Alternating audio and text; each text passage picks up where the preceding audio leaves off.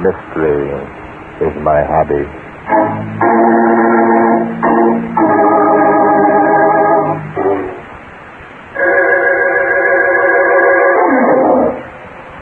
Today's story took place here in New York early last month. In a third-floor apartment located in the upper 80s, a young woman stood near a window, furtively peering down into the street. See anything? Yes. Peter just came in with the door. See you in a minute. Okay, honey. Well, this is it. Remember now, stay in the kitchen. Make him come to you out there. Dad, I'm scared. What if Peter suspects? What if our plans don't work? What if... They'll work. They can't help it work. Now, Peggy, don't start crying, baby, now. Remember how much depends on this. Remember all our weeks of planning. But now the time is near. I'm so afraid. Forget it. We can't turn back now. If Peter found me here, it would be worse than if we didn't go further. Oh, you're right. You're always right.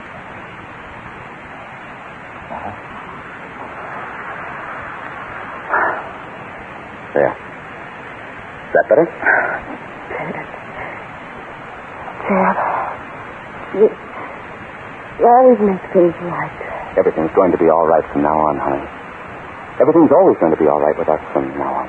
We'll be, won't it, Dad? After this is over, it'll be all right. Tell me it will, Dad. Sure it will, Peggy. I've already told you. Now, go on. Get out to the kitchen. He should be here. Make him come to you in the kitchen. All right, Dad. I'll be behind the dining room door. You'll never know what hit him. Oh, don't worry about a thing. This way you want me? Yes. Sit there. Oh, pretend to be reading. Call to him when he comes in. Make him come to you. All right. Here he is now. Smile at him, honey. Make your voice sound natural.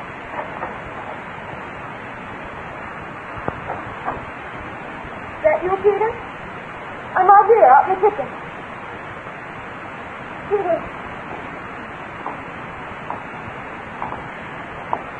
Peter, what's wrong? You haven't said a word. Aren't you coming out and kiss me?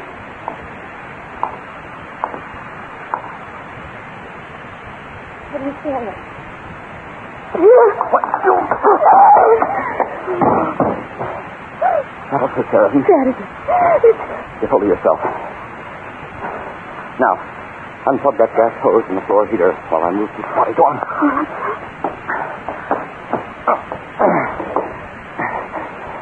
There. That ought to do it. Peggy, close the door to the living room. All right. Okay. We'll go out through the kitchen and down the back way. Oh, wait. Let me look around now. Make sure everything's all right. Never forget to wait for this. Never. This is a new. I couldn't believe it. The way. Quit it. Quit it, I say. Think of the way he used to look at you before you met me. The way he used to knock you around. You're right. Hey.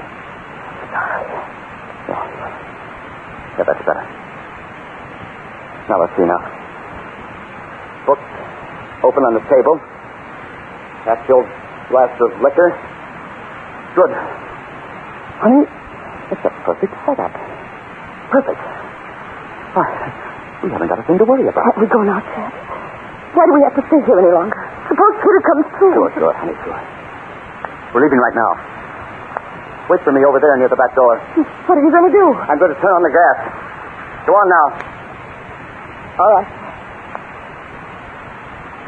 Here we go, Peggy. This is it.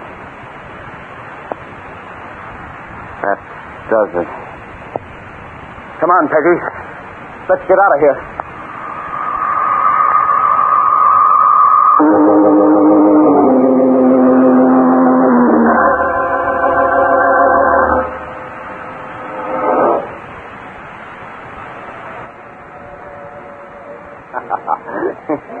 What jive is this, Peggy?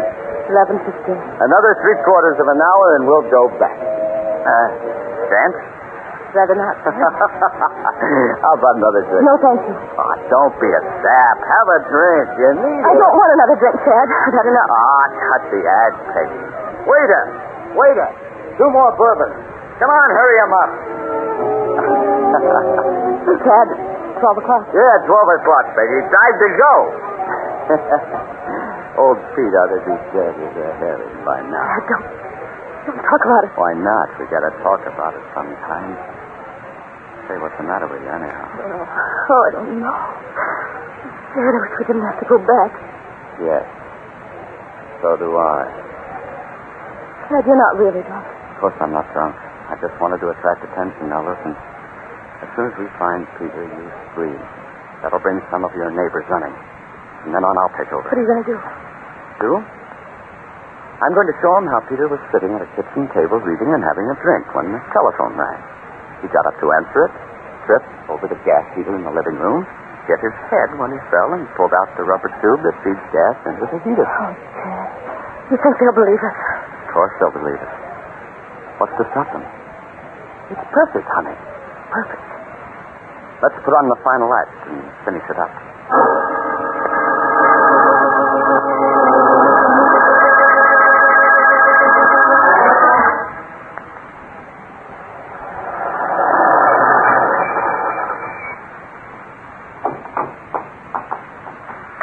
Steady, Peggy. This is it. I'm all right. Shall we ride up in the elevator? It's only 2 flights. Sure we will. You always do, don't you? Sometimes I walk. Here we are.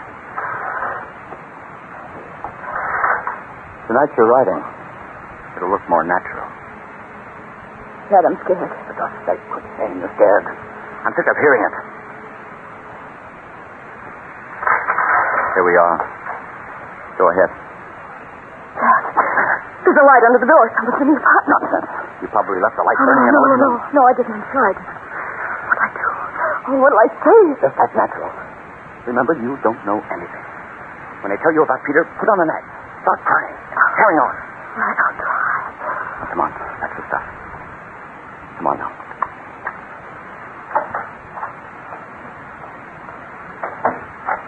There's someone here. Good evening.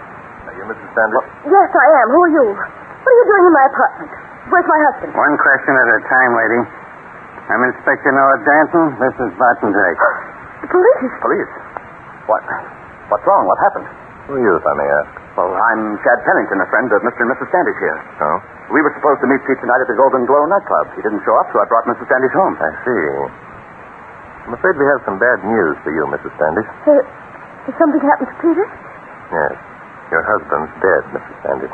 Dead? Oh, no. No. Peter's dead. Can't believe it. How did it happen? Gas fumes. He apparently tripped over the hose that connects the floor heater to the wall plug in the dining room, hit his head somewhere, knocked himself out, and inhaled enough of the escaping fumes to asphyxiate him. Peter can't be dead. He can't be. Steady, Peggy. Are you sure that's what happened? How did you find out about it? Where's Peter now? He's still in the dining room. Would you like to have Inspector Danton explain what probably happened? Oh, yes. It seems incredible that such an accident could have occurred. Come this way, please. I can't look at it. No, I can't. You've got to. Come on. He's in here. Oh, Peter. Steady, Peggy, steady. Hold on to yourself. Inspector. It's terrible. When did you discover it? About an hour ago. A neighbor came to the door and knocked. No one answered, but since the neighbor had seen Standish coming up in the elevator, they knew that someone was home. What a pity. I suppose old Pete must have been sitting at the kitchen table reading and having a drink. Why do you say that, Pennington? Oh, Peter always had a drink before going to bed. It was a habit he had. Yes. He'd sit out in the kitchen for an hour or more, reading and drinking. Oh. Was it his habit to read a cookbook, Mrs. Standish? Cookbook? Yeah, the book we found on the table near the glass of liquor was a cookbook. Well, but that doesn't surprise me. Pete didn't care what he read. The book was lying there, and he probably opened it and just flipped a page. I see. That probably accounts for the fact that he was sitting in the dark. In the dark? Yeah. When we arrived on the scene, there wasn't a light on in the place. Oh, that's ridiculous. Peter wouldn't sit in the dark. Of course he wasn't. But, George, I know. He didn't want anyone to know he was home, so he switched off the light when he heard the knock. Yes, he knew you two were expecting him at the Golden Glow, and he didn't want anyone to suspect that he'd come home instead. Of course, that must have been it. It must have been. Sure. I told you somebody could answer all those questions for us, Bart. Mm-hmm. However, there's that business about the heater being on. Heater being on? The inspector was disturbed, Mrs. Standish, when the neighbor who came in told us that the button near the wall plug that turns on the gas was in a non-position. Yeah. You see, that means that the heater must have been lighted. Otherwise, of course, no gas would have escaped when Standish accidentally tripped over the tube and pulled it out. But why shouldn't the heat have been on? No reason, Pennington, except that this is an unusually warm evening for anyone to have a floor heater going. Oh, Peter was like that. It was always cold. Yes, I see. Always cold. Well, Inspector, I guess you'll have to turn in a report of accidental death. Of course. Accidental death. What a pity. Well, thanks for dropping in, boys. I suppose you run into cases like this frequently. Oh, all the time, Bub. Wait a minute, Bart. I just thought of something. Yes, Inspector. What do you figure it was that Standish hit his head on when he fell? Why, Inspector, the heater, of course. Yeah, but if that happened, the heater would be behind him. And here's the guy turned around just as though he'd crawled up to the gas outlet and stuck his nose into it. Yes, possibly you have something there, Inspector. That's nonsense. He could have fallen sidewise. Yes, Inspector, I think what you say should be given some thought. For example, if Standish did strike his head against the heater, there'd be blood on it, wouldn't there? Yeah, no, that's the way I figure it. What is this?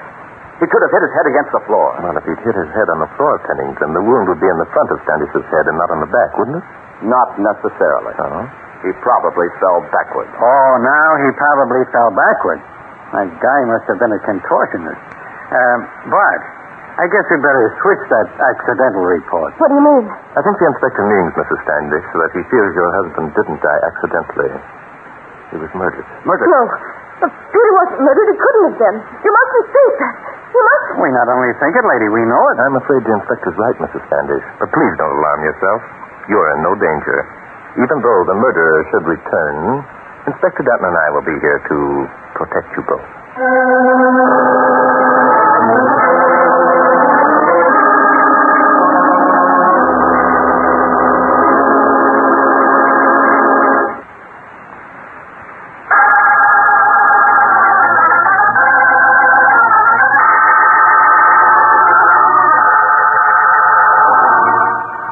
Oh, Bart, what do you think?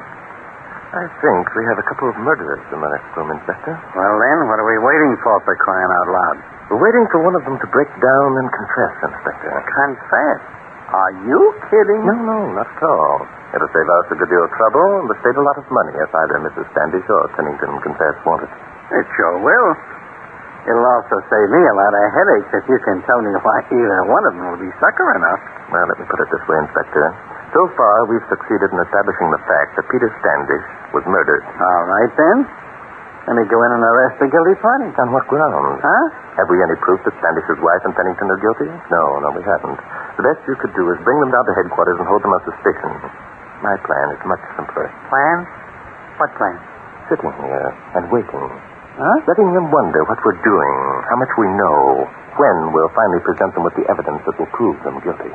You think one of them will break, huh? I'm quite sure of it, Inspector. You see, those two are not unlike a lot of other people who think they're clever enough to commit a crime and fool the police.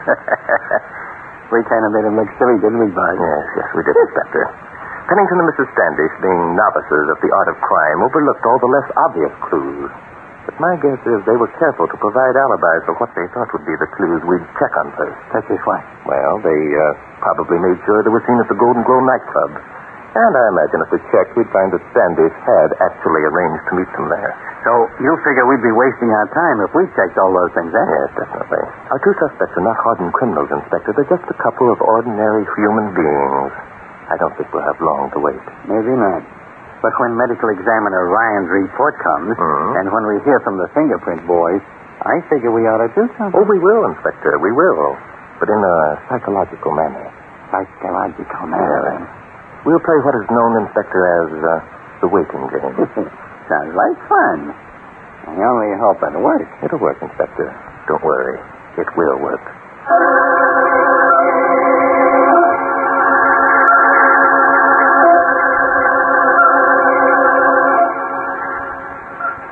Dad, Yes?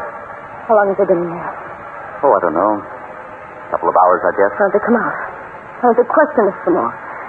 Waiting's starting to increase. Forget it, Peggy. I've told you 100 times. We haven't anything to worry about. Now relax. What are they doing? Why are they holding us here? Why not? Look, honey, those two are human beings just like you and me. Even if they are cops. They've got their reputations to think of. But if they don't know it was us... Shut up. Look, they think they're listening. Now, take it easy, honey. If they want to play a waiting game, we'll play it, too. I suppose you're right. Sure, I'm right. They haven't got a thing on us. Which is smart for them, Peggy. Too smart.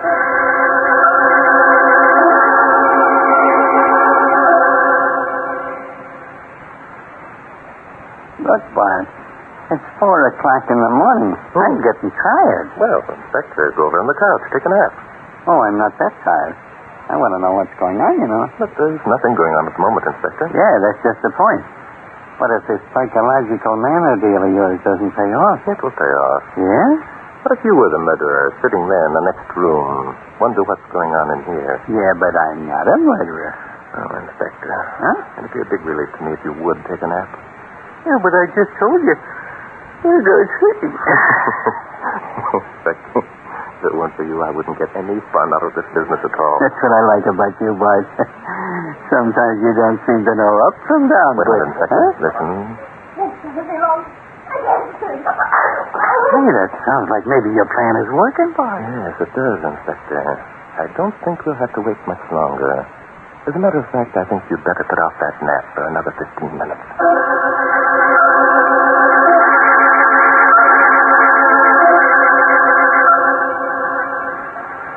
Fool. What if they heard you say that? I hope they did. I hope they did. I didn't know it was going to be like this. I hope it was... Oh, I had to. Get hold of yourself. That's what they're waiting for one of us to break. not knowing what they're doing. Perhaps they found some more evidence. There isn't any more evidence. That's what I keep telling you, Peggy. They haven't got a thing to go on. Not a thing. You said that before. You said you'd taken care of everything, and then they found all those clues. So now it's my fault. It was you who wanted him murdered, and now because I told you... It wasn't I. You found out about the insurance money. You made all the plans. You forced me to... You little double-crossing cheat. It was you who first put the idea into my head. And now you're trying to sell me down the river. That's not true. I'm not. Oh, Ted. Let's not quarrel. Quarrel. Don't need a telephone. I'll answer. I'll take that, Pennington. Thank you. Just sit down, Bob, and relax. Hello, Dick speaking. Oh, yes, Ryan. I see. He was, eh? No traces? Well, that's odd.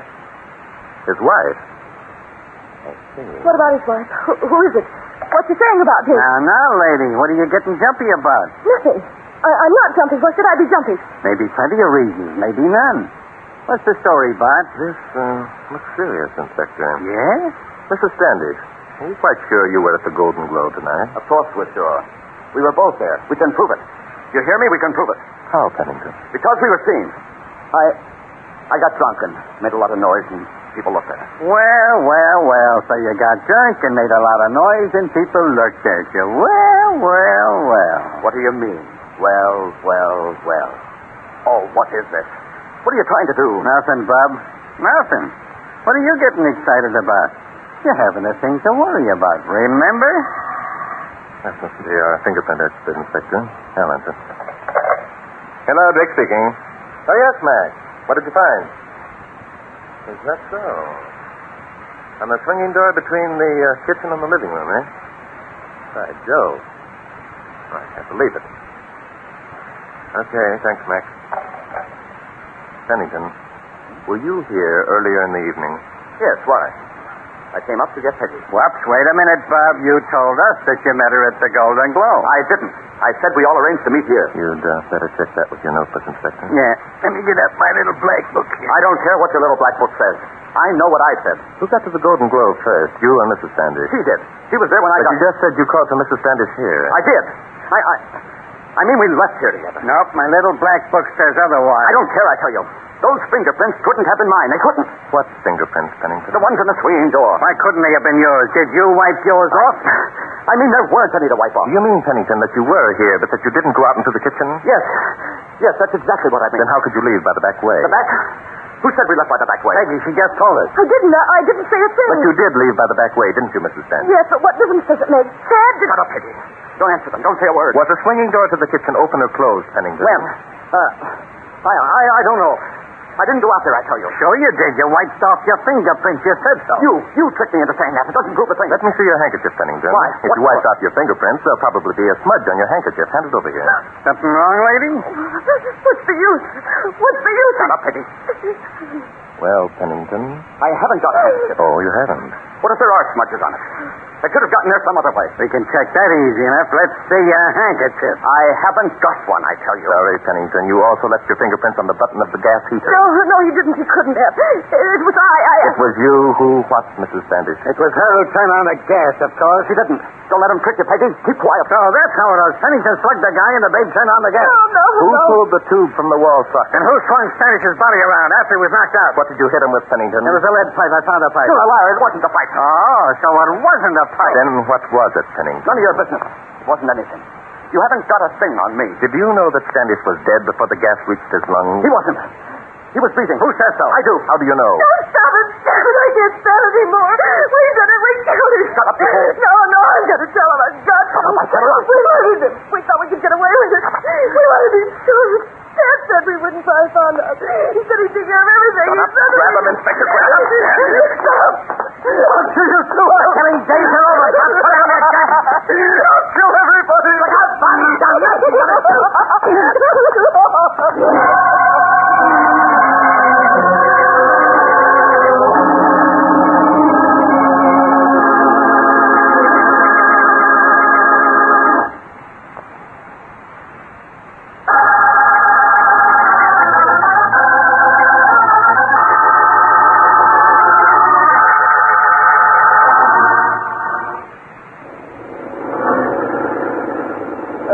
Let me out at the corner, Inspector. I'll walk the rest of the way. Okay. You're tired. Practically daylight. Say, Bud, I was wondering about those telephone calls. The one from Ryan and the one from Max? Yeah. What did they find? Not much more than we already knew, Inspector. The autopsy showed that there was no trace of alcohol in Standish's system. So he hadn't been sitting there drinking, eh? How about the fingerprint? No fingerprints at all, Inspector.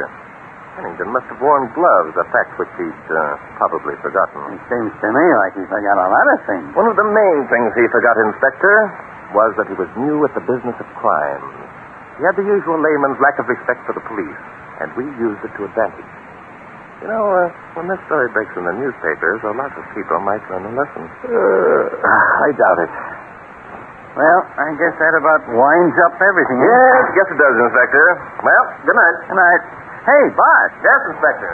What are the folks who read this story going to think when they realize that you're not a cop either? I guess we'll have to tell them, Inspector, that mystery is my hobby.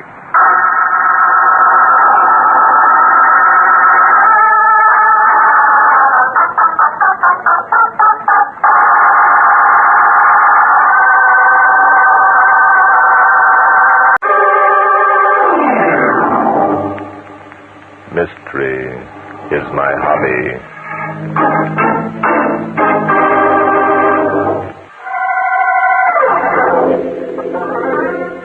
Inspector Danton and I had spent the evening playing chess at the Lamplighters Club.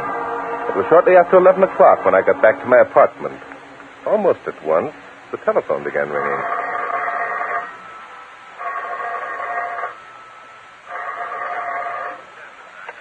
Hello, Drake speaking. Hello, Bart. This is Dan. Well, Inspector, couldn't you sleep after that trimming I gave you at the club? Bart, listen, I just had a call from a party named Austin. You know the family. They live down in Port Washington. Oh, yes, of course. David Austin was once one of our leading industrialists. Right now he's retired, living on his millions. Yeah? Well, right now, he's neither retired nor living on his millions. He's dead. Dead? Yeah, dead. Shot through the heart with a .38 caliber gun. The guy who called me said he was murdered. And who is the guy who called you, Inspector? Name of William Austin. He's Dave's nephew. Willie not only says his uncle was murdered, but he knows who's guilty. Well, tell me more, Inspector. What's the guilty party's name? Ernie Forbes.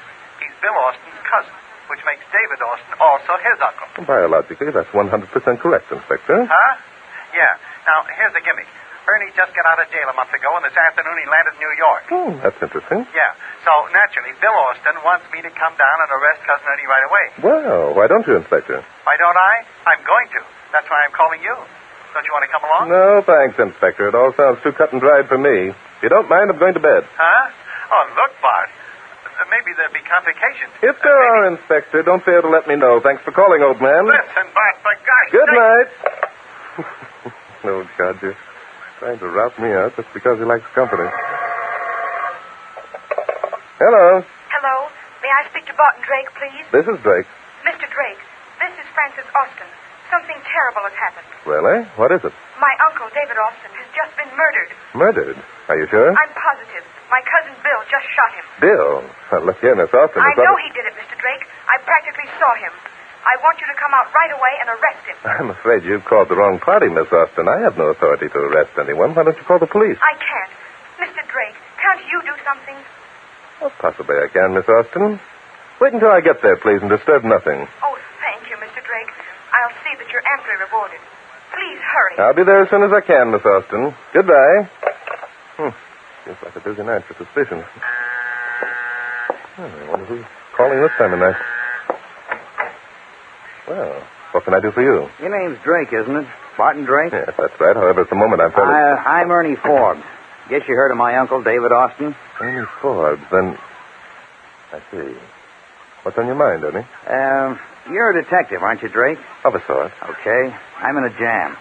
In about an hour, the cops are going to be looking for me because I'm supposed to have murdered somebody. Oh? And whom are you supposed to have murdered, Ernie? My uncle, Dave Austin. But of course you're not guilty. That's it. I'm not guilty. My cousin Franny did it. You can prove that. No. All I know is I saw her sitting in her room with a gun. What gun? The gun that was used to knock off Uncle Dave. Only I can't prove nothing. That's where you come in. I see. I'm supposed to prove Franny guilty. I don't care what you do about Franny. All I want you to do is prove that I'm not guilty. Look, Drake, when this story breaks, it's going to be a mess. And I'm going to be the fall guy. Oh. And why are you going to be the fall guy, Ernie? Well, it's like this. I got two cousins, Franny and Bill Austin. They're high-class society stuff. They've been living with Uncle Davy, sort of looking after him in his old age, like. And what have you been doing? Me, I like to get around. I stay in one place long, I get itchy feet. So a while back, I decided to become the family's black sheep. Well, and were you successful at it? No, I did all right. The thing is, when I walked out on the setup, I kissed goodbye to my share of Unc's dough. After all, Bill and Franny were willing to stick around, be nursemaids to the old boy, Leafthroat. I figured they deserved to get the leavings. Yes, that sounds reasonable, Ernie. But all the time I get letters from Unc, asking me to come back home and start being a good boy. I don't pay no attention to letters. Till the one that come last week. There was something special in that letter? Yeah. Unc is scared, he says. He needs me. Scared? Of what? Scared he was going to be knocked off. It seems, according to the letter, Bill and Franny got tired of waiting for him to kick the bucket and decided to help things along. Them things sometimes happen, you know, Drake. Indeed they do, Ernie. Please go on with your story. Well, frankly, I wouldn't have given the matter another thought. Except that in this letter, Unc says if I'll come home and be his ever-loving nephew, he'll boot Franny and Bill out and give me the dough. So you decided to abandon black sheeping and come home and become your uncle's ever-loving nephew. Well, who wouldn't when there's $5 million in the kitty? Besides, if Franny and Bill are planning to knock off Unc, I figured the least I could do was try and put the bee on him. But you arrived too late to put the bee on them? That's it. I got in town this afternoon. Tonight, Unc gets it right through the ticker. And I'm telling you, Drake, it looks like I'm the guilty party. Why do you say that, Ernie? Because I'm in my room across the hall from Unc, see? Yes? I hear a shot. I go galloping across the hall, find Unc on the floor with a gun beside him. And like a jerk, I pick the gun up and I'm standing there holding it when Bill comes prancing in. Well, rather embarrassing, I should think. Huh. You ain't kidding. I lost my head and socked Bill over the noggin with a gun and got out of there. Where's the gun now? Well, that's it. I must have dropped it in the excitement, which is a fact I discover after I get outside the house. Mm-hmm. So you decided to go back? Yeah. Only, when I get to the top of the stairs, I see Franny going into her room, and she's got the gun. So naturally, you assumed that it was Franny who'd murdered Uncle David. Yeah. Now, look, Drake. During the past 5 years, I haven't been what you might call a saint. With my background and my fingerprints on that gun and Bill's testimony, I got a feeling that I'm up a tree. Yes, you certainly are, Ernie. Have you the letter that your Uncle David wrote you? Yeah, sure. Got it right here. And go ahead, read it. Thank you. My dear nephew Ernest, I hope that this letter reaches you soon enough. Let's see. And in conclusion, I urge you to return to New York as soon as possible to take your rightful place in my household. Well, it's all there, as you said, Ernie. However, I'm afraid this letter will help very little in your efforts to prove yourself innocent. What do you mean it won't help? Look, if Uncle asked me to come back... Yes, I know, but since the letter is typewritten, how are you going to prove that your uncle wrote it? Never thought of that. See? Drake, you're supposed to be a detective. How am I going to beat this rap? I haven't the slightest idea, Ernie. I see. Okay, Drake, take a look at this. Well, that's rather a large roll of bills. There's $2,000 in that roll, Drake. It's every dime I own. Get me out of this jam and it's yours. I think I can see your point, Ernie. Your uncle's fortune is worth $5 million. You think the 2,000 against $5 million are pretty good odds. Yeah. $2,000 in my life against $5 million in your reputation. Is it a deal, Drake? It's a deal, Ernie. Only frankly, I think you're being pretty much of a fool.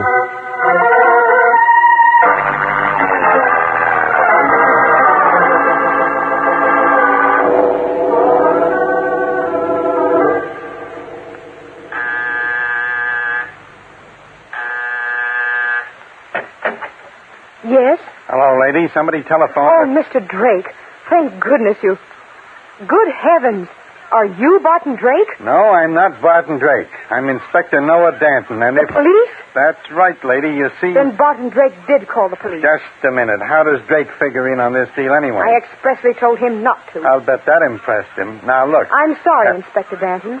I'll not have you coming here and cluttering up the house. The next thing we know, they'll be reported. Now, whoa, just a minute, lady. Back up. Now, I'm going to clutter up the house whether you like it or not. And maybe there'll be reporters here, too. Will there? We'll see about that. All right, we'll see. Now, where's the body? And where's this Bill Austin and Ernie? And who are you, by the way? How did you know about Ernie? I didn't tell Barton Drake Stop anything. talking about Drake. He isn't coming. Now, do you answer my questions or do I go looking myself? That won't be necessary, Inspector Danton. I'll answer your question. Huh? Are you Bill Austin? Yes, it was I who called you. Fran, what's all this talk about Barton Drake? Never mind about Drake. You certainly had your nerve calling the police, Bill. I suppose you thought that would divert suspicion from yourself. Oh, Fran, for heaven's sake, stop being so ridiculous. Come along upstairs, Inspector. I'll show you how it happened. That's a good idea. So one of you thought Cousin Ernie did the shooting, and one of you thought Cousin Bill did it. Who does Ernie think is guilty? He'll probably accuse me. Although, of course, that's utter nonsense. Oh, sure. Where's this Ernie now? Well, if we knew Inspector Danton, I think our troubles would be over. This is the room here. Okay, you two stay here. Let me look around. That's Austin on the floor, eh? Yes, as you can see. Now, never mind. I can see all right. Where's the gun? I have it in my room. I rather thought you'd want to see the gun, Inspector. What? You mean you picked it up? Of course. How else do you think I got it to my room? Well, I'll be... Look, let me get this straight. Who else touched that gun? Bill did. After I heard the shot, I came running in here and found Bill standing over Uncle David's body with the gun in his hand. Naturally, I supposed that it was he who had shot Uncle David. There's just one thing wrong with that story. Before Fran got here, I came in and found Ernie standing over Uncle David's body with the gun in his hand. Well, that's just dandy. 3 sets of fingerprints on the lethal weapon. My. Now tell me, Bub, what did Ernie do when you caught him red-handed like that? He hit me with the gun and ran. I was only out a minute. When I came to, the gun was lying on the floor. I picked it up and started out after Ernie and met Fran here coming in. And, of course, Fran told you which way Ernie had run because she must have met him in the hall. No, I didn't. I was asleep in my bedroom when the shot came. It took me a few minutes to collect my senses enough to realize what had happened. Listen, What's the matter with you? a car stopped out in front of the house. I'm going to see who it is. Who in the world would be coming here at this time of night? It's Ernie. He just got out of a cab. Well, what do you want us to do, Inspector Danby? We'll just sit tight and see what happens. Turn off those lights, Austin. Okay. You two get up against the wall there. Let me handle this. This is something I can't figure at all. What's Ernie doing back here unless he's as innocent as a newborn baby? He's after his gun. That was your own theory, Inspector. Yeah. I know, only that theory's cockeyed when you stop to think that... There's someone in the hall outside. Okay, you two, keep behind me. All right, Ernie, get your hands up. No tricks. Now turn on those lights, Austin. Right. Well, Inspector, you certainly look determined with that gun in your hand. Bart, what's the devil? Bart, are you Barton Drake? Yes, I am. I imagine you're Miss Austin, and this must be your cousin Bill. Now, just a minute. Bart, what kind of a gag is this? It's no gag, Inspector. Ernie asked me if I'd check up on a few facts concerning his uncle's Ernie, death. is he here? Sure, I'm here. You see, Drake? I told you if I came back, they'd be laying for me. Why not? From where I sit, you're the guilty party, Bob, and it's my Just duty a minute, Inspector. Have you a warrant for Ernie's arrest? No, Does but... the evidence you have indicate he's any more guilty than Bill or Fran? Well, Is Ernie's motive any stronger than that of his two cousins? Maybe not, Sorry, but... Inspector. Ernie's my client, and I must warn you that I will be forced to take steps if you arrest him without sufficient evidence.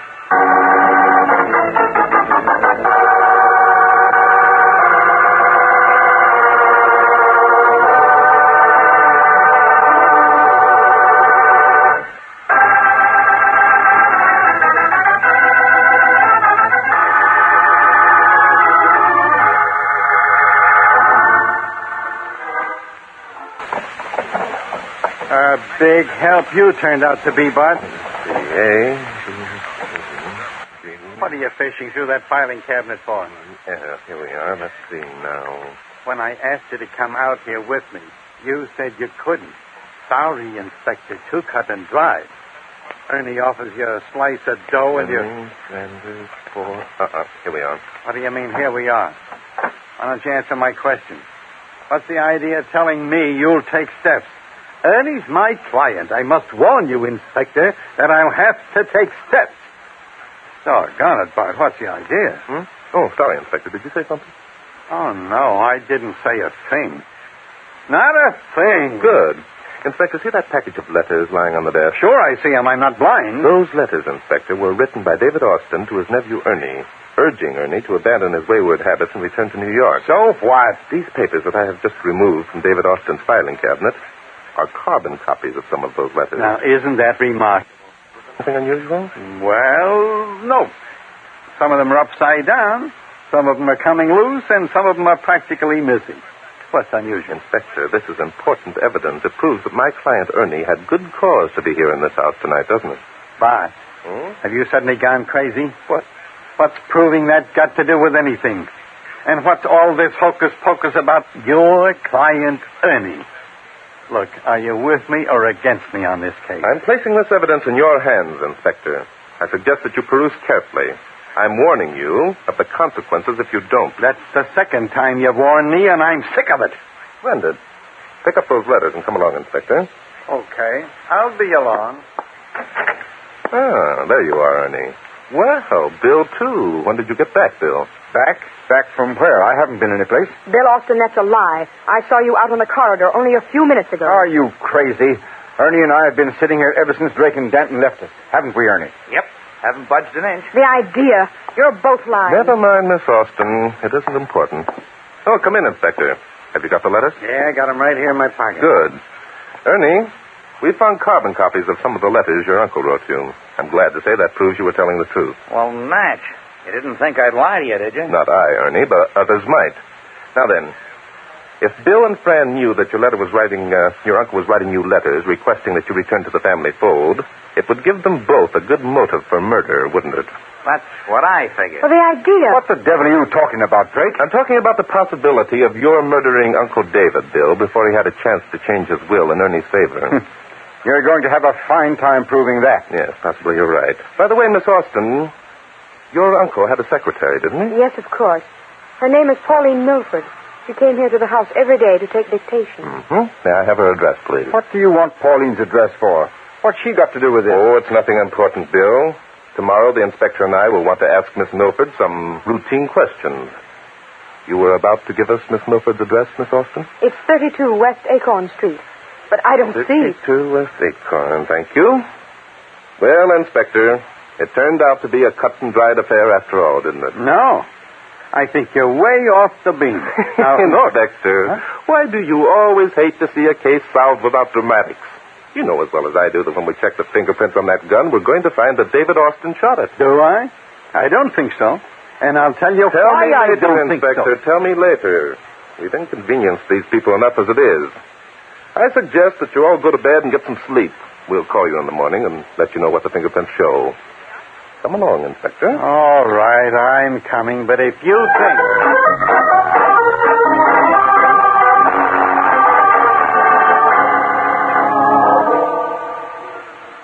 Thank you very much, Miss Milford. Yes, I understand. Yes. We'll be at your apartment in 15 minutes. Goodbye. Now, let's see. 32 Acorn Street is 4 blocks north and 2 east. All right, Inspector. Start her up and let's go. What were you doing in that drugstore? Oh, I was making a telephone call, Inspector. Oh, you were? Yes. I called Miss Pauline Milford. Pity to get her out of bed at this time of night. I suppose I'm a sucker for asking. What were you calling Miss Milford for? I asked her if you and I might borrow her apartment until 8 o'clock tomorrow morning. Naturally, she agreed. That's where we're going now. Oh, so that's where we're going now. Right. And that's what you think. I'm driving this car, don't forget. So you are, Inspector. Otherwise, we wouldn't have gone through that red light. Gone through the... By golly, in a minute, Bud. I'm going to sound off. There's just so much of this sort of stuff I can take, even from you. What is it you want to know, Inspector? Plenty. In the first place, how do you think you're going to prove that David Austin shot himself just because his left-handed fingerprints might be on that gun? I don't, Inspector. Then why did you tell those kids that you could? Those kids, Inspector, aren't as quick-minded as you. I estimate it'll be at least an hour before it occurs to them that my theory about the thumbprint was ridiculous. So when they figure it out, what are they going to do? One of them is going to head for 32 West Acorn Street with the idea of murdering Miss Pauline Milford. Murdering Pauline Milford? Right. What do they want to murder Austin's secretary for? Turn here, Inspector. This is Acorn Street. Because Miss Milford, Inspector, is the only one who can prove the identity of the person who murdered David Austin. She is, huh? Well, why didn't you ask her who was guilty when you talked to her on the telephone? Slow down, Inspector. I think 32 must be along here somewhere. My idea is to trap the murderer, Inspector. Otherwise, we might have difficulty in proving his or her guilt. Well, all right. I suppose it'll turn out okay. It always does. Only I'm beginning to get one of my headaches. Yes, this is it, Inspector, number 32. Let's go in. Sometime I'm going to get sore at you, Buck. Make you tell me what you're up to, or else. Or else what, Inspector? Here's the directory. Let's see. Milford, Pauline, apartment number 20. That'll be on the second floor. There's the elevator over there. Or else, by golly, I'm going to do something about it. Push the second floor button, will you, Inspector? Okay. I don't blame you, Inspector. I must be a very annoying person. I hate to put the screws on, Bart, but there's a limit to what a man in my position can take. Here we are. I'll open the door. I can see your point of view perfectly, Inspector. The next time I handle a case, I shall spare you embarrassment by neglecting to ask you to come along. Oh, I don't know.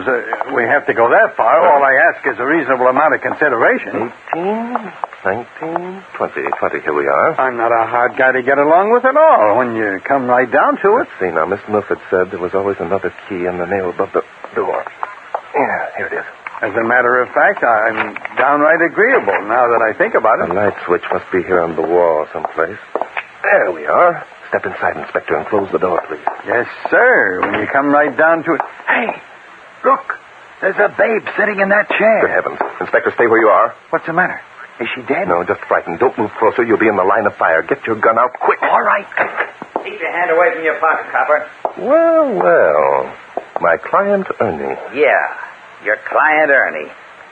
Drake, I got to admit that you're smarter than I gave you credit for. Thank you, Ernie.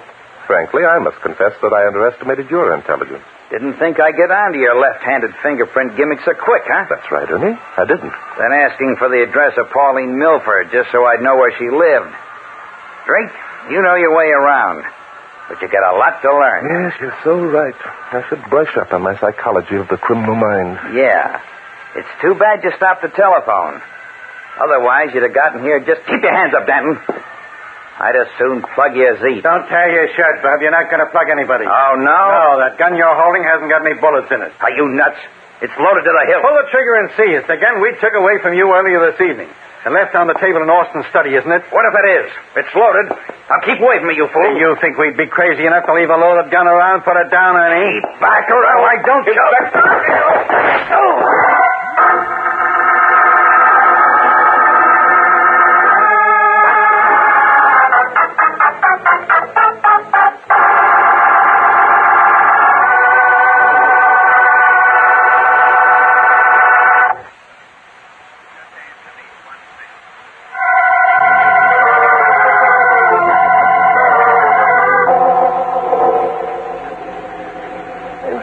You're not concentrating. I'm tired.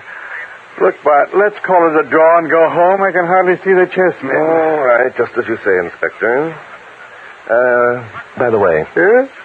Don't you want to know how I knew that Ernie would try to murder Pauline Milford? Nope. No? Who cares? He didn't murder her, and he's confessed to killing David Austin, so what difference does it make? In the first place, I knew that David Austin was left-handed because the stamps on the letter he wrote to Ernie were turned up in the upper left-hand corner. So what? When a right-handed person affixes a stamp to an envelope, it's the lower right-hand corner that turns up because the corner is rarely moistened. Oh, I'm sleepy. Therefore, I knew that the last letter Ernie received from his uncle was written by a right-handed person. That made me suspicious that Ernie had written that letter himself. Is that a fact? And since that was the only letter in which Uncle David had promised Ernie part of his inheritance, I assumed that Ernie had followed up those first letters with one of his own. Oh, that bed of mine will certainly feel good. It remained then for me to prove that Uncle David had never written a letter promising Ernie part of his inheritance. Yeah, sure. And naturally, the only one who would know that would be his secretary, Miss Pauline Milford, since all the letters were typewritten. Do you follow me, Inspector? Did you say something, Bart? Naturally. None of my theories would have amounted to anything if you hadn't had the nerve to kid Ernie into thinking that gun wasn't loaded. Sure. Huh? What was that, Bart? Believe me, Inspector, your understanding of human psychology is 100% better than mine. You don't say. Well, now... You mean that, Bart? I certainly do, Inspector. Well, come to think of it, it was mighty clever of you, the way you figured things out. Why, thank you, Inspector. Say, Bart. Yes, Inspector? The next time you get a case, are you going to call me? Why, I wouldn't think of taking a case without you, Inspector. Bart, you're a very nice guy. Do you know why I think so? No. Oh, yes, I do, of course, Inspector. Why? Mystery is my hobby.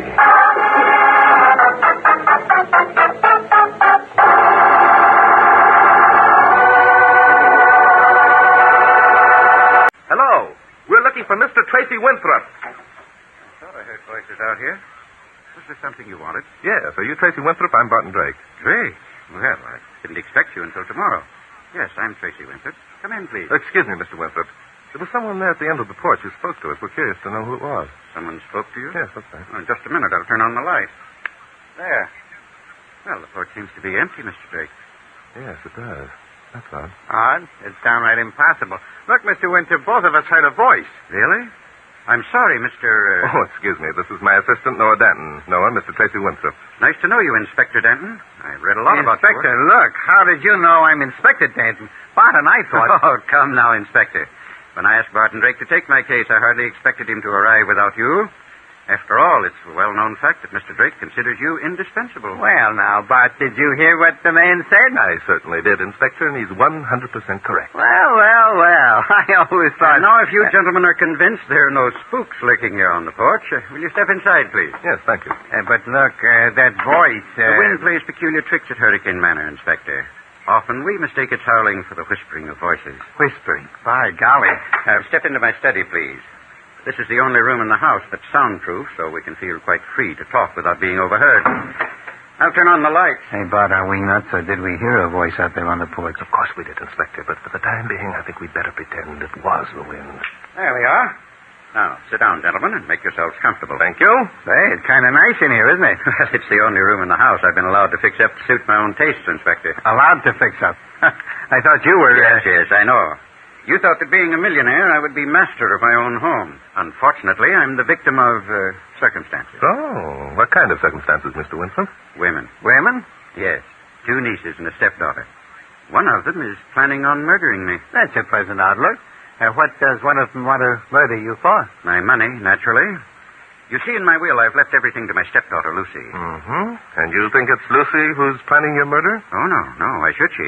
Lucy has no way of knowing that she's my heir. So, to your nieces? I think they suspect. Mr. Drake, I'd like to appoint you as Lucy's guardian. What? Well, that's a new one. How old is Lucy, Mr. Winthrop? 20. She's very attractive. I'm sorry, Mr. Winthrop. Acting as guardian to an attractive girl is a little out of my line. Please hear me out, Mr. Drake. Lucy is, shall we say, not a very strong character. She's rather shy and retiring. As soon as I'm dead, my 2 nieces are going to try and influence her to turn my fortune over to them.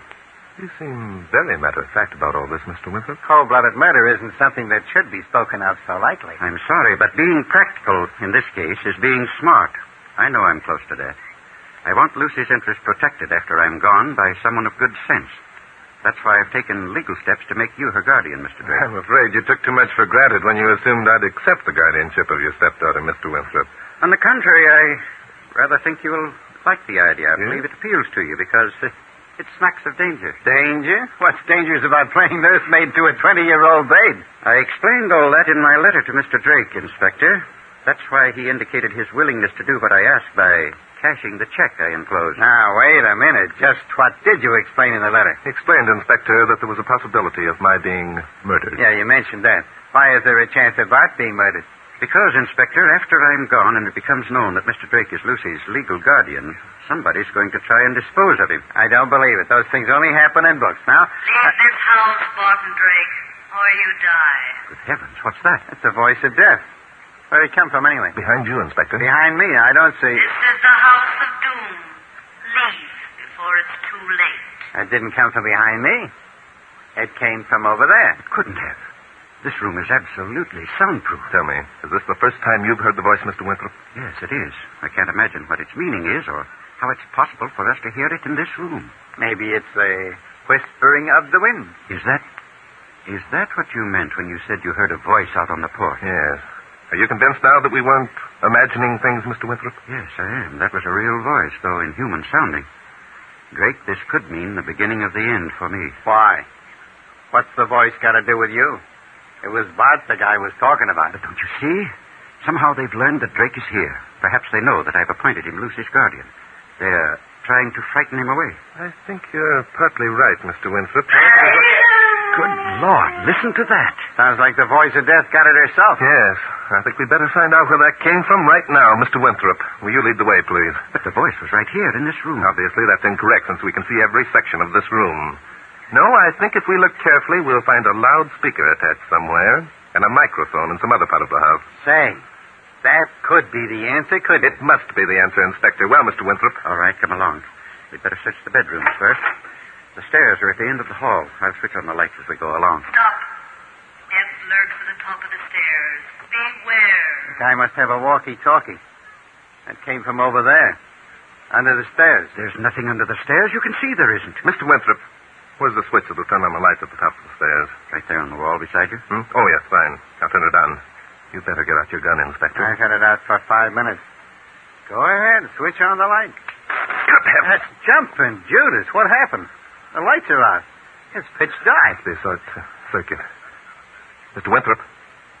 Inspector. Yeah, I'm right here. Hey, Mr. Winthrop. Well, looks like the old boy's left us. He was right there when... Okay. What's going on? Get out your flashlight, Inspector. Okay. Hey, will you dirty... What's the matter? Someone knocked the light out of my hand. Well, pick it up. Okay. I gotta find it first. Doggone it. I can't see a thing. Wait a minute, Inspector. I'll light a match. What is that? Someone went through that door at the end of the hall. Here's a match. There's your flashlight over against the wall. All right. Yeah, I got it. Oh, I can see something. Jumping Judas spot, look. Yes, I see it. Winthrop's body. His body. Do you mean... Look at his neck, Inspector. There's a strand of wire knotted around it. He's been strangled. Hi, golly. Let me take a look. You're right, Bart. He's dead. Murdered right under our noses. Yes, and quite cleverly, too. That wire had been fashioned into a noose before the... Look. I see. Here comes the babe with a candle. Well, gentlemen, you seem to have done rather a thorough job of murdering Uncle Tracy. Murdering him? Us? Now, look, lady. You're Inspector Danton, are you not? And this tall gentleman must be Barton Drake. That's right. And who are you, please? I? Don't you know? Well, I'm Lucy. Tracy Winthrop was my stepfather. You're Lucy.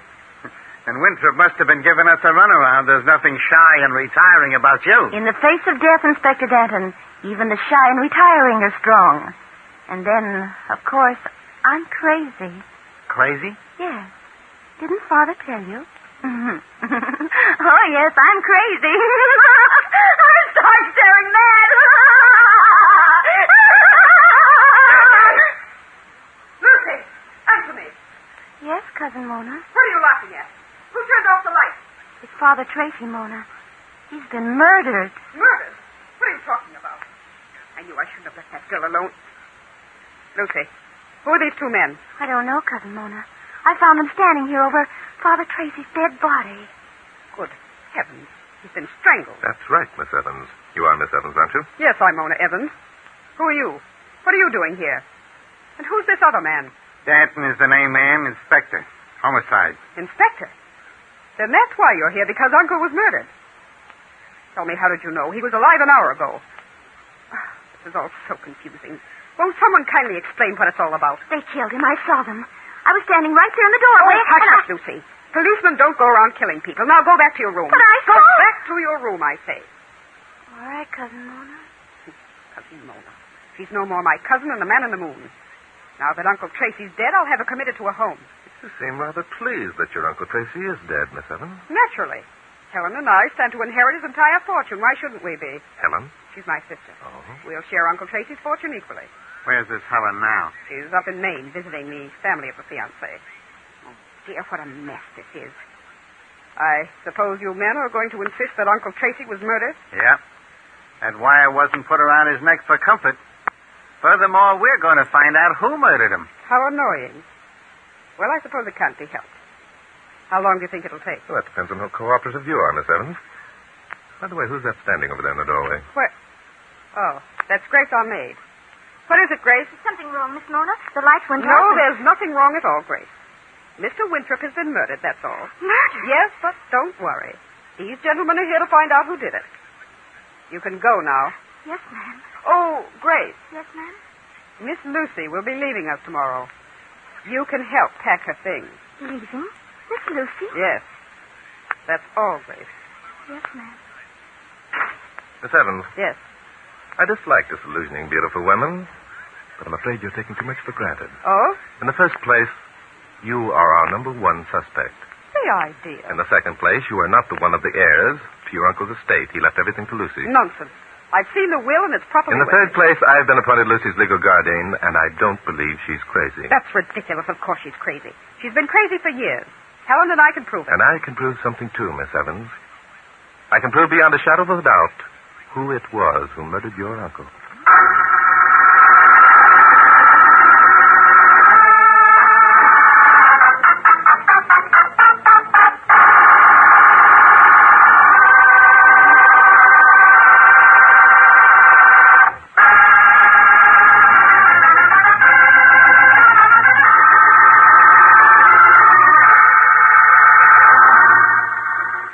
Convinced that there aren't any loudspeakers or microphones here in Winthrop's study? Yes, Inspector. I'm afraid I'll have to admit defeat on that score. So the voice of doom really does come out of the spirit world, eh? Inspector, your sense of dramatics sometimes proved to be the most ridiculous... Oh, hello, Miss Evans. Come in. Mr. Drake, if you're so positive who murdered my uncle, why are you going to all this trouble to collect evidence, as you call it? Knowing a person is guilty of murder and proving it are two different things, Miss Evans. And Drake doesn't go around putting the finger on people unless he can prove their guilt, lady, so you might as well quit playing hard to get along with. Oh, all right. What do you want me to do? First, I'd like to see your uncle's will, the one in which he named you and your sister Helen as his heirs. I see. You doubt that such a will exists. Very well, I'll show it to you. Uncle Tracy made no secret of it. He kept the will here in his desk drawer. Yes, here it is in the folder. Look it over, Mr. Tracy. Thank you. This is rather extraordinary. A will and handwriting. Uncle Tracy was an extraordinary man. The fact that the will is in his handwriting proves it's authentic. It might, if that's Winthrop's handwriting. Don't be absurd, Inspector. Of course it's Uncle Tracy's handwriting. A dozen people can and will swear to it. Tell me, is this the only will that your uncle ever made, Miss Evans? No. A long time ago, before Lucy became deranged, he made another, naming her as heir. And where's that will now? I suppose that Attorney Scott Rowland has it in his office. But don't get any ideas. The will you have in your hand outdates the other by months. It's properly witnessed and otherwise quite in order. Now, what else would you like to know, Mr. Drake? Oh, quite a few things. First of all, the inspector and I would like to search your bedroom. My bedroom? Yes. Then we'd like to examine the cellar. The cellar? What an unusual request. Mr. Drake, are you quite sure you know what you're doing? I'm very sure, Miss Evans. Furthermore, I'm quite sure that you know what I'm doing, too. Come along, Inspector.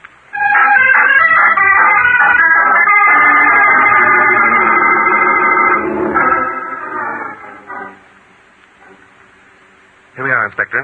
This must be the room. Yep. I don't know what you expect to find in the babe's bedroom, but hey. Wow.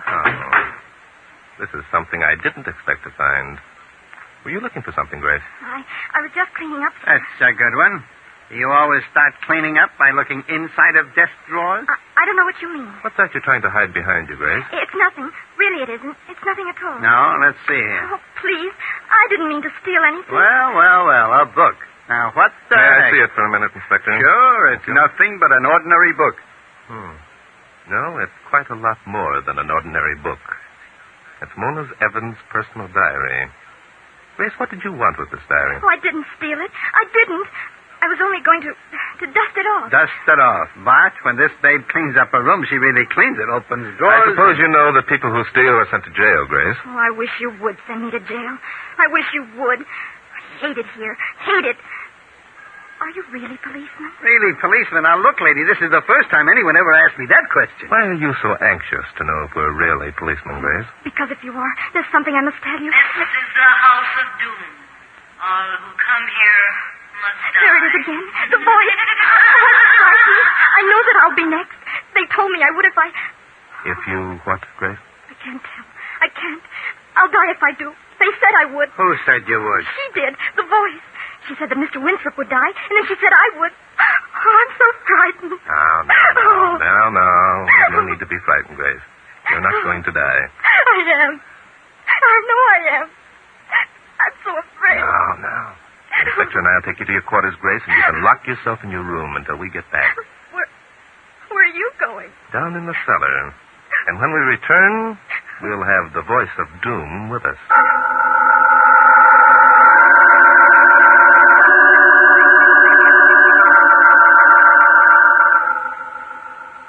What are we stopping here in the kitchen for?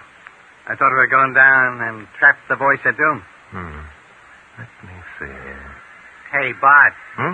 Oh, yes, Inspector. We are going down and trap the voice of doom. But first I want to check through this diary. Why? You expect to find a confession of murder there? No. Miss Evans couldn't have had time to record the murder since it only occurred an hour ago. Be reasonable, Inspector. Okay, then what are you looking for? A confession of murder, Inspector. A confession? Now, wait a minute, Bart. All right, Inspector. I found what I wanted. Get out your flashlight and let's go. Looks rather forbidding down there, doesn't it? There's a light switch on the wall. No light? No, I didn't expect there would be, did you, Inspector? Someone in this household is mighty handy with electric wires. Point your flashlight down the stairs, Inspector. What are we looking for? That's what I want to know. We're looking for the door to the furnace room, Inspector. Yes, this is it, all right. Furnace? What are you going to do, start a fire? We might have to smoke out the voice of doom at that. Well, there's no furnace in here. No. Appears to be nothing but a storeroom. Hey, someone shut the door. Not only shut it, but lock it. Why, the dirty... Hey, open this door. Open it! No use, Inspector. Whoever locked us in here intended that we should stay. So the great Barton Drake stepped into my little trap. Where'd that come from? That grating up near the ceiling, I think, Inspector. It's an air duct from a furnace. From the furnace? Yes. This house is heated with a hot air system, Inspector, which means that there are one or more registers in each room. Now, any sound made inside the unlighted furnace would produce a hollow intonation which could be heard throughout the building. So that's where the voice of doom came from, eh? There's no doubt about it, Inspector. How very clever you are, Barton Drake. You fool. You were warned. Now you must die. Die, she says. What's she going to do, scare us to death? Nothing so naive, Inspector Danton. Listen. Hey, that sounds like escaping gas. Inspector, that is escaping gas. It's coming through that air duct. Well, of all the corny gimmicks. Hey, shut off the gas before I... before you what, Inspector? Don't waste your breath talking, Inspector. You need all you have before we get out of this one. Pull that box over here. Box, what for? What are you going to do? I'm going to stand on it and stuff my coat into that air duct. Hurry now. Okay. Stuffing up that hole isn't going to keep all the gas from getting in here. I'm beginning to feel lightheaded already. But we're doomed. Nonsense. There we are. That'll keep most of the gas out. All right, Inspector. Start shooting. Shooting? Shooting at what? The lock, of course. 2 or 3 slugs should ruin it completely. Oh, say, that's a good idea. Funny I never thought of it. Hurry up. Okay, here goes. That ought to do it. Better. I am beginning to feel lightheaded. Okay, Bart. Come on, it's open. Fine. Keep your flashlight handy, Inspector. The voice of doom must be somewhere nearby, and we're going to find her. There's a door over there, maybe... Shh. Listen. What'd you hear? I'm not sure. Come over this way. Hey, Bart, look. As I said, behind that barrel. Come on, Inspector. No, you don't, sister. Stay right where you are. Grab her, Inspector. I'll grab her, all right. Come here, you. Let me alone. Let me alone. Help it, Judas. It's Lucy. Yes. Shy and retiring little Lucy. You let me alone. You can't arrest me. I'm crazy. Everybody knows I'm crazy. You're telling us? What's going on down there? Lucy? Mona, help, help! I'm afraid your cousin Mona won't be of much help, Lucy. Here she comes, and the maid's with her. Lucy, what happened? What's all this shooting about? I think you know what the shooting was about, Mona. Oh, I do. Tell him I'm crazy, Mona. Tell him I'm not responsible for what I do. Before you answer that, Mona, let me tell you something. Well? In the first place, I'm going to ask Inspector Danton to arrest you for being an accomplice in the murder of your Uncle Tracy Winthrop. You what? And in the second place, I'm going to ask the inspector to arrest this young lady here as the actual murderess. Wait a minute, Bart. Do you mean you want me to arrest this one? That's right, Inspector. But this is Lucy. She's the old man's stepdaughter. Also, she's crazy. I'm afraid you're wrong, Inspector. She's not crazy. In fact, she's not even Lucy. Huh? What was that, Bart? The young lady's name, Inspector, is Helen. She's Mona's sister. And this girl here who's been posing as a maid is Lucy. Isn't that right, young lady? I'm not supposed to. Shut up, you. If you open your mouth, I'll... You won't do anything. Stand back and let the girl talk. Go on, miss. All right. I'll tell you. They threatened to kill me if I did, but now that Father's gone, I don't care anymore. I'm Lucy. They made me pretend I was a maid. They killed Father. They've been Why, planning you it from little wretch. I told you I'd kill you, and I will. Put down that gun, Mona. Inspector. Yeah, I got it all right, lady. Take it easy. Let go of me. Let go of me.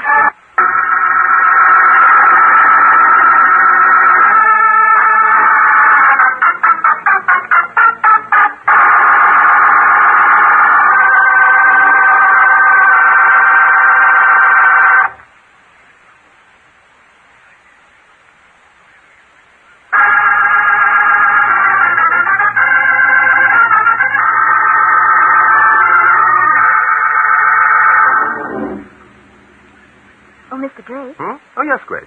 You can call me Lucy now. That's my real name. Oh, yes, of course. I'm sorry. What was it you wanted, Lucy? Are you and Inspector Danton leaving now? Yes, we are. But don't you worry. You'll be all right. There's no one around to bother you now. But I thought... Yes? Well, if Father appointed you my guardian, I mean... Well, I hate being left alone and... Yes, I see what you mean. It wouldn't be quite right to leave you here all alone, would it? Well, tomorrow I could go to Aunt Fulton's house and my best friend, and they want me to live with them. And... Okay, Bart, we're all set. Those two babes are taken care of, and I drove the car all the way up the hill. Say, what's the matter? Inspector, I was wondering... Oh, you don't have to brag. I caught on to the gimmick almost as soon as you did. It was the book. Book? What book, Inspector? The one with the writing in it. The diary that the young miss here was trying to steal. Oh. Hey, by the way, what did you want to steal it for, miss? Well, you see, Inspector, I knew that Mona had been practicing Father's handwriting for months. I also knew she kept a diary, so I reasoned that the more accurate she became in writing like Father, the more the entries she made in the diary would resemble his hand. Say, you're pretty smart. You figured it right. The last entries in the diary were written in exactly the same hand as that phony will. And that meant that Mona forged the will, didn't it? Right.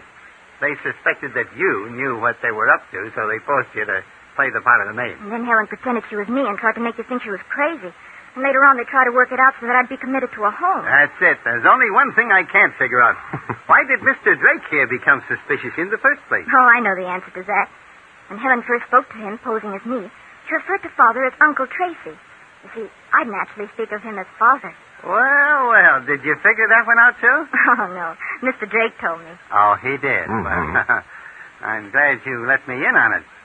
Bart would needle me about it all the way back to New York because I didn't notice. Hey, Bart. Yeah. Let's get going. I'm going to be back in New York tomorrow. Sorry, Inspector. What do you mean, sorry, Inspector? I'm leaving, but you're not.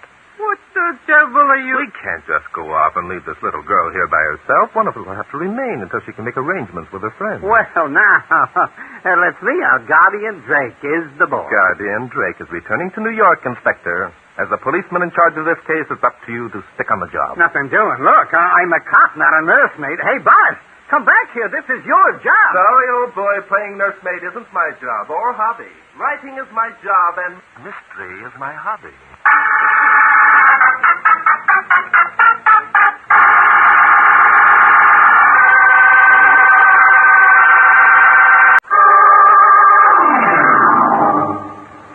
Mystery is my hobby.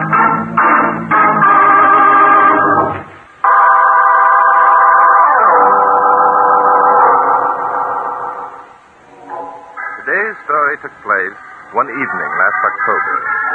It was Indian summer, and I had gone out for a stroll after dining alone at the Lamplighters Club. Suddenly, a young girl rushed up and threw her arms about my neck. Darling, how are you? I beg your pardon. Well, after that, I'm sorry I'm not the man you were looking Pretend that you know me. I'm being followed. for. By whom? He's behind you, leaning against the bank building. Oh, no, don't turn around. Oh? But there's a policeman on the corner. I'll Oh, call him. no. A policeman would only make things worse. But- Oh, come, walk along with me. Here, I'll take your arm. He must be convinced that we're old friends. This is rather an amazing experience. Would you mind telling me your name? It's Claire Wesley. You've probably heard of my uncle, Howard Wesley. Howard Wesley. Oh, yes, of course. He recently returned home after being marooned on the South Sea Island for more than 30 years. Yes, Uncle Howard was the only survivor of the line of Balmoral. He had a most unusual experience. And what has your uncle's return to do with the man who, you believe is following you? A good deal. Barton Drake. What?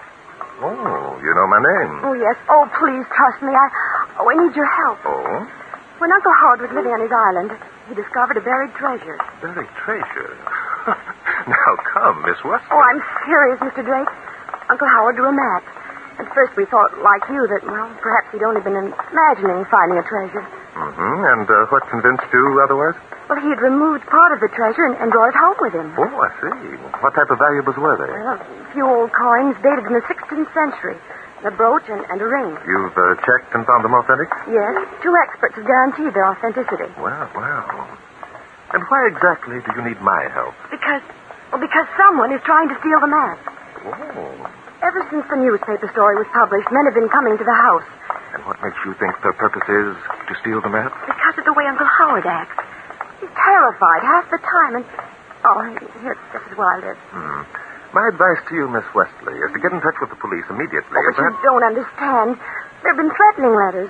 Uncle Howard has been warned that he'll be murdered if he contacts the police. Miss Wesley, I still don't understand why that Uncle would stop Howard people. has been away so long. You see, well, he's afraid of civilization.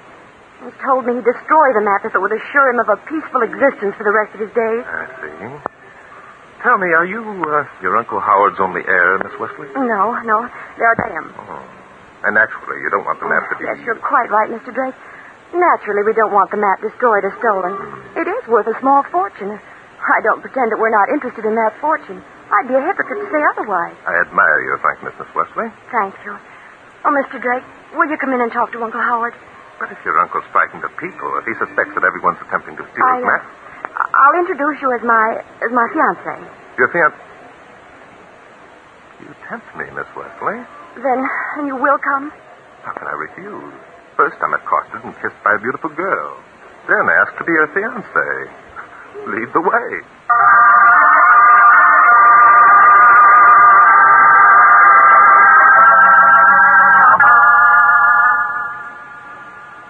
In the library, Mr. Drake. Uncle Howard's room is just down the hall. I'll call him. Thank you. Miss Wesley. Yes? Since we're supposed to be engaged, couldn't we drop the formalities? Just for appearance's sake, of course. Why, I suppose so. Your uncle, I'm sure, would think it strange to hear his niece referring to the man with whom she's deeply in love as Mr. Drake. Deeply in... Oh, very well, Barton. Thank you, Claire. I'll be back in a moment. That is interesting. By Jove. Maybe something is the matter after all. I'm coming. Take it easy. Claire, what happened? Good heavens. It's Uncle Howard. He's been shot. He's dead.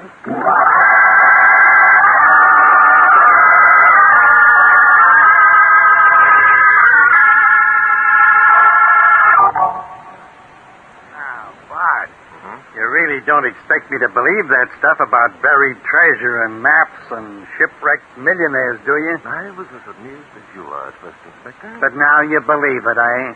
I don't know. A man's been murdered. Apparently, there were no other motives but obtaining possession of the treasure map. Treasure map. Look, how did this guy happen to be rescued after being lost for 32 years anyhow? Well, according to the newspaper, Inspector, a fisherman found a sealed bottle on which there was a note written 32 years ago by Howard Wesley, giving the location of his island. Shades of Captain Kidd. Bart, have you been reading adventure books or something? You don't believe it, eh, Inspector? Of course not. Look, have you seen the treasure map or the note that was sealed in the bottle? Not yet. I expect you shortly. Oh, Claire, come in. Claire, this is Inspector Noah Denton. How do you do, Inspector Danton? Hi. Just a minute. Bart, how long have you and Claire known each other? Oh, about an hour, Inspector. You see, Claire An hour, he says. And already he calls her Claire. I'm trying to explain, Inspector. Mr. Drake, if you don't mind, I think we'd better forget the fact that we were engaged. Engaged? After all, my uncle is dead. Yes, I know. However... Oh, please, Mr. Drake, I'd rather not discuss it. Very well, Miss Wesley, but I really can't believe your grief over your uncle's death is very sincere. I beg your pardon? After all, you've known your uncle for less than a month. But According to the story, he disappeared 32 years ago. Are you, 32 years old, Miss Wesley? Of course not. Which means that he disappeared several years before you were born. Say, that's right, isn't it? I'm afraid, Miss Wesley, that the bond of affection that you feel toward your Uncle Howard is based on something much more practical than deep human emotion. I see. Very well, Mr. Drake. Since that's the way you feel, I'll have to ask you to leave. Whoa, just a minute, lady. Drake stays. There's been a murder, remember? I don't care if there has. Mr. Drake was working for me, and now he's working for me. Go ahead, Bart. Ask your question. Thank you, Inspector. I'm sorry, Miss Wesley. Is that the map of the buried treasure you're holding? Yes. If you care to look at it. Thank you. And now, if you don't mind, I'll go. Unless I'm to consider myself under arrest. Now, look, young lady, we haven't got time to fool around with injured pride and that sort of thing. Wait a minute, Inspector. Miss Wesley, did you find the note that was taken from the sealed bottle? Find it? Why, I think it's in my purse. Oh, yes, here it is. Thank you. In her purse, she carries it. Well, is there something wrong with that? Judd copied it off for the newspapers, and I put the note back in my purse. Well, how can you possibly Who's Judd? He's my half-brother. Why? Just asking. What's the note say, Bart? I'll read it, Inspector. Whoever finds this, please have the authorities broadcast by radio my location.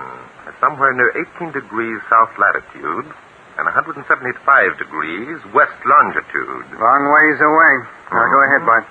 I'm the sole survivor of the liner Balmoral, wrecked 4 months after leaving New York. I shall go mad unless soon rescued. We'll try and hold out until help arrives. Signed, Howard Wesley. It doesn't tell us anything. I read the same thing in the newspapers a month ago. Yeah, so did I, Inspector. Miss Wesley, if your uncle valued his treasure map so much, how was it that you were able to put your hand on it immediately? Uncle Howard valued my confidence also, Mr. Drake. Oh, so. Then he told you where the map was hidden. Yes. Did Judd Graham also know the hiding place? Of course. However, Judd is inclined to disbelieve Uncle Howard's story of the buried treasure. Well, it's nice to know that someone's being smart in this deal. Oh, well. You still discredit the story of the buried treasure, eh, Inspector? Sure I do. Why, doggone it. Why, Inspector? Why, what? Why do you discredit the story? Because it doesn't make sense. No? Now, look, this is the room where Howard Wesley was found murdered, isn't it? Yes, that's right. Okay, look around. Everything's in order, nothing touched, no drawers open, no rugs pulled up, nothing. Well? If the guy who murdered Wesley was looking for the buried treasure map, he'd have turned the place upside down. You're forgetting, Inspector, that the map was hidden in another room. Miss Wesley just brought it to us. Okay. How about it, Miss Wesley? Was the other room ransacked? Why, no.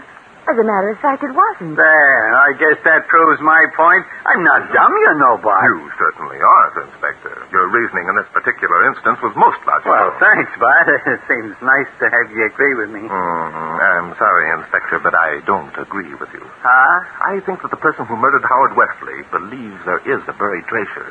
I believe his motive for murder was to secure possession of that map. I also believe that the murderer will return here within 24 hours.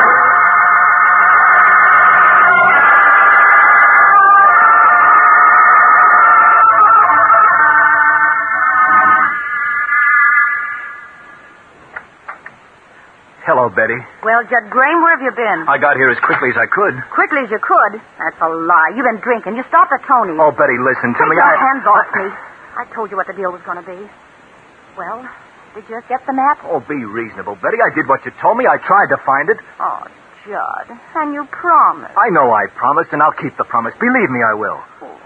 How can I believe you now? Oh, Betty, listen to me. The map's around the house somewhere. It's got to be. You've been saying that for a month. What if someone else finds it first? Oh, how can they? Claire and I are the only ones allowed in the house. But Claire might have... Oh, that's nonsense. Even if Claire did know where Uncle Howard had hidden the map, she wouldn't steal it. Are you sure? I'm positive. Claire isn't that kind of girl. Oh, I see. Then you think that I am. No, I don't think that at all. I think you're the most wonderful girl in the world. Do you, Judd? You know I do. Judd. Yes, Betty? Love me? Yes, I love you so much, I sometimes think I'll go mad. Darling, kiss me. Betty, you will go away with me, won't you? Well, of course I will, Judd, darling. And we're going to be terribly happy together. Only... Yes. Only you want me to get the map. But, darling, don't you see, we haven't any money. It wouldn't be any fun without money, and, well, so many people would pay us for the map. Okay. I'll try again. Well, you don't want to. Oh, I do, Betty, I do. I said I would, didn't I? It didn't sound very convincing. You don't seem to care what I want. Oh, Betty, stop talking like that. You know that's all I care about. Well... I'll get the map for you, Betty. If it's what you want, I'll get it. Even if I have to kill Uncle Howard.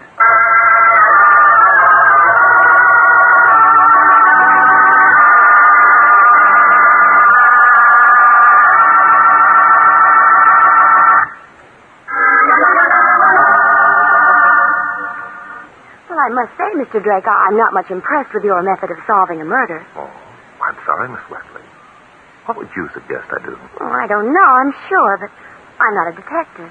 If I were, I'd certainly do more than merely sit around waiting for the murderer to put in an appearance. Then you don't think he will? Certainly not. That story about a criminal returning to the scene of his crime is a fallacy. Is it really? Well, very well. Laugh at me. But I've read a dozen times where that theory's been exploded. I'm not laughing, Miss Wesley. Furthermore, I've read the same thing. But, of course, being Barton Drake, you're going to prove that the authorities are wrong. I'm going to attempt to. I can tell you better what my chances of success are after Inspector Danton has completed his search of the house.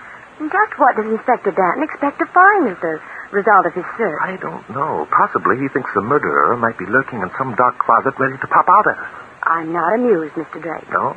Well, then perhaps you'd like to accompany me on an errand I have to do. Well, under the My circumstances... destination is the reference room of the Morning Ledger. But I don't believe that I'm quite sure I can show you something of interest, Miss Wesley. I see. You're not asking me to go. You're demanding. Oh, come, Miss Wesley. You suspect me of murdering my uncle. All right. I'm your prisoner. But a very charming prisoner. Will you get your hat, please?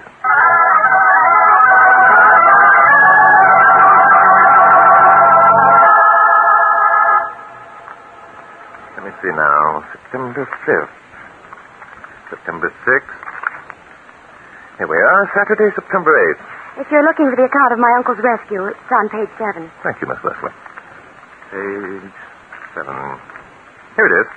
Lost millionaire rescued after 32 years on South Sea Island. Do you no good to read the entire account, Mr. Drake? You'll find that everything I've told you is true. Are you bored, Miss Wesley?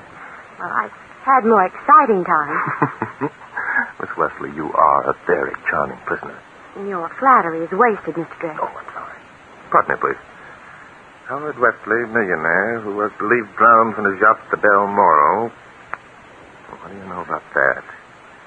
So, Mr. Wesley's taken up temporary residence with his niece, Miss Claire Wesley, at a home on Clock Street. I suppose by that, you mean to imply that you've made a great discovery. Indeed, I do, Miss Wesley. Well, what, for goodness sake? For one thing, I'm surprised to learn that your uncle was picked up in a small boat which he had manufactured himself. How remarkable. The fact that Uncle Howard manufactured a boat of his own gives Barton Drake a clue to the identity of his murderer. Yes, it's amazing, isn't it, Miss Wesley? Well, let's go back to the house. Inspector Danton will be getting impatient.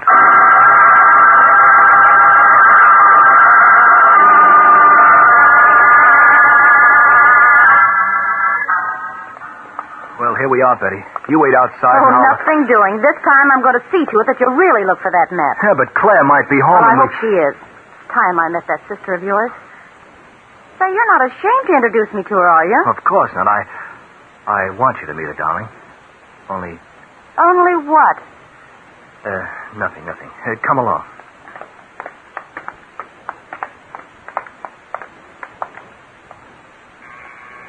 Why did you ring the bell? Well, if Claire's home, I don't want to go barging in on her unannounced.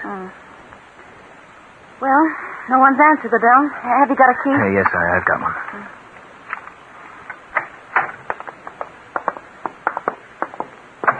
No one here could have heard us before now. I guess you're right. Well, where's your uncle's room? Come with me.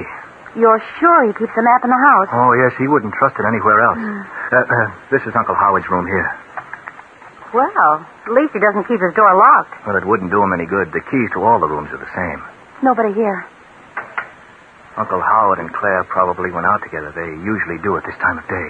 Well, come on, let's get started. Well, you begin at the bureau, and I'll go through his desk. Okay. Hey, what does the map look like anyway? Oh, it's just an ordinary piece of paper. All right, you two, get your hands up. Say, what is this? Who the devil are you? Santa Claus. Now, do you get your hands Don't up? do it, Judd. He's after the map. Go and get him. Yeah, get him. How about it, Bob? Are you going to take the babe's advice or mine? I got the gun, you know. Well, what is it you want? If it's the map, you're wasting your time. Bob, in just a second, I'm going to waste a bullet. Oh, don't believe him, Judd. He wouldn't dare shoot. Lady, it looks like you're asking me to plug holes in your boyfriend. All right. I've got my hands up. Now, what am I supposed to do? You're supposed to tell this babe to shut up, for one thing. Oh, don't listen to him, Judd. He's going to try and make you tell where the map is. Lady, if you don't button up your lip, I'll... Tell him who you are, Judd. Tell him you live here. Tell him... Live here? Well, of course he lives here. Who do you think you are, breaking into honest people's houses? You're just a... Now, wait a minute. Bob, is your name Judd Graham? Well, of course he's Judd Graham. You knew he was all the time. Now get out of here before we call the police. Oh, shut up. I won't shut up. You won't make me shut up. I know why you're here. Why? What? I said why. What? Now, just a minute, Betty. For heaven's sake, calm down. There's nothing we could do so long as he has the gun. Bob, you're smart. Now, look. What's that? Don't get excited. It's only Drake. Drake? Who's he? You'll see in a minute. Hey, Bart. Down here. Coming, Inspector. Well, what have we here? A talking machine and a guy who says his name is Judd Graham. A couple of cops. Judd, what in the world has happened? Perhaps you can tell us, Claire. If this man is a friend of yours, I wish you asked him to point that gun the other way. But why is he pointing it at you at all? Doesn't he know who you are? Sure, he knows who we are. We just told him, but the big flatfoot hasn't got any sense. One more crack out of you, lady, and I'll... You Just what? a minute, please. Inspector, whom did you think these two people were? How should I know? They come sneaking in here, began poking around. I figured they were looking for the map. The map? Oh, then it's all a mistake. Judd wouldn't have to look for the map. He knows as well as I where Uncle Howard kept it. What was that? Now, just a minute, Betty. Why, you double-crossing, two-timing chiseler. What kind of a sucker do you think you're playing me for? Oh, Betty, listen. You've got to listen. I didn't know. Honest. Claire only thought I did. Oh, Judd, that's not so. Oh, the lousy tricks. Hey, I'm getting out of here. Just a minute, Get miss. out of my way, Breaker, Jake, or whatever your name is. Inspector. Yeah, it'll be a pleasure. All right, lady, relax. Keep your hands off of you. If Betty wants to leave, she can. Says who? Oh, Mr. Drake, will you please explain what this is all about? It's Judd's business if he wants to bring his girls to the house. Yes, but it's not Judd's business when there's a crime involved. A crime? What the devil are you talking about? In a minute, I'll explain, Graham. Tell me, was it really the map you were looking for, or this slip of paper? What slip of paper? Where did you get that? Your sister gave it to me. She had it in her purse ever since you copied it off and gave the story to the newspapers. But that's only the note that Uncle Howard wrote and placed in the sealed bottle. But Judd... Do you want to tell her, Judd? Why, Naturally, you don't. But suppose you tell me why you pretended to this young lady that you'd been searching for the map. Or shall I tell you? Yeah, you tell us, smart guy. Frankly, I can only guess. Judd, are you in love with Betty? Well, yes, I am. I thought so. Up until she read about your uncle's treasure map, Betty wouldn't marry you. Is that correct? That's none of your business. But I'm making it my business for a very definite reason, Judd. When Betty read about the treasure map, she asked you to get it. She figured it would be worth considerable money. She threatened to break your engagement if you didn't get it. Now, look here, Drake, I'm you still can't... only guessing, Graham. You can deny my statements anytime you like. Oh, what's the use? Sure, you're right. I told Betty I'd get her the map. I didn't want to lose her. But you never found the map, even though you knew where it was all the time. Instead, you kept searching for this note. Yes, that's But right. why, Judd? Why? I'll answer that, Miss Wesley. Judd knew the map was worthless. He knew there wasn't any treasure. He knew that unless he found and destroyed the note, which your uncle allegedly wrote, someone would reveal the hoax and his girlfriend would lose interest. Hoax? What do you mean, hoax? I'm sorry, Miss Wesley. The man who told you he was your uncle was an imposter. He was never shipwrecked. In fact, I doubt if he was ever out of the city. Well, now, isn't that just dandy? So Uncle Howard made chumps out of the whole bunch of us, huh? Well, okay, so we lose. Anyway, we're still alive, and that's something. What do you mean we're still alive, miss? Well, we are, aren't we? And that old coot... Go on. Nothing. I wasn't going to say anything. On the contrary, you were going to say that old coot was dead. I wasn't. I don't know what you're talking I'm about. afraid you do, miss. How did you know that Uncle Howard was dead? Well, I didn't. Hey, you're not going to pin this on me. Let me out of here. You're not going to... Hold her, Inspector. Don't worry, she won't get away. Relax, lady. You've got nothing to worry about. You're only under arrest for committing first-degree murder.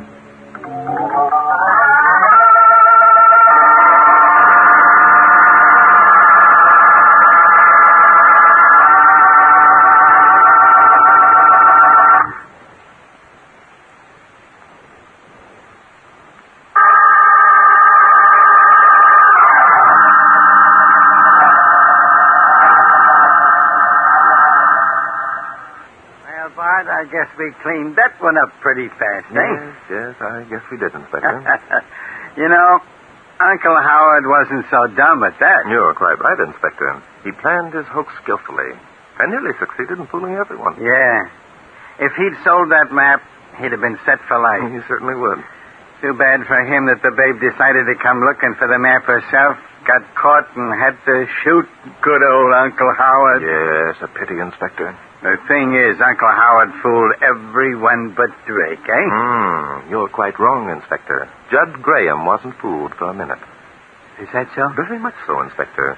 It was Judd, you know, who gave the story of the sealed note to the newspapers. Well? Well, when Judd copied off the note for him, he omitted one phrase. One phrase? Yes. What is that? He omitted the phrase that said, "Whoever finds this, please have the authorities broadcast by radio my location as somewhere near 18 degrees south latitude and 175 degrees west longitude." No such location, eh? No such thing as a radio 32 years ago, Inspector. Well, I'll be a cross-eyed goose. Say... Yes, Inspector.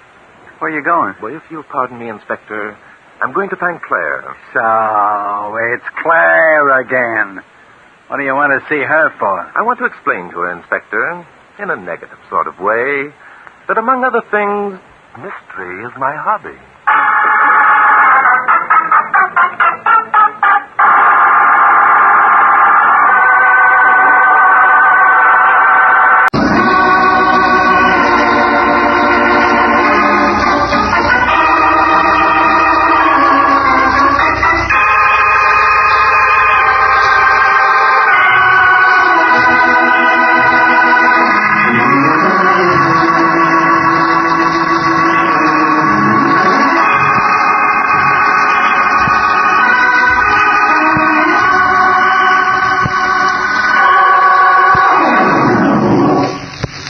Mystery is my hobby.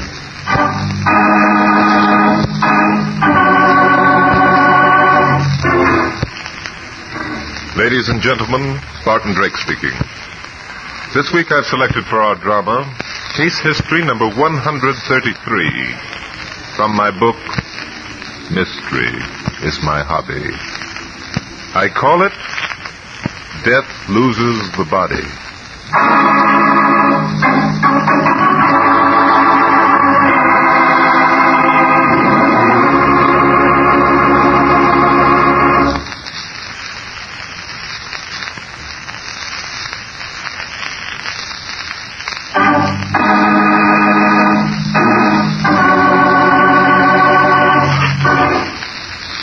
Murder usually is done in dark places.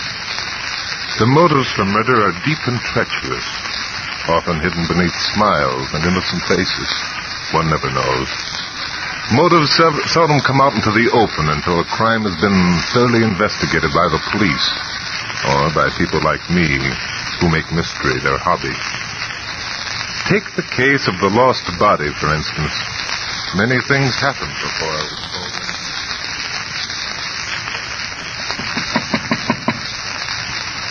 Watch it, Rich. Somebody at the door. Yeah. I guess we better see who it is. Yeah. You stay back, Lou. I'll answer. No, I will. Maybe it's one of the boys. I don't want any of the boys to get the idea I've gone hi-hat. I'll answer it. I've been telling you for 6 months. The bodyguard sees the guys before the boss does. You're too valuable to the gang to be risking your neck.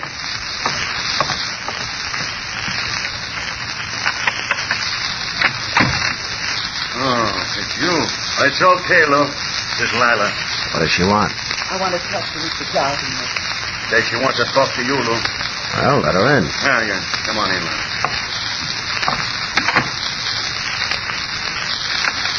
I thought all you chorus girls had gone home by this time, Lila. I've got to talk to you, Mr. Dawson. What about? Well, you've been awfully nice to Vi and me, Mr. Dawson.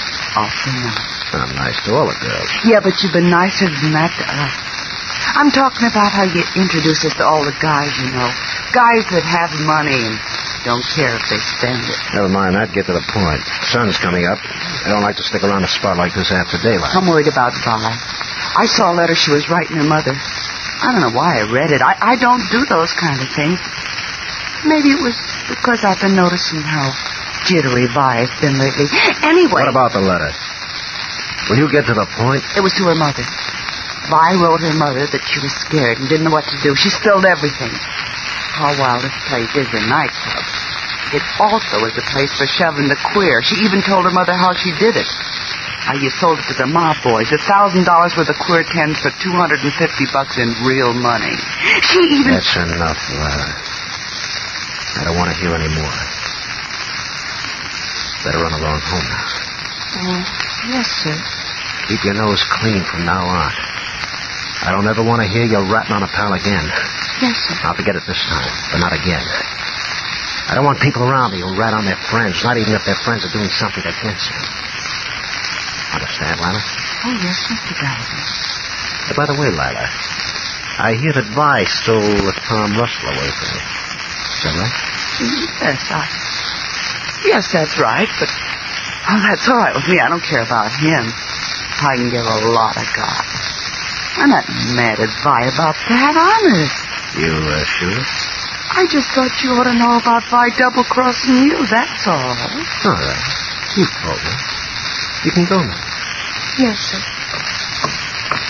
Let her out, Mitch.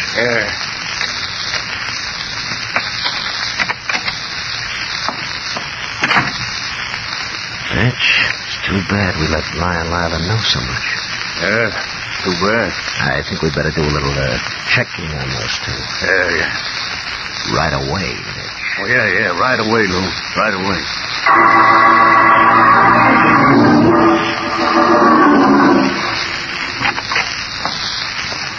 Who's there? No, don't. Don't. Please. Please.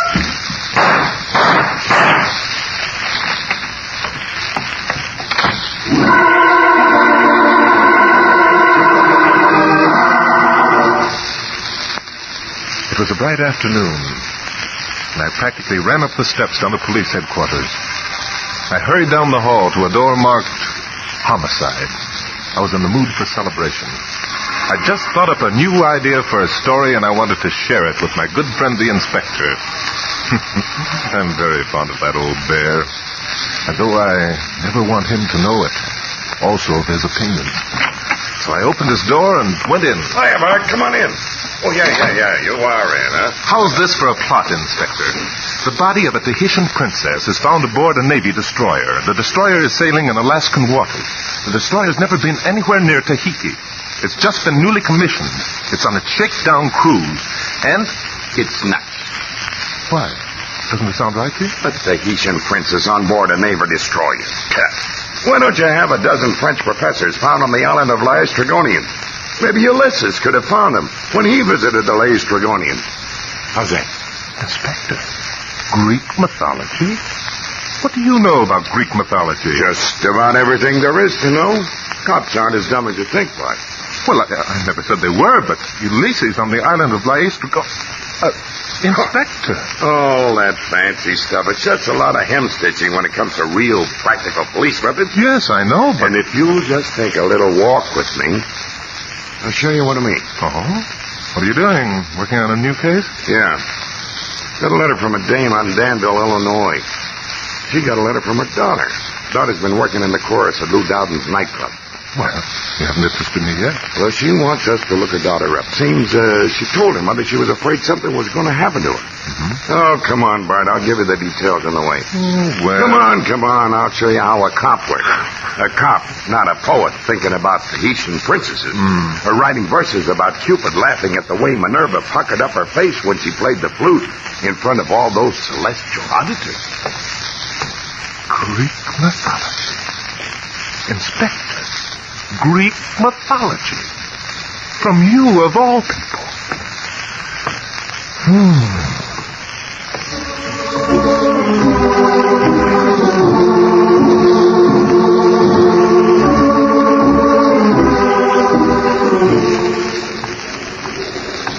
And that's about all there is to it, Bart. The girl said in this letter to her mother that... Oh, in here, this is the address. She, said in the letter that Dowden's nightclub was the distributing place for a gang of counterfeiters. Can you say that her mother had sent letters and wires, even tried to telephone her daughter, but was unable to reach her? Yeah. Found this home, Bart. It's apartment 23. Yeah, so when she didn't get any answers, she got in touch with us. Asked us to look into it. Oh, this is it. I'll ring. Probably nothing to it, just like most of them. Small-town dame. Ring again, Inspector. Oh, sure. Small-town dame comes to the city, thinks she's an actress, and gets into the wrong end of show business. Now, take Helen of Troy. Somebody's coming, Inspector. Oh, yeah. Yes. Something? We're from the police. You Vi Hanley? Why, Hamlet. Who's she? My name's Lila Frazee. Pleased to meet you. This is Barton Brake, the office.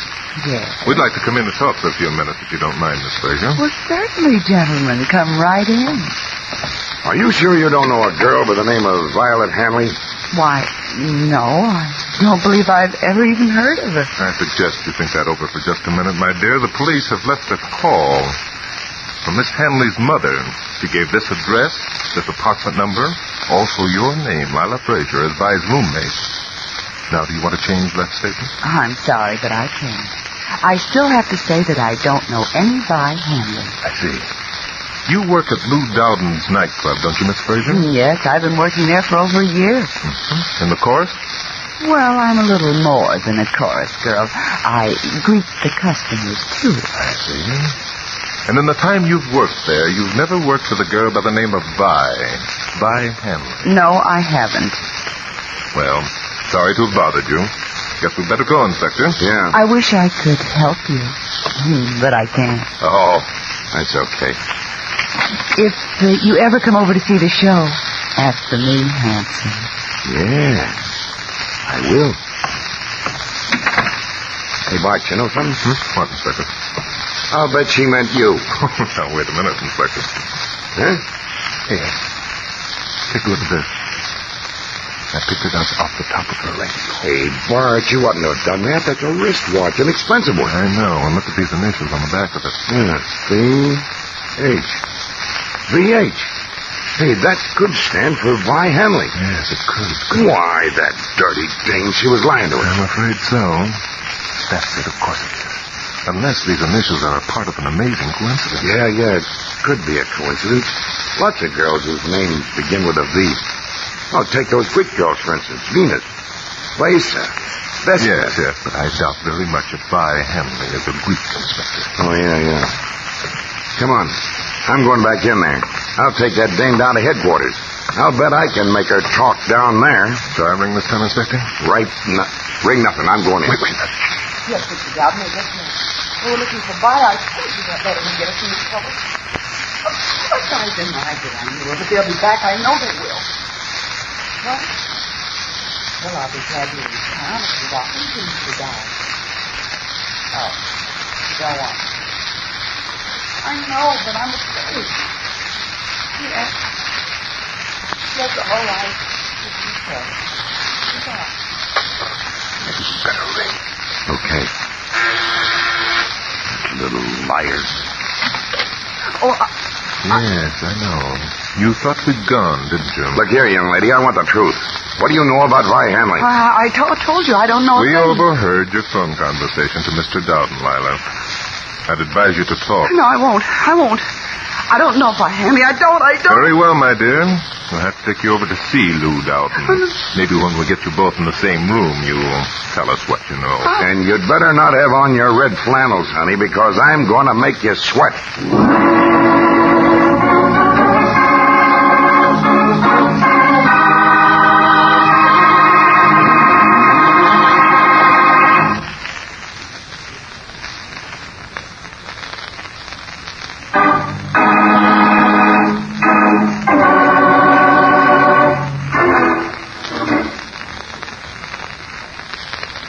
So we took Miss Lila Fraser over to Lou Dowden's cafe. Lou was in his office. His low-brow bodyguard stood near him as both the inspector and I threw questions at him.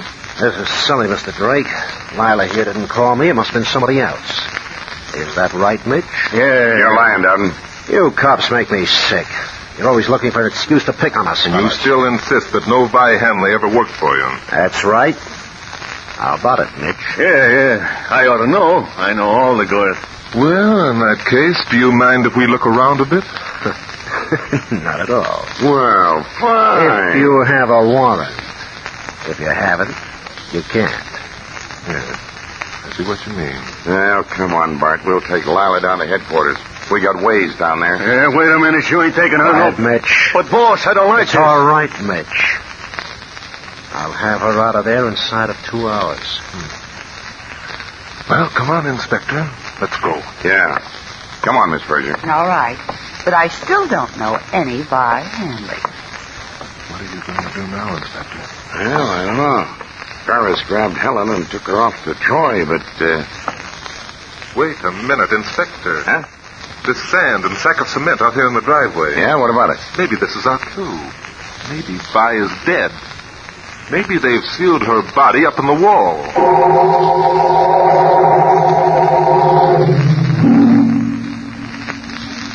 Oh, nuts, Bart.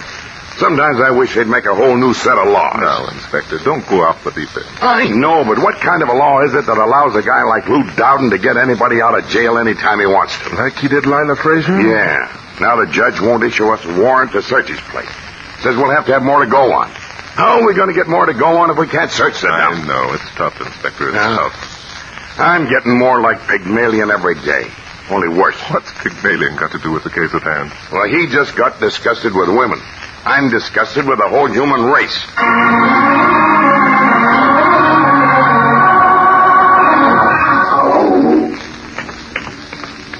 Now, my car's out here, right in front of headquarters. Fine, Inspector. Who's this? Hey, that's that Fraser dame. What's she... Mr. Drake, Inspector, help me, help Now, wait a minute. Stop where you are, young lady. What's the big idea? You just got out of here. Lou Dowden is after me. He was the one who bailed you out, wasn't he? Yes, now he thinks I've talked. He's after me. He's going to kill me just like he killed Vi. Come on, young lady. Let's go back inside. I'll talk. I'll tell you everything I know. Down, Lila. Get down, Inspector, quick! Hey! You all right, Bart? Yes, and you? Miss me. Hey. The dame's in. Yes, I see. Come on, my dear. We'll get you to a hospital. Dirty bums. Did you see who they were, Bart? No, I couldn't help. I know. I saw them. It was Lou Dowden and Mitch.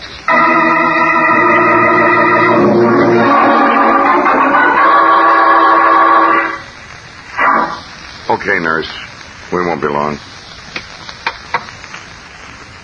Well, Lila, how do you feel now? All right, I guess. The doctor says it's just a flesh wound. You'll be all right in a few days.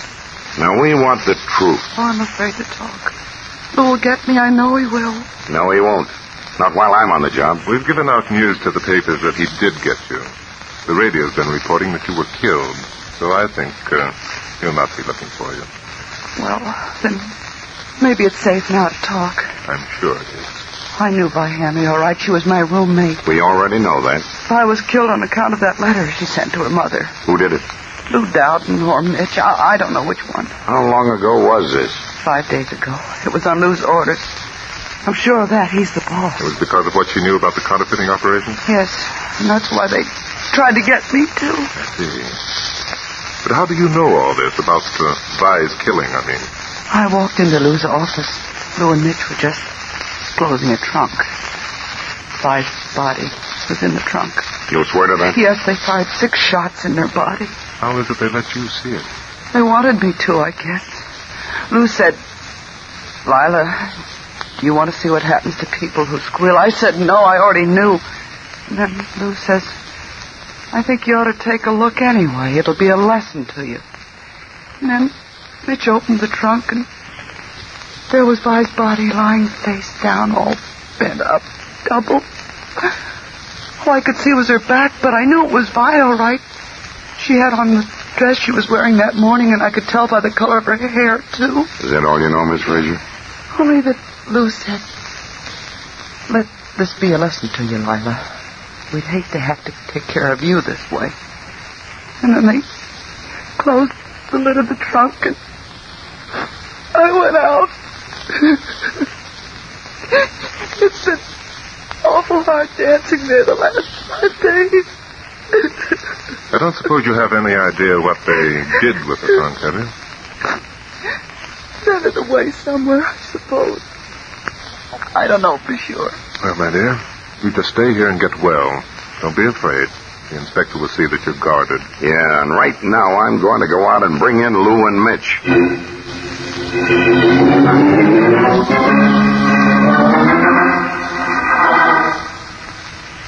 I got the place all surrounded, Bart. Nobody can get out. But are you sure they're in there, Inspector? They aren't open for business yet, you know. Well, of course, I'm not sure, but I'm betting on it. Okay, let's go.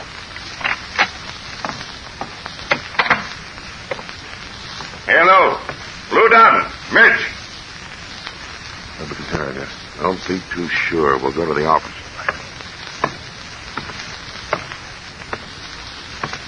Lou, you're in there? Come on out with your hands up. I'm going to open the door, Bart. Right. Be careful, Inspector. You flatten yourself out on that side. I'll do likewise over here. Now.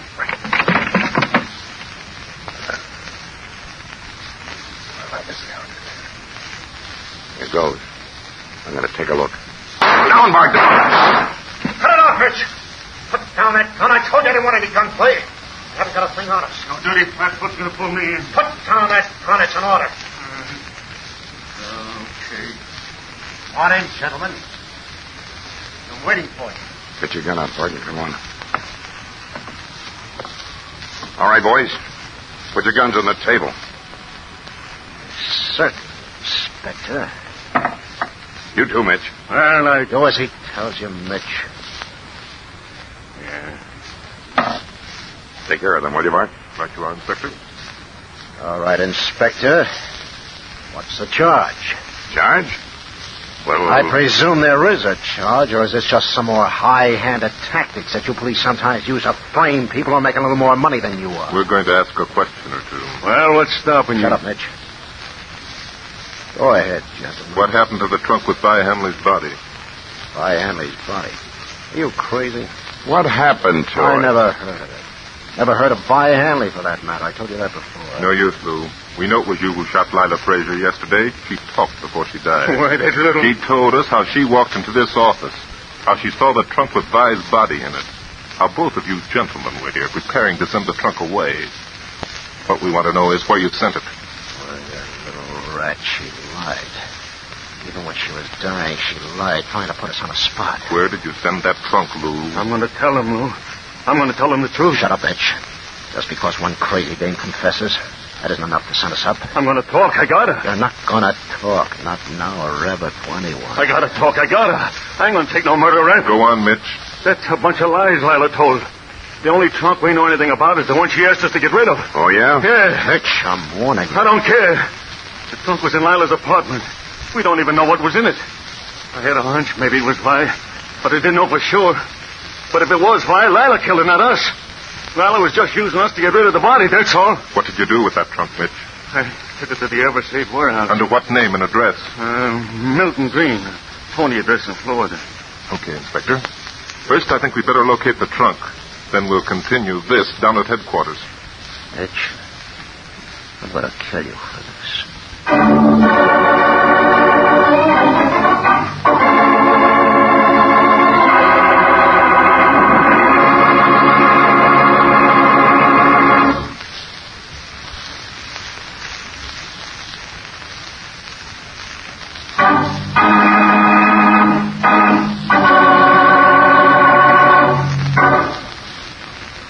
Well, we found the trunk, all right. It was at the Eversafe warehouse, just as Mitch had said. And it was registered under the name of Milton Green, also, as Mitch had said. Strangely enough, though, Lou Dowden seemed to change completely.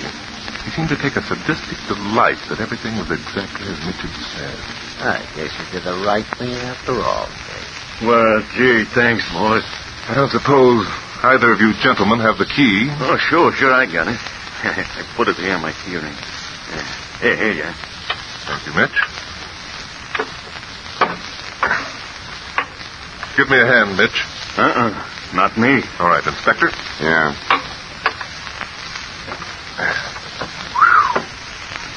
Now, it isn't a very pretty sight, is it? Is that Vi Hanley, Lou? Yeah. That's Vi, all right. Well, I guess that clinches it. Everything is just as Lila Fraser said. The body's doubled up, lying face down. Let's see. Inspector, help me lift her out of here, will you? Do we have to, Bart? Yes, I think we'd better. Come on. Okay. Here. I just want to check a little further. Well, I don't see the what wounds, Inspector. Ah. Yes. Yes, that checks, too. You remember Lila said there were 6 wounds. Yeah, that's right. And there are 6 wounds. Yes, indeed. By a small caliber pistol, too, from all the appearances. 3 in the front and 3 in the back. You boys did a thorough job. Yes, Inspector, you might as well make your arrests. There's a lot of charges. Counterfeiting and murder.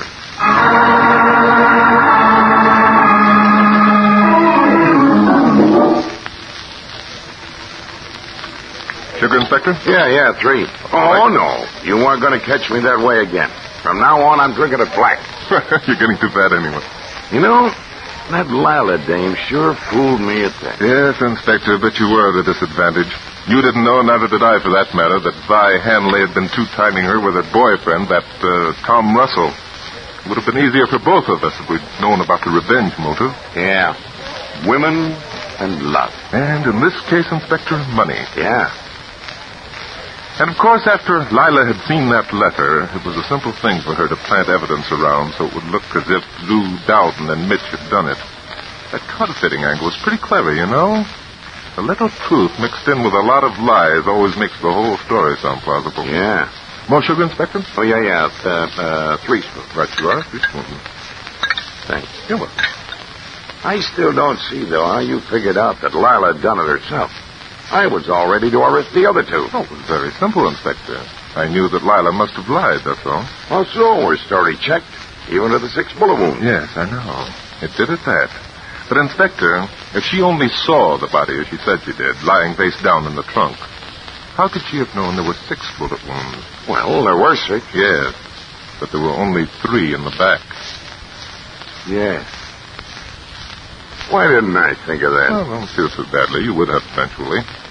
Anyway, you did a good job, Inspector. You arrested 1 for murder, 2 for counterfeiting, and also for the attempted murder of Lila Frazier. Yep. We caught so many fish this time, Bart, I feel just like I was Galucas. Except, of course, we didn't catch any mermaids. At least not one as fair as Scylla. Inspector, honestly, you amaze me. What goes with all this sudden classic knowledge? Well, I... Yes, sir. Might as well tell you. Well, I should hope so. Well, you're always spouting that stuff. Du Maurier and Shakespeare and solving crimes is always duck soup for you. So I thought if... Well... Yeah, go on, Inspector. Well, I've been going tonight. Well, I guess I must have picked the wrong subject. Those Greek gods and those nymphs don't seem to help me solve my cases one darn bit. Fact is, those nymphs somehow seem to take my mind off crime. Oh, Inspector. Go on, laugh. But you can't blame a fellow for trying. Forgive me, Inspector. Don't let it get you down. Keep on going to night school, boy. A hobby's a wonderful thing. That's why I make mystery mine.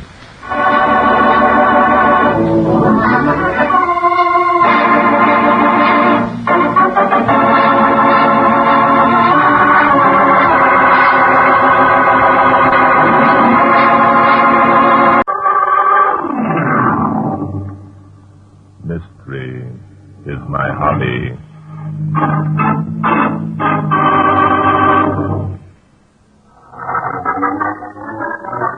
Today's story took place last fall. Paul Arno, the lifelong friend of mine, called me on the phone to report a murder. At the moment, Paul was unaware that only a few hours previously, his wife, Brenda, had an unexpected caller. Yes? Hello, Pop. Now, don't tell me you're the great Paul Arno. I beg your pardon. Look here, you can't come bursting in this way. Who are you, anyway? I asked you first, Pop. Who are you? I'm Roberts, Mr. Arnold's butler. But... Well, what do you know? Toots did all right for herself. Toots? Sure, Toots. You mean you never heard of Toots? No, naturally not. There's no one here by that name. Now, wait a minute. Whoa. Toots would like... Toots? Well, I'll be a cross-eyed lizard. Say, if you ain't the Tony, pretty... please. Huh? What's the matter? Tony, we're not alone. I get it. It's nibs there, might tell your old man, huh? If this person is annoying you, Mrs. Arnold... No, it's quite all right, Robert. You may go. But, Madam... You may go, Robert. Very well, Madam. Well, what do you know? Toots, you done that like a lady. Yes, sir, you done it just like a lady. I am a lady, Tony. Huh? A lady, eh? Now, wait a minute, Toots. Take it easy. This is Tony Irwin you're talking to. Remember? When did you get out, Tony? Oh. So that's it, huh?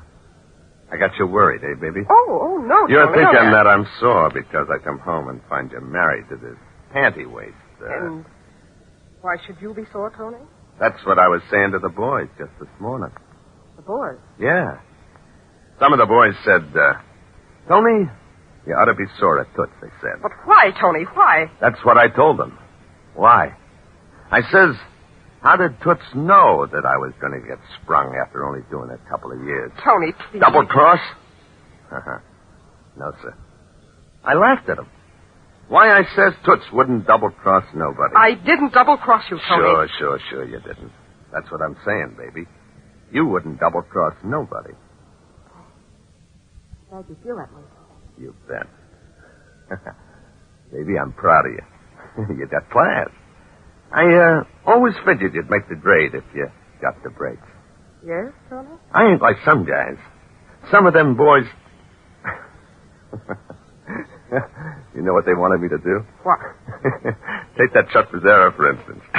Now, there's that character. Well, what did Chuck say? Why, he says, look, Tony, don't be a dope. Toots is in the chips, he says. Look, he says, she used to be your girl, didn't she? Okay, go on up and clip her for a few $100. She'll never miss it, he says. And what did you say, Tony? Nothing doing, I told him. Not me. I ain't that kind of a guy, see? Thank you, Tony. I ain't that kind of a guy, I says, who'd stool on a friend. Not even if she did double-cross me. Tony, I didn't. So what if Toots would pay off to keep me from telling about the weekend we spent together? Tony, that's not so. Sure, it ain't. Yeah, but the thing is, this Paul Arnold don't know it ain't so. What do you mean? Well, it's like this, baby. Suppose this Paul Arnold was told you used to be a birdie-cue dancer. Oh, Tony, you wouldn't. Suppose he got to know about you and Jerry the Duke in that nightclub raid. Oh, Tony, please. Suppose he told and was told about you and me, and I showed him some pictures. Paul wouldn't believe you. He'd throw you out of the house. The way I figure it, baby, Arnold could check them things. He'd find they was true. Then, when I mentioned about that weekend... Stop it, Tony. Stop it. What's the matter, baby? What do you want, Tony? Want? Me? Not a thing, baby. Not a thing. Yes, you do. What is it? Baby, you got me all wrong. You know, I wouldn't put the bite on you for nothing. Of course, since it's getting along towards Christmas. Oh, I see. Very well, Tony. I'll give you a Christmas present. Ah, swell, baby. Swell. Wait. The safe is over here behind these curtains. I'll be back in a minute. No, you don't. I'll just go along, too, huh? Maybe you got some ideas about telephoning? Hey. Huh. This is a kind of a cute idea, ain't it? Go back where you were, Tony. I'll not... Yeah. Kind of a cute idea. Big, heavy curtains hanging on the wall, just like there wasn't this little alcove behind them. If you think I'm going to open this safe with you watching me, you're crazy. Yeah, kind of cozy, too. Just big enough for us two. Tony, don't look at me like that. Come here. Tony, you keep your hands off me. Come here. Just us two. No. Like it used to be, huh? Come here. Take it easy, baby. Take it easy. Maybe we can make another deal. What's that? There's someone... Hey, who turned off the lights?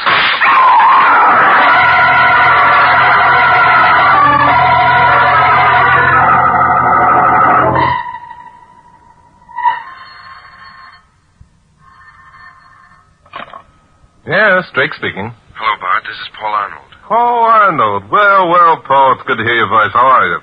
Right now, I'm not so good, Bart. There's a dead man lying in my living room with a bullet through his heart. What? Yeah, he was murdered. Murdered? How do you know? Well, my wife was standing beside him, and my butler was standing in the doorway and saw it. My sister was in the hall and heard it happen.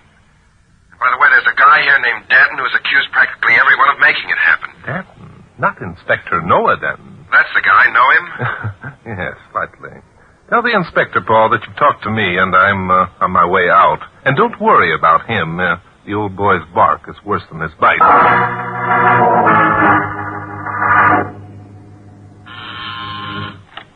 Hello, Bart. Hello, Inspector. Come on in. Thank you. I'm waiting for you. You got my message, huh? No, Inspector. What message? What message?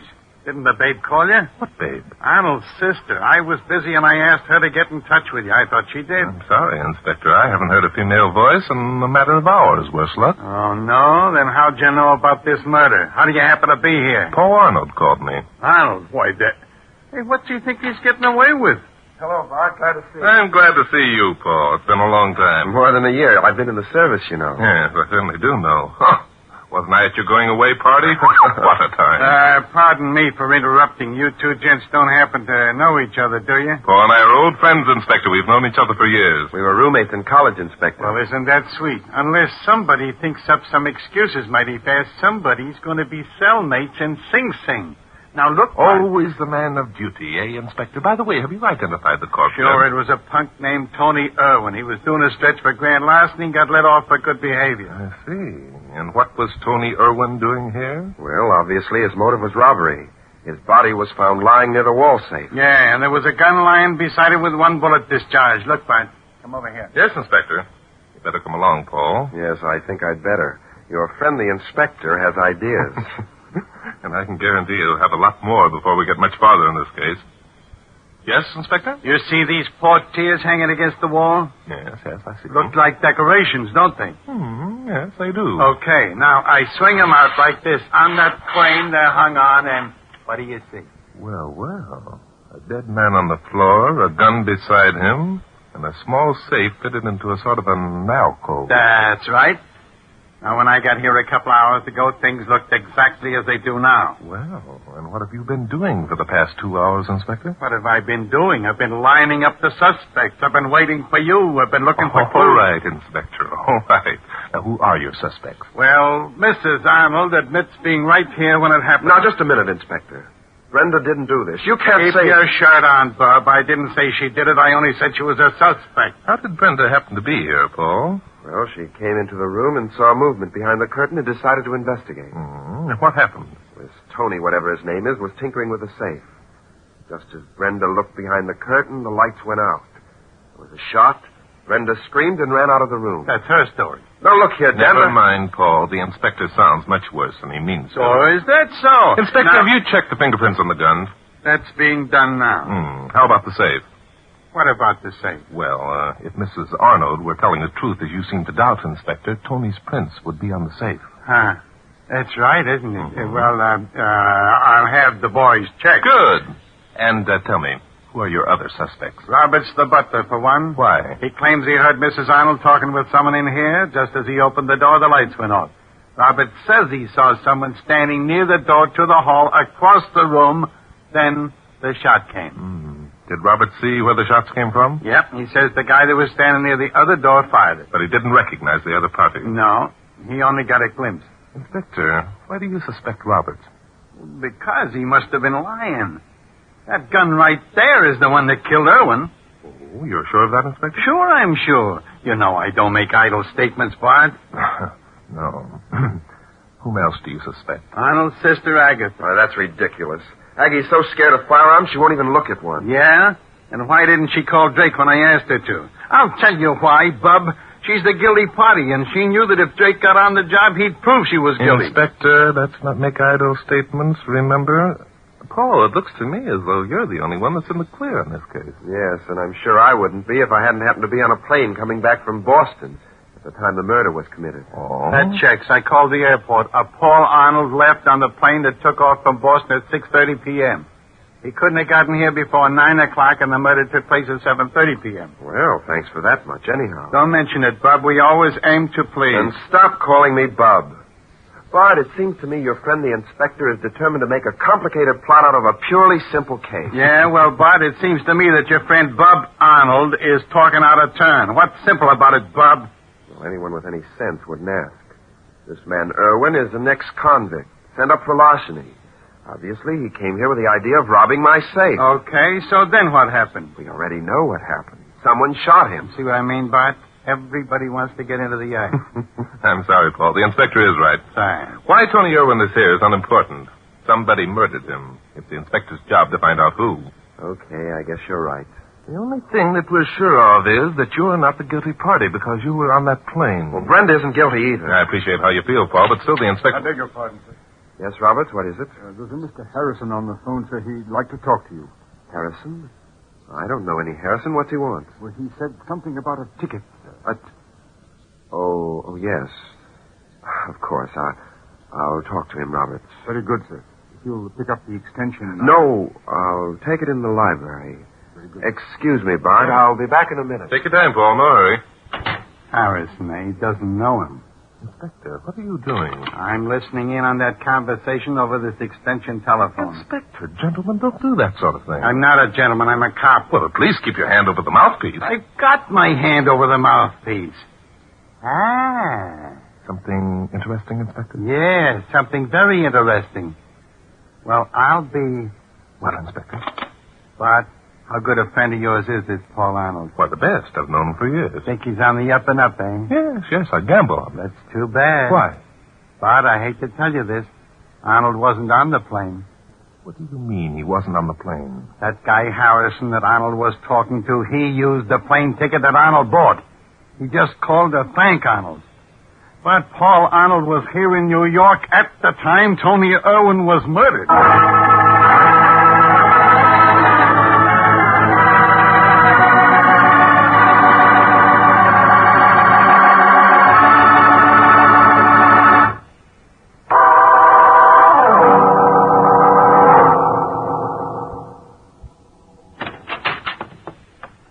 Oh. Brenda. Yes, Paul? Well, what are you doing? I'm packing. I'm leaving you, Paul. Leaving me? Why? Because I think it'll be best for both of us. Oh, then you've stopped loving me. Oh, no, Paul. Well, what else am I to think? Well, I'm not very proud of my past, Paul.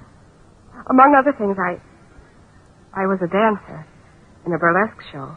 And you're ashamed of it. Oh, no, I'm not ashamed. I did nothing to be ashamed of. Then why? Because I met you, Paul. Because I fell in love with you. Because I wanted so desperately to have you love me. And I knew that Paul Arnold could only fall in love with a lady. He did. What? I said, Paul Arnold did fall in love with a lady. You're that lady. You're trying to be kind. You're pitying me. I can't stand pity, Paul. No, look, Brenda, listen to me. I've known for the last 3 months about your past. You've known? Yes, sure. Tony Irwin called on me. He told me all about you, even threatened blackmail. And you didn't believe him? Well, I found that everything he told me was true. But why didn't you tell me, Paul? Why should I worry the girl I love with something that was completely unimportant? Oh, Paul. Oh, there, you poor kid. Kiss me, Paul. Hold me close. Oh, darling, what a fool I've been. No such thing. I should have warned you. Irwin waited until things quieted down, then tried his blackmailing stunt on you. That's why I didn't go to Boston. I was worried. You didn't go to Boston? No, at the last minute I had a hunch. I gave my ticket to a man named Harrison at the airport. In fact, he just called me on the phone to thank me. Then you were here when... When Irwin was shot? Yes. I came in the back way just as the shot was fired. But you didn't... Shoot Irwin? No, darling. I didn't get the chance. Someone beat me to it. Paul, listen to me. Does Barton Drake know that you weren't on the plane? No, why? Then you've got to tell him, Paul. If he finds out that you were lying... Nonsense. Let Bart have his fun. But it isn't only Drake, Paul. It's Inspector Danson. Oh, Paul, can't you understand how important this is? Drake's clever. He might prove that you... Brenda, you don't think that I... Oh, darling. Come here to me. Listen, Bart's my best friend. Don't worry about him. And even if I did kill Tony Irwin, I've got the best alibi in the world.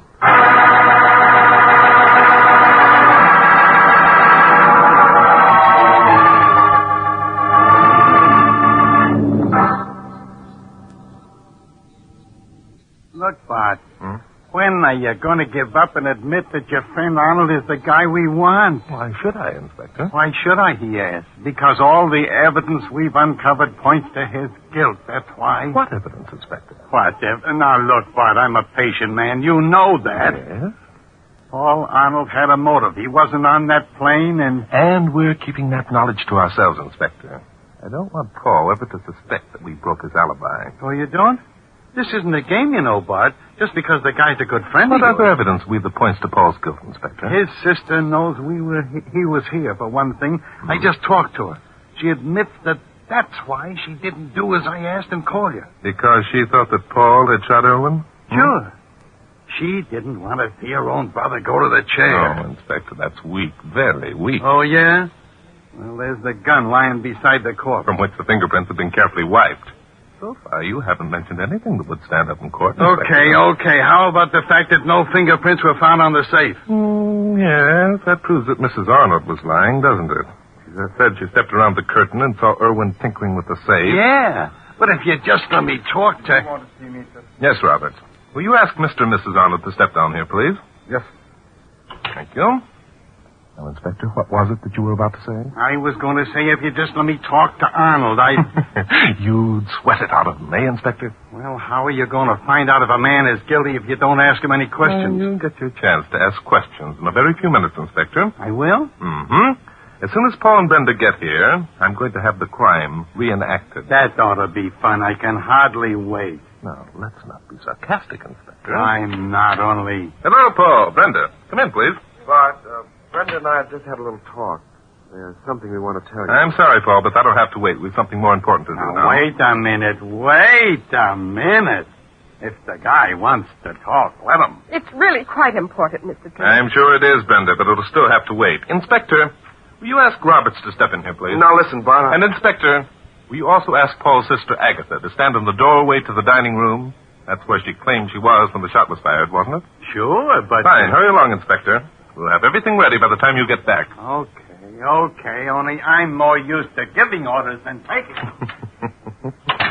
Now, Brenda, if you stand over there, near the curtains, in the exact spot where you were when the light went out... I will. Only if you'll listen to what Paul has to say. I'm sorry. What Paul has to say will have to wait. Now, wait a minute, Bart. This may change your whole outlook on the situation. I'm sorry, that's impossible, too, Paul. Listen, I appeal to you. If Brenda won't cooperate... She'd cooperate if you weren't so doggone rude. I'm sorry. There are times when a man in my position has to appear rude. Not to my wife, you don't. Whose wife it is doesn't matter. It does in this case. Now, listen, All right, Robbie, inside. Just a minute, Inspector Denton. Pipe down, Gramp, and do as you're told. Danton, take your hands off Roberts. He's done nothing. Well, now, what's happened to the big, happy family I left a few minutes ago? Never mind the wisecracks, chum. Bart, I thought you were a friend of mine. Friendship ceases where murder's involved, Paul. Now listen to me, all of you.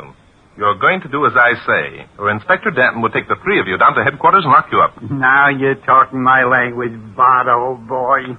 So this is when I ask a friend to help me out. Oh, what's the use, Paul? If this is the kind of person Barton Drake is, then what we have to say won't matter anymore. Brenda, you're 100% right. All right. If it's going to make you any happier, what do you want us to do? Thank you, Paul.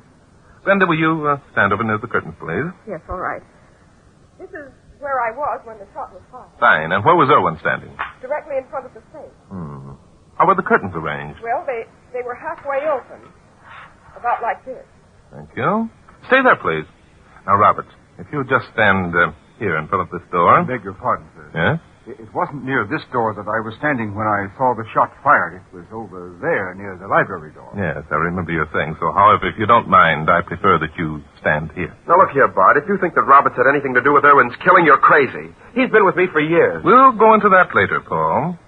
Inspector, where's Paul's sister, Agatha? She's out in the hall near the dining room door, bored stiff. Oh, she is? Look here, sir. If it were Miss Agatha, I mean, the dining room door is right behind where I'm standing. I mean... Well, what do you mean, Roberts? Are you implying that Agatha murdered Tony Irwin? Oh, no, sir. Of course not. Then keep quiet. Say, everyone's getting mad at everyone, aren't they? Paul, will you go over and stand near the door to the library, please? Okay. So now I'm standing here. What am I supposed to do? Look over towards the curtains.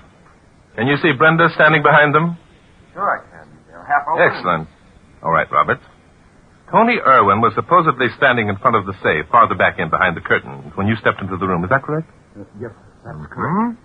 Now, Roberts, I want you to raise your hand as though you had a gun in it. Point it in the manner you claim to have seen the figure point it, and fire. Yes, sir. The figure was standing here. He aimed deliberately. Good heavens. Well, Roberts. You tricked me. The guy has got a gun in his hand. Hey, someone turn off the light. Look out, Agatha. He's coming at you.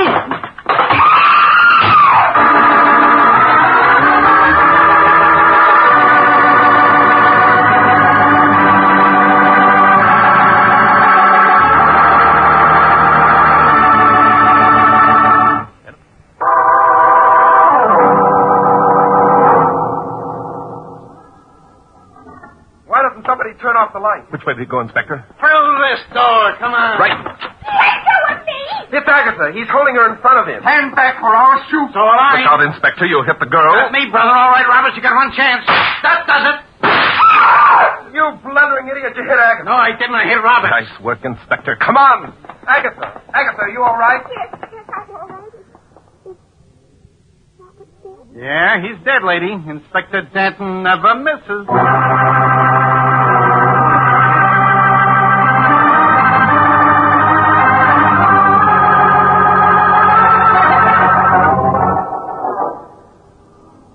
So you knew all the time that it was Roberts, huh, Bart? No, I only suspected. The thing that puzzled me is the fact that he had no particular motive. But he did have a motive, Mr. Drake. Oh? Roberts knew that Paul and I were happy. He apparently overheard my conversation with Tony Irwin and realized that our happiness was being jeopardized. Roberts has been in our family for years. He was just being loyal. You know, I wish somehow we could repay the debt. Well, I think Roberts would feel repaid if he knew how things had turned out. Yes, I suppose you're right. Oh, Paul. Oh, now, darling. Can I say something? Yes, of course you can, Inspector. All I want to know is, how did you know that Roberts was it? Well, that's a fair enough question, Inspector. Roberts said he glimpsed a figure standing in the doorway that led to the hall. He said he saw that figure take deliberate aim and fire. I get it. Anyone standing in the doorway leading to the hall couldn't see the two people standing behind the curtain. Ah, that's right, Inspector. Roberts, standing in the doorway of the library, could see them plainly. So he assumed that the figure could see them, too. Uh-huh. And how did you know that this figure just didn't fire blindly and hit Tony Irwin by mistake? Oh, Inspector, I'm ashamed of you. Because if he had, there would have been a bullet hole in the curtain. Now, wouldn't there? Yeah.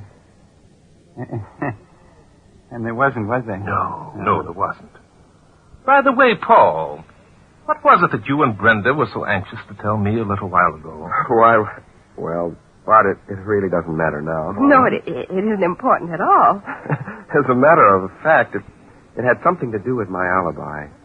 Bart, it would kill you if you knew. It would, huh? Bart, shall we tell him? Absolutely not, Inspector. I told you I'd like Paul to think that... I don't mean that. No, what do you mean? Tell him, you know what? Huh?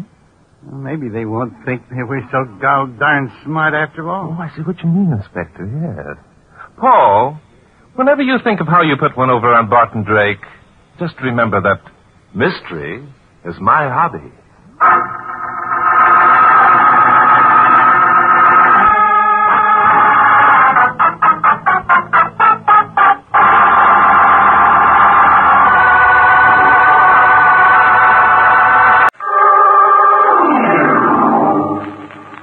Mystery is my hobby.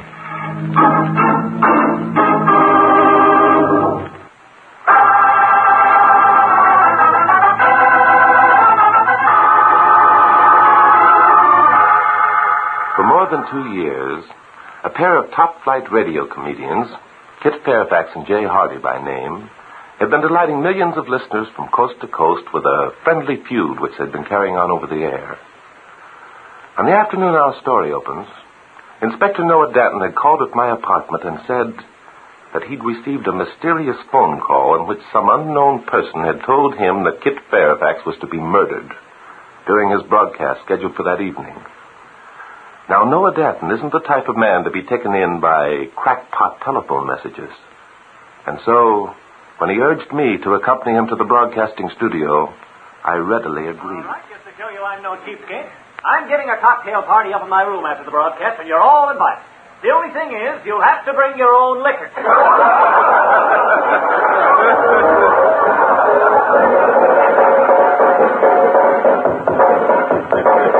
Bring your own liquor. That guy kills me. You and about 20 million others, Inspector. By the way, did it ever occur to you that Hardy and Fairfax might be serious about some of those insults they hurled at each other? Bart, you're smart enough to know that's exactly what Hardy and Fairfax want people to think. Maybe. That they are serious. They work at it. That's why it's such a good gag. Exactly. It's a very convincing routine, almost too convincing. Huh? Say, nobody's tipped you off to anything, have they? No. Just making idle conversation. You know, Inspector, I was a little bit surprised to find you waiting outside the studio with a couple of tickets in your hand when I arrived tonight. Well, now, think of that. That's what I call gratitude. Here, I go to the trouble of getting you a free ticket to a brother. Thank you, Bob. Ladies and gentlemen, Jay Hardy and Kit Fairfax will be back in a moment. Meanwhile, a serious question. Have you put a black mark against every suggestion of black marketing? We set up price controls to protect ourselves against runaway, uncontrolled price rises. Hey, then that was a shot. Then let's Probably keep part of the those sound effect. protections. Not while the commercial is on. There wasn't anything phony about that. Mr. Fairfax has been stopped. Mr. Fairfax has been stopped. Holy smoke, come on, Bart. Right with you, Inspector. Better keep the crowd from leaving till we find out what the score is. Yeah. Hey, you ushers, lock those doors. All right. Take it easy now, folks. One side, big away. Here we are, Inspector, through the store. Which way now? This door here opens onto the stage, I think. Please, will everyone please be quiet. My sergeant guard of the police will be here in a moment. Please, will everyone please be quiet. All right, mister, all right. I'm Inspector Noah Denton, police headquarters. Well, my sergeant guard, how did you get here so soon? I mean, how fortunate that you are here. Yeah. Suppose we take a look at the body. Now, just a moment, Inspector, please. I must caution you. I will not tolerate any publicity. It would be very bad for us. Look, Bub, do you take us to the body or do I arrest you for obstructing justice? Arrest? I? What such language? Oh, very well. This way. Through the door here. What a spot to hold a murder. You said it, Inspector. Oh, Mr. Flagg, it's terrible. There, Amanda. All right, calm yourself. folks, all right. I'll take over. Stand back, please. Let's have a look, Bart. All right. Dead, all right. Through the heart. Killed instantly, wouldn't you say, Inspector? Yep. Hey, you. Are you addressing me? Yep. What's your name? Me? Why, I'm Gregory Flagg, of course. My stars and garters, everyone knows me. I'm Kit Fairfax's manager. Okay. Look, call up my office and tell them to send medical examiner Jim Ryan out here. What? Also a squad car. But I'm not Now, get going, will you?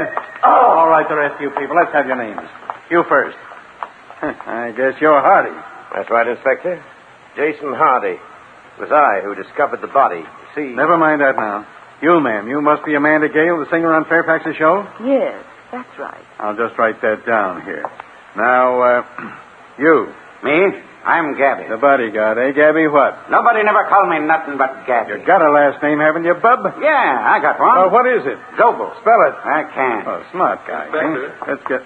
Yeah, Bart? I think you'd better take charge of this. The gun, huh? Where'd you find it? Under Fairfax's body. Keep my handkerchief around it. There'll probably be some fingerprints. Hey, that's my gun. Jeepers, how'd Mr. Fairfax get hold of it? Maybe he just borrowed it to shoot himself. No, he didn't. You ain't gonna pin this on me. Mr. Hardy shot him. Oh, so Mr. Hardy... Watch him out, Gabby. Now, wait a minute, you guys. Now, Hardy shot him. I seen him do it. You what? Why, you dirty liar. You hands off me, Hardy. I can tell a lot more. Don't forget that. Hey, what is this? Break it up. Get away from him, Hardy. Slap-happy bodyguard is nuts. Yeah. Kit was my best friend. It's ridiculous to think that Jake could do such a thing. Well, now, think of that. Just one big, happy family, eh? Everybody loves everybody else. Inspector, perhaps it would be better if we adjourned to Hardy's dressing room. I'm sure his description of how he discovered the body will make interesting listening. Good idea. Okay, everybody, in you go. Might as well go there as anywhere else. Okay, Hardy, let's hear it. And don't leave out any details. The rest of you keep quiet. Well, there isn't much to tell. After we finished our turn, Kit and I came off the stage. Kit is an inveterate tea drinker. Thinks he does no more cups a day. Says he gave him a lift. Formed a habit of sneaking back to his dressing room for tea during the band number. The commercial follows the band, so he had about 2 minutes. Gabby here always had a hot cup ready just at the right time. Here's about the way it happened.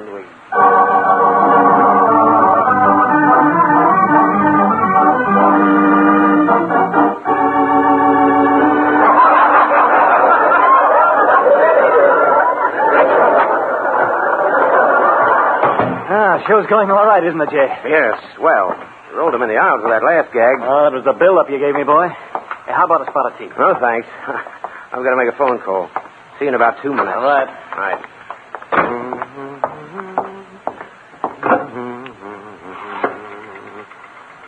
Hello, operator? This is J. Hardy. Yes. Would you get me the passenger agent of the American Airlines, please? Yes, that's right. I'll hang on. What the devil? Good heavens, Kit. Holy smoke, he's been shot. Here's a gun. Hey, what's the matter? Gabby, Kit's been hurt. Get hold of his leg. Jeepers. He's been shot. There's blood all over. Now, take it easy. Getting excited won't help. Just do as I say and... You shot him. Oh, don't be a dope. I didn't shoot him. You done it. You got the gun in your hand right now. You shot him. Mr. Fairfax been shot. Oh, come back later, crazy lug.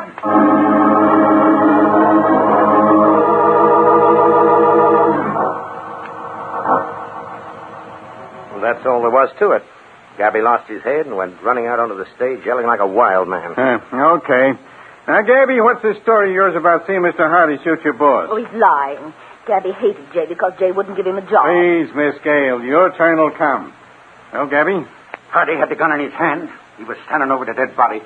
Ain't that enough? Hardly.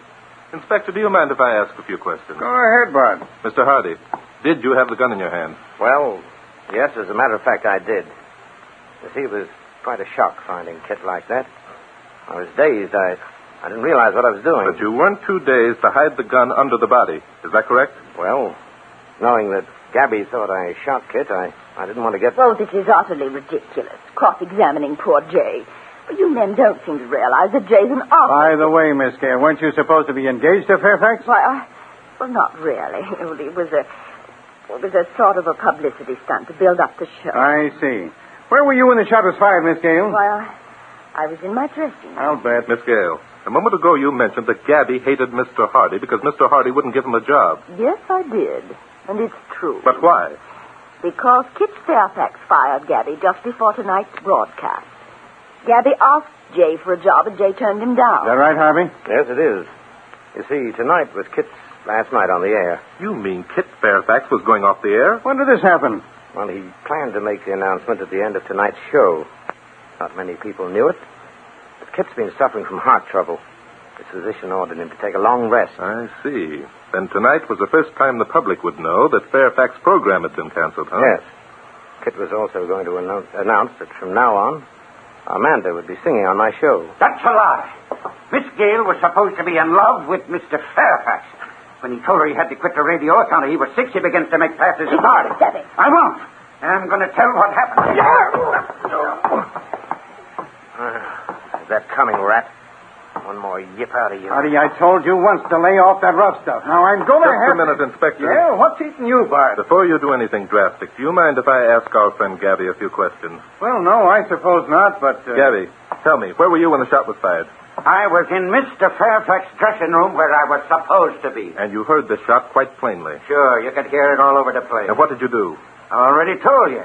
I run to the door, flung it open, and And did you run to the door and fling it open immediately after you heard the shot? Why, sure I did. Inspector, I'm afraid that Gabby is the man you should arrest. What do you mean, arrest me? What for? I didn't do nothing. Fairfax's body was found in the hallway between his dressing room and the stage. That's right, isn't it, Inspector? Why, yes, but... The room we're in now is Mr. Hardy's dressing room. It's located farther away from the stage. So that means Gabby had about half as far to go to reach the body as Hardy. Bart, you got something there. Yes, if Gabby ran out of the door immediately after the shot was fired, he'd naturally be the first to reach the body. Holy smoke, why didn't I think of that? Yeah, why didn't you? Well, maybe when I get through, none of you'll wish you had. Put down that gun. I'll put it down when I get ready. You ain't gonna arrest me. You think just because I'm a punk you can hang this murder on me, huh? I know your game. You don't want the public to know it was that pantyweight Hardy that murdered Kit Fairfax. You don't want them to even think that Hardy and Fairfax was good friends because it would be bad publicity. So you're going to pin the rap on me. Well, you ain't going to get away with it. You ain't going to get away with it. Stop my Sergeant Goddard. Just in time, Mr. Flagg, come in. Gabby, what are you doing with that gun? Put it away, put it away. I hate the sight of guns. Well, you're going to hate the sight of this one more than most. I suppose you think that I killed Mr. Fairfax, too. I think that you killed... What? No such thing, Gabby. On the contrary, I know you didn't. What the devil do you mean, Flagg? Precisely what I said, Inspector Danton. Your friend, Medical Examiner Ryan, has arrived. He's examined the body, and he states positively that Kit Fairfax was dead before the bullet penetrated his heart. He was poisoned.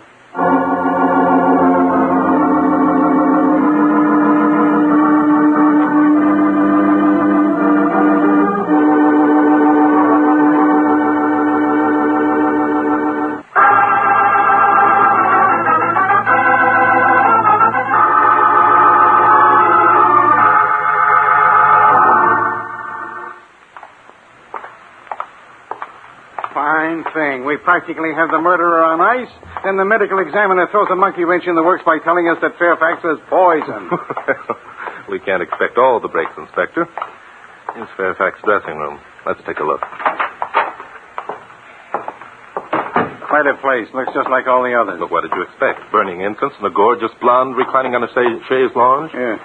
Wouldn't have surprised me any. What have you got there? Fairfax teacup. Yes, it smells of poison, all right. Strychnine, I think. So what does that prove? Nothing.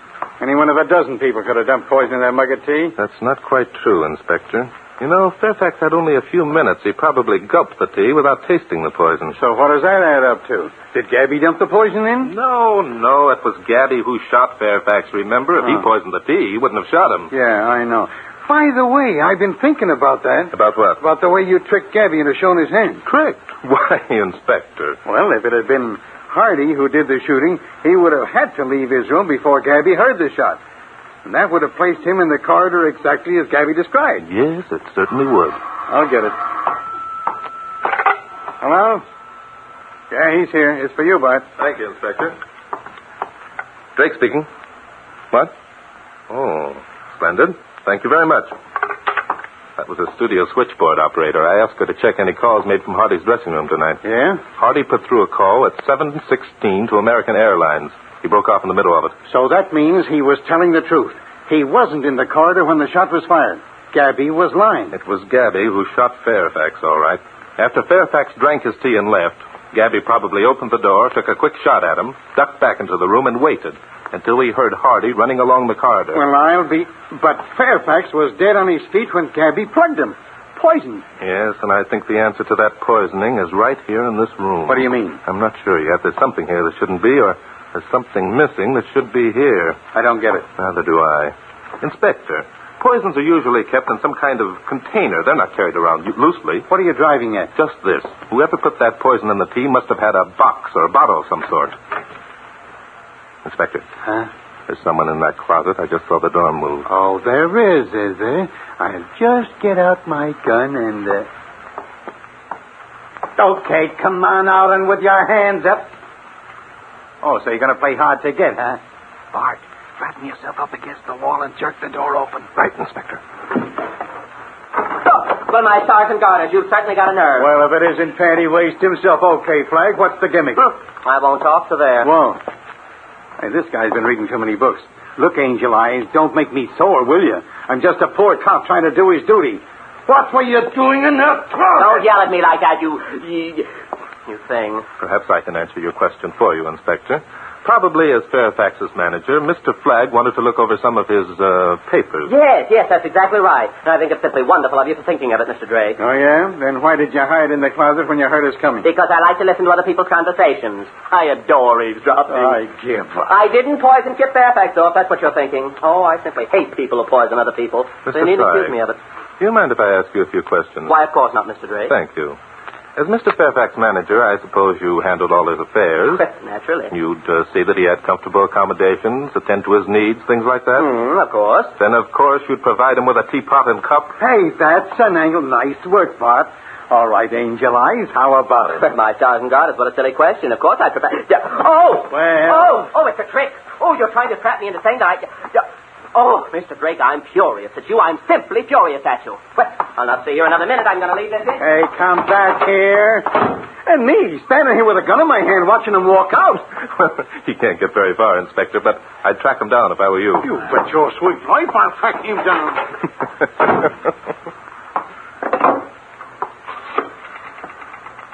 Operator, this is Barton Drake. I'd like to be connected with my office, please. Yes, that's right. The number is 20...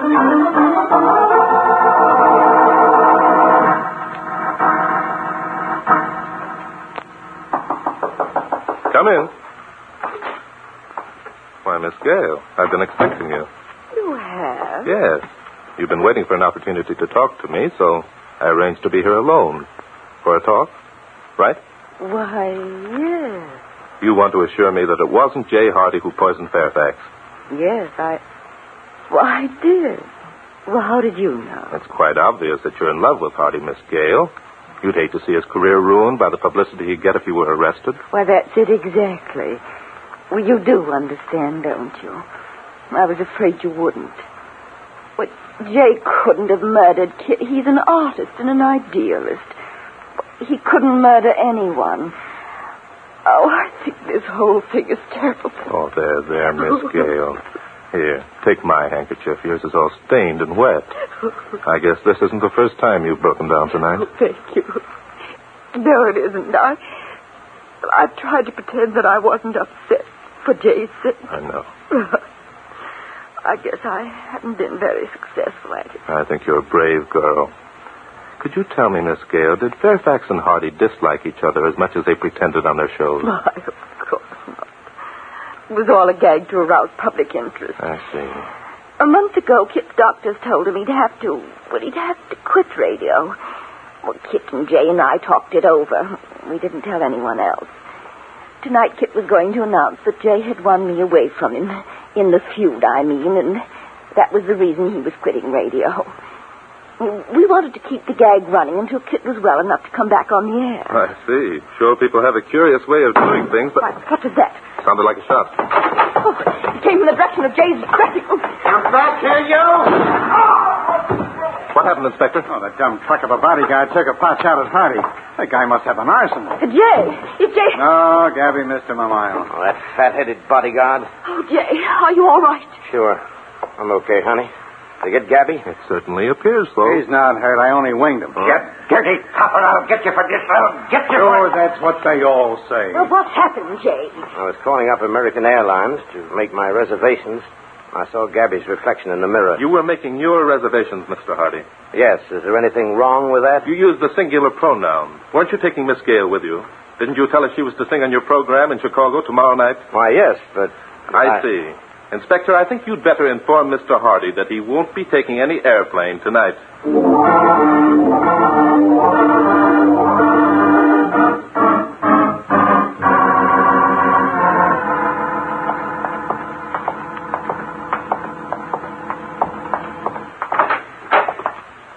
Another dressing room.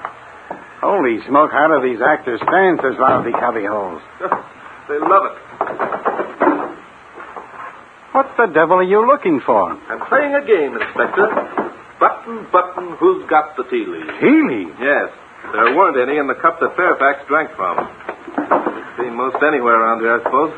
No one would be dumb enough to throw them in a wastebasket. On the contrary, Inspector, if the person were smart, he'd throw them away in the most obvious place. Thinking, of course, we'd never look there. Yeah, I can't see what a handful of tea leaves is going to get us. Possibly nothing. Let's see now. Some old press clippings, theater programs, a couple of letters. What's the matter? I found it. Say, what the... See, that looks like a tea bag. That's exactly what it is, Inspector, a tea bag. Some of the tea leaves have been removed and poison substituted. Well, I'll be... Then that's how... Yes. This tea bag could have been prepared by the murderer days ago and placed in a box with other tea bags.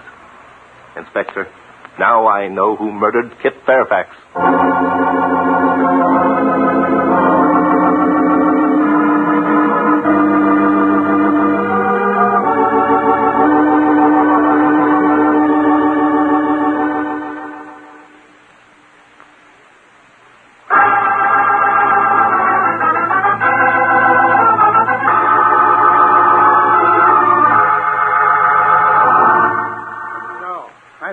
Done, eh?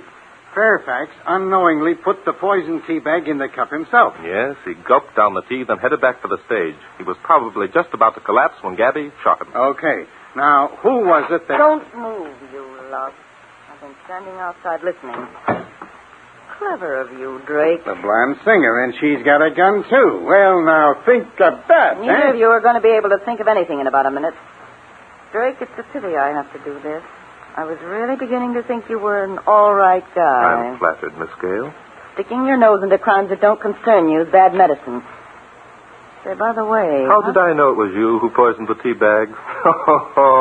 Woman's curiosity can always be depended upon. Never mind the crack. I'm sorry. It was like this, Miss Gale. First, there was something missing from Fairfax's dressing room. Remember, Inspector? Yeah, I remember. I didn't realize what had happened until I saw Miss Gale's stained and moist handkerchief. My handkerchief? Yes, your tears touched me, Miss Gale, but it occurred to me that a woman as charming as yourself would not carry about a handkerchief that was stained an ugly brown. Now I get it. The babe here sneaked into Fairfax's dressing room, wrapped up the tea bag in her handkerchief, and took it away. That's how she destroyed the evidence. Yes, that was what bothered me. Tea cannot be made without tea leaves. I could find neither a tea bag nor loose leaves anywhere in the room. It was Miss Gale's stained handkerchief that made me curious. So So I had my office check up on your past, Miss Gale. Why? I wanted a motive for you murdering Kit Fairfax. Miss Gale, why didn't you divorce your first husband? He wouldn't give me a divorce, the rat, so I left him. I changed my name and I got a job singing with Kit. Sure, I made passes at Jay when I found out that Kit was leading radio. I was on the way up and I wanted to stay there. Well, how did I know Jay was going to fall in love with me and want me to marry him? Well, I didn't do any more than the other dame would have done who wanted to get somewhere. Why would have married Jay if he'd insisted? Then that lousy husband of mine turned up and got the Kit. Kit and Jay were friends. Good friends. Kit didn't want to see Jay getting mixed up in anything that would harm his career. He told me that unless I laid off Jay, he'd spill what he knew. So you decided the Kit had to be eliminated. Yes, and I would have gotten away with it, too, if you hadn't interfered. I'm still going to get away with it because right now... Oh, my sergeant got us another gun. Grab her, Inspector. Yeah. Oh. Miss, I got her. grab the gun. Sergeant, look. Oh, this is dreadful. We simply can't have this sort of thing, you know. Okay, Bob.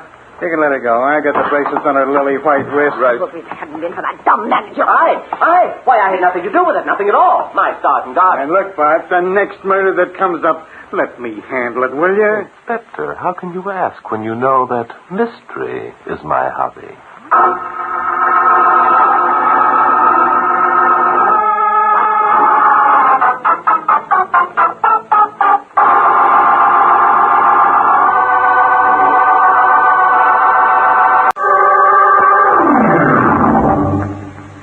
Mystery is my hobby.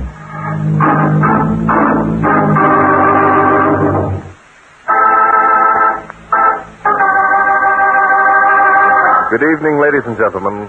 This is Barton Drake speaking.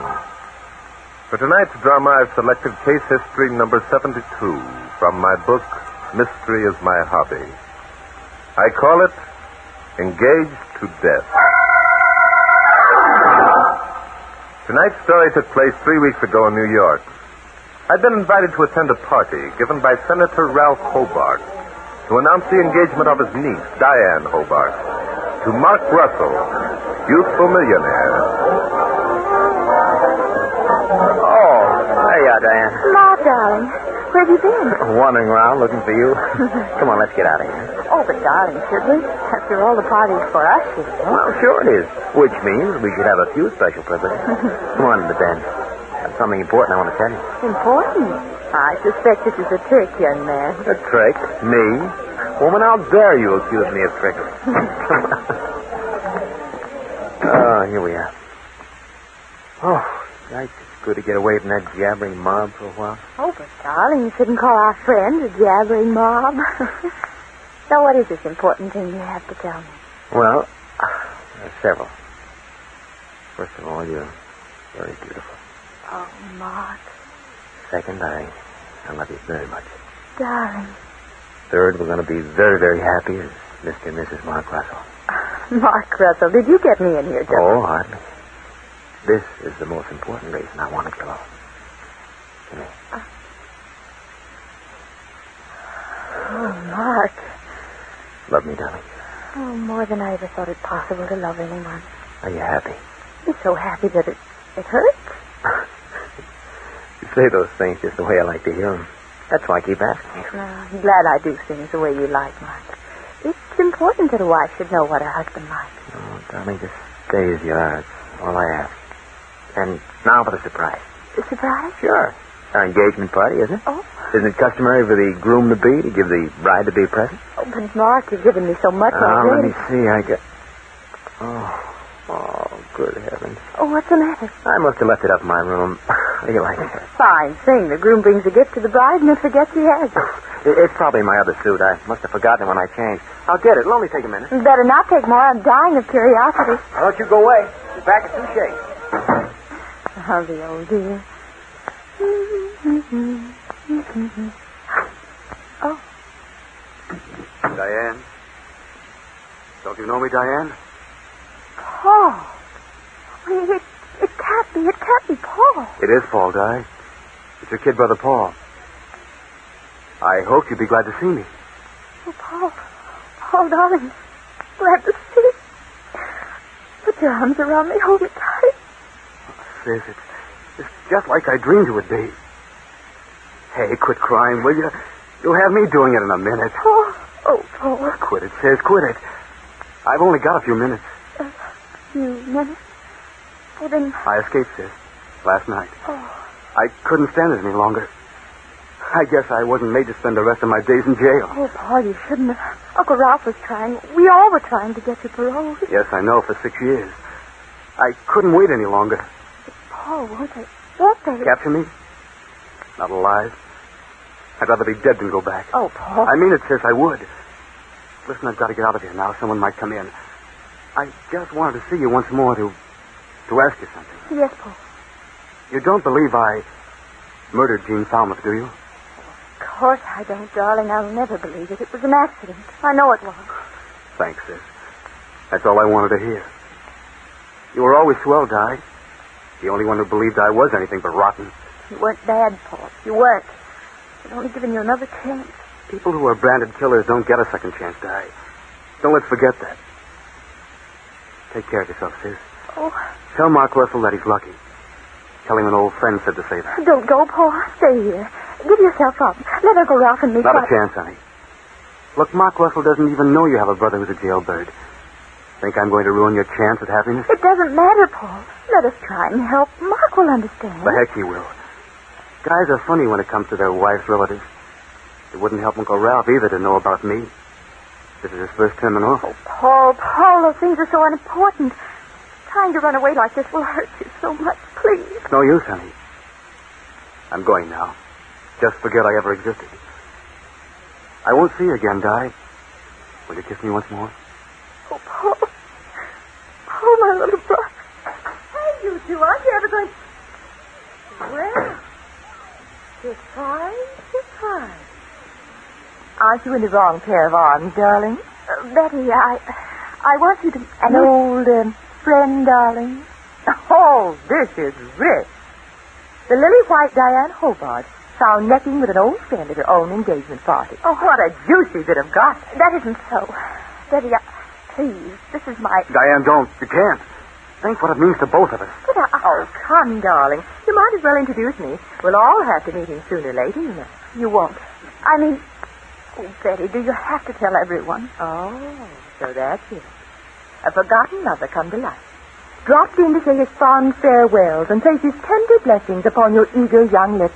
And then bingo, he's gone into limbo. And little Diane, the sweet memory of the parting still lingering in her innocent thoughts, goes on and sacrifices herself to the Mark Russell millions. Nuts! Betty, how can you be so vulgar? Vulgar, she said. Aren't you being a little presumptuous, my dear? If I ever saw a more vulgar display... Stop it, Betty, stop it! Nothing that you say is true. Nothing that I say is true. Oh. Then you won't mind me repeating it to Mark, will you? Repeating it to Mark? Betty, you wouldn't. Oh, wouldn't I? Listen, you double-crossing little cheat. Quiet. Someone's coming. I'm getting out of here. So long, Diane. Sorry. No, wait. Don't go. Oh. She's waiting in here for me, Uncle Ralph. yes. Oh. Hello, Betty. Come in, Mark, darling. You just missed the feature attraction. Feature attraction? What are you talking about? Diane, is anything wrong? Tell him, darling. Or I will. Betty, you... Oh, please, Betty. Well, there seems to be drama going on here from which you and I are excluded, Mark. Diane, suppose you let us in on the conspiracy, Oh, Uncle Ralph, I don't know what to do. Well, there. Now, heaven's name, what's this all about? Betty, have you been... Have I been what, darling? Kneeling Diane because she took you away from me? Oh, no, hardly. I've merely been observing Diane in a rather amorous prenuptial sequence. You know what? Diane, what you saying? I don't know, Mark. There was a mistake. I mean, Betty came in, and I... And what? Tell him, darling. Tell him how I came in and found you kissing another man. A rather striking young man, I might add. You what? Diane, is this true? Yes, I mean... Diane! Please, Mark, please, it isn't what you think. It isn't what I think. Oh, really, Diane, Mark isn't an idiot, you know. When you admit kissing another man, it's only natural for him to be curious. No, I don't believe it. I can't believe it. Diane, tell me it isn't true. It isn't true, Mark. Not the way Betty means it. It's just... Well, it's just... Oh, I can't explain. Diane, if there was another man here, who was he? Yes, tell us, darling. Where he was doesn't matter. What I want to know is Betty telling the truth? If she is, Oh, Mark, darling, if you don't believe me, you better look for yourself. He can't be far away. He went out through the French doors. Why don't you go look? Diane, tell me. Is what Betty says true? Answer him, Diane. He has a right to know. Go on, darling. Tell them. Yes, it's true. It's true. Betty did find me kissing another man. Is that what you want to know? Oh, leave me alone. Leave me alone. Mark, what are you going to do? What do you think? Mark. Put down that letter opener. Where are you going, Mark? Going out after this other man whom my so-called future wife thinks it's all right to kiss. If I find him, I'm going to kill him.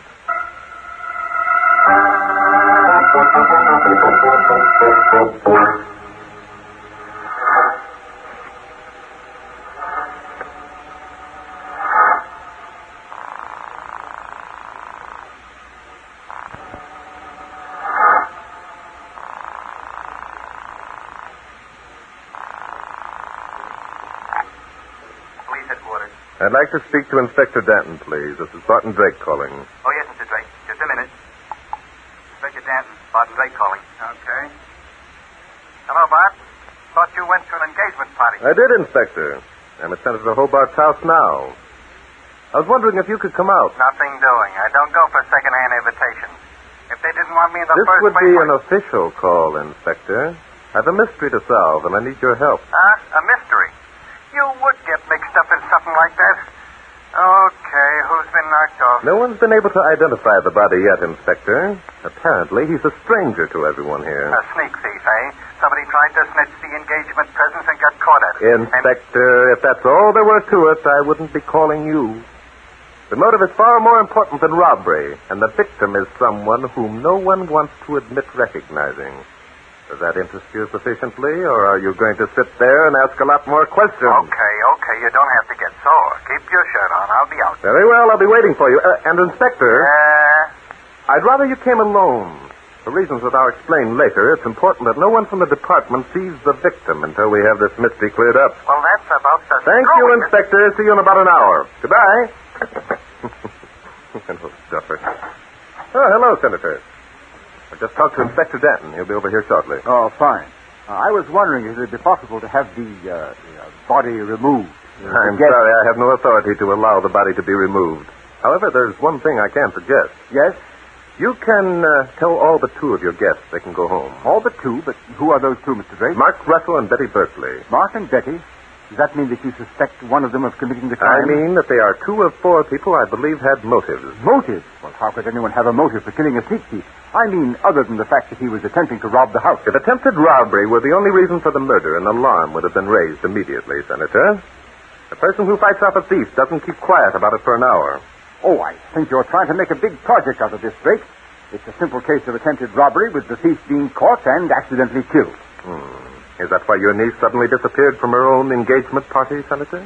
Eh? When I found her, she was in tears and refused to give any explanation. Young Mark Russell refused to talk to his bride-to-be. And Betty Berkeley is going about looking like the cat that swallowed the canary. Oh, nonsense. Your imagination is running away with you, Drake. Yes, sir.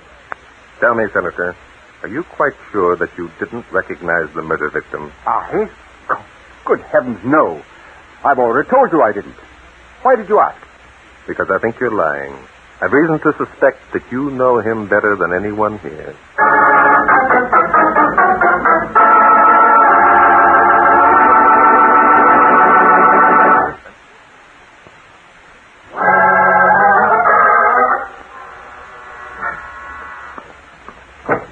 Hello, Inspector. Come in. Hi, Bart.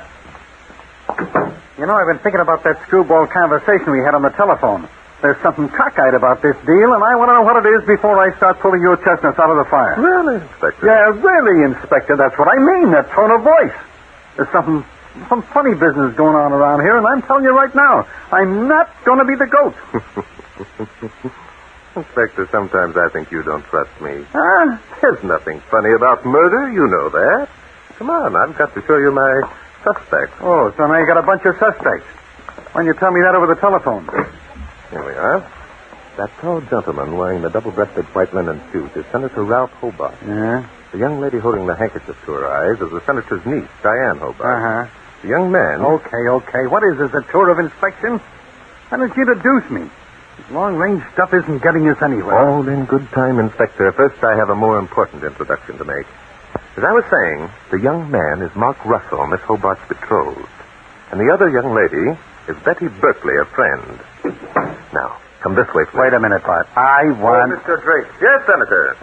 Oh, I'm sorry. This is Inspector Noaden. It's about time. Hi. Good evening, Inspector. Mr. Drake, I know you asked us all to stay in this room. Yes? But I'd like permission to go up to my room and change my clothes. Frankly, a white linen suit at a time like this. You understand? Of course. Inspector, has the senator your permission to go up and change his suit? Huh? You're asking me? Oh, okay. Go on. Change your clothes, Senator. Only what I want to know is... Sorry, Inspector. Oh. Just a minute. Now what? Why'd I give $1 to know what kind of deal you're pulling if I didn't know you so well? What are you looking after the senator for? I just thought of something. Well, never mind. Come in here, please. I want you to meet our corpse, Inspector. What's he doing here? I thought the murder took place outside. It did, Inspector. I called Dr. Ainsworth, had him come over and make the examination. Ainsworth? That old fuddy-duddy? Since he's about to retire, I didn't think he'd bother to come out at night. I know, but you see, I have no authority to move the body, and Ainsworth won't talk. Won't talk? What's all this secrecy about? Aren't we going to tell anyone about this murder? Do you recognize the dead man, Inspector? Say, wait a minute. He does look familiar. I thought he would. Yes, sir. I can't place him, though. Still... That's fine, Inspector. Don't think too hard. I don't want you to place him yet. Now then, let's get down to facts. Facts? You haven't told me a fact for so long that I probably wouldn't believe it anyway. The victim was stabbed twice, Inspector. Once in the back and once in the chest. So I noticed. So that eliminates the possibility of suicide. It also eliminates the chance that the knife was thrown. As a matter of fact, it establishes in my mind that the blows were delivered while in close contact. Wonderful, Mr. Drake. You certainly are sharp tonight. Thank you, Inspector Danton. The murder weapon was a letter opener, which I found several feet from where the victim lay. The handle was grass-stained, which indicated to me that the fingerprints had been wiped off. Well. Now I suppose you're going to tell me that you know who murdered the guy. Not just yet, Inspector, although, of course, I know. Not just yet. What? You know who the guilty party is? Yes, of course. I'm surprised you should ask, Inspector, when you know that I've been on the scene for more than 2 hours. Yeah. Foolish me. Well, who is it? In just a minute, I'll be able to... Oh, hello, Miss Berkeley. Come in. We're just about to go and have a talk with you. I thought you would, Barton. You want to ask me what happened in the den just before it happened, don't you? Well, as a matter of fact... I know. The Hobarts and Mark Russell are my friends. You dislike asking me to implicate them. And yet it's my duty. I'll not fail you, Barton. What she means is, Bart, that she's just dying to tell everything she knows. I beg your pardon. Who is this person, Barton? This person, Miss Berkeley, is Inspector Noah Danton. And as for telling us what happened in the den, it won't be at all necessary. Not necessary. But it's important. Yes, I know, but I'm already aware of what happened in the den and what happened afterwards. You couldn't be. Oh, well, then stop me if I'm wrong, Miss Berkeley, please. You saw Diane and Mark Russell go into the den, and you were consumed with curiosity and jealousy. Unable to stand it any longer, you went into the den yourself on some pretext and found Diane in the arms of another man. Yes. Diane was cheating, and at her own engagement party. Don't try to make me out a jealous, vicious woman, Barton. What I did was natural and right. What else happened in the den, Bart? During the conversation that followed, the other man left, and shortly afterwards, Mark Russell and Senator Hobart came in. Okay, I can guess the rest. This babe here did her duty by telling what she knew, and young Russell threatened to kill the other man. Happens every day. Yes, that's approximately it, Inspector. Mark Russell grabbed up the letter opener and ran out of the house. The others followed him. So that put all four of the suspects outside the house at the time the murder was committed. Right, Inspector. Any one of the four had an opportunity to kill the unknown stranger. Any one of the four? You mean that I am considered one of the suspects? Oh, yes, very definitely, Miss Berkeley. If you'll join the inspector and me in the library in 15 minutes, I'll be glad to tell you why.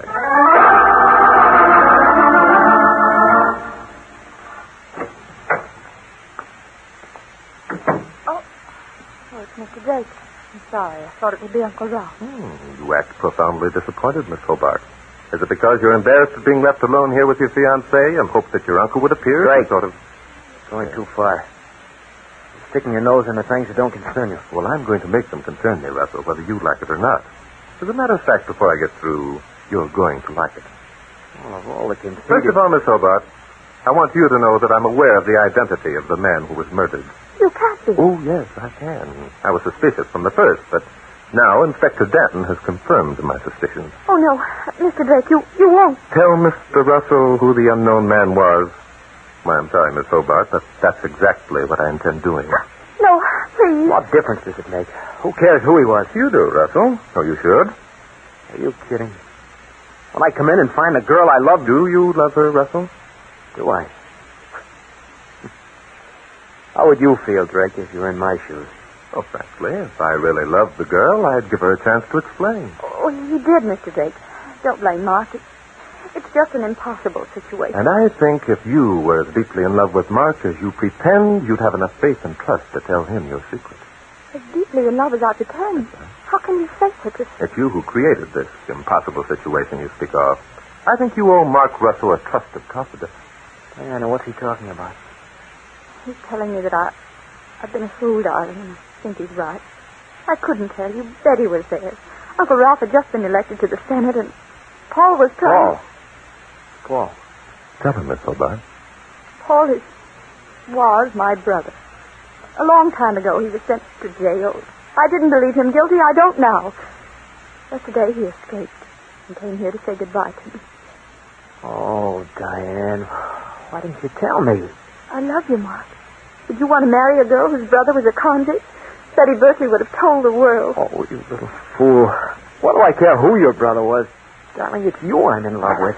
This babe takes things literally, Bart.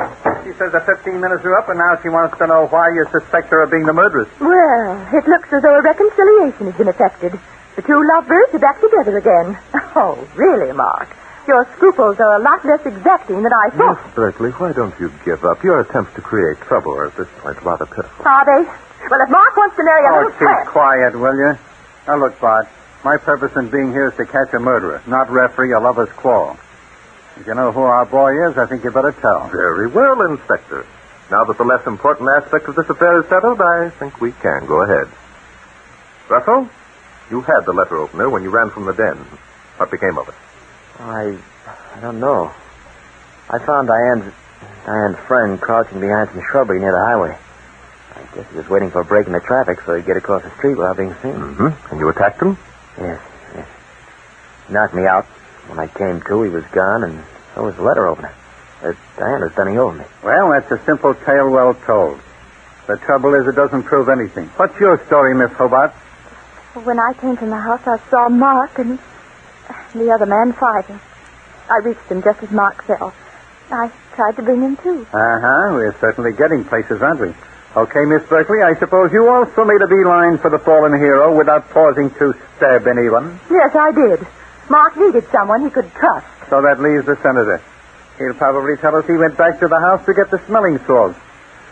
Oh, well, Bart, suppose you tell us which one of these innocent people is lying and why. None of them is lying, Inspector. Come in, Senator. You were standing outside the door listening, weren't you? Yes, Mr. Drake. Yes, I heard it all. And you decided that there was little use in attempting to destroy the evidence? That's right, Drake. It was I who killed... Please, it won't be necessary to mention his name. I don't intend to. I'm not a fool, Drake. I'm sorry. I didn't mean to speak sharply. I understand what you're trying to do, and I appreciate it. Uncle Ralph, it was you. Please don't judge me too harshly, my dear. I didn't know at first that he had the letter opener. I had to defend myself. Your mistake came, Senator, when you didn't explain at once that you killed him in self-defense. Even now, we're going to have a difficult time convincing Inspector Danton that you did not murder the man who attacked you.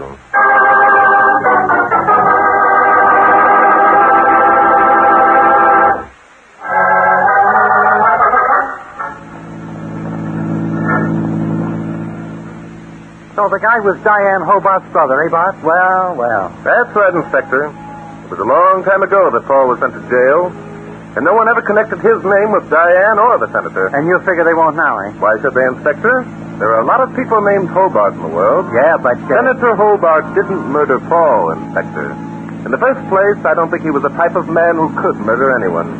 especially his own nephew. Yeah, but... In the second place, he didn't have the letter opener. Paul had it. That's right, isn't it? So it must have been Paul who did the attacking. Exactly. A simple case of self-defense. You see, Inspector, it's all up to you. Up to me? Thanks, pal. Well, we'll see what we can do. However, I'm not promising anything. Thank you, Inspector. You're welcome. Now tell me how you knew Hobart was the one. He had a spot of blood on his double-breasted white linen suit, Inspector. He did? I didn't see it. Neither did I, but I knew it was there. How? It was simple, Inspector. A man wearing a double-breasted suit always buttons it from left to right. Hobart had his buttoned from right to left in order to hide the spot. Oh, you're very observing, Mr. Drake. It pays to be, Mr. Denton, when mystery is your hobby.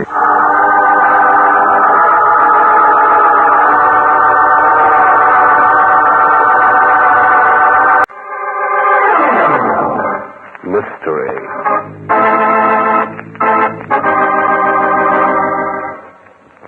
Ladies and gentlemen, Barton Drake speaking.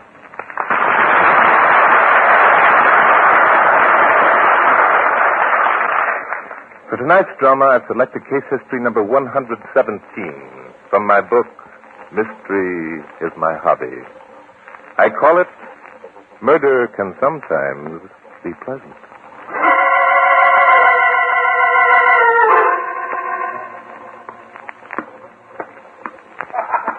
I got you that time, Althea. Yeah, 15 love. Oh, darn it, I missed. Love 30. Now, good serve. Good serve. Here it is. Right back at you. Oh, no. Love 40. Still your serve. No, let's fall. Try again, darling. Outside. Outside, that's game and set. Love set. Well, you want to play another, Althea? Let's get over here and sit down. All right, let's. If you play like that tomorrow, you're bound to win the championship. Sure, I'll win it. Kiss me, Dad. Oh, you stacked up. And after you win the championship, our problems will all be settled. Gramps will let me marry you. Well, Kiss me again, John. Oh, I love you. I love you. You're a sweet little kid, Althea. I'm not a kid. I'm 19. And I'm 42. The best part of it. You're mature. You've seen life. And you've taught me what love really means. Oh, John. You just gotta win that championship. Althea, Yes, Johnny? even if I do win the matches, money is still going to be a problem. Oh, the $2,000 prize money. Yeah, $2,000 won't half pay you back the money you've given me in the past 6 months. You can forget that, Johnny.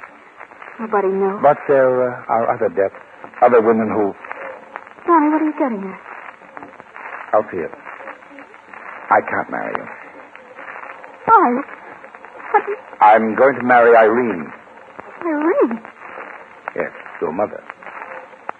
Johnny, you can't do that. Why, Of course, honey, of course. You're the one I love. But Irene has the money. All the money that was left her from her 4 husbands, and I simply have to have money out there, lots of it. You can't. You can't. What'll become of me? Oh, it doesn't have to make any difference with us, darling. Sure, I'm marrying your mother, but only for her money. I'll be around, darling. Oh, down, dirty, stinking pig. Althea, you don't have to take it this way. You think you're going to marry my mother? Oh, no, you're not.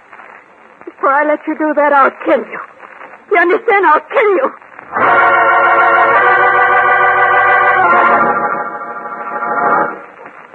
Barton Drake stretched his long legs out until they pressed against the back of the front seat of a luxurious sedan that was to drive him from the Miami airport to the sumptuous El Boca Hotel.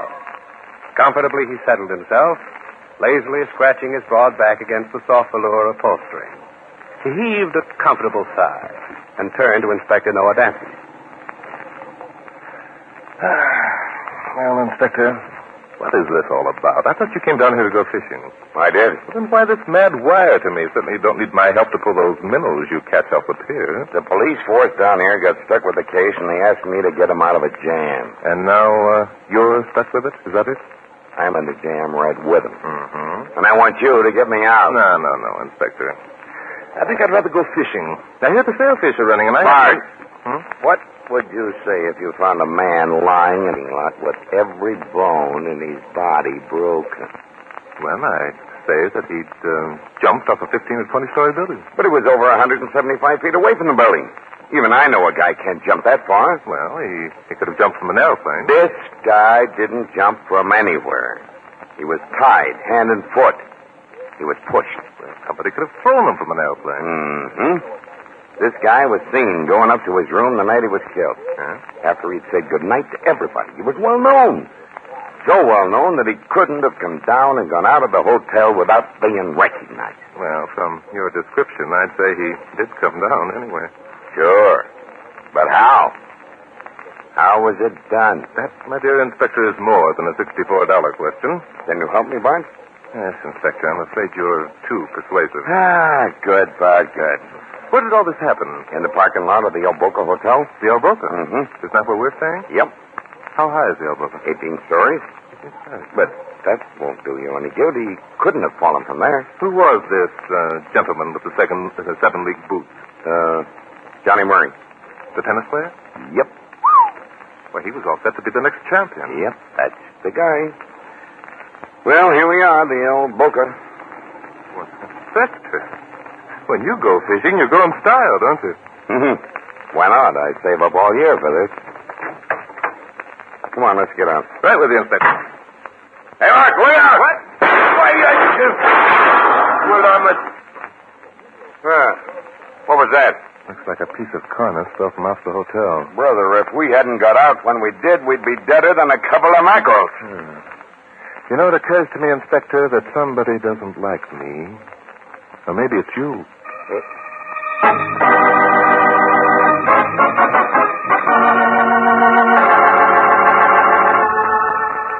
And now, back to Glenn Langan for the second act of... Mystery is my hobby.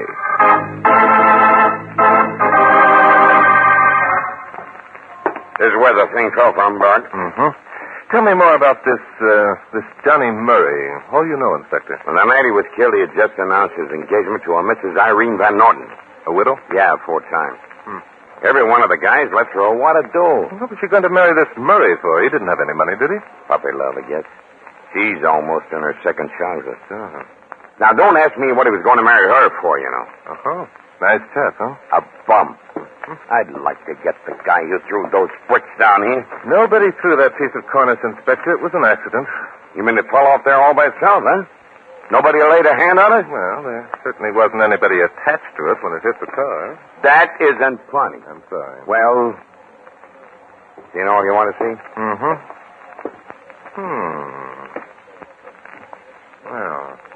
Well, come on, Bart. Let's go. There isn't anything up here but a lot of ventilators, a couple of smokestacks, and a flagpole. All right, Inspector. I'm ready. Yeah. Tell me, does this Mrs.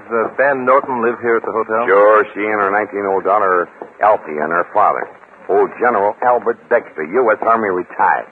They got a suite. Not General Dexter. That's what I said. You know him? Well, I certainly know of him. He's one of the greatest artillery experts this country ever developed. Fought all through this last war and the first one. So the old boy's retired, huh?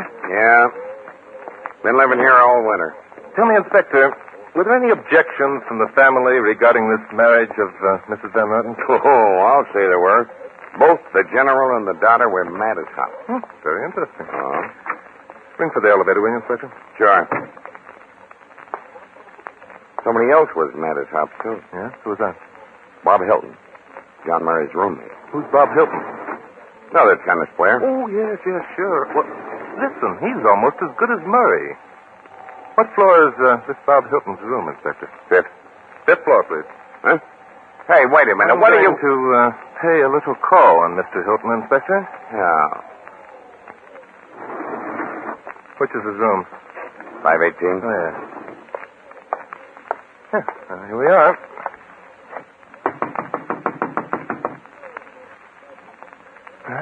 You try it this time, Inspector. Okay. Huh. Maybe he's out. Yeah, no, somebody's home. Yes? Oh, it's you, Inspector. Yeah, my friend, Martin Drake. What do you want this time? I've already told you all I know about Johnny. We want to come in and talk. Well, Come on in, Bart. And close the door. You. All right, if you insist. Hilton, I was on the plane and didn't get the news. Who won the tennis championship this afternoon? I did. Why? I see. Rather convenient for your roommate to get himself killed, wasn't it? Now, see here. I'd have won it anyway. That's something we will never know, will we? Look, if you came here to accuse me... I'm not accusing you of anything, Mr. Hilton. I simply... Just a minute, Mr. Hilton. Hey, you. Stay away from that door. You stay where you are, Hilton. You might as well come out and join the party, young lady. Hey, that's Althea Van Norton. What's she doing here? Can't you see, Inspector? Well... She's rearranging her hair. Yeah. Don't let them scare you, Althea. They're just a couple of cops. You blush very prettily, Miss Van Norton. I have just asked Althea to marry me, and she accepted. I was giving her a kiss when you knocked on the door. Anything mysterious about that? Only that it's a bit strange that Althea would be seriously concerned with affairs of the heart so soon after her mother's fiancé's demise. Our affair, Mr. Drake, is none of your darn business. Bobby, darling. Irene. Oh, good heavens, look at all the people. Mrs. Van Norton, this is Barton Drake. How do you do? Barton Drake. Remarkable physique. Mother, haven't you any sense of decency? Oh, Althea, mind your own business. Walking in on Bob here without even knocking. What in the world will people think? I don't care what they think.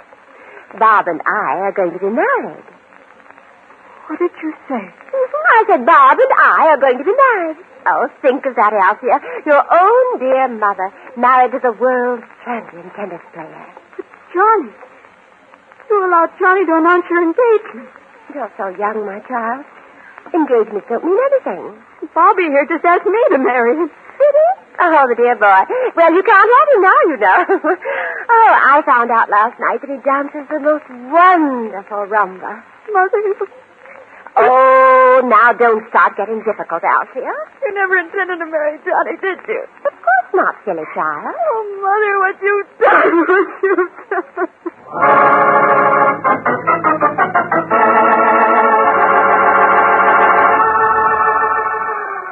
And now, back to Glenn Langan for the third act of... Mystery is my hobby.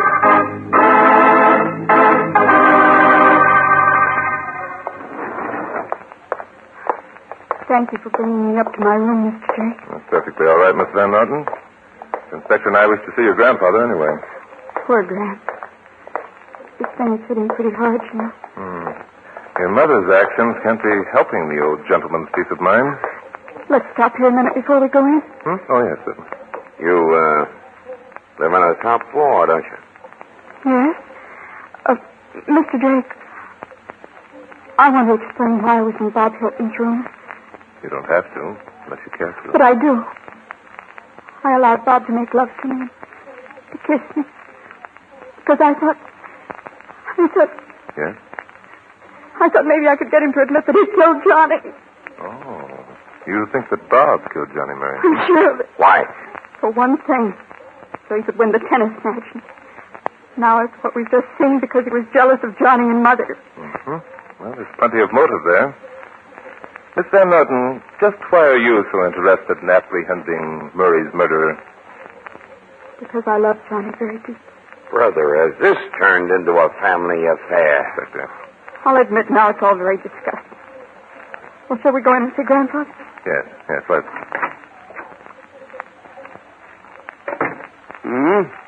Who's that?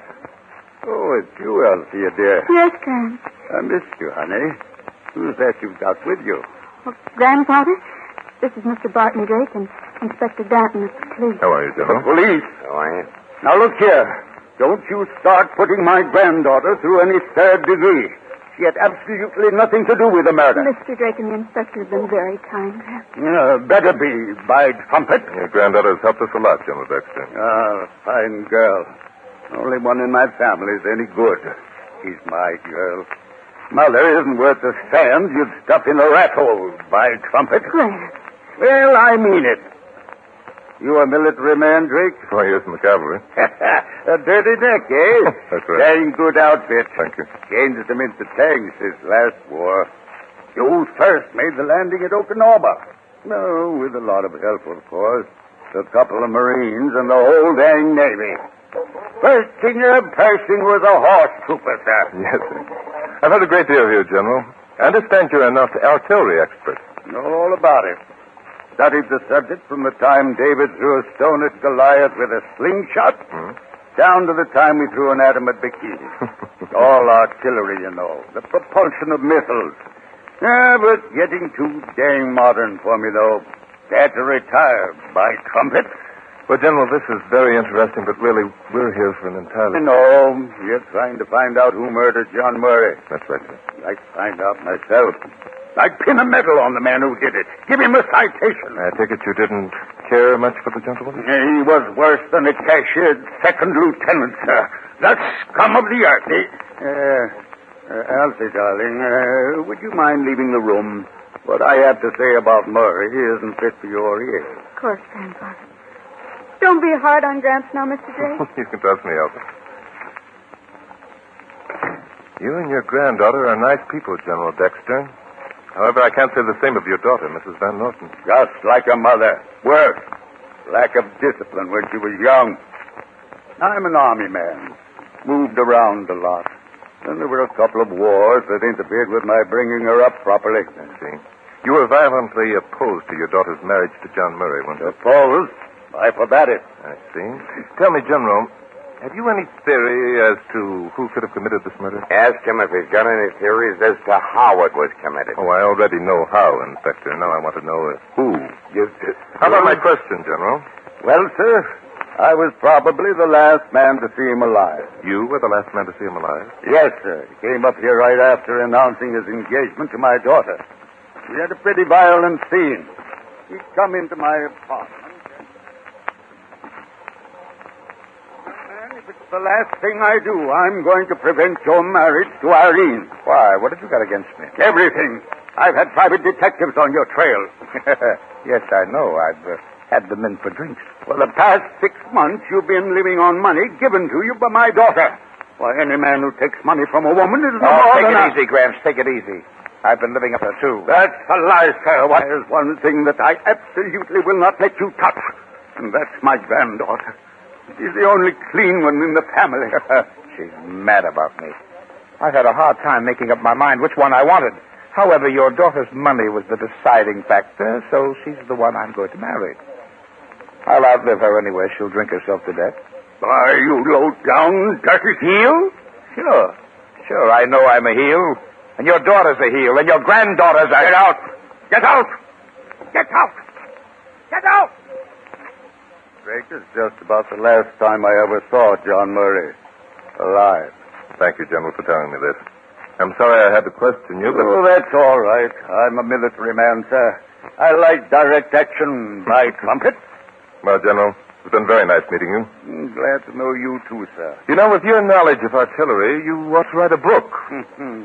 I have, sir. You have? Good.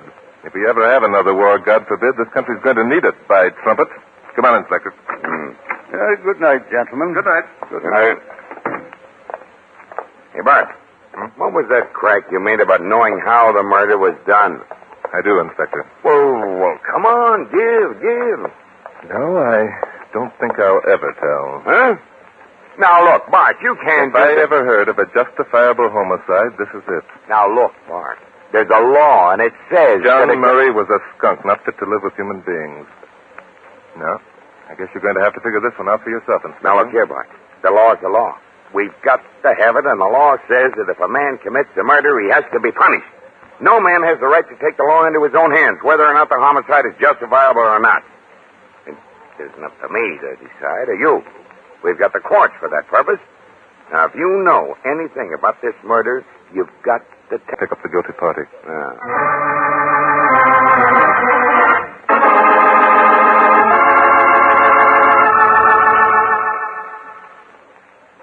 And now, back to our star, Glenn Langan, for the conclusion of...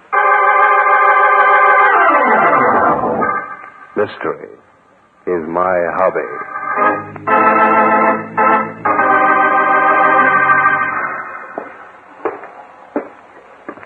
Now, gentlemen, I told you I know how the murder was committed, and I do. Now, don't tell me John was thrown from this roof. It isn't possible. Not in having land where he did. No, but it is possible, Mr. Hilton, and that's just what happened. Oh, dear. I would like to meet a man who was strong enough to do that. You have, Mrs. Van Norton. Oh, good heavens, who is he? Do we have to go through with it? I feel rather faint. I'm afraid you'll have to hold on just a bit longer, Miss Althea. Inspector, you'll remember that iron ring that was in that piece of cornice that fell on the car. Sure, I remember. It had a short piece of rope tied to it. Exactly. Now, let's take a look at this flagpole. It's a good, springy piece of hickory. You see, Inspector? Yeah. And look, Bart. There's another piece of rope hanging loose from the top. Right you are. Now, here's what happened, at least the way I see it. Our executioner first knocked out John Murray, then tied and gagged him and brought him up to the roof. Oh, I hope he was still unconscious when he fell. Well, perhaps he was. Then our executioner bent this flagpole back, way back, and tied the top of it to that ring in the cornice. How could anybody do that? You'll notice that this is a double rope, Mr. Hilton. By inserting an iron bar between the ropes and twisting them, it could be done very easily. Now, with the flagpole bent down, almost parallel with the roof, our executioner placed Murray's body on it, near the top, and probably tying on it some kind of a light cord that was just strong enough to hold the body in place. He then takes an axe, and he cuts the twisted rope. The flagpole springs back into an upright position and catapults the body out into space to where it lands 175 feet away from the base of the building. Oh. Hey, Bart, what about that cornice? What made it land on us? That was purely an accident, Inspector, as I told you before. The jerk of the rope, when it was cut, must have loosened it. And then Mr. Newton's law of gravity did the rest. That's a very pretty story, Mr. Drake, but you still haven't told us who did this parlor magic. You did, Mrs. Van Norton. You and Bob Hilton. Yes, and John Murray himself. Mother. Oh, now look here, Drake. You did it by breaking a gallant old man's heart. You and your escapades, Mrs. Van Norton, your love affairs, first with Johnny Murray and then with Bob Hilton here. Your silly, vicious lack of decency. The guilt is yours for driving a proud, honorable old man to the point where he couldn't live with himself and admit that you were his own daughter. Mr. Drake, you're getting insulted. You'll hear me out. And then when John Murray threatened to sully the one thing General Dexter had left, the one thing he loved more dearly than life itself, his granddaughter, your daughter, Mrs. Van Norton, the general decided to take matters in his own hands. He was a military man. He liked direct action, so this is the final result. And I hope you're all smugly and completely satisfied with what you've done. Come on, Althea. Inspector, let's go. Yeah. Just a minute, Mr. Drake. General, what are you doing here? I planned to spare you this. It's all right, Elsie, honey. It had to come out. I knew it. Very good reasoning, Mr. Drake. Excellent. I'm very sorry, General. See that Althea gets away from her mother. Will you, Mr. Drake? I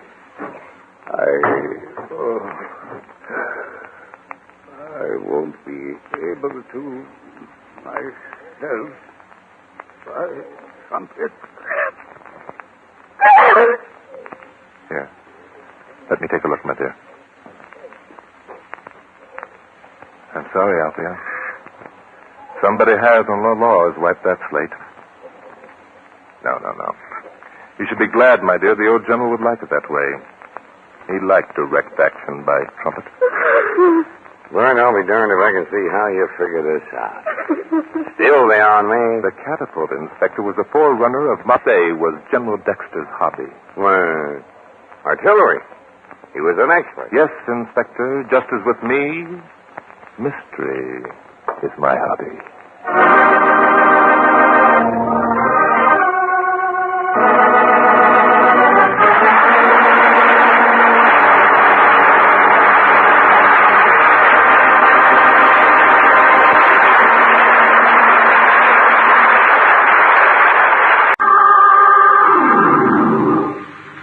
Mystery is my hobby.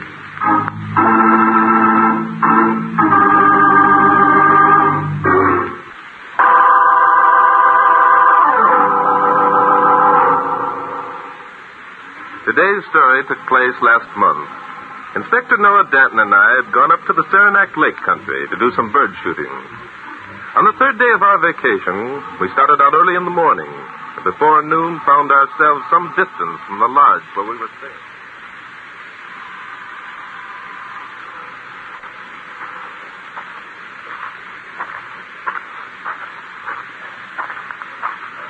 Getting tired, Inspector? Me?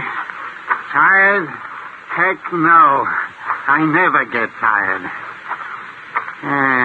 Phew. Let's stop and rest a minute. All right, Inspector. There's a log we can sit on. Yeah, good idea. This is better. Say, Bart. Yes, Inspector. How far do you figure we've walked since morning? Oh, not very far. Well, we've certainly come a long way. Yes, and I think we might as well face it now as later. Huh? Face it? Face what? The fact that you're lost, Inspector. I'm lost. Mm-hmm. Now, wait a minute, Bart, my boy. You're here, too, you know. Yes, that's right, Inspector. But it was you who said you knew this country like your own backyard. Did I? Yeah. Bart, I've a confession to make. Oh, have you, Inspector? What? I haven't a backyard. Very amusing, Inspector. Well, let's get going. Get going? Where? If we're going to be lost, I'd rather be lost sitting still. We could build a fire. We cut through that heavy growth over there. Looks like good partridge cover. Well, all right. But I still think we ought to send up a smoke signal or something. Inspector, I'm beginning to think that you're a pioneer at heart. Yeah. I'm Daniel Boone without the whiskers.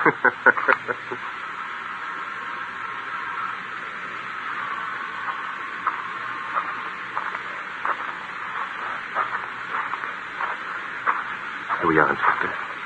You got your gun ready? Yeah. Say, this is a regular jungle, isn't it? Yes, but it's excellent bird country. There goes one, Inspector. Take him. Yeah, I'll take him. You missed him, Inspector. What was that? Huh? Oh, easy, boy, easy. It sounds like someone's behind that clump of bushes. Yes, and it was toward that clump of bushes that you shot. Come on, Inspector. There he is. It's a guy on horseback. Yes, and by the way that horse is acting, something's radically wrong. Down, boy. Hey, jumping Judas, Bart. Look at him go. It's no use, Inspector. We can never catch him. No, I guess not. Say, you don't suppose I hit him, do you? I don't know, but I think we ought to find out. Find out? How? There must be a habitation somewhere near. I think if we follow that horse's hoof marks, we'll come to it. Say, that's an idea. If I hit that guy, I want to tell him it was an accident. Oh, yes. Well, you'll probably doubt that statement when you explain that the bird you were aiming at was 10 feet the other side of that clump of bushes. Very funny, very funny.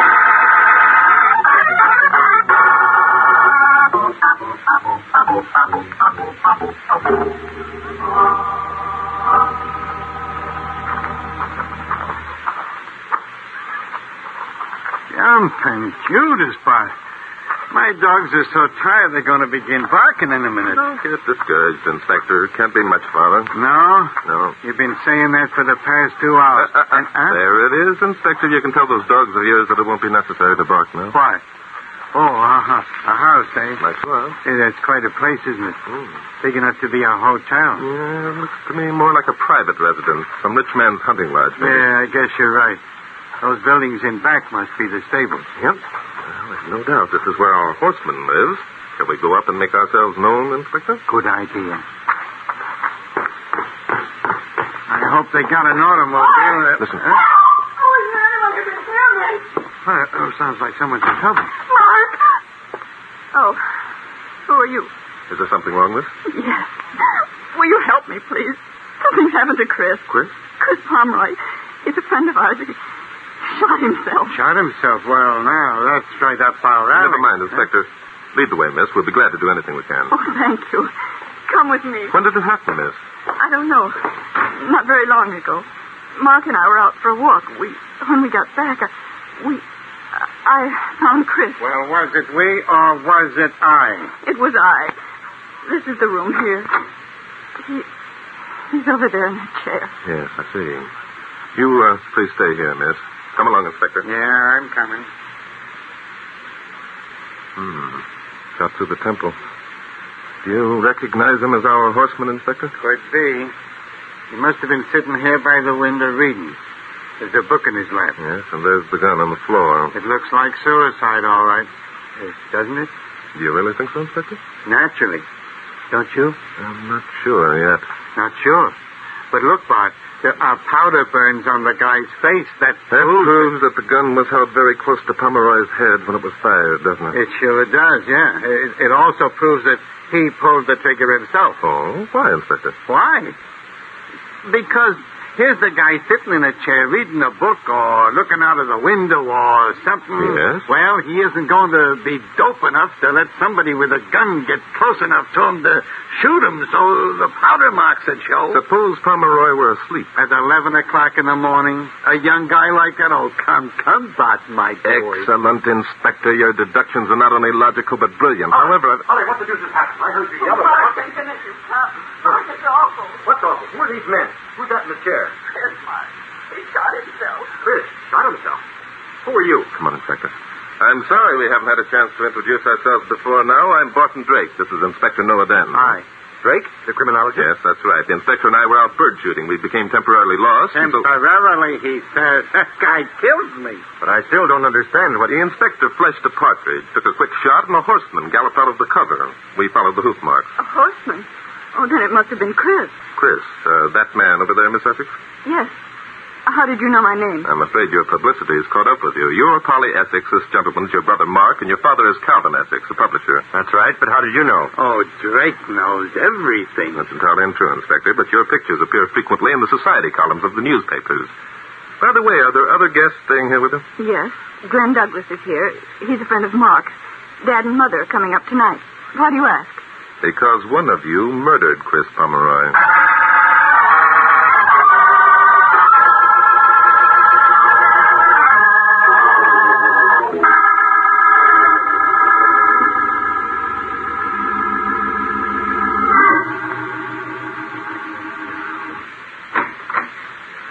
I got the kids out in the living room, waiting like you said, Bart.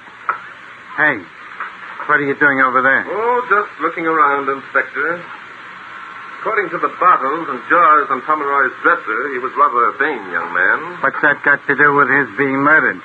Vain young men usually leave dramatic suicide notes when they take their own lives, Inspector. Yeah. Is that the only reason you think the guy was murdered? No, I have others. The fact that Pomeroy's chair is facing the light, for one. I don't get it. Well, when a man sits down to read, Inspector, he doesn't face the light. He allows it to come in over his shoulder.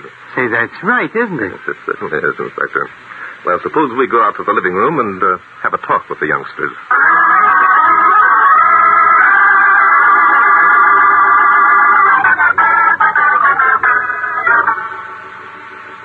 I'm telling you, Drake, I don't like this. Well, neither do I, Essex. Nobody likes murder. It's absurd to say that Chris was murdered. Inspector Danton proved by his deductions that it wasn't murder. That's right, I did.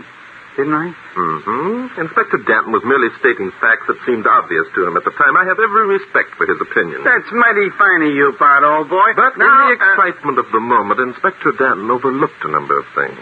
Such as what? That's a good question, son. Before I answer it, I'd like to ask a few questions myself. Do you mind? Yes. I think you're letting your imagination run away with you, Drake. It's pretty obvious what happened. And just what do you think happened, Essex? I think that Chris went out for a ride this morning. Returned early and decided to read an hour before lunch. Yeah, but the book became boring, so he decided to shoot himself, eh? That I can understand. Some of the books I've read lately... Inspector, tell me, Essex, why do you think Pomeroy shot himself? How should I know? Now, look, Drake, what's the use? Why don't you tell him, Mark? Tell me what, Miss Essex? No, Polly, you keep out of this. It doesn't concern you at all. Chris shot himself. Why, I don't know or care. But I do care about dragging our name through a murder trial. I'm afraid your name is going to be dragged through a murder trial, whether you like it or not, Essex. Now, Miss Essex, what was it you were about to say? That Chris and I were engaged. Aha! Here it comes, the old love motive. Blast it, Polly, I told you to keep quiet. But, Mark, if Chris were murdered, we can't just ignore it. Wouldn't it be better to do what we can to help? Why? We're not even sure who these men are. Why should we answer their questions? What right have they even to be here? Well, those are fair questions, Essex. If you say so, we'll leave immediately. However, it'll be our duty to report Chris Pomeroy's death to the police. Then see what happens to your precious name. On the other hand, we can stay and perhaps save you a lot of unpleasantness by solving this murder. Solving it? Yes, solving murders is rather a hobby with me. He writes books about it. Mr. Drake's right, Mark. If the police come, reporters are sure to follow, and Dad will be furious. Okay, you win. What do you want us to do, Drake? Thank you. Miss Essex, you say Pomeroy was in love with you. That's hardly a reason for murder. We were engaged, but last week something happened. Oh? Glenn Douglas came home. He'd been reported missing in the war. It was a surprise to us all. I see. And you and Glenn Douglas had known each other before the war. He was in love with me. And you with him? I don't know. Oh? We weren't engaged, but I told him that I'd wait. Well, that makes a nice little situation, doesn't it? Glenn didn't kill him. He wouldn't do a thing like that. He's my best friend. The soup is getting thicker, Bart. Yes, you're so right, Inspector. Where is this Glenn Douglas now, Essex? Oh, I don't know. He's around somewhere. You've got to take it easy with Glenn, Drake. Really? Yes, he was in a prison camp for a long while. He's in bad shape. Oh, I understand. Please don't worry about it. Miss Essex, was it you who discovered the body? Yes, it was. Can you tell me about it, please? There isn't much to tell. Mark and I went out for a walk this morning. When we got back, Mark stopped at the stables, and I came onto the house alone. I see. Did you hear the shot? No, I didn't. Then how did you happen to discover Pomeroy's body? Why, I went to his room. And you found him sitting in the chair dead? Yes. And you began screaming for help? Yes. Immediately? Yes, why? I think you're lying, Miss Essex. How dare you? If you'd come directly up from the stables to the house, Inspector Danton and I would have seen you. That's right. We came up that way ourselves. Also, I do not believe that you took a morning stroll with your brother when two young men, both of whom were in love with you, were eager for your company. I concur. Very unnatural indeed. And lastly, Miss Essex, I don't think you went to Pomeroy's room unless you had some definite purpose in mind. I resent your saying that, Mr. Drake. I'm sorry, Miss Essex. Frankly, I think you know who murdered Chris Pomeroy. I think you saw whoever it was, and you're trying to shield him.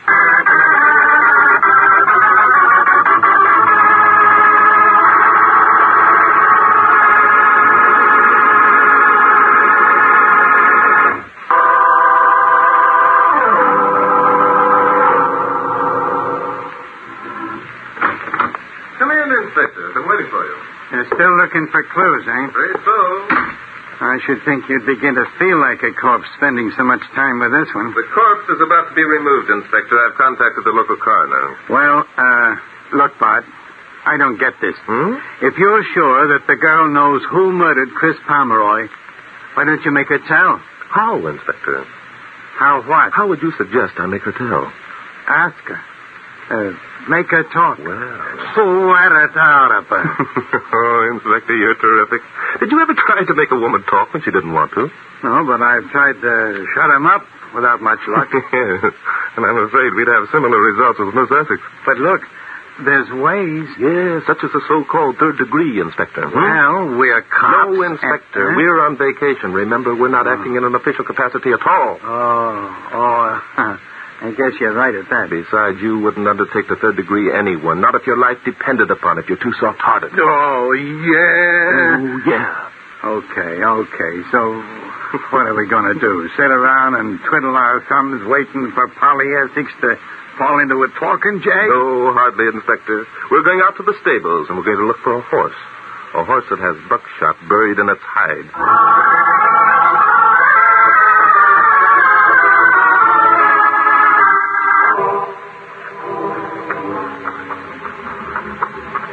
I guess this must be the stables, Inspector. Yeah, looks like it. I'll open the door. It's kind of dark in here, isn't it? Yes, our eyes have become accustomed to the darkness in a minute. Hey, there's a horse right over there. Yes, and someone's with it. Let's get over there, Inspector. What the devil's he doing with that jackknife? Unless I'm greatly mistaken, he's picking buckshot off of that horse's Come on hide. there. Come on over. I guess I haven't met you two men. My name's Glenn Douglas. Oh, yes, Douglas. I'm Barton Drake. This is Inspector Noah Danton. Hi. I'm glad to know you. Are you guests of Polly and Mark, too? Well, not exactly, The Bob. inspector and I were out bird shooting, and we just dropped by. Oh, I see. Say, then you were the ones who We're responsible for the buckshot you're picking out of that horse. I'm afraid we are. Did the horse suffer any? No, didn't do him a bit of harm. Good. I just wondered why he hadn't been attended to before this, that's all. Well, if you were riding the Oh, I wasn't riding him. It was Chris Pomeroy. You mean you don't know what happened? Just a minute, Inspector. Are you sure it was Chris Pomeroy who was riding that horse, Douglas? Oh, yes. Both Polly and I saw him. Mm-hmm. Did he see you? See us? Oh, I don't think so. Why? It might be important. Douglas, I'm going to tell you this because you're bound to find out sooner or later, and there's some questions I want to ask. Chris Pomeroy is dead. Dead? Yes. Polly and Mark Essex think that he committed suicide. The poor devil. But we happen to know Just a minute, Inspector. Huh? Douglas, you don't act particularly surprised at Pomeroy committing suicide. Do you know of any reason why he should take his own life? No, that We'd is... appreciate anything you can tell us. But if he commits suicide, I don't want to say anything that would besmirch his character. Then there is something. Oh, well, not exactly. I don't see how it could be important. Can I say it now, Bart? Yes, go ahead, Inspector. Thanks. Bob, Chris Pomeroy didn't commit suicide. He was murdered. Murdered? Yeah. The inspector wouldn't make that statement, Douglas, unless we had conclusive proof. No, I don't suppose he would. That changes things, doesn't it? Yes, it does. I'm sorry we had to tell you like this, Douglas. Mark Essex explained to us about your war experiences. Yes, it was pretty dull. Dull? That isn't the word I've heard the boys use to describe those prison camps. Prison camp? I wasn't in any prison camp. I wasn't even overseas. Now, wait a minute. That isn't the way we heard it. Young Essex told us that you had a heck of it. That's just one of Mark's stories. He doesn't like to admit that his best friend spent 3 years of the war sitting behind the desk in Washington. I see. Very interesting. Well, now let's get back to Chris Pomeroy. What are your reasons for thinking he might commit suicide, Douglas? They're probably not important. I happened to overhear Mark and Chris talking yesterday. I think Chris was trying to borrow some money from Mark. There they are again. Money and love. The same old motive. And Mark refused to lend Pomeroy the money? I don't know. I got out there. It wasn't any of my business. All I know is that Chris seemed pretty desperate. Mm-hmm. Douglas, will you come up to the house with the inspector and me, please? Oh, sure. Thank you. Inspector, I think that now we can be pretty sure who it is that murdered Chris Pomeroy.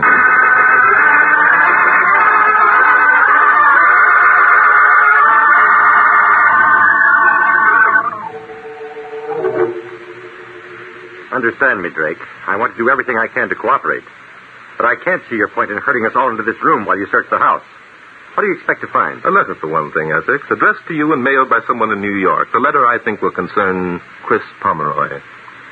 So you know about that? Yes. Yes, your war veteran friend overheard a part of your conversation between you and Pomeroy, and I guess the rest. Glenn, what the devil I'm do you... sorry, Mark. I thought Chris had committed suicide, and they wanted a reason. Yes, but eavesdropping on... I wasn't eavesdropping. I happened to be passing this room yesterday, and you and Chris were in here talking.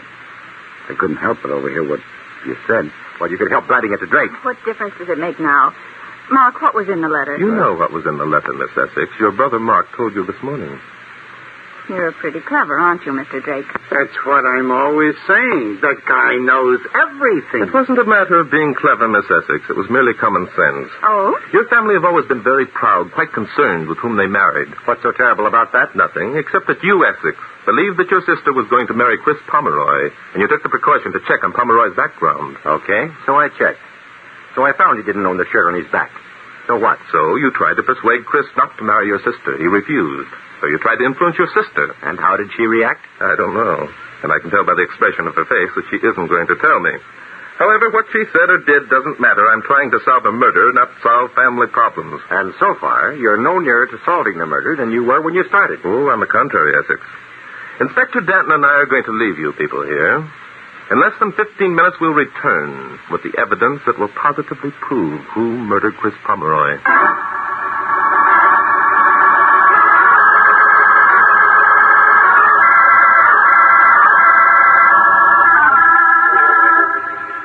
Well, Bart, here's the last bedroom. And so far, we found nothing. Patience, Inspector.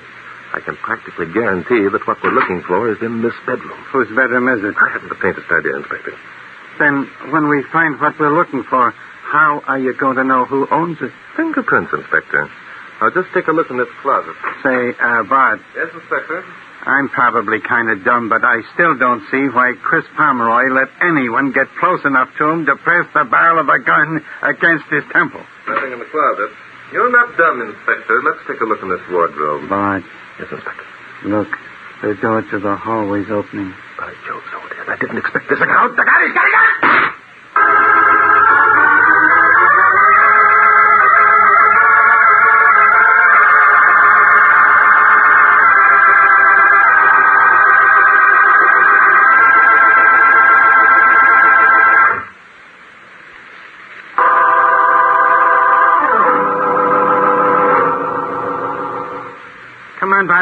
He banged the door and beat it. We can catch him. No, Inspector, wait. Huh?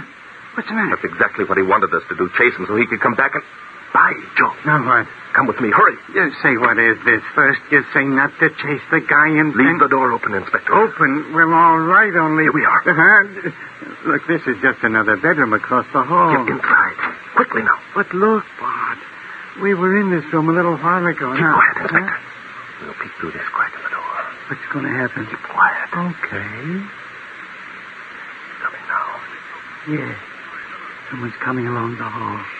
I'm not saying anything. He's crossing to the other bedroom. Yes. And the door's all open for him. Come on, Inspector. Don't make any noise. Oh, don't worry about me. The hall's empty. He's gone into the other room and closed the door. Who is it, anyway? The murderer, Inspector. You don't say. Have you your gun ready? Yeah, I got it right here in my hand. Good. Come on.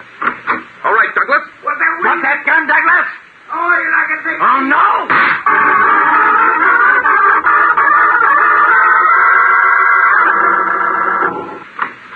Come in, Essex. How's your sister? She'll be all right, I guess. I'm glad. It was quite a blow to her, finding out that it was Glenn who murdered Pomeroy. Yes, I imagine it was, especially when she thought the real murderer was you. Huh? Me? Yes.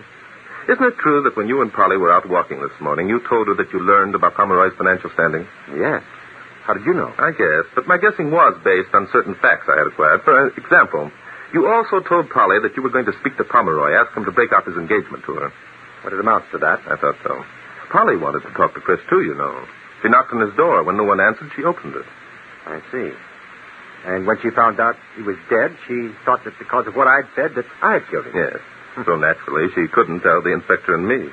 But I still don't understand why Pomeroy allowed Glenn to get so close that he could press a gun against his head. Well, that was easier than you might think. Pomeroy was quite madly in love with your sister. He was jealous of Douglas. Well, that was obvious. Yes. This morning, Pomeroy went out for a ride. He suspected that Polly and Douglas were together. Well, they weren't.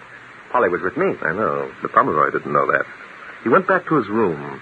From the front window, he could command a view of the entire valley. Well, I get it. He saw Polly and me and thought it was Polly and Glenn. Yes, but he wasn't sure, so he got out a pair of binoculars and he sat there watching you. Say, that's the reason. That's it, Essex. With those binoculars glued to his eyes, he wouldn't be aware of anyone creeping up behind him and holding a gun close to his head. Well, I'll be... Oh, hello, Inspector. Come in, come in. Is Douglas safely installed in the local jail? Yeah. He's taken care of. Did you check the fingerprints on the binoculars? They were his, all right. What about Douglas's wound? Wound? Heck, I only shot the gun out of his hand. Wound. He's not wounded. Oh, of course, Inspector. I should have remembered what an excellent shot you are. Marksmanship is sort of a hobby with you, isn't it? Now, wait. I know what you're leading up to. Yes, I know you do, Inspector. You know I'm going to say that mystery is my hobby.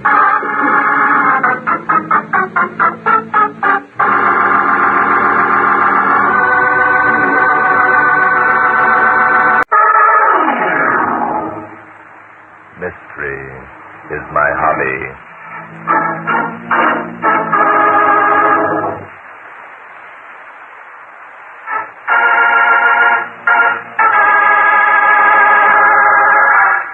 Good evening, ladies and gentlemen. This is Barton Drake speaking.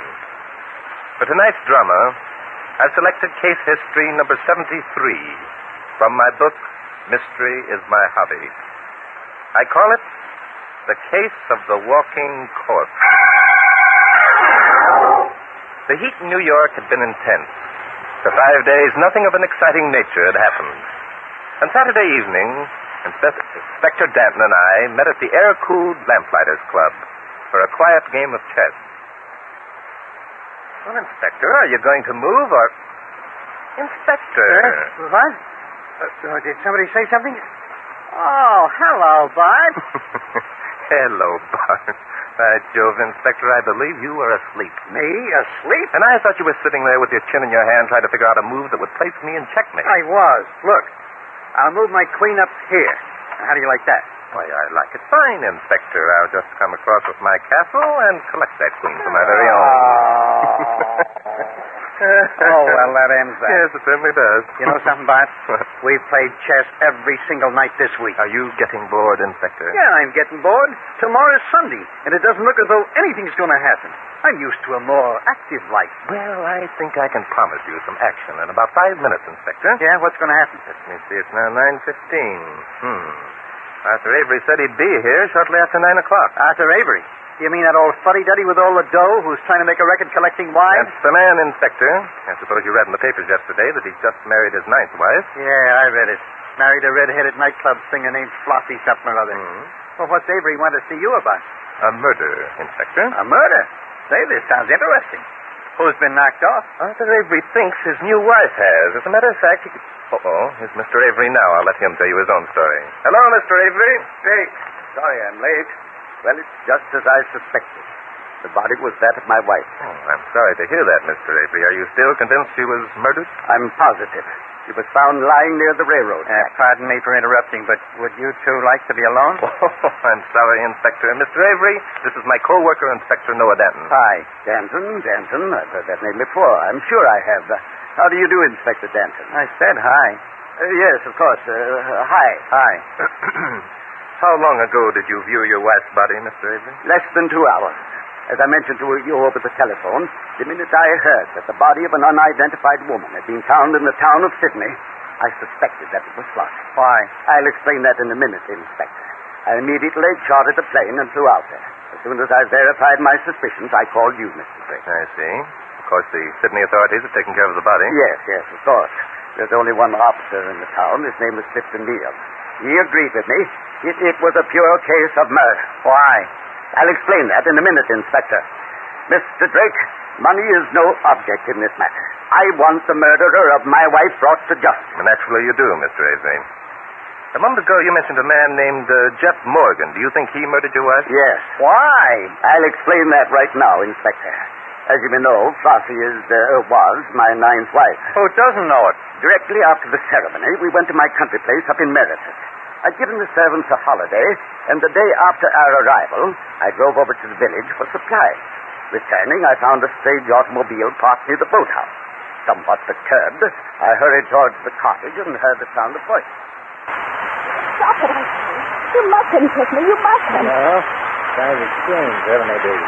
Every time any kind of light might kiss you. Let me alone, Jeff. Don't you realize I'm married? Married? Sweetheart, how long are you going to stick with old Bluebeard before you throw him over and start suing for alimony?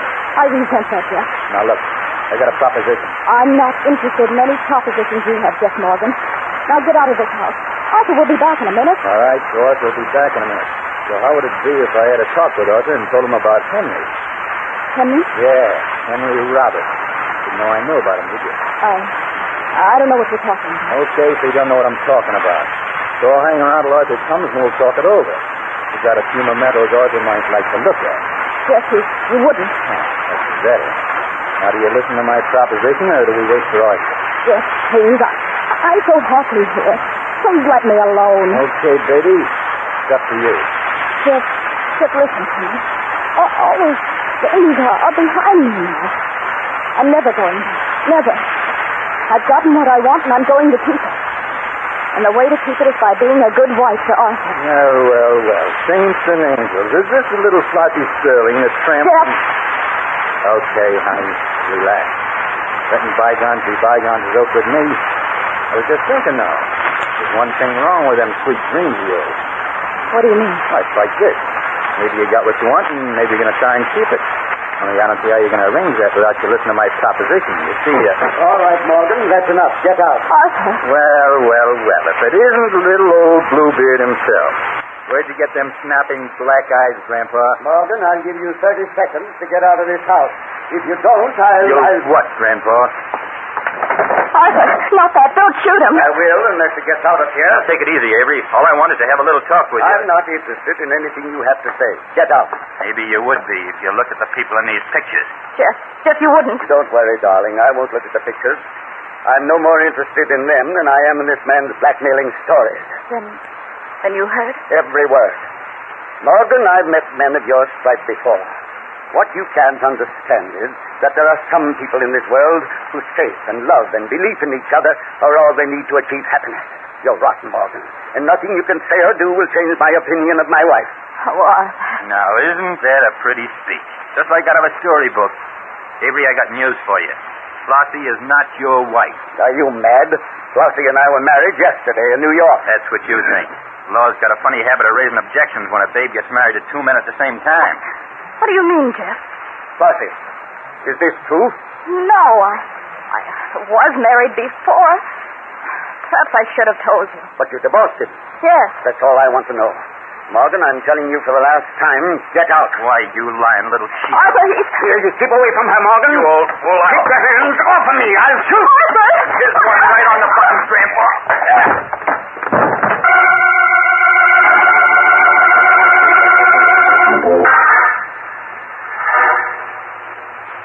Jeff Morgan is a bigger and younger man than I am, gentlemen. He knocked me unconscious. When I came to, I was lying on the living room floor. And Jeff Morgan and your wife were gone? Yes. Well, look, if she ran off with him... Don't be absurd, Inspector. Flossie didn't run off with him. He forced her to go. He probably knocked her unconscious, too. I get it. They got as far as Sydney, and Mrs. Avery returned to consciousness. She tried to get away and probably jumped from the car. That's exactly what I think happened, Inspector. Morgan, realizing that I knew she was with him in his car, carried her body to the railroad tracks, so it would appear as though she'd been struck by a train. That makes sense. What do you think, Bart? It doesn't make sense to me. Huh? If Mrs. Avery had gone with Morgan on her own accord... Yes. No, if she hadn't gone with Morgan, I doubt if he would have left her body where it could be found. He'd have thought of some other means of disposing of it. Why? Because Morgan would realize there was no reason for Mrs. Avery to be in Sydney. She wouldn't have just wandered up there and fallen down on the railroad tracks. And since Morgan knew that Avery was aware his wife had gone out with him... Drake, if you're implying that Flossie voluntarily went with Morgan, I'll... Mr. Avery, I'm merely thinking out loud. There's something here we've all missed. Missed? But I was there all the time. You were there, Mr. Avery, but you weren't conscious when you and your wife and Morgan disappeared. You only hazarded that they were left together. But I don't understand. Suppose someone else were present, someone outside listening, as you had been doing. Say, that's a possibility. Yes. Mr. Avery, how far is it from Meredith to Sydney? About 50 miles. Does the officer there, this Clifton Neal, know of your suspicion of Jeff Morgan? No, I told him nothing. I wanted you to hear my story first. Good. I think the three of us had better go up to Sydney immediately, have a talk with this Clifton Neal, and view the body of Mrs. Avery. Oh, I sure, Mr. Drake. Glad to let you see the woman's body. Got her in my back room right here. In your back room? Yes. You mean there isn't an undertaking establishment in this town? Sure there is, and this is it. I handle the town's corpses as sort of sideline. You want to take another look at it, too, Mr. Avery? No, I'll wait out here. You understand, Mr. Drake? Yes, of course. All right, Mr. Neal, let's go. Yep, right through this here door. Ain't got her laid out as yet. Ain't had time. Just like she was when I lugged her over from the railroad track. Just wait till I throw this here sheet back. Oh, there you are. Say, she certainly got banged up a lot, didn't she, Bart? Yes. Face cut and bruised, hair matted with mud and blood. What would you say was the cause of death, Mr. Neal? Well, I ain't made a very good examination yet. So I suppose I got to sooner or later, me being the coroner. And, the coroner? Yes. Say, you're rather a busy man, aren't you, Mr. Neal? Oh, not so busy. Folks don't die much in Sydney. There ain't many crimes committed, and there ain't never been a coroner's inquest yet, so, see, that gives me plenty of time to run the farm. Farm? Well, I'll be... Yep, farming ain't so good, of course, this year. It's been hot and dry for weeks. It drops surface water within miles. Kind of providential, this murder. You were going to give us your opinion as to how Mrs. Avery died, Mr. Neal? Yes, I was, and I will if I'm given a chance. Okay, go ahead. Well, you see, the way I figured, Miss Avery was strangled. Strangled? Just how do you figure that? Why, don't take much figuring. See this here scarf? Dave Palmer, he was the guy who discovered the body and reported to me. Dave found her, and that there scarf was knotted around her neck tight enough to strangle anybody. Okay, but that doesn't mean she strangled to death. The scarf could have been tied around her neck after she died. Straight, yes, that's right, could be. Ain't likely, though. Anyhow, we'll know as soon as the autopsy is performed. And when will that be, Constable? Oh, tomorrow, I should say. Yes, maybe. Ain't no hurry, I can see. And you don't see very well, chum. But it looks to me as though things are getting a little complicated. Yes, it does, Inspector. Tell me, Mr. Neal, did Arthur Avery know that his wife had been found with a scarf about her neck? Nope, he didn't tell me nothing, so I didn't tell him nothing. Well, I figured if he wanted to get himself a private detective, it was all right with me. You see, I'm not proud. That's fair enough. Bart, how's this for a guess? When the babe returned to consciousness and found she was riding along with Jeff Morgan, she started to yell and he strangled her to keep her quiet. We gotta find this guy, Jeff Morgan. You won't be hard about that. No, that's because you never had to hunt down a murderer before. Why, this Jeff Morgan is probably halfway to the coast by now. He must have got there powerful fast. You see, I was talking to him less than half an hour ago. What? Are you sure it was the same Jeff Morgan we were talking about, huh? Must be. He lives only a couple of doors down the street. Him and his wife. Jeff, he used to be married to this here Mrs. Avery.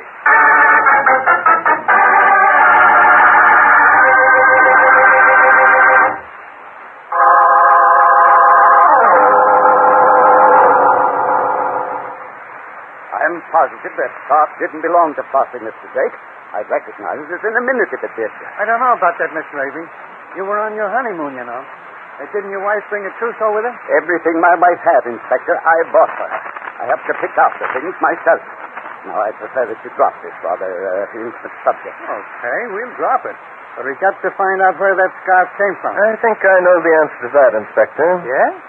Mr. Avery, did you know that your wife had been married to Jeff Morgan? No, I knew she'd been married, but I didn't know the man's name. The fact that it was Morgan gives him, to my mind, a stronger motive for murdering her. Why? Oh, for heaven's sake, Inspector. Do you have to ask me why every time I make a statement? Isn't the answer obvious? Not to me, it is. I believe we're all agreed that Jeff Morgan at least had the opportunity of murdering Mrs. Avery. Inspector, I think our next move is to drop in on Jeff Morgan and his wife and have a talk with them.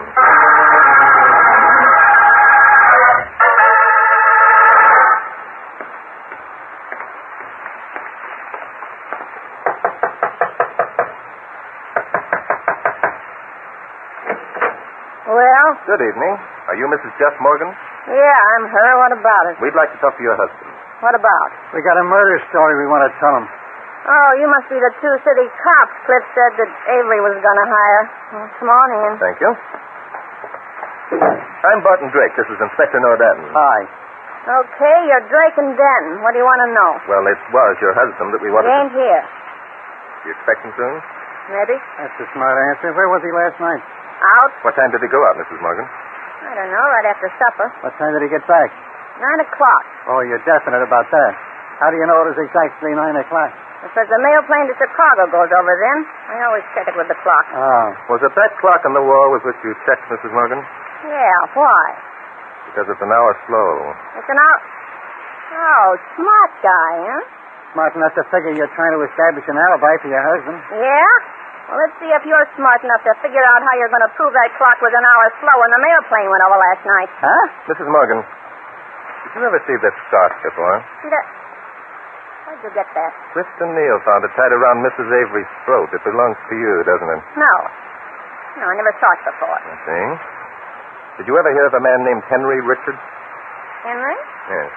Sure. Because Henry was playing around with Flossie when she was married to Jeff. That's why I divorced her. I thought so. And right after the divorce became final, he married you. Sure, why not? Not a thing, Mrs. Morgan, except you made a grave mistake when you followed your husband to Avery's home at Meredith last night. Who do you think you're kidding? Inspector, I think if we drive over to Meredith, we'll have no difficulty in picking up the final clue that will definitely establish the identity of our murderer.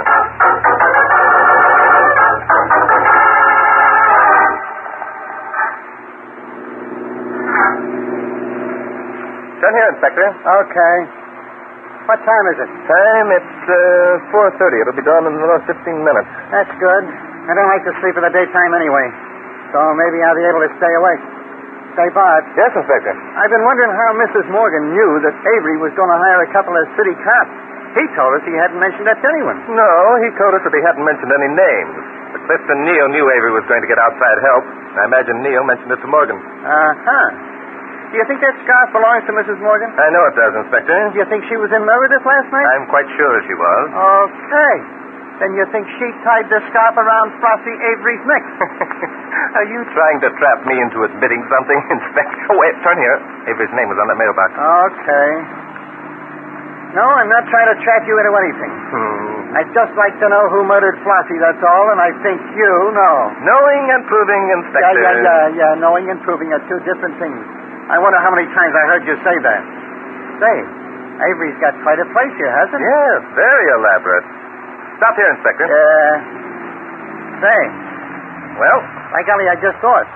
How are we going to get in? We haven't any keys. We don't want to get in. What we're looking for is on the outside. Come along, I'll show you. Show me what? Look. That hot sequence that Avery told us about took place inside the house. True, but if my reasoning is correct, the murder took place outside the house. Sure it did. It took place in Sydney. Now, look, Bart.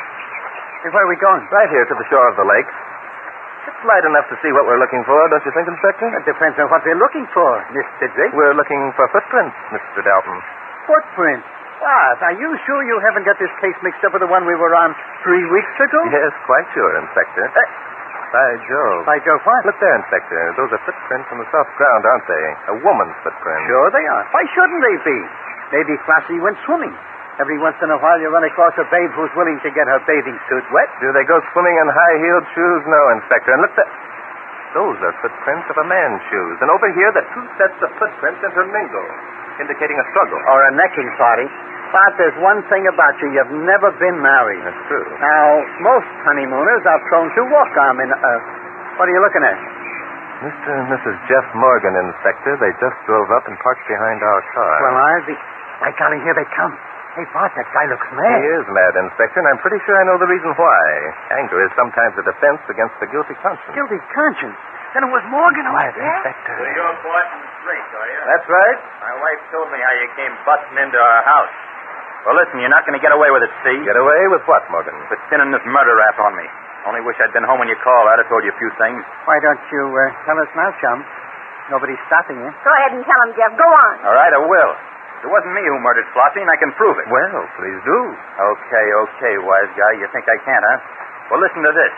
I was out of the house only 2 hours Saturday night. I got friends who'll testify where I was the exact minute Flossie was murdered. The exact minute, hmm? Well, I didn't know anyone was aware of the exact minute Flossie was murdered. What? Well, you're crazy. Cliff Neal knew and he told me. Funny thing he didn't mention it to us. Bob, I'd hate to be in your friend's shoes if they testify you were out of the house only 2 hours Saturday night. Don't testify. Don't worry. You'd be making a mistake if you tried to prove you weren't here Saturday night, Morgan. The fact that your wife's scarf was tied around Flossie's neck satisfied me that you were. You can't prove that scarf is mine. There's a cleaner's mark on it that says I can. Cleaner's? Yeah, you know when you sent the thing to be cleaned, they stamped their mark on it. Oh, you're crazy. I never sent that scarf. You see? It's simple, isn't it, to prove a person is lying? And it's equally simple to prove a murderer guilty. Drake, listen. Lay off, will you? We didn't have anything to do with Flossie being murdered. Why don't you let us alone? I gather from your tone, Morgan, that you're afraid we can prove you guilty. That indicates to me that you were here 2 nights ago. You're afraid to admit it because of your purpose in being here. Yeah, that's it. Only you can't pin a murder rap on us. We didn't have anything to do with it. On the contrary, you had a lot to do with it. You were the direct cause. I wasn't. I didn't have a thing to do with it. Let me explain, Morgan. You and your wife read in the newspapers about Flossie's marriage to Arthur Avery. Avery, being a wealthy man and rather prominent because of his marital adventures, you decided to attempt a little blackmail. Your wife agreed. I didn't. All I did was drive Jeff down here. Shut up, Bessie. Well, now we know they were here. Bessie stayed in the car while you, Morgan, went inside. The sight of Flossie awoke in you fond memories. While Bessie waited, you and Flossie renewed old acquaintanceship. That's a neat way of putting it, Bart. Bessie was still waiting when she saw Avery's car approaching. She didn't have time to do anything but hide behind some bushes. Hey, that's when she lost her scarf, eh? Right you are, Inspector. Her hiding place was on the path that led down to the lake. She crouched there and watched as Avery came up to the house and looked in on his new wife and Morgan. Am I right, Bessie? Go ahead. You're telling the story. Very well, thank you. Avery suddenly burst into the house and in a rage attacked Morgan. Only Morgan was bigger and younger. And he knocked Avery for a row of banana trees. Right again, Inspector. That's pretty good guessing, Drake. Then what happened? I'm not guessing, Morgan. What I'm telling you is merely logical reasoning supported by evidence. I think you must have been afraid that you'd killed Avery. You convinced your wife that she was as much to blame as you. So you both headed home and waited to see if Avery really were dead. It must have been quite a shock when you found it was Mrs. Avery who had been murdered.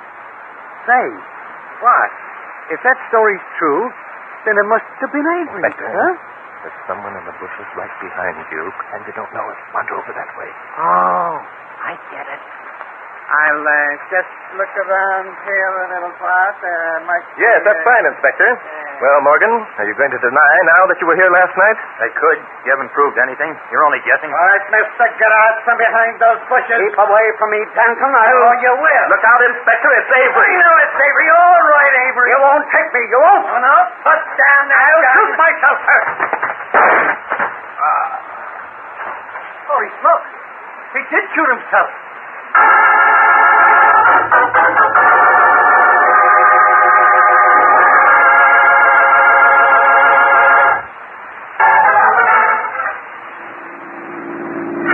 can go to sleep if you want to, Inspector. Still a long way to New York. Not me, son. There's some things I want to know about before I cork off. Oh, really, Inspector? Yeah, really, Inspector. That guessing game you played with the Morgans, for one thing. As far as I can see, you didn't have one doggone fact to support it. Oh, I had several facts, Inspector. Yeah, what were they? Well, I knew that Flossie had been murdered near the lake in Meredith, for one thing. How? Because when we examined Flossie's body in Clifton Neal's undertaking parlors, we saw that her hair was matted with blood and mud, remember? Yeah, but... A few minutes later, Neal told us that there'd been a long, hot, dry spell in Sydney, not a drop of surface water within miles. Oh, I see what you mean. No water, no mud, eh? Exactly, Inspector. Yeah. Okay. How did that prove that Avery was the boy we wanted? Oh, it added up, Inspector. There were only 3 people involved, the Morgans and Avery. You see, Avery wanted full revenge by having us prove that Morgan was guilty of the crime he, Avery, had committed. He knew that we'd likely discover that Morgan had been at Meredith. Yeah, but why couldn't either of the Morgans have murdered Mrs. Avery at the lake and then carried her body to Sydney? Well, but why, Inspector? Why what? Why would either of the Morgans have murdered her? You see, Avery was the only one with a motive. The Morgans wanted to keep her alive in order to exact their blackmail. Hey, that's right, isn't it? Yep. Well, I guess I can go to sleep now. To sleep, Inspector, but the case isn't closed yet. Huh? What do you mean it's not closed? It never is, Inspector, until I say mystery is my hobby.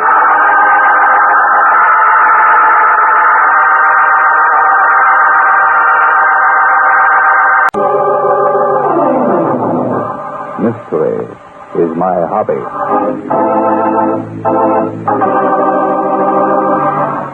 Ladies and gentlemen, Barton Drake speaking. For tonight's drama, I've selected case history number 112 from my book, Mystery is My Hobby. I call it 2 Hours to Live. Come on, Andy, hurry it up. We've only got a half hour to get to the airport. Planes don't wait, you know. They don't wait. Be through in a minute, George. Just want a final word with this precious brother of yours. Look, Andy, I don't like your attitude. Why? No. Careful, Ken. You're out there. Why, I ever had dealings with a shyster like you? I ought to have had my head examined. Look, I brought your case to court and we lost, that's all. You mean I lost? Come on, Andy. We'll miss the plane. We'll miss the shooting. Mr. Feuding. If you ask me, I lost because the other side paid you off. I don't care what you think. And I'll expect my fee. It'll be $5,000. Oh, yeah? Try and get it. Look, Andy Fisher, there's a law that says... Too bad there isn't a law that allows a man to exterminate rats like you. Come to think of it, one of these days I just might take the law into my own hands. Don't you dare threaten. Oh, my Bill. Gotta have a bill. And that reminds me, Ken, I refilled your prescription. I have it right here. Give me one, quick. With pleasure, dear brother. With pleasure. Here. Glass. Water. Desk. What did you say? Desk. Oh, I see. Oh, well, quick. Fiddling with it. Bring it here. Keep your shirt on. Here. Thanks.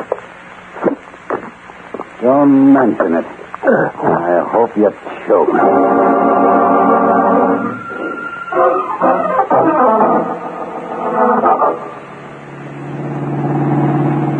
Now tell me, Inspector, what is all this about? First you tell me to pack a few things and not to forget my shotgun. And now, from all the signs, you're driving me out to the airport. You're going hunting. I am? Yep, at the expense of the city. Oh, well, now, Inspector, that's the kind of assignment I like. But I know you too well to think you're just packing me out for fun. So give, Inspector, give. Lawyer by the name of Kenneth Slocum, dropped dead today. Huh? That's right. Oh, you've heard of him? Yes. Well, I've got an idea he was poisoned. Oh? What kind of poison and by whom? Well, we don't know what kind. Haven't had the autopsy yet. As for who did it, might have been any one of a million people. Had a lot of friends, huh? And a brother who didn't like him either. Now, this brother and a friend left this morning for Pembroke Lodge. That's a couple of hours northwest of here by plane. I know. Now, I want you to go up there and nose around a bit. See what you can find out. Will you do it? Is the shooting good up there? Oh, the best. Then I'll do it. What are you going to be doing in the meantime? I'm going to have a talk with a Mr. Elliott and his daughter. They were with Slocum when he kicked the bucket. Fine, Inspector, fine. Good hunting. Good hunting. Hey, you're the one who's going hunting.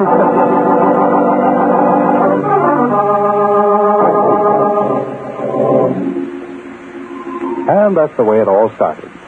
No one ever had to ask Barton Drake twice if he wanted to go hunting. So a few hours later, we find him standing deep in a wooded solitude. Suddenly, there's a thunder of beating wings as a whirring grouse breaks cover. And in a split second, with perfect timing, Barton Drake's gun is at his shoulder. Got him. Good shot, fellow. Splendid. Thank you, friend. One shot.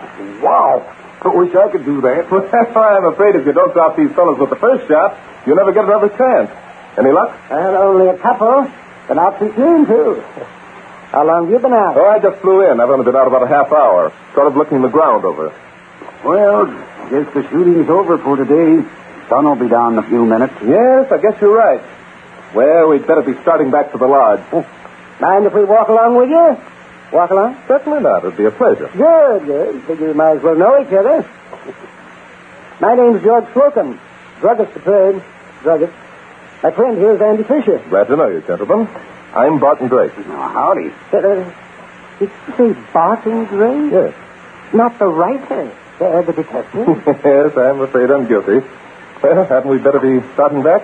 Yeah, better head. Well, now, this is interesting. Yes, indeed, it's interesting. Fancy meeting you in person, yes, fancy that. I hope you're not being disillusioned. On the contrary. I'm fascinated. Yes, indeed, I'm fascinated. Well, thanks. Yes, indeed. Thanks. Of course, I don't agree with the slip that you fellows so often make, that there never was such a thing as a perfect crime. No? Why don't you agree? Because I have a plan for a perfect crime. A plan that's absolutely foolproof. Yes, it's foolproof. Well, now, I'm the one who's fascinated. Go on, my friend. Yeah, if it's your brother Ken you're thinking of bumping off, George, let me in on it, will you? I'll be glad to help. Well, yes, that would be a good example. Now, let's suppose that I did want to kill my brother Ken. Just supposing, sir. Do you know how I'd go about it? Do you? No, I haven't the faintest idea. Well, I would arrange a hunting trip. Just such a hunting trip as this. I'd bring Ken along, we'd go shooting together. I'd stop to tie him a shoe or something and drop behind him, and then, when he wasn't looking, I'd shoot him in the back. Claim it was an accident. There, now, what's wrong with that? Ask you what's wrong with that? What are you laughing at, Mr. George? My dear Mr. Slocum, it's as full of holes as your poor brother would be if those slot-shun slugs were in his back. It is? Yes, of course it is. Well, that trick is tried at least 10 times every hunting season. And they never get away with it, eh? No, certainly not. Yeah, why couldn't I? What's wrong with it? Well, in your case, Mr. Slocum, you just rest. And you made it in front of two witnesses, Mr. Fisher here and myself. That would be remembered most assuredly after the crime. Also, in such cases, we always look for a motive. A bit of investigation would turn one up in your case, I'm sure. Mr. Slocum, if you're contemplating the murder of your brother, I sincerely advise you against that method. Because, in a sense, you've already made your confession. Well, I'm afraid Mr. Drake is right, George. We'll have to figure out some other way to kill him.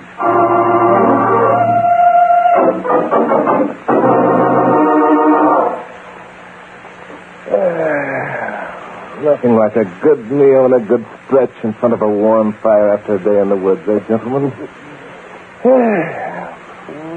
You're right, Drake. You're right. Yeah, I'm going to turn in early. Want to get at those birds by sunup. Drake, forget about what I said this evening, will you? I said I'd like you to forget about it. Oh, yes, you mean your plan for the perfect crime? Yes, I was talking through my hat. Talking through my hat. You know, you interest me a great deal, Mr. Slocum. A man doesn't think criminally without some good and sufficient reason. Civilization has gentled people over the ages to the point where murder is the last resort. Except, of course, in crimes of passion. Yes, I know, and I repeat, I was talking from my hat. You must hate your brother tremendously, Mr. Slocum. Oh, not any more than a dozen other people. Which I'm proud to be one. Oh, do you mind telling me why? As long as we've gone this far, Mr. Drake, you might as well know the rest. That is, if you care to listen. I believe I brought up the subject. Well, George's brother Ken Slocum beat him out of his entire inheritance. Every bottle of pills and every dollar. Bottle of pills? Yes, their dad used to own a drugstore. Ken, the older boy, studied law, while George here studied pharmacy in order to carry on in the old man's footsteps. Suppose you let George tell it. Sure. Well, my father was confined to his bed for the last 2 years of his life. And Ken, being the oldest and a lawyer, was given the control of his business. I carried on in the store. Yes, indeed, I carried on. Mm-hmm. Your father, of course, had made a will. Yes, he had. And he had given me to understand that in the end, the drugstore was to be mine. Well, that's quite understandable. But, well, now, I'm only guessing, but, when the elder Mr. Slocum finally died, you discovered that a new will had been made, disinheriting you completely. Yeah, that's right, exactly. The beneficiary, naturally, being your brother Ken. And leaving me $1. And a job as prescription clerk in the drugstore that rightly belongs to me. Yes, indeed, belongs to me. Yes, that's easy. Now you understand what I meant, don't you, Mr. Slocum, when I said that if you killed your brother, a bit of an investigation would turn up a motive. Many men have been slain for less. Well, this has been an interesting discussion, gentlemen, especially in view of the fact that, perhaps you don't already know, that your brother Ken, Mr. Slocum, died early this afternoon. Dead? Yes. Well, what do you know? Good Lord. Ken? Well, it's 8 o'clock. I suggest that you both go to bed and get a good night's sleep. Because in the morning, Mr. Slocum, I'm going to ask you to go back to New York with me. I'm quite certain that the good Inspector Danton will want to arrest you for your brother's murder.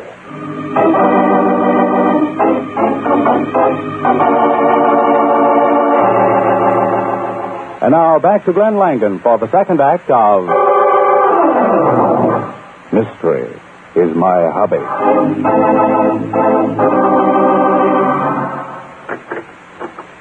Oh.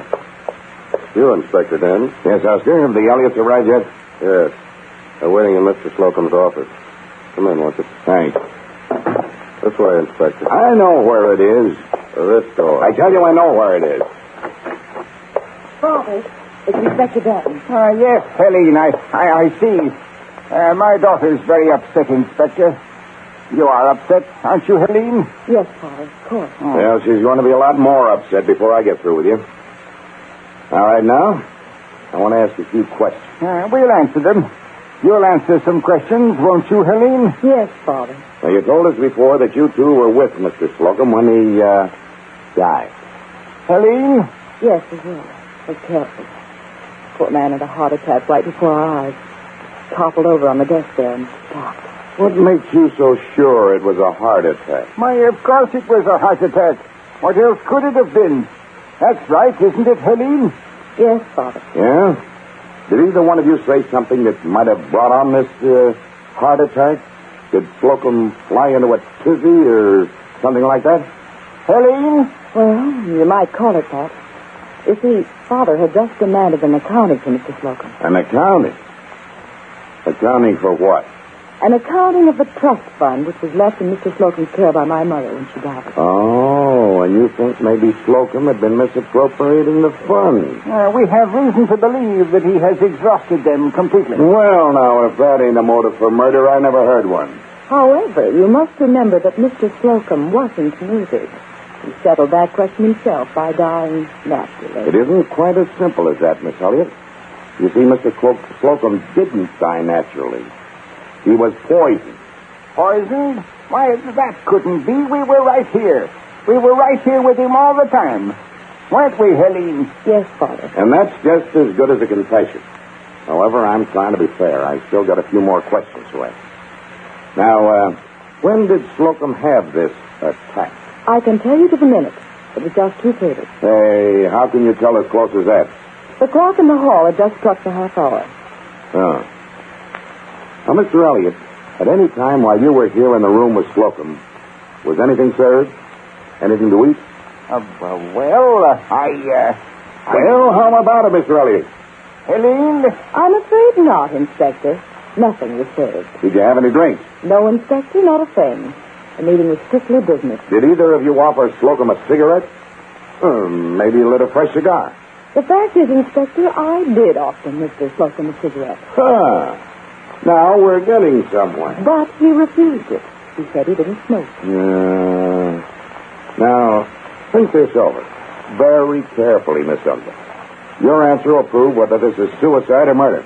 Yes, Inspector, I'll do my best. The autopsy shows that Slocum had ulcers. Now, did he at any time in your presence, and particularly just before he died, did he put his hand to his mouth or take a pill of any kind? I'll answer that. No. You're absolutely sure? Helene? Father's right, Inspector. He didn't. Inspector Denton, why all this fiddle-faddle? Mr. Slocum died of heart failure. That's what I think. And I'm glad he did. And I think you're lying. That's what I think. Come on, I'm taking you both down to headquarters and sweat the truth out of you. I'm arresting you both for murder. Just 8 o'clock.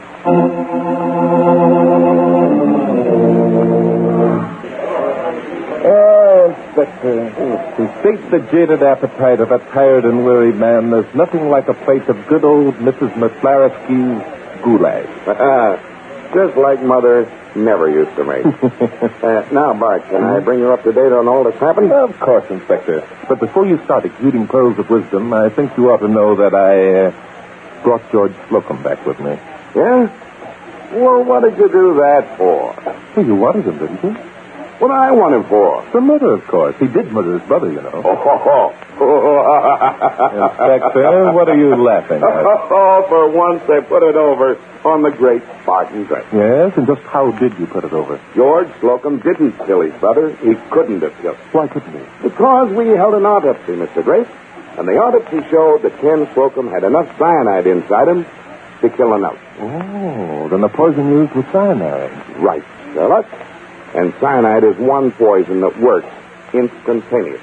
Just a little swallow, fluid, the angel thing. Yes, it does work instantly. So how could your friend George give his brother cyanide when he was 300 miles away when it happened? I see what you mean, Inspector. You've got a point there. Well, I guess you might as well have George turned loose. And I thought I had a beautiful case. Oh, don't feel bad about it, Bob. I don't feel bad. It's just that I've got the guys who did it all safely locked up in the clink. You have, Inspector? Who? Mr. Elliott and his charming daughter, Helene. Oh, I suppose you have a complete confession. Well, no, not yet. See, and just what makes you so certain that they did it? Because they had to, that's why. It had to be somebody in the room who gave it to them. They were it. Did you possibly consider the theory that it might have been suicide?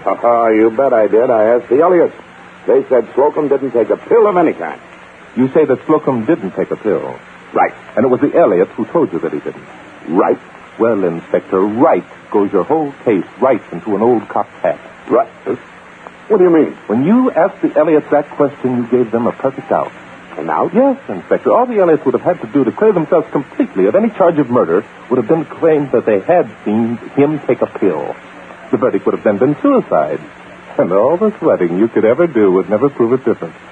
Yeah, that's right. Listen, my suggestion, Inspector, is that you turn the Elliots loose immediately and save yourself a suit for false arrest. Yes, I will, but...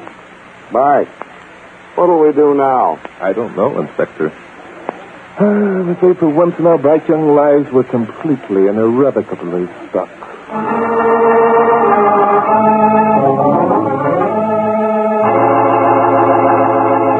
And now back to Glenn Langan for the third act of Mystery is My Hobby.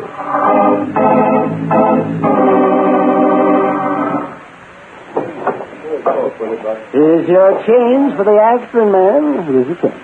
Thank you, Mr. Slocum. Sure. Hope your husband will be all right in the morning. Oh, well, hello, Mr. Drake. Hello. And you too, Inspector. Good evening, George. Howdy. How are you progressing in your investigation of my poor brother's death, Gideon? We aren't. Oh, no, isn't that just too bad? That's just too bad? Well, the signs you should be the murderer, George. Yes, I know. Really, it's a good thing for me that I was far, far away when it happened. Now, isn't it? Yeah, I say, isn't it? I'll say it is. By the way, George, when did you last see your brother alive? Why, at 8:30 a.m. yesterday. Yes, that's when it was. Andy Fisher and I dropped by his house just before we left for the airport. At 8:30 in the morning? Mm-hmm. That must have been about it. We just caught the 9 o'clock plane, and my brother lives exactly a half hour from the airport. Just a half hour. Just why did you call on your brother so early, George? Well, Andy wished to see him on business, and I wished to deliver a prescription he'd ordered. Prescription? Ken had ulcers for a brother, suffered terribly. What was in that prescription, George? Well, sodium bicarbonate, 10-grain tablets. They're very commonly used for intestinal disorders. They're excellent. Oh, they're really excellent. Yes, I know. Did your brother by any chance take one of these tablets while you were there yesterday? Yes, I believe he did. He had an attack, in fact. I gave him one, and Andy handed him a glass of water. I remember distinctly that I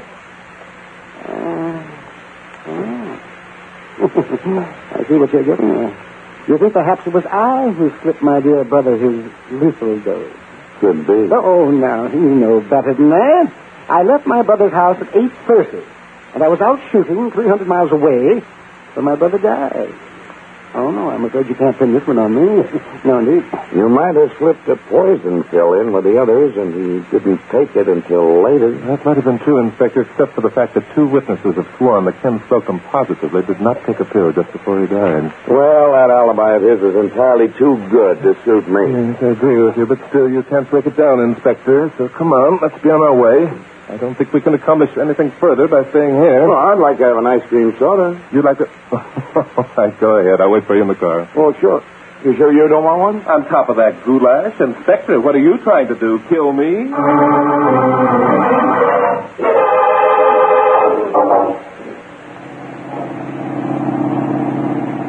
Well, what do we do now? I don't know, Inspector.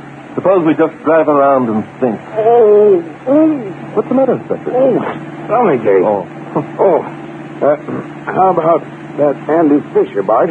Maybe he slipped the cyanide into the glass of water we gave Slocum. Inspector. Yeah, that's right. Slocum didn't die until he was 300 miles away, too. That's right. His alibi's just as good as Brother George's. Tell me. It's too bad you haven't some sodium bicarbonate. Slocum says that it's excellent for things like that. I have. When I was having that ice cream soda, I bought a bottle. Well, Inspector, I never knew you had ulcers. Well, that ain't nothing I'd rave about. Well, as long as you have them, you might as well take one. Yeah, I think I will. You better give me one, too. Mrs. O'Farrisky's goulash wasn't quite up to par tonight. Well, I guess we might as well turn in, Inspector. We've been chasing around for 4 hours now, ever since we left the drugstore, and we aren't any nearer to a solution than we were before we started. Yep. This is the worst case I ever tackled. The coroner must be wrong. He must have done an autopsy on the wrong corpse. I wish I could believe that, Inspector. If it just hadn't been cyanide, something else that didn't act so quickly. Oh. Why, what's the matter? Still got a stomachache? Yeah, I have. That pill you gave me didn't do me much good. Well, why don't you take another? Well, maybe I'd better at that. Give me the bottle. Here. Big things, are they? Sodium bicarbonate, 10 grains. Oh, smoke. What's the matter? Anything wrong with them? Inspector, turn around. Huh? We're going back and arrest George Slocum for murder. Bart, are you crazy? You said No, yourself wait a minute. Don't turn. We'll send somebody else out to do that. You'd better get us down to headquarters as fast as you can drive this wreck. Hurry, Inspector, hurry. Okay, you're the doctor. I only wish I were. And if we don't get a doctor and a stomach pump in the next few minutes, we've got just 2 hours to live.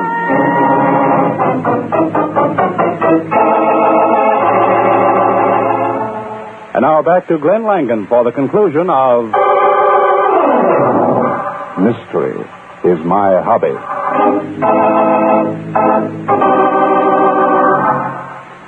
You feeling all right now, Bart? I'll live, I guess. How about you, Inspector? It's not much fun tangling with a stomach pump. Oh, I'm all right. Doc says you got the pills all right. Had enough cyanide in them to kill a horse. That's exactly what I was afraid of. But, Bart, that just isn't possible. You said yourself, when any guy swallowed cyanide, he'd drop. Plunk. Right now.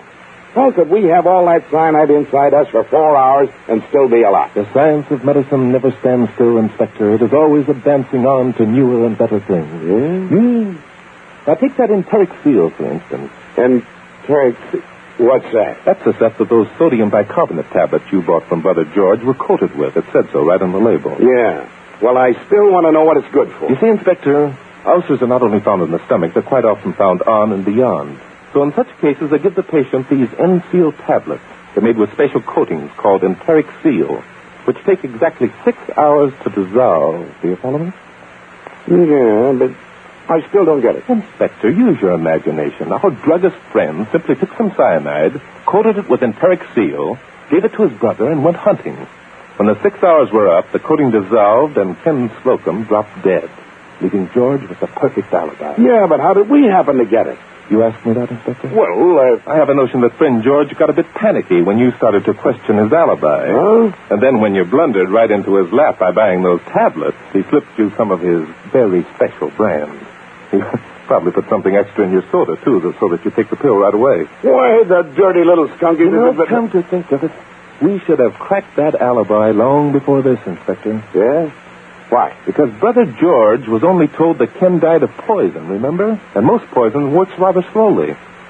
So if he didn't know it was cyanide, how could he be sure he was 300 miles away when his brother died? Hey, how about your stomach? My stomach ache? Oh, I'm afraid that was just coincidence and goulash. Oh, yeah, I see. Well, you'll have to admit the little guy was clever. That he was, Inspector, that he was. He came the closest I ever saw to committing the perfect crime. And I'm afraid he would have succeeded, too, Inspector. All but for one thing. Yeah? What's that? What's that? Because mystery is my hobby, Inspector. I say, a mystery is my hobby.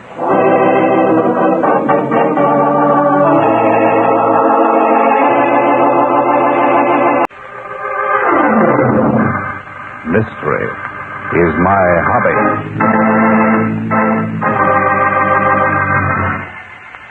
Ladies and gentlemen, Barton Drake speaking. For tonight's drama, I've selected case history number 114 from my book, Mystery is My Hobby. I call it Bullets Make Holes. Like I was telling you before, this fellow Ronald the Razor, we called him the Razor because that's what he mostly used to commit his crime. Take a razor and slit your throat from hairline to hairline, just as slick as a feller's skinning a catfish. Well, sir, this fellow, Ronald the Razor, escaped from the pen last week, and I got a hunch he's heading straight for this lodge. Probably cross the Pierre Marquette on the bridge below Walhalla, then sneak up along the south bank.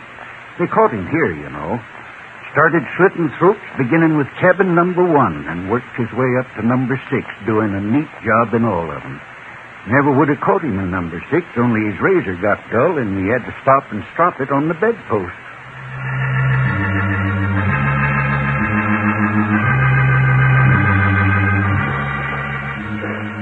Barton Drake snapped shut the box of fishing flies that he'd been fondly examining and preparing for the steelhead run that was to start on the Pierre Marquette tomorrow.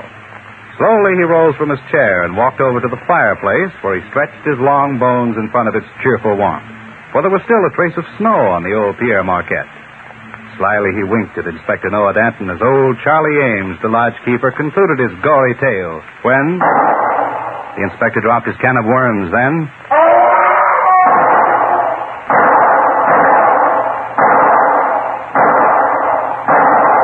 what was that? Shots, Inspector. Pistol shots. Somebody screamed. Holy pickled peanuts, them shots, they come from cabin number 6.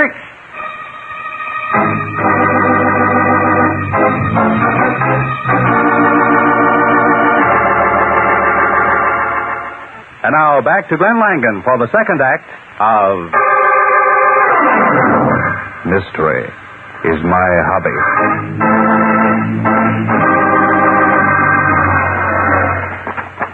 That's cabin 6. Over there. No lights on. No, there they go. They're on now. Hurry up, Inspector. I ain't as young as I used to be. Can't take it. Here we are. Better slow down to a walk. Yeah.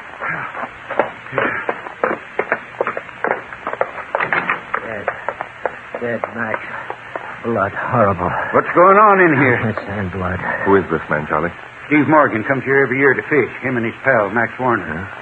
Holy buckets of buttermilk. There's Max there on the floor. Take that gun away from him, Inspector. You bet. Hey, you. Give me that. What I get? Gun. Give it here. Yes, take it. blood. Horrible. Drake, this fellow Warner's a mess. Yes. The shot went through his jugular vein. That accounts for so much blood. 45 automatic, Bart. Yes, and 45s always make the gold. Max, not Max. Couldn't have been Max. What's the matter with him, Bart? Nuts? I hardly think so, Inspector. More likely a state of shock. Come on, fellow. Snap out of it. Snap out of it. Snap out of it. I hate to do this to you, but I... Don't. What? I'm sorry, but you've got to come to. Morgan. What? I'm all right. What happened? That's what we want you to tell us. I don't know. Did you shoot this friend of yours, Max Warner? Shoot him? Yes. I don't know. Well, yes, I shot him. I must have shot him. Take away that blood. I can't stand blood. Pull yourself together, man. I'm sorry. This has been an awful shock. Yes, I shot Max, but I didn't know it was him. Yeah? Just who'd you think it was? I don't know. Stop saying that. I went to bed early. Wanted to get an early start fishing in the morning. Something woke me up. A noise, I guess. Sounded like somebody raising a window. I knew somebody was in the cabin. I lay here scared to death thinking of that Ronald the Razor that Charlie Ames has been talking about for the past 2 days. Ronald the Razor? Well, you didn't believe that yarn, did you? That's just a tall tale I tell to keep you guys interested. Holy barrels of bullfrog. Well, this is a fine time to tell me. Go on, Steve. Well, as I was lying there, I heard this fellow moving around. So I reached under my pillow where I always keep my gun. And I saw him outlined in front of that window over there. This one? Yeah, it's the big one. And then? I was panicky, I guess. I pulled the trigger and he dropped. Yeah? But we heard 7 shots. I know. I was excited. I guess I did fire some more. Probably emptied the gun. Can't you do something with that body? It's making me sick. Throw a blanket over it, will you, Charlie? Yep, but I'll charge the laundry bill to Morgan here. Then your shooting of Max was apparently an accident, ain't you, Steve? Hey, he's right, Bart. There's 7 bullet holes in the floor here. And you claim self-defense, I suppose, that you shot at a prowler thinking he was somebody else. Well, of course, Mr. Drake. Why, Max was my best friend. We've been friends for years. In fact, we've had many business deals together. It's strange your friend should sneak into your cabin, isn't it, Morgan? Yes, I can hardly believe it. I thought he was kidding. Kidding? Kidding about what? Well, you see, Max and I are both numismatists. Numismatists? What? Huh? Coin collectors, Inspector. Oh. Well, I had a coin that Max wanted, and I was showing it to him earlier in the evening. Max tried to get me to sell it to him, but I refused. And that made him angry? No, he just laughed, said I'd better watch out, or someday I'd find it missing. Mm-hmm. Then you think perhaps he came back here tonight and tried to steal it, huh? Well, he must have. That's the only answer. I only wish I'd known he was that serious. I'd have gladly given it to him. Holy cranberry cakes, I just thought of something. Yes, Charlie. Max's wife. Somebody ought to tell her. Yes, I rather think somebody should. They was living in cabin 10. Inspector, do you want... Just a minute, Inspector. Somebody's coming. Steve, did Max come over here? Oh. Good evening, Mrs. Warner. How do you do, Mr. Drake? What is all this, a clam bake? Yo, something terrible has happened. What's the matter? Did Brown Copper go down? Your husband was shot, Mrs. Warner. Shot? Max? Where is he? Under that blanket. Killed? Yes. I'm sorry to have to tell you this. You're sorry? What are you sorry for? I'm glad he's dead, the louse.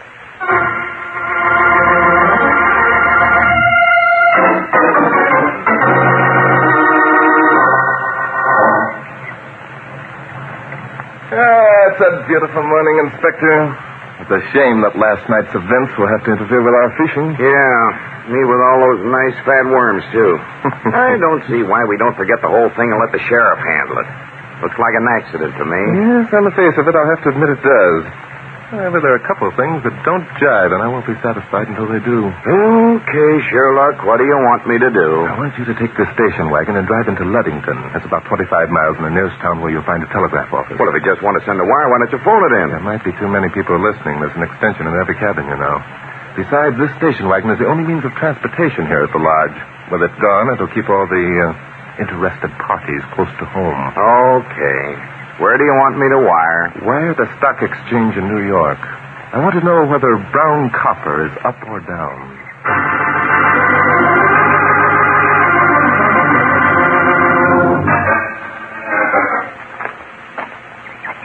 Let's walk around here by cabin 6, Charlie. Huh? What for? Something Steve Morgan said last night bothered me.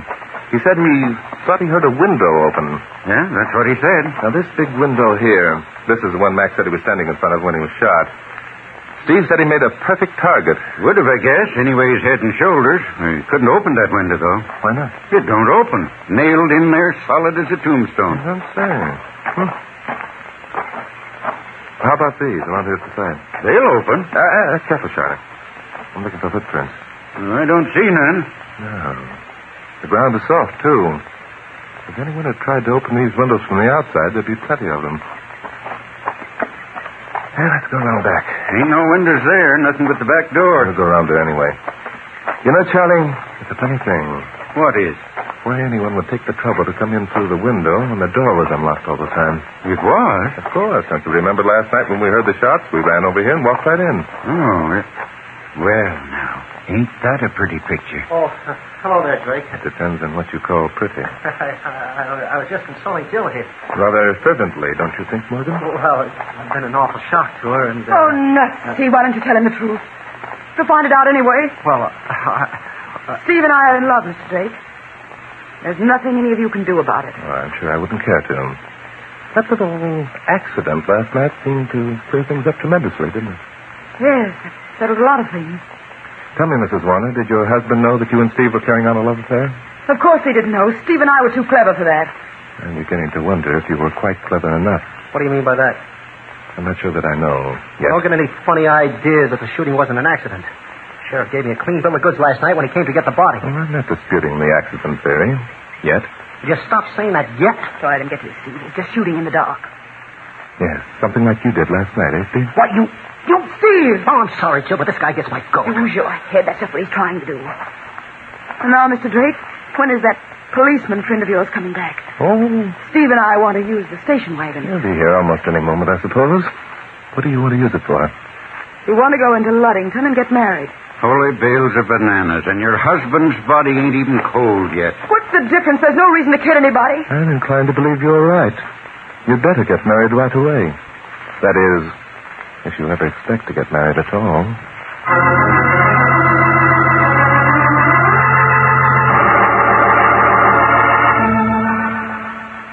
And now back to Glenn Langan for the third act of Mystery is My Hobby.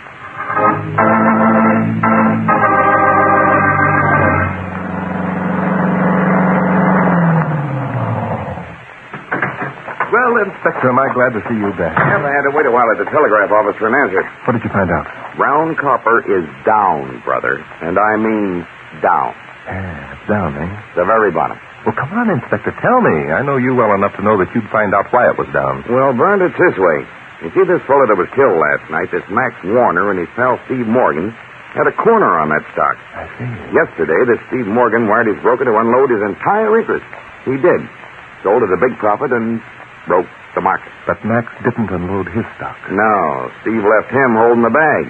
Must have wiped the guy out. Well, this is really beginning to stack up, isn't it? Well, I don't see how. If Steve pulled a dirty trick like that on Max, then Max should have been the one who would have been gunning for Steve, not the other way around, the way it happened. Well, that could have been it, Inspector. I get it. Max finds out that his pal has sold him out and sneaks over to Steve's cabin to get even. Steve sees them prowling around in the dark, thinks he's a thief, and shoots him. Right. Well, any way you figure it, it still comes out the same. You can't pin a murder rap on Steve. Well, it seemed to be it, Inspector. If Max had received any word of what Steve has done. I wonder. Oh, Charlie! Charlie Ames! Yeah? Will you come over here a minute, please? Yeah. What do you want, Drake? Charlie, Max Warner was here at the lodge all day yesterday, wasn't he? Yep, he was. You'd know if he made any long-distance calls, wouldn't you, Charlie? Yep, all long-distance calls has to be okayed by me personal. That's what I thought. Did Max make any or receive any yesterday? Nope. Holy piles of pancakes. What are you getting at? Did he receive any wires? Nope. Nary a one. Well, what do you think of your theory now, Inspector? Apparently poor Max never learned that he'd been double-crossed. Which puts us right back where we started from. Well, at least the poor guy died happy. Oh, you'd better go in and get your lunch, Inspector. We all had ours an hour ago. Yeah? What are you going to do? I'm going over and have another chat with the occupant of cabin number 6.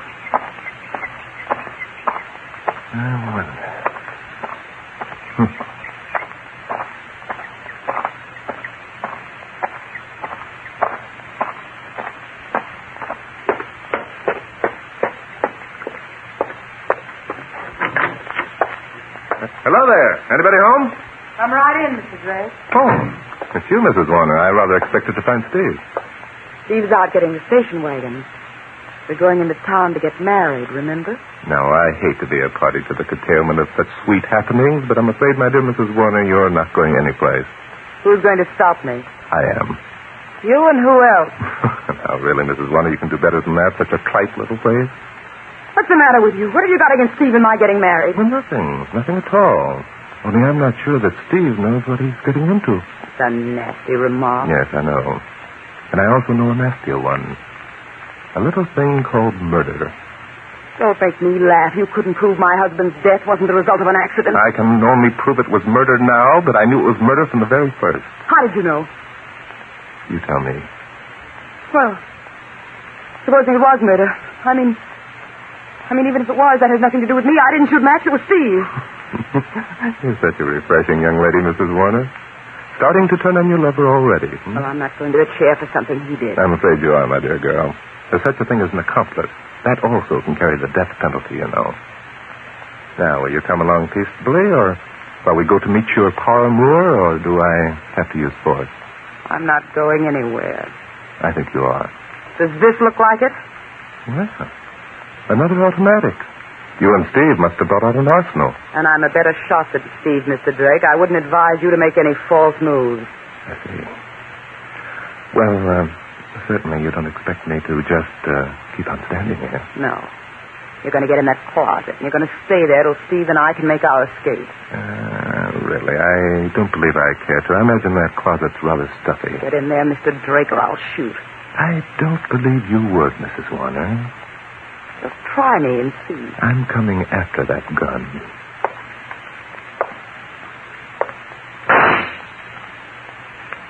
Yes, I believe you would.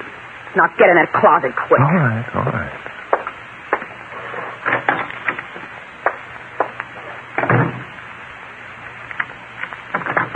And don't try to break out, at least not until after we're gone. If you do, next time I'll shoot to kill. Well, as good old Charlie Ames would say, holy miles of mustard. There they go. Happy bride and groom.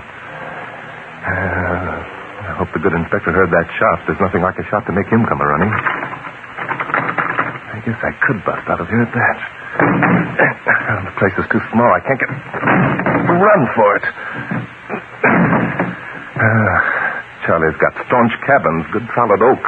And that lock's no easy mark either. Hey, Bart!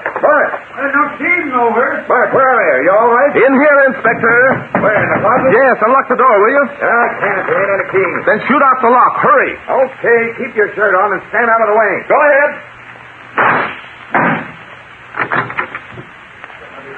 For that, holy gallons of gula.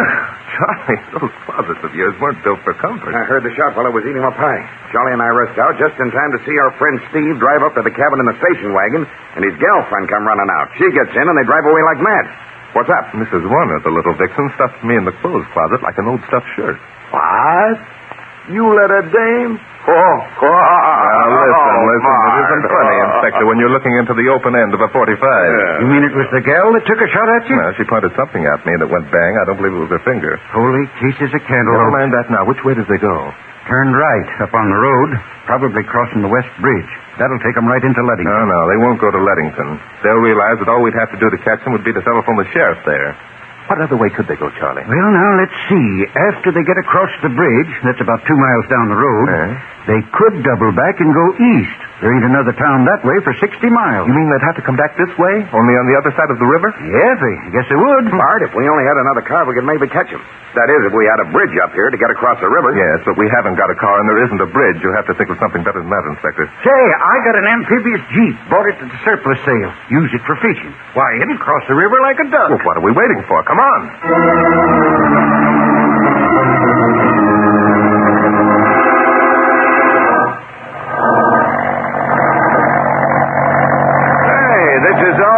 Bart? It'll have to do, Inspector. You better hold on. We're going into the river. This is for me, Bart. I'm going to buy me one of these things. The current's taking us downstream, Charlie. All right. We'll come out right about here.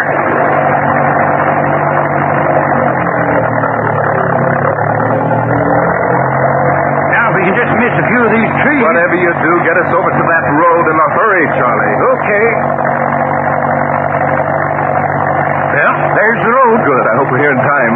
Drive the Jeep right out onto the road, Charlie. Make a roadblock. Not me. That station wagon's my property. And if them two idiots don't take a notion to stop, I'll lose both the station wagon and my Jeep. Nope. I'm going to stop her right here. I'll stop them. I've got ways. Well, all we can do is try to... By George, we made it. Here they come. And look at them come. Holy cow, they must be doing around 80. Wait here. I'm going to try and wave them down. Bart, come back here. Bart! Stop! Bart, I'll shoot out the tire.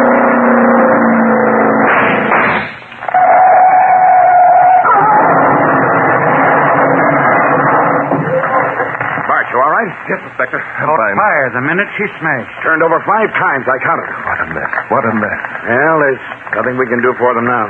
The poor devils. Even if they were guilty of murder, that's a horrible way to die.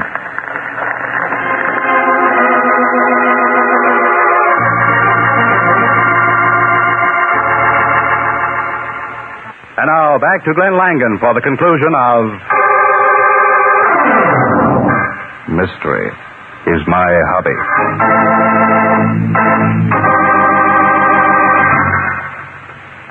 Now, Bart, would you please tell us what this is all about? Before we all went off on that moving picture chase, I thought that you thought that Max Warner's killing was an accident. Oh, I'm surprised at you, Inspector. You should have seen the minute we walked in that cabin that it had to be murder. You mean you knew it all the time? Certainly. How? Well, the way I see it, Inspector, Steve Morgan and Joe Warner came down here with the express purpose of killing Joe's husband, Max. Premeditation, huh? How do you figure that out? Because of the fact that Steve unloaded his brown copper before Max was murdered. Say, what would you suggest as the best fly this time of year, Charlie? McGinty, best fly for the spring. Good. Tell me more, Bart. Oh. More. Well, Inspector, on the night of the murder, Steve invited Max over to his cabin to look at a rare coin.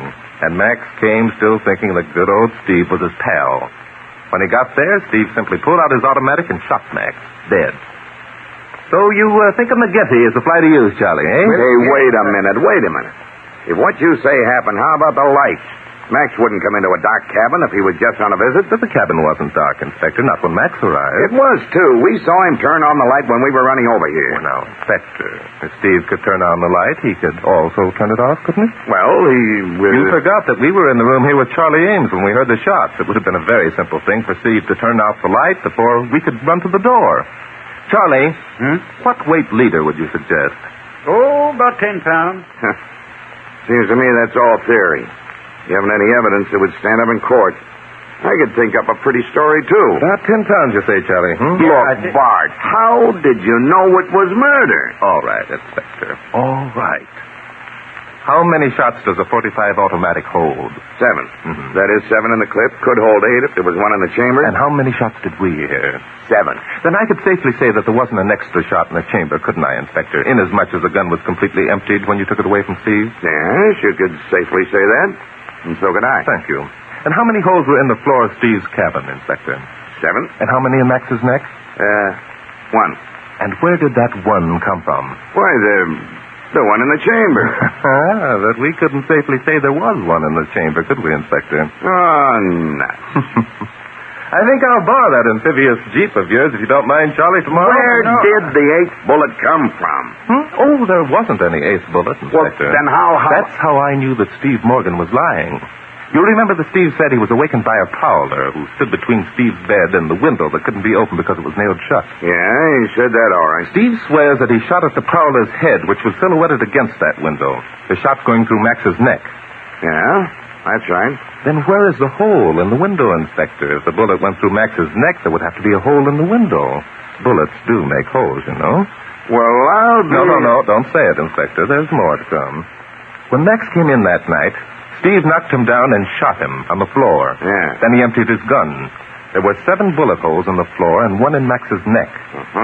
That bullet, you see, making 2 holes. Then he turned off the light, waited until he heard us coming, and turned it on again. He wasn't very clever, Inspector. No, he wasn't very clever at all. Yeah.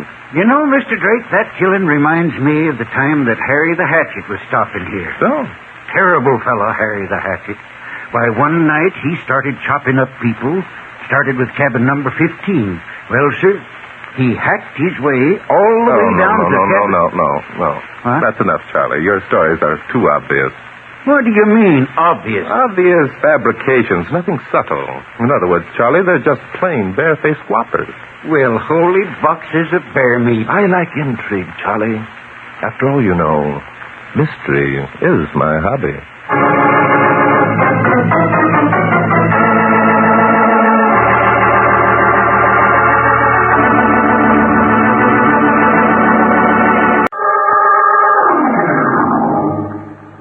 Mystery is my hobby.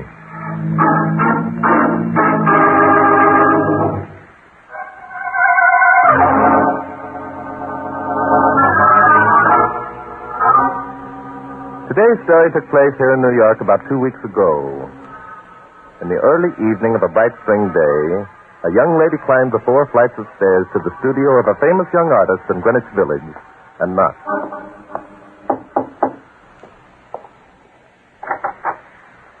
Linda. Well. You act surprised to see me, Mark. Well, under the circumstances. What circumstances, Mark? Why, the fact that I finished your picture. Oh, Mark, finish my picture. You're wonderful. What do you mean by that crack? You finished my picture 3 months ago, Mark, remember? Well? Twice a week for 2 of those months, I've been coming here to your studio. Well, there was a reason. I had some touching up to do. Yes, I remember. You were ingenious at inventing excuses, darling. Where are you going? My curiosity's aroused, darling. I'm dying to know whose portrait you've so carefully covered with your smile. Let that alone. My, what a charming young lady. Who is she, darling? Never mind. Another conquest, I'll wager. No, she isn't another conquest. Her name is Diane Mayberry. She's a client, and that's all there is to it. And how long has Diane's picture been finished? A month. But she's been returning for the, touching up treatment. Is that it, darling? Now, look here, Linda. I don't know what you're getting at. Don't you, Mark? You're rotten all the way through. So I'm rotten. Now that you've had your say, will you get out of here and let me go on with my work? No. Did you think I came here just to talk, you fool? Oh, look, Linda, we had fun together. Now, why don't you forget it and go home? I wish I could, Mark. I wish I could forget. I guess I'm just one of those stupid women who play this game of love for keeps. All right, Linda. I hoped I could spare you this embarrassment. Your husband was here this afternoon. What did you say? Oh, quit play acting, Linda. It isn't going to pay off. Leo told me all about you. That's a lie. I haven't any husband. Shall I prove it to you? You can't. Can't I? Listen to this. You were married 3 years ago to a man named Leo Bunker. You lived together 2 years, and then you left him. You wanted excitement and romance when you found it with me. Now quit just squawking. That's not true. Leo and I were divorced. We never loved each other. It was all a mistake. Oh, so you do admit having a husband. What if I did? It isn't important. I was very young. Oh, sure. Young and naive. Didn't know your way around. Yes, you sold me the idea that you didn't know what the score Stop was. it, Mark. That isn't so. I fell in love with you. Fell in love with me? How many others have you told that to? There haven't been any others, Mark. There's never been anyone but you. You've got to believe me. Have I? Well, I'll show you how much I believe you. I'm going over to Diane's right now, and I'm going to ask her to marry me. I'm sick and tired of What are you doing at that desk? You used to keep a gun in the drawer, Mark. How fortunate. It's still here. Put down that revolver, you little fool. You're not going to marry anyone, Mark. No one else is going to have Put down that revolver, I said. Keep away from me, Mark. I warned you. Give me that. Have you suddenly lost your mind? Yes, one more step and I'll kill you. You're not going to. Oh.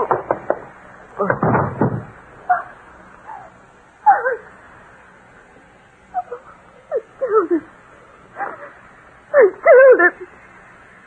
got to get out of here. Oh, Mark, I didn't want to kill you. The little fool. Thought I'd let her get away with shooting me, huh? Let's see now. Yes, there's the gun lying half under the divan, just where she dropped it. Now I'll just check in here. Yep, there it is.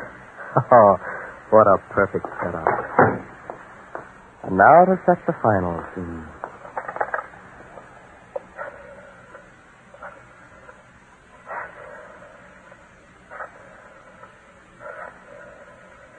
Hello? Hello. I'd like to speak to Miss Diane Mayberry, please. I'm sorry, Miss Mayberry went out an hour ago and hasn't returned. What, out? But that's impossible. She had a date with me tonight. Oh, is this Mr. Adrian? Yes, it is. Did Diane leave any message? Diane said she was going to your studio, Mr. Adrian. She should have arrived long ago. She said she was coming here? Good heavens. Are you sure? I'm positive that's what she said, Mr. Adrian. You suppose something's happened? No. No, I'm positive everything's all right. Don't worry. Goodbye. Good heavens, if she comes here. Oh, but that's nonsense. She'd have arrived long ago. Operator, get me police headquarters. I want to report a murder.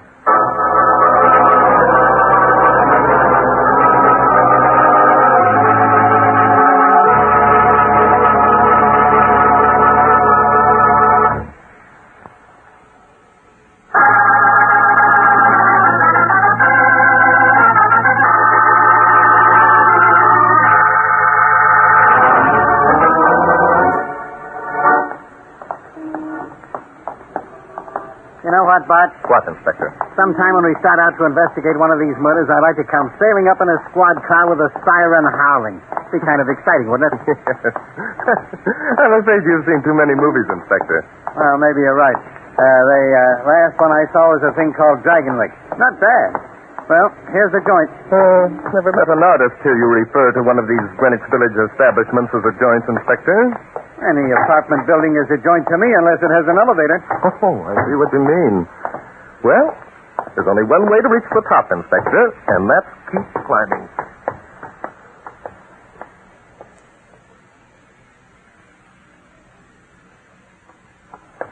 Holy smokes. How many more flights is it? One more, I think, Inspector. Getting tired? Oh, no. I like it. This sort of thing appeals to my sporting nature. Phew. Well, let's stop and rest a minute. I'm worn out. Oh, you don't have to stop for me. I can take it if you can. However, if you insist. I think it'll be a good idea if we're not out of breath when we walk into Mark Adrian's apartment. No telling what we'll find. According to the guy who called, we're going to find a corpse. What are we complaining about? He'll be out of breath permanently. Inspector, this man who called, he said his name was Leo Bunker? Yeah, Leo Bunker. He used to be married to a babe who now calls herself Linda Stewart. Stewart? What did she change the name? I don't know. Neither does Bunker. It seems that Bunker's been away for a year doing some kind of research up in Alaska. He got back the day before yesterday. I see. And what happened? We heard his wife was playing around with this artist guy, Mark Adrian. He comes up here to Adrian's studio about an hour ago and finds a dead man lying on the floor. So? So he called the police. Yep. That's all there is to it.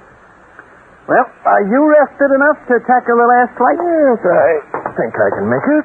Why the heck do artists have to live on top stories anyway? It makes their work lighter, Inspector.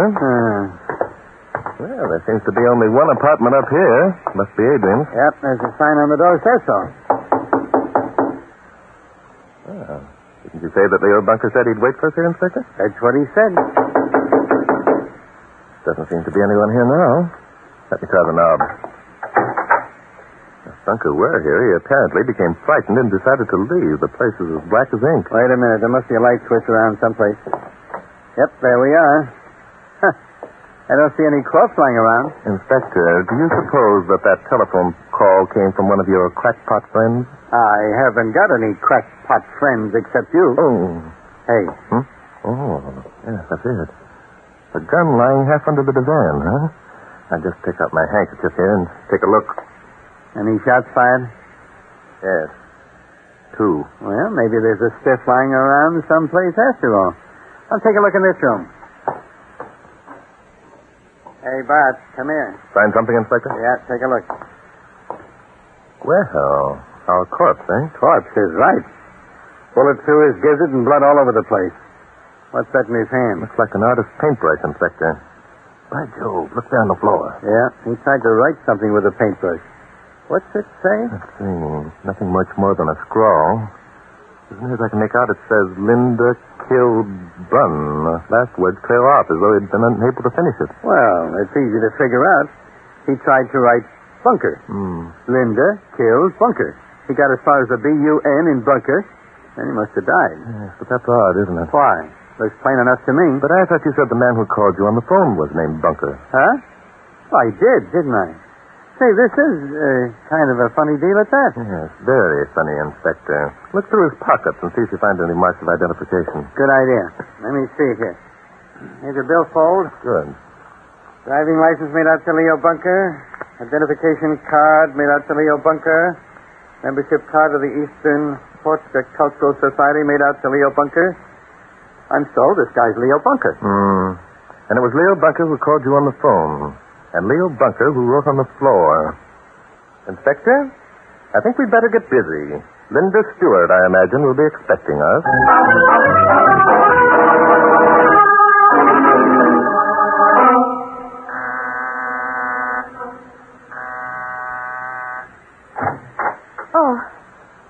Oh, you're the police. That's right, Miss Stewart. We're the police.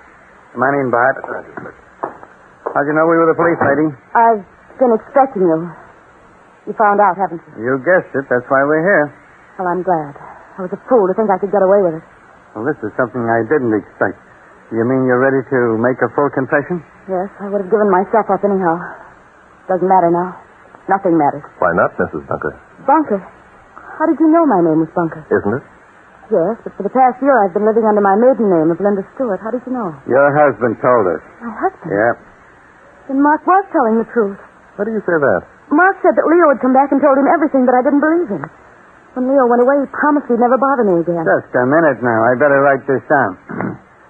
Let me see. First, you confessed to the murder. Yes, I confess. And your reason was what?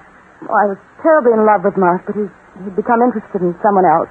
Excuse me a moment, Inspector. Miss Stewart, will you tell us exactly what happened tonight? I went to Mark's studio. He'd found out about Leo. He wouldn't listen to my explanation. He said he was through with me. Said he was going to marry a girl named Diane Mayberry. I guess I lost my head. And what exactly did you do? I've already told you. I knew there was a gun in Mark's desk drawer, and I found it and shot it. Hey, wait a minute. Let me get this straight. Why do you keep questioning me? Haven't I already confessed? I know you found the gun. My fingerprints were on it. I was a fool to leave it behind, but I wasn't thinking. I didn't care. Okay. So you shot your husband. Why? I've already told you. What did you say? I said you shot your husband. You've already admitted it. Leo? Yeah. Now, what I want to know is, what did you shoot him for if Mark Adrian had already given you the go-by? Shot Leo? What are you saying? I didn't shoot Leo. Oh, my gosh. I knew it couldn't be as easy as this. Look, lady, you've already confessed. Shot Leo? Well, why would I want to shoot Leo? What have I done? What have you made me say? The man I shot wasn't Leo. No? Who was it, Miss Stewart? It was Mark Adrian.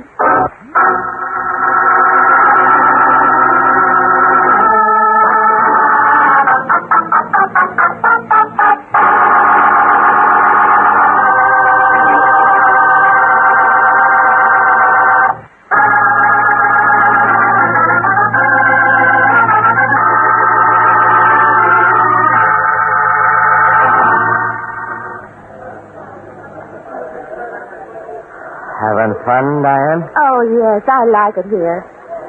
And we're together. That's what's important, Mark. You bet it is. We'll always be together, won't we, Mark? I'm sure we'll, honey. Just you and me. Always having fun. Now, let's have another drink, huh? Not now, Mark. I want to talk about us. About after we're married. Yeah, always having fun. Waiter, come in. Give us another round of drink. Yes, sir. No more for me, Mark. I've had enough. No, you haven't. You gotta have another. All right, if you say so. Mark. What's the matter? You're through with that other girl, aren't you? What other girl? Who are you talking about? The girl whose picture you painted. Linda something or other. Oh, her. Sure. All through with Linda. All washed up. She was at your studio tonight, wasn't she? Linda in my studio? What do you mean? Oh, I saw her go into the building. I was coming up to surprise you, but she came along the street, and I waited to see if she was going in. You're crazy. There's nobody at my place tonight. I haven't seen Linda for weeks. Don't lie to me, Mark. Please. I'm not lying. Linda wasn't at my apartment. Nobody was. Nobody. Understand that? All right, Mark. You don't believe me, huh? I believe you, Mark. I must have been imagining things. Oh, that's better. Here are your drinks, sir. Never mind the drinks. Take them away. Yes, sir. Is something wrong, Mark? I don't know. My head's all jumbled up. Something's cockeyed somewhere. Well, perhaps we'd better go. No, I gotta think. Let me see now.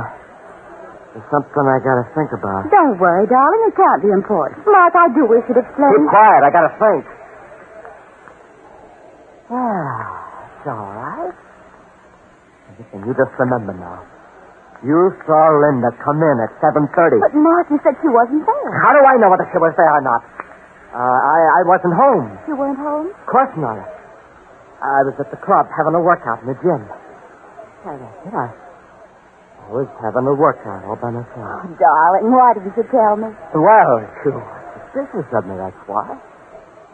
I had to figure it out. Darling, you went to all that trouble just to prove to me that you weren't seeing Linda. Yes, I had to prove it to you. Didn't want you suspicious. Oh, Mark, and I was worried. How foolish of me. There's no need to worry about old Mark. Just give him time and he'll figure things out.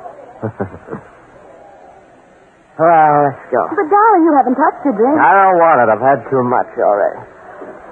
Come on. We'll go up to my place and have a nice chat.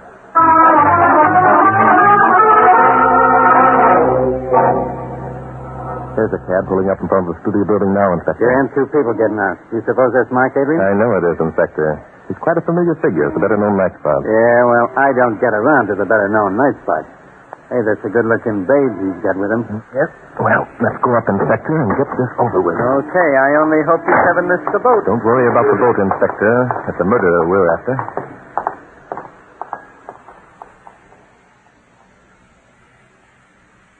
Didn't say, Mark, it's terribly late. Huh? What did you say, Di? I said, Mark, what in the world are you looking for? Looking? Oh, nothing. Nothing. Why? You're acting so strangely, darling. When we first came in, you seemed almost surprised, as though you expected someone to be here. Oh, if you're imagining things again, my dear. Whom would I expect to find here? Well, I don't know, I'm sure. Oh, well, I'll put my coat in the bedroom. No. Mark, what's the matter? Never mind putting your coat in that room. Leave it out here. But, darling, Leave it here, I said. All right, if you want to act that way. What's that? Callers at this time of night, Mark? Oh, it's a mistake. No one will be coming here. Open up, open up. Mark, who can it be? Probably some drunk. I'll find out. Who is it? What do you want? The police, open up. The police? Mark, what in the world can they want here? Don't worry. It can't be anything important. Yes, officer? How are you, son? Your name, Mark Adrian? Yes, my name's Adrian. Is something wrong? That's what we're here to find out. Come on in, Bart. I'm Inspector Noah Danton. This is Barton Drake. What's your name, miss? Don't answer him. I think you'd better tell us what this is all about, Inspector, before you start asking a lot of questions. Suppose you tell us. All I know is we got a call at headquarters saying there was a corpse lying around up here. You mean you just get... That's silly. There's no corpse here. Of course there isn't. Who is it supposed to be, anyhow? Your boyfriend here, Mr. Adrian. Me? Well, that's a hot one. Do I look dead? Not yet. Bart, take a look in that bedroom, will you? Glad to, Inspector. Say, what is this? What's the idea? Don't get excited, Bub. Maybe it was some crackpot. You better come over here and take a look, Inspector. Okay, come along, you two. Oh, this is ridiculous. Someone's been playing jokes on Mark. Does that look like a joke? It's a man. He's dead. Good heavens. Everyone's surprised, eh? Well, let's look him over. Is it anyone you recognize, Adrian? No. I mean, I'm not sure. He looks a little familiar. According to these letters, the gent's name is Leo Bunker. That name mean anything to you, Adrian? Why, no. It seems as though I've heard it somewhere before, but I can't think where. Mark? Is something wrong, miss? Mark, that's the name of Linda's husband. By Jove, you're right. That's just who it is. And who is Linda? Well, she's a girl I know. I painted a picture. She and I, well, we became interested in each other for a short time. For a short time until her husband showed up and threw a monkey wrench in the works, eh? Well, crudely, that's it. I didn't know she was married until he returned from Alaska. Uh-huh.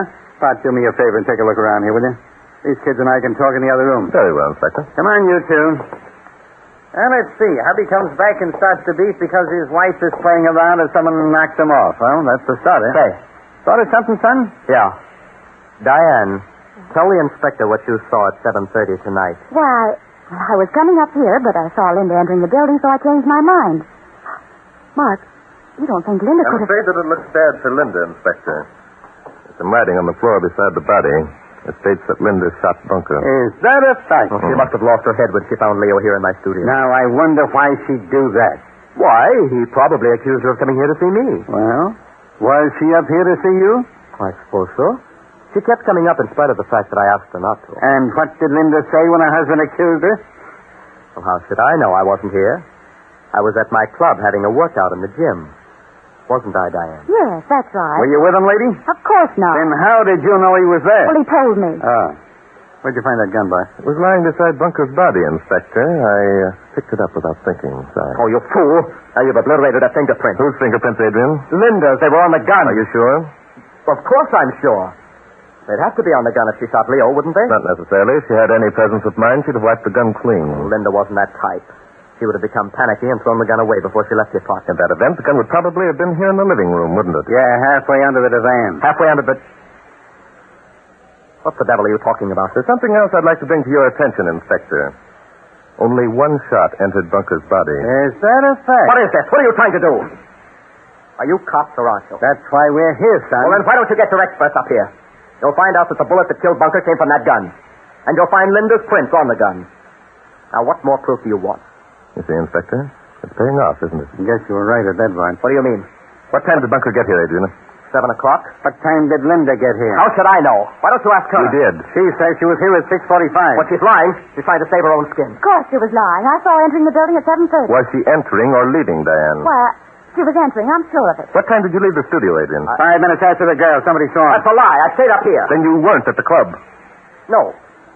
I got there before Linda came. How did you know Linda was here? Who fired the second shot, Adrian? Linda. She must have. Who said a second shot was fired? Drake did. He just said so. Then where's the bullet hole? I don't know. There must be one somewhere. Well, let's look. No use, Inspector. The second shot was a blank. You don't say. It couldn't have been a blank. Why not? Because it couldn't. I'm afraid that's the mistake you made, Adrian. What do you mean, mistake? There's the gun lying on the table, Adrian. Pick it up and look at the empty shells yourself. No. Why should I? What do I care about the empty shells? Your fingerprints are on them. They're not. I wiped marks. Well, I guess that ties it. Does it? I'll show you. So one shell was blank, was it? Well, the others are. Sorry, Adrian. I put the gun there so you would pick it up. There aren't any shells in it at all. It's completely empty. Why, you... Oh, Mark. You'll never prove I did it. It was Linda. I fixed everything. There wasn't a chance of anything going wrong. I had it all fixed. I tell you, I had it all fixed.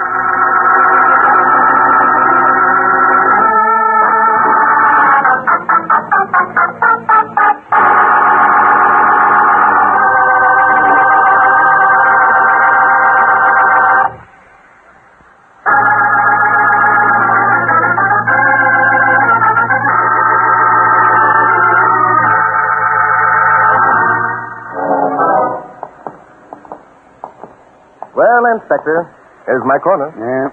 Everything's under control, isn't it? Yeah, everything's under control. Adrian confessed when he got to headquarters. Yes, and it probably was a big relief to him. Yeah. You know, guys like him make me feel kind of bad. Oh, why, Inspector? Well, he's smart. He was on the road to success. True. What do you suppose made him figure he could outsmart the police? I think it was a matter of necessity, Inspector. You mean he didn't want to kill Bunker, eh? Probably that's the answer. Bunker came to his studio and accused him of alienating his wife's affection. So one of them pulled the gun went off, and Bunker came out of it dead. It was fortunate that Adrian made one mistake, wasn't it? Yeah. Bart. Yes, Inspector? Just to refresh my memory, what was the mistake he made? Why, Inspector, you saw it yourself. But I want to know what it meant to you. It was the scrawled message on the floor, Inspector. Let's see now. What did the message say? Linda shot Bunn. Mm-hmm. That was to make us think that Bunker had died before he completed the sentence. That's it, Inspector. That's it, yeah. Now, where did you think he made the mistake? Inspector, I'm surprised. Bunker was supposed to have written the message, wasn't he? Yeah. Well, he was supposed to. If Bunker had written the message, he would have said, he wouldn't have said Linda shot Bunker. No. He would have said Linda shot me. That's right, of course. You see what I mean, Inspector? I certainly do. Well, good night, Bart. Good night, Inspector. Oh, Inspector. Yeah? Stop me if you've heard this one before, but mystery is my hobby.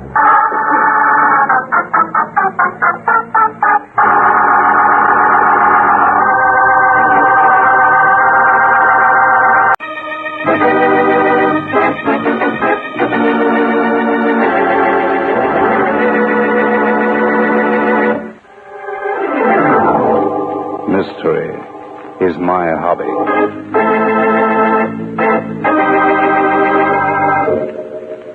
Ladies and gentlemen, Barton Drake speaking.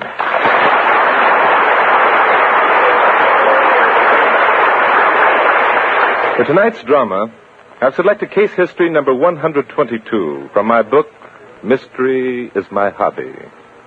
I call it Death Buys Flowers.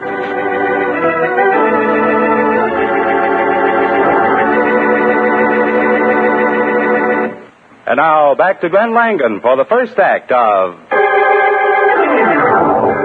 Mystery is My Hobby.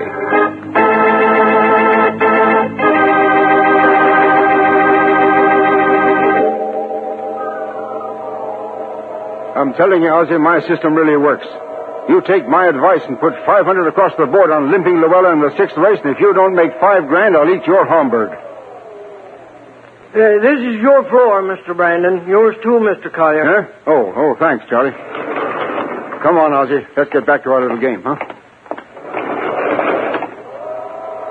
Yeah, up and down. That's all I do all day long, all night long. Me, poor old Charlie Peters, 65 years old and still an elevator boy. And me working in a hotel that's crawling with dough. It ain't fair. All these guys betting thousands on the nags, and me without nothing. But I got a plan. I'm going to get some money, enough money to give me a decent burial if I have to kill somebody to do it. Going up, please.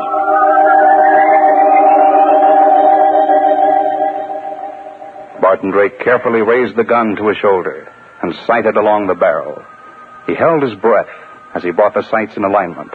This was one time he didn't dare to miss, and the target was very small. He exhaled until his lungs were a complete vacuum, then squeezed the trigger. Bullseye. Yes, Inspector. You owe me another dime. The gun didn't make much noise. It was only a small Daisy air rifle that Bart had bought for a birthday present for his nephew. And as his nephew's birthday wasn't until tomorrow, he wanted to try it out. Wouldn't you? Air rifles, kids' toys. Yes, but they'll hit the mark if you aim them straight. Yeah. That's 10 cents more, Inspector? Yeah, nuts. A police revolver's different. So, are they, Inspector? You're darn right, especially when you're shooting at a running target. Some murderer who's running away from a crime. It's still just a matter of shooting straight, old I'll man. tell you what I'll do, Bart. What do you do? Next case I'll get, you're coming with me, and you'll carry a gun just like I do. Maybe we'll get a chance to take a pop at a guy. Inspector, you sound absolutely bloodthirsty. Yeah? Well, I'm betting you $20 right now that I can stop a guy with a well-placed shot. And without killing him, you understand? And I can do it before you do. All right, Inspector, that's a bet. Now, watch this one. You missed.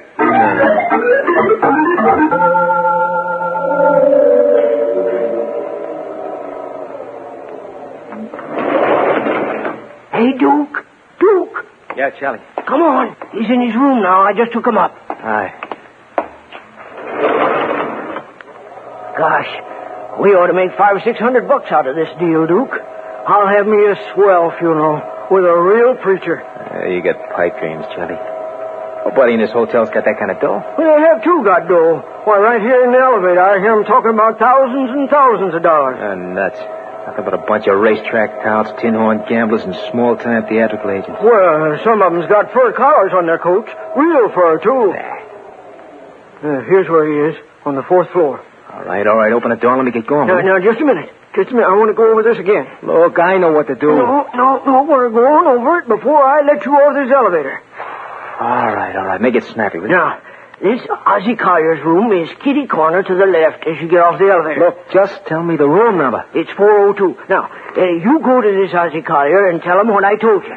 Tell him you checked up. You know he's a respectable businessman out in Paducah. But when he comes into the big town, he gambles and bets on horses and everything. Yeah. Tell him you know all about his wife back home, but that when he's here, he runs around with a dame by the name of Bunny Schultz. Then you tell him you're going to make a trip out to Paducah and take his wife out to dinner. That is, unless he gives you $1,000. At 11 o'clock tonight. Be sure you make it 11 o'clock on the dot. Listen, Charlie, I've blackmailed people before. I know how to work this game. But this ain't blackmail, Duke. Not really. This scheme is safe and honest. What do you mean, honest? Well, you ain't going to take the money. Not now. Even if he offers it to you, you gotta insist that he don't give it to you until 11 o'clock. Why ain't I? Because that'd be against the law. No, sir. Between now and 11 o'clock, I'll go in and see Collier. I'll tell him a beaut about how you lead a life of crime. Boy, I'll pile it on. I'll make up enough dope about you that he'll think he has a chance to blackmail you. When you come back at 11, he'll be so tickled that just as like as not he'll give me 500 or 600 simoleons as a reward for saving himself from you. Now, don't you see that? Well, It'll be honest money. Then we'll split the reward. You ain't even going to have to come back at 11. All right. Hurry up. Will you open the elevator? Okay, Duke. Now, that's Ozzy's room right over there. Now, be kind of quiet. All right. His friend Dewey Brandon lives in the room right next to him. Don't let him hear you. All right, I won't. What do you take me for? Gosh, this is going to be good. Ozzy Collier, I'm coming in. Gee, Duke's being real tough. Gosh, maybe I'll have a pillow made of flowers that says on it, "Dear Charlie, may you rest in peace."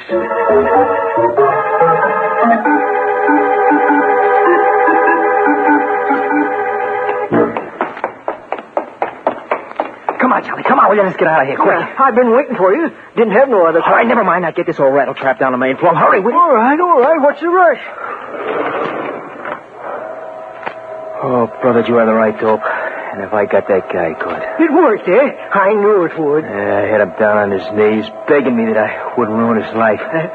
Says he wants more time. I told him to have the 5,000 ready at 11 o'clock or else I was off the Paducah.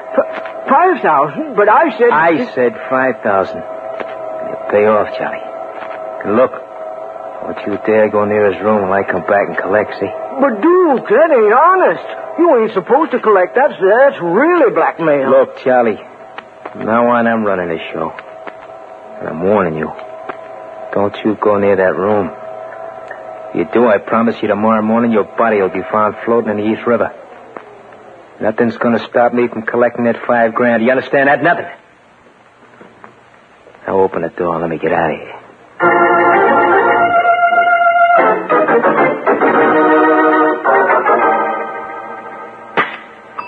Doggone you, Bart, another bullseye. Right, Inspector. That makes $2.30 you owe me. Okay, give me the gun. It's my turn. Right.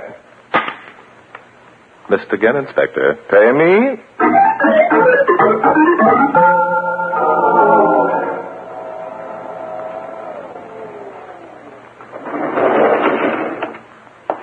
Ain't going to do it. Got 15 minutes before Duke comes back. I'm going in and tell Mr. Oliver the whole thing. I'm too old to start out on a career of crime. Darn that Duke anyway. Should have known he was no good.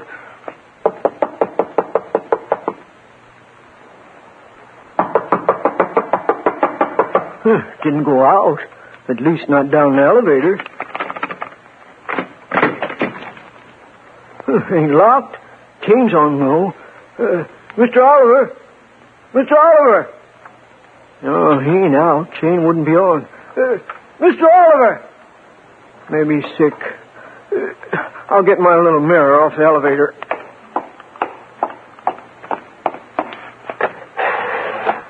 Drat that Duke. Bet he gave the guy a heart attack. This mirror ought to work. Used it once before when old Mrs. Mulberry died in her sleep. I'll just stick it through the crack in the door. Yep, he's there all right. Lying on the bed. Hey, holy breadcrumbs. He's bleeding. There's a knife sticking out of his back. Help! Murder! Police! Gotta get the police. I gotta get the police.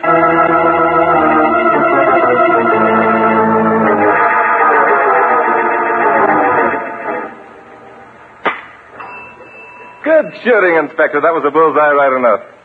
Oh, you can knock off a dime. That makes only 510 hours. Right you are. My turn again. Oh, there's the phone. I'll get it. Probably from me anyway. They know down at headquarters that I always come up to your place on Saturday night. Okay, I won't shoot until you're through. Wouldn't want you to think I was cheating. Yeah? Speaking. Is that so? Sure. Hold everything until I get there. I'll be right down. Okay, Bart. Put up that pop gun. You're coming with me. Yes, where to, Inspector? There's been a murder down at the Green Star Hotel. No kidding. Well, certainly a good place for one. Some guy tried to cover up a knife in another guy's back. Cover up a... Well, that's usually a pretty tight fit, isn't it? Don't be funny. Come on. On the way, we'll stop at the station and pick you up a police special. Maybe this is the night that we'll get to do some real shooting. Let's see. That bet was for $20, wasn't it, Inspector? Yeah, and you might as well get out your checkbook right now. There's a new fishing pole I've been looking at lately. It's just $20, without the tax.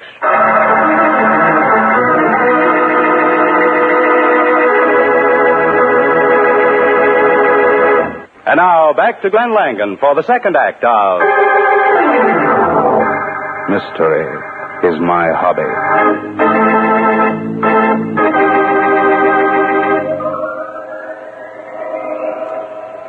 He's in his room, gentlemen, lying on the bed, and the bed all covered with blood. What room is he in, Mr. Charlie Peters is the name. Been running an elevator nigh on to 50 years, man and boy. Okay, what room's he in? 402. I'm taking you there now. I didn't have nothing to do with it, gentlemen. I haven't been off my elevator all evening. Yeah? Well, then how did you discover the body? Well, Never mind, never there. I'll get to that later. What's the name of the corpse? R.C. Collier. He's a big man from Paducah. This is the room right here, gentlemen. Night chain's off. Well, that's interesting. What's so interesting about that, Bart? All these old hotel rooms have night chains. Yes, I know. But not any of them that are on at this hour. Might be interesting to learn how the murderer got out and fastened the chain after him. Well, they probably went out the fire escape. Oh, no, gentlemen. This room has no fire escape. It's an inside room. There's a building with a solid brick wall built right next to this one, only 18 inches between them. You seem to know an awful lot about this building for an elevator boy. Well, I've been working in this hotel for the past 32 years, sir. Are you satisfied, Inspector? Well, maybe use a ladder. Inspector, 4 floors up and only 18 inches between buildings. It couldn't be done. Well, maybe it was a human fly. There's a circus in town. What? Well, come on. Let's get this door open. I have a pair of strong nippers, sir. We've used them before to cut chains like this. Well, get them. The corpse is getting cold. Yes, sir. I have them right here in the elevator. Nosy little guy. Well, a chap like him would be a bit odd, Inspector. Imagine nothing but going up and down for over 50 years, never getting anywhere. Yeah. Here they are, gentlemen. Now I'd like to tell you about... Give them here and shut up. I'll just slip them through the crack here and... There. Not much of a struggle. Just a chair tipped over. Yeah, probably knew who did it. Didn't suspect nothing. Poor devil. Nothing spectacular about the knife. You can buy them anywhere for 98 cents. Could be fingerprints. Yes, but I doubt it. Someday somebody is going to commit a murder and leave fingerprints. You watch. I didn't have a thing to do with this, gentlemen. I wouldn't kill a fly. Oh, go on back and run your elevator. We'll call you if we want you. Yes, sir. I'll look in every trip. One thing I hate is some punk who's always butting in. Inspector, look here a minute. Yeah, what? This window. It's open. Yeah? So what? There's no fire escape, no rope, no ladder. What's that get you? Yes, I guess you're right. But there is a window just a couple of feet away opening into the next room. Yeah. But it's closed. And it's locked. There's a guy in there asleep in the bed. I can see him. He hasn't got a knife sticking out of his back, too, has he, Inspector? Don't be silly. Well, you look around, Bart. I'm going to call headquarters and let them know who this guy is. Right, you are, Inspector. Good. Hello, desk. Inspector Danton of the police. Get me to the department. You might nose around the hall, too, Bart. Oh, I don't know what for. When are we going to have our target practice, Inspector? That'll come. It always does. Sure. Hello, Mickey? Danton. Yeah. Better than last year's funny paper. Victim's name's Ozzie Collier. He's from Paducah. Huh? What's that? Well, say, maybe you got something. Mrs. Lucy Collier from Paducah picked up for disturbing the peace, huh? Trying to break into a Miss Bunny Schultz's apartment, eh? What time, Mickey? About 10:45, huh? Well, good. Send her over, will you? And have the boys pick up this Schultz dame and bring her over, too. And while you're at it, send over the meat wagon. See you later, Mickey. Well, I'll be... Did I hear you mention the name of Bunny Schultz, sir? Huh? What are you doing back here? I told you to run the elevator. Well, I said I'd drop in, sir. What do you know about Bunny Schultz? Well, she was a deceased girlfriend, sir. Look, thanks for the information, but will you please get back in that elevator? I got some friends who'll soon want to come up. Yes, sir, but I would like to tell you Get about... back in that elevator before I run you in. Yes, sir. Yes, sir. Hey, Bart, you still here in the hall? Yes, Inspector. Didn't you tell me to nose around? Yeah. Well, stick your nose up in the air and see if you smell what I smell. Huh? Go ahead, take a sniff. Hey, Bart. Chloroform. That's right, Inspector. And it's strongest here at the door of 404, the room right next to our non-speaking friend. Well, what are we waiting for? Let's go on in. There's a guy in there laying on the bed. Maybe he's dead, too. We can't go in. This door's on the night chain, too. Yeah, darn those guys. They never make it easy for the cops. Where's Charlie and his nippers? I sent him back to running his elevator. Inspector. Well, how was I to know there'd be another stiff? I'll go ring for the elevator. No, wait a minute, Inspector. I can make it quicker than that. How? I'll go in and out of the windows. But the window to this other guy's room is closed. Well, in a case like this, I believe it would be permissible to break it. You wait here for our friend Charlie in case I don't make it. Okay. You again? Inspector, I've been wanting to tell you... Well, go on. What is it this time? What's that? That's Bart. He just broke the window to 404. There's a man in there chloroformed. Mr. Brandon? Is that his name? Yeah, Dewey Brandon. He was a dead man's best friend. They used to play cards together. What was it you wanted to tell me? Well, Oh, never mind. Here's Bart. Come in, Inspector. Whew. This room stinks. Might as well knock the rest of the glass out and let some air in. Is he dead? No, he's breathing. Come on, fella. Wake up. Wake up. You're all right. Get a glass of water, Charlie. Yeah.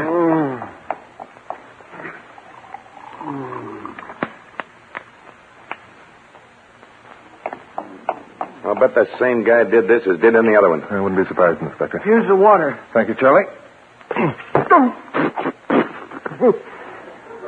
Hey, what the... Who are you? What did you do that for? You didn't want to sleep all night, did you, my friend? Huh? Oh, yes, now I remember. Did you catch him? Did he hurt Ozzie? Hey, who are you? One thing at a time. We're the police. Oh. Now tell us about this man you want us to catch. Well, I don't know who he is. I heard a fight in Ozzie's room, and then Wait a minute. What time was this? Oh, about 10:30, I think. Go on. Well, Ozzie is a friend of mine. We play cards together. I see. At this moment, who owes who? Well, to tell the truth, Ozzie owes me about $6,000. You're going to have a hard time collecting it. Why? Ozzie's good for it. Not now, he isn't. He's dead. Oh, so that's what this is all about. Let's hear some more. Well, when I heard the commotion next door, I knocked on the wall and asked Ozzie if he needed some help, and then I heard a scream. I didn't know what to do. Why didn't you just open your door, go to his room, and help him? Well, I tried to, but Ozzie's night chain was on, and I couldn't get in. Okay, that checks. Well, then I came back into my room and was just about to phone downstairs for help when a man came climbing in my window. I see. Had your window been open? Well, I think so. It's been a warm evening. Well, I made a dive for him, and he hit me on the side of the head here. There ought to be a bruise. Sure, it's sore enough. Yes, it's a bit red. I guess I was knocked out for a minute, because the next thing I knew, I was lying on my bed, and this man was holding a wet cloth to my nose. It smelled like chloroform. That's about all I remember. Can you describe this man? I sure can. He was dark and heavy-set and had a kind of a gruff voice. That's Duke. Yeah? Who's Duke? Well, I've been trying to tell you. Duke's the guy who did the killing. He must come back early and done it. Come on, Charlie. Sing a little louder. I wanted to have a nice funeral, so Duke and me had a little scheme to get a few $100 from Mr. Collier in there. Only Duke wouldn't work it the way I wanted to. He said he was going to blackmail Mr. Collier for $5,000 on account of Mr. Collier was running around with a blonde while he still had a wife in Paducah. I told Duke he couldn't do it. Only I guess he did. He was supposed to come here at 11 o'clock to collect. I see. And where can we pick up this Duke guy? I don't know. He was supposed to meet me here at 11, but he never showed up. I'll get it. I'll get it. Hello, Denton speaking, police. Oh, fine. Hold him there. We'll be right down. Don't make him suspicious. Speaking of Dukes, that's him now. He's downstairs and wants to see you, Charlie. Can I go see him? Sure, only Bart and me will be right behind you. Come along, Brandon.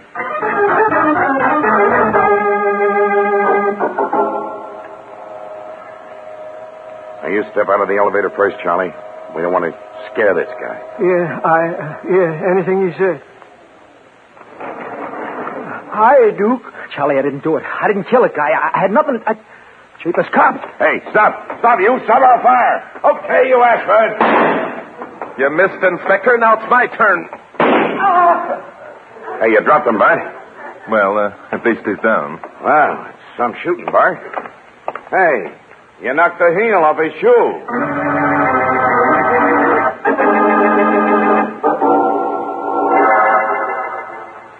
Is this the man, Brandon? Well, I Come on, is it?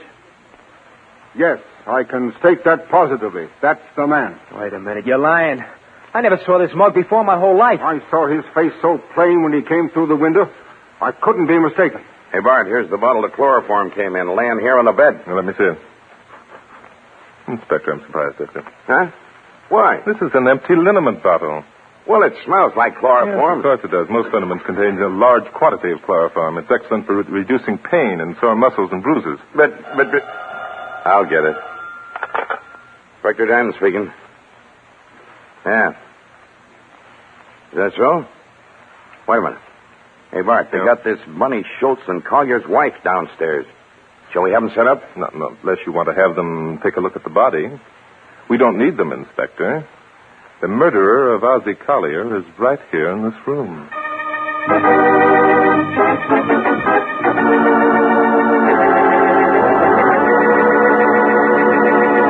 And now, back to Glenn Langan for the conclusion of... Mystery is my hobby.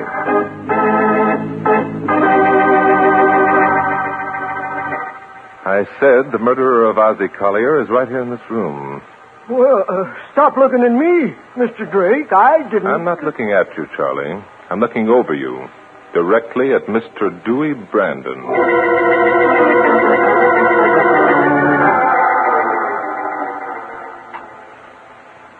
Have some more of Mike Pat's excellent Mandarin duck, Charlie? Don't mind if I do. Fine. Inspector? Oh, I'm full. That's too bad.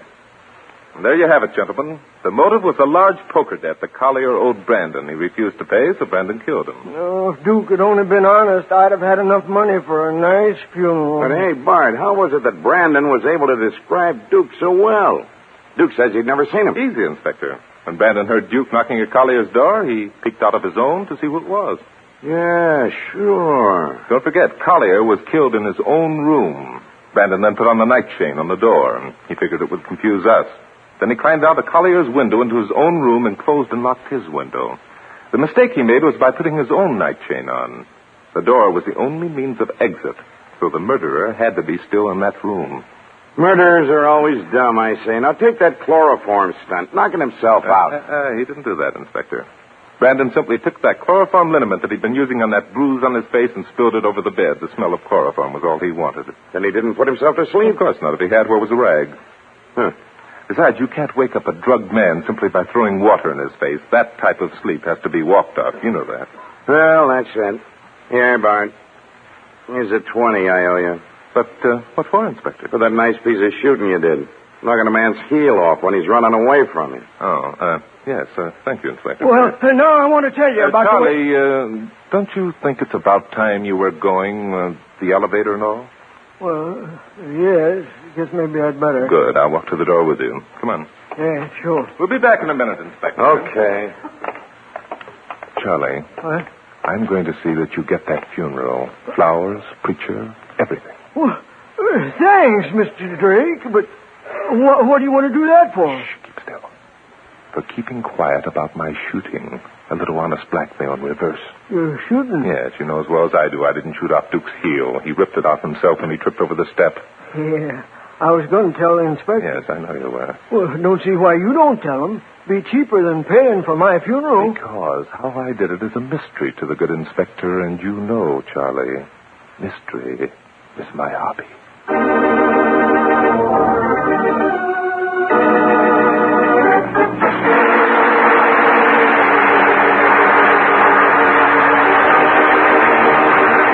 Glenn Langan will return in a moment.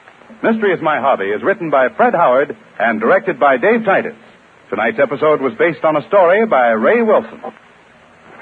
And now, here's Glenn Langan with a word about next week's story.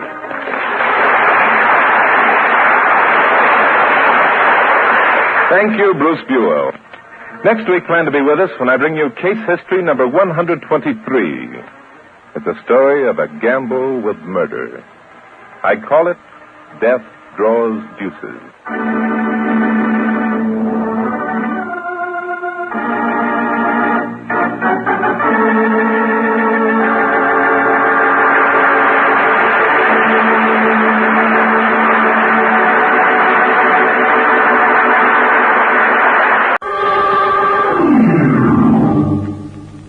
Mystery is my hobby.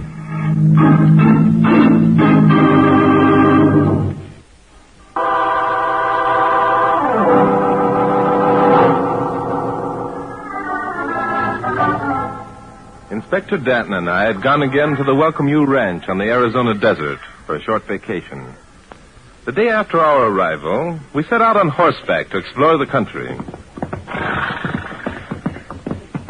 Say, Bart. Yes, Inspector? It's certainly good to get away from it all for a while, isn't it? Get away from what, Inspector? Oh, the humdrum, the hurly-burly, the helter-skelter, the murders. Yes, I see what you mean, Inspector. This is the life for me. Sunshine, fresh air, the wide open spaces, and a good horse under me. And no murders. Yeah, I said that, no murders. Well, what do you say we turn around and head back for the Welcome You? A good meal, a good night's sleep. Head back. Come, Inspector. We've only been away from the ranch a half hour. A half hour? That's right. Is that a fact? Seems to me like we've been gone all day. Hey, what's the matter? What are we stopping for? Look over there, Inspector. Over where? I don't see anything. There's something lying on the ground near that giant cactus. So there is. Must be a fallen log or something. There are no logs in this country, fallen or otherwise, Inspector. Unless I'm greatly mistaken, that's the body of a man. I was afraid you'd say that. Come on, Inspector. Let's have a look. Come on, right. Whoa. Whoa, boy. Easy now. Oh. Yeah, it's a man, all right. So I see. Get off your horse, Inspector. Okay, why is it that these murders have to follow us all over the country? Let's not assume that this is a murder yet, Inspector. By Jove, he looks done in, doesn't he? Yeah, let's roll him over. Right. Say, look at the whiskers. He's an old man. Yes, and quite dead. Now, I wonder... Suppose he was hit by an automobile? That's a brilliant, Inspector. Imagine the nearest automobile road isn't more than 20 miles away. I was just supposing. Let's see. No marks of violence. Suppose he died of heart failure. I doubt it, Inspector. Why, for crying out loud? Can a man die of heart failure if he wants to? That's odd. What's odd? The boots. Our friend here is wearing a pair of brand new boots. Yet the rest of his costume consists of a patched pair of jeans and a faded shirt. Now, look, Bart, do you have to try and make something out of nothing? The guy just died. Let him lie in peace. How old would you say the gentleman was, Inspector? How old? Who cares? 70, maybe? Yes, at least 70. And those brown stains on his beard, would you say they were tobacco stains, Inspector? Yeah, tobacco stains. Now that we've reached those amazing conclusions, let's go back and report to the local sheriff. Probably he was a prospector. Wouldn't you say, Inspector? Yeah, out here they call him desert rats. Right. What are you doing? I'm removing this poke from the old man's pocket. You see, it's full of gold dust. There's a small fortune in this poke, Inspector. There is, eh? Yes. Now consider the inconsistency. Here is a man carrying a fortune in gold around with him. The only thing he has to indicate such wealth is a pair of new boots. Okay. Now, look, Bart, suppose Inspector, this is one of the most interesting cases we've come across in a long while. What do you mean, case? A guy dies of heart failure. Hello there! Hey, there's a babe on a horse. Yes, and a very attractive-looking young lady. Another inconsistency. With that, I can agree, but what's a good-looking babe like that doing way out here? Yeah, we'll probably know in a minute, Inspector. Here she is. Whoa, boy. Whoa. Well, this is a surprise. Imagine finding two civilized-looking men way out here. We were just thinking the same thing, lady. By the way, what's the matter? Is that a man? Why, for goodness sake. Is he someone you know, miss? It's Hardtack Wiggins. What's the matter with him? He's dead. Well. So they caught up with the old boy at last, did they? Caught up with him? Who? Oh, one of the bunch who was after his gold. I imagine it was either Oliver or Matt who murdered him. Murdered him? Look, lady, he wasn't murdered. He died of heart failure. You want to bet? Now, wait a minute. Open his shirt, good looking. And if you don't find a knife wound, I'll never make another wager. Go ahead, Bart. Open the old guy's shirt. Some people have just got to be shown. I think that might be a good idea, Inspector. There. By Jove. There is a knife wound. Of course there is. There had to be. Why did there have to be, miss? Because Hardtack couldn't have died of heart failure. Why not? Because yesterday he was examined by Doc Sandbar in Coyote Wells.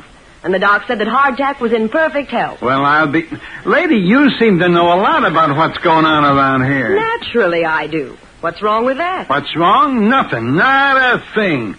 Except that the way I look at it, you're sticking your neck into a noose. I suppose by that you mean that you think I murdered old Hardtack. Yeah, you're quick to catch on. That's exactly what I mean. How naive you are, darling. Darling, now look. Inspector, I told you this was one of the most interesting cases we've run across in a long time. Pardon me, miss. Were you, well acquainted with Hardtack? Well acquainted? That's right. My dear boy. Hardtack was my husband.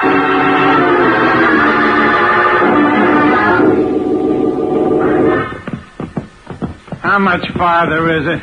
I'm getting doggone tired of carrying this dead body around in my lap. It isn't much farther. Want me to spell you for a while, Inspector? No, I'll keep him. Somehow I feel more natural when I'm lugging a corpse around. There's the shack now, down in that little hollow. Shack is right. Don't tell me that you and your husband actually lived there. Of course not, Inspector. You don't really think that I could abide a hovel like that, do you? I don't know. The way things are shaping up, I'm willing to believe most anything. How long had you and Hardtack been married, Mrs. Wiggins? No, not very long. Oh? The City Hall in Coyote Wells opened at 9 o'clock this morning. And we were married 15 minutes later. This morning? Well, for crying out loud, if this isn't a screwy Inspector, wait. Tell me, Mrs. Wiggins. Oh, darling, would you mind not calling me Mrs. Wiggins? Gives me the creeps. What shall I call you? Shirley, darling. Very well. I'll compromise. Stop calling me darling, and I'll call you Shirley. That goes for me, too. Well, what strange men you two are.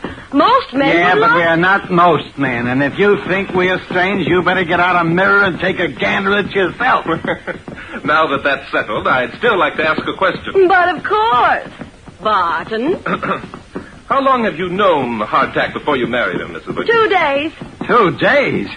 Things happen fast out here, don't they? I've read about this romance on the range stuff. Oh, Inspector, let's face it. You know as well as I do that there wasn't any romance connected with my marriage to Hardtack. We're quite aware of that, Shirley. So suppose you tell us why you did marry him. He was lonesome. Oh, come, Shirley. He was lonesome, and he wanted someone to help him spend his money. Now we're getting places. Well, I'm certainly not going to pretend that I married Hardtack for any other reason than the fact that he was wealthy. I'd be a hypocrite if I did. I don't know which is worse, being a hypocrite or being a murderer. Oh, don't be silly. I didn't murder the old billy goat. Shirley, what makes you so sure that Hardtack was wealthy? Because he discovered a pocket of gold 2 weeks ago. And the asked heirs appraised its value at $500,000. $500,000? And all the poor guy got out of it was a pair of new boots. Yes, isn't it a pity? Poor dear. Been wanting a pair of new boots for so long, but up till now he couldn't afford them. And bought them for his honeymoon, eh? I suppose so. Hardtack had been poor for so long that he just didn't know how to spend his money. I imagine you planned to help him out on that score, eh, Shirley? Oh, Barton, you're so cute. It's exactly what I planned on doing.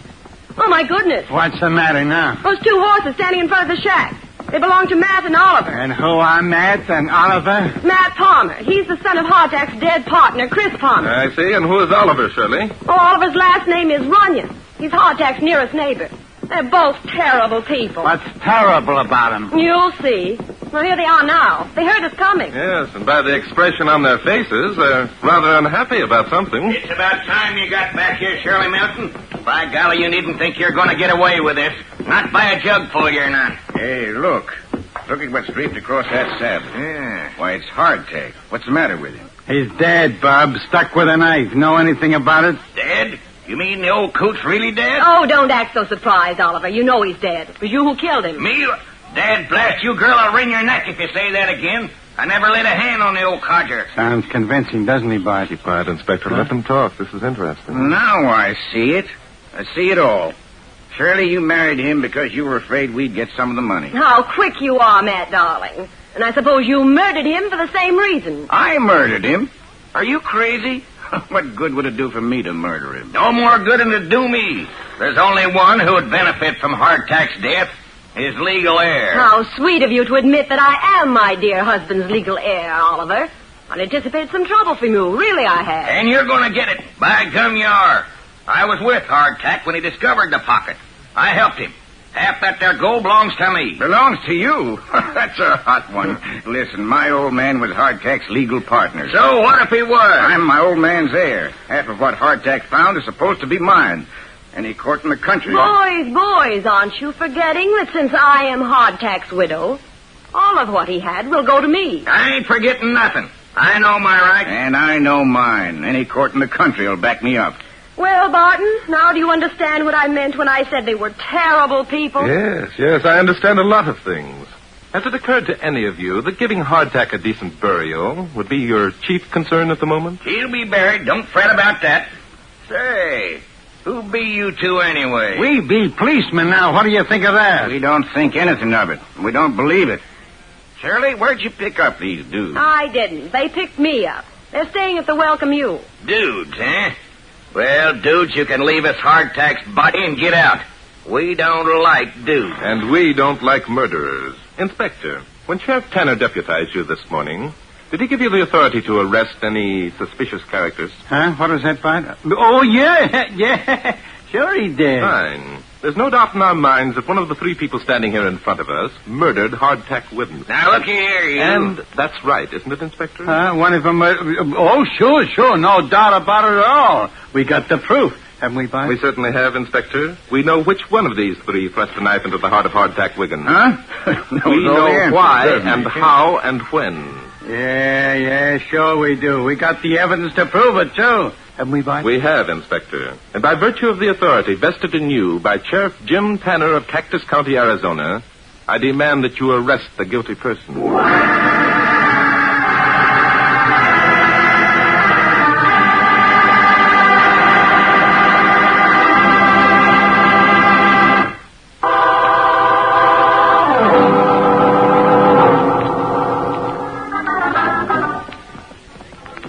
Hey, Bud. Yes, Inspector? You don't think that tying that guy up and leaving him back there in Hardtack's shack is going to do any good, do you? Not a bit, Inspector. Then for crying out loud, why did you tell me to do it? We had to do something to convince them you had the authority to make an arrest, Inspector. Yeah, but look, why didn't we just take the guy and lug him into town and turn him over to the sheriff and charge him with the murder of Hardtack Wiggins? Because Hardtack wasn't murdered, Inspector. Hardtack wasn't, huh?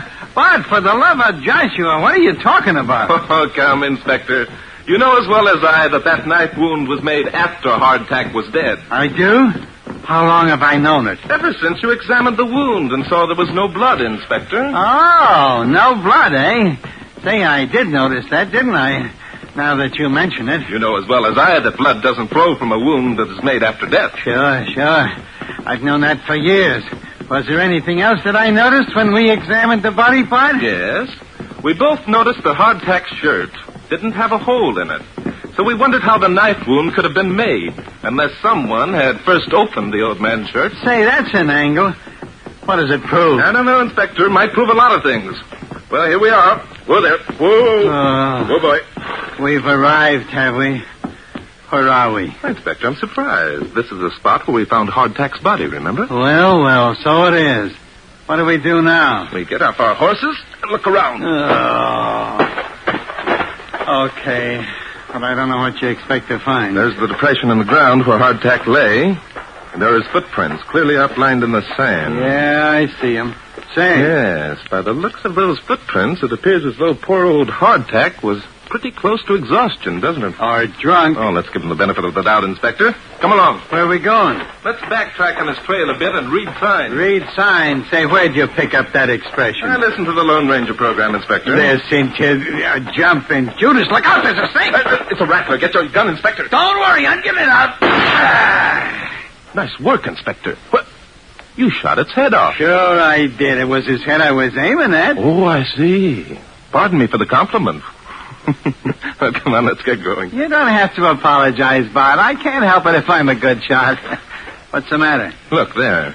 Isn't that an empty whiskey bottle? Yeah, that's exactly what it is. Well, I guess for once the old inspector was right, eh, Bart? How do you mean, Inspector? Why, those staggering footprints, the empty whiskey bottle, the guy was drunk just like I said.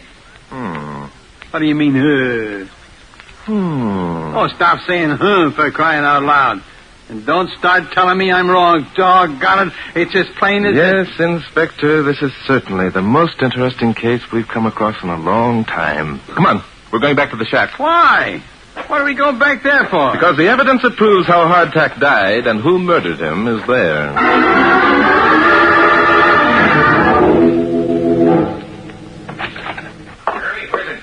Oh, don't get excited, Mad darling. I had to get rid of Oliver, didn't I? Well, it took you long enough. Here, get me out of these ropes. Okay. You see, there's a knife over here on the table. Yeah. Drake and Denton will be back any minute. We got to get out of here. Get out of here? Well, where do you think we're going? Now, hold still while I cut the ropes. There. Wow, that feels better. Those crazy fools tying me up and leaving me here. What do you care? I can't prove that you murdered Hardtack. I didn't murder him. I've already told you that. Well, it wasn't your fault, though, was it, darling? You tried hard enough. Well, don't get cute, beautiful. I'm not in the mood for it. Okay. So you didn't murder the old codger. So what are you getting in such an uproar about? Don't be a dope. If Drake proves I stuck the knife into Hardtack, that'll be just as bad as proving it was me who killed him. So? So we're heading for the border right now. Now, just a minute, good looking. Take it easy. We've gone to an awful lot of trouble to get our hands on old Hardtack's dough, and we're not going to run... Listen, baby, get smart. The dough won't do us any good once we're sitting in the gas chamber. What do you mean, once we are sitting in the gas chamber? That's it, baby. I said we, and I mean we. You're in this as much as I am. Well, you're crazy. It was you who handled that knife. And it was you who married Hardtack, after first making a deal with me to knock him off on your wedding day. Remember? Why, you lousy bum, Miles. You'll what? Matt, don't look at me like that. You'll what, baby? Matt, Matt, don't. Call me a bum. Try to make me take the rap for knocking off that old billy goat. Oh, please, Matt. Matt, don't hit me again. I didn't mean it. Honest, I'll go with you. You bet your life you will. Now get your stuff together and let's get out of here. All right, Matt. Don't hit me anymore. Matt, what are you doing? I'm borrowing your husband's new boots. It's the only thing he had that was any good, and I'm taking them. Oh, Matt. Hardtack waited for those boots so long. Shut up. What good will they do him now? I'm going to get something out of this deal. Okay, Matt. Okay. Only stealing a dead man's boots will bring you bad luck.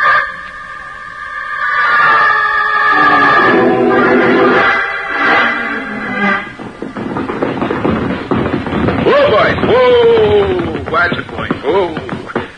Well, the shack looks just the same, doesn't it, Inspector? Yep. It looks as though the birds have flown the coop. So I see. Both the horses are gone, huh? Well, let's get off. Go inside and have a look. Yeah, they're gone, all right. The door's wide open. Yes, just as I expected. Shirley came back and released Matt Palmer. There are the cut ropes lying on the floor, Inspector. And by the way things are scattered around, they got out in a hurry. Come on over here, Inspector. Uh-oh. What's the matter? Look, there's Hardtack lying on the bunk where we left him. Only someone removed his boots. Probably Shirley. Do you see the boots lying around anywhere, Inspector? No, but... Which means they were stolen, probably by Matt. Come on, Inspector. We've got to catch those two before they reach the border.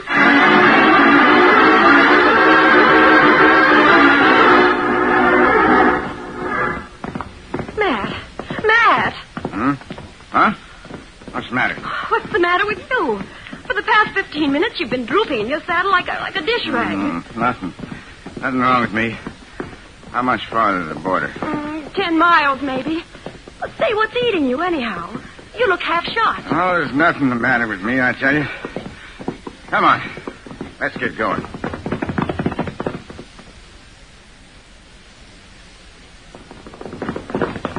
Hurry, Inspector. They can't be much farther ahead. They better not be much more of this, and I'm going to quietly lie down and expire. Oh, you're all right, Inspector. Just hang on and grit your teeth. Grit my teeth. My teeth were all shaken loose an hour ago. Look, Bart, how do we know we're even going in the right direction? Why, we're reading sign, Inspector. See? The trail is right there in the sand, as plain as Fifth Avenue. Fifth Avenue, oh, what a beautiful thought. Do you think we'll ever see it again, Bart? Well, we won't unless you stop complaining and get a little speed out of that nag you're riding. Come on, man.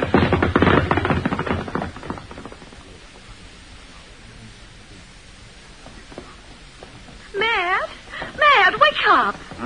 Huh? What, is something wrong? Well, there will be, and something wrong unless you snap out of it. The border's still a good 5 miles away. 5 miles. It's too far. Can't make it. What do you mean you can't make it? You've got to make it. Oh. Matt, you're falling out of your saddle. Gotta lie down. Matt? Gotta lie down. Matt, what's the matter? Oh, Matt, get up. What's happened? Oh, Matt, open your eyes. Matt. Gotta reach the border. Matt, get up. I murdered old Hardtack. I killed him. Oh, Matt. I'm a murderer. Matt, stop it. Someone will... Matt! Oh, Matt, here they come. Here come Drake and Danton. Get up, Matt, get up. Oh, terrible pain. Terrible. I guess I'm going to die. No.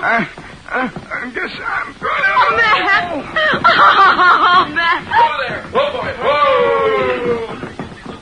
Something happened to your boyfriend, Mrs. Wiggins? Hey, Bart, look, he's got hardtack boots on. You were right. He did steal them. I told him it was bad luck to steal a dead man's boots. A pity Matt wasn't as suspicious as you, Mrs. Wiggins. I'm afraid your erstwhile lover is dead. Dead? How do you know? What did he die of? Matt Palmer, Inspector, died of snake poisoning.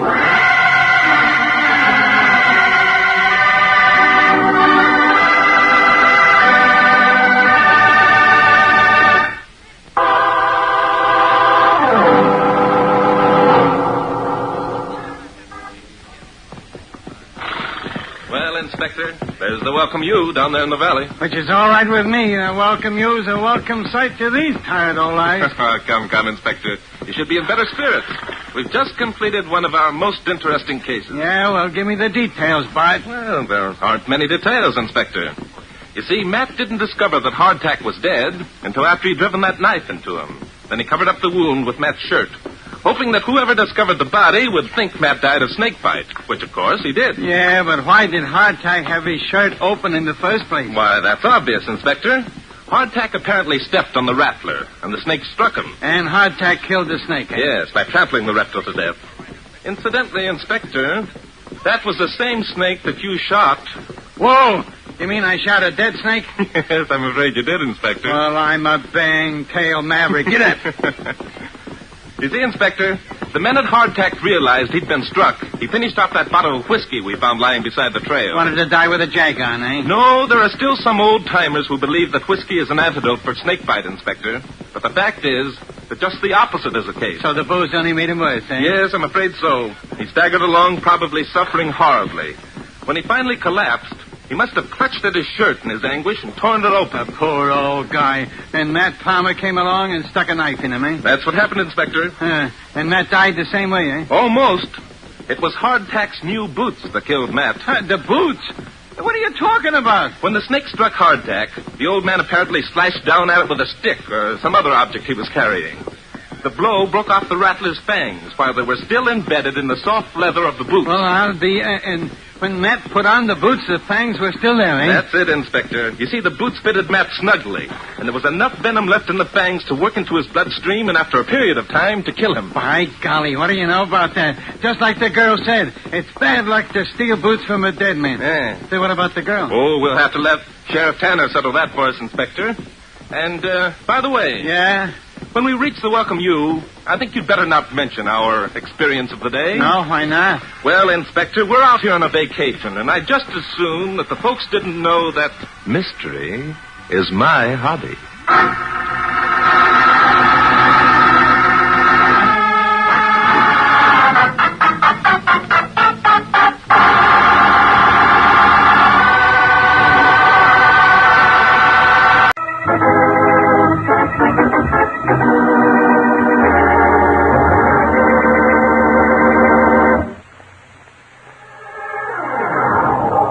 Mystery is my hobby.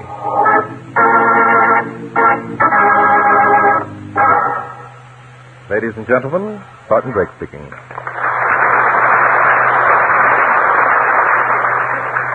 This week I've selected for our drama case history number 130 from my book, Mystery is My Hobby. I call it Death Has a Hot Foot.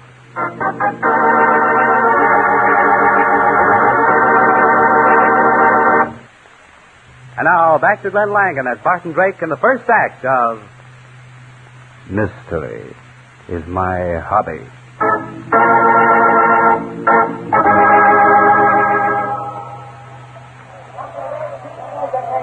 end is in this way, folks. Stay at this end of the business. Every 10 minutes, 5 o'clock, a beautiful girl will defy death by diving from a small platform at the top of a 50-foot tower. She will dive into the 12-foot tank, into water that is only 5 feet deep, every 10 minutes throughout the afternoon and evening. Ladies and gentlemen, one of the 4 gorgeous pulchritudinous members of the Jolly Mermaid Soup will slice their limb for your pleasure. And remember, it's all free, absolutely free. Have your fun at this end of the midway. Here's where you will enjoy yourself the most.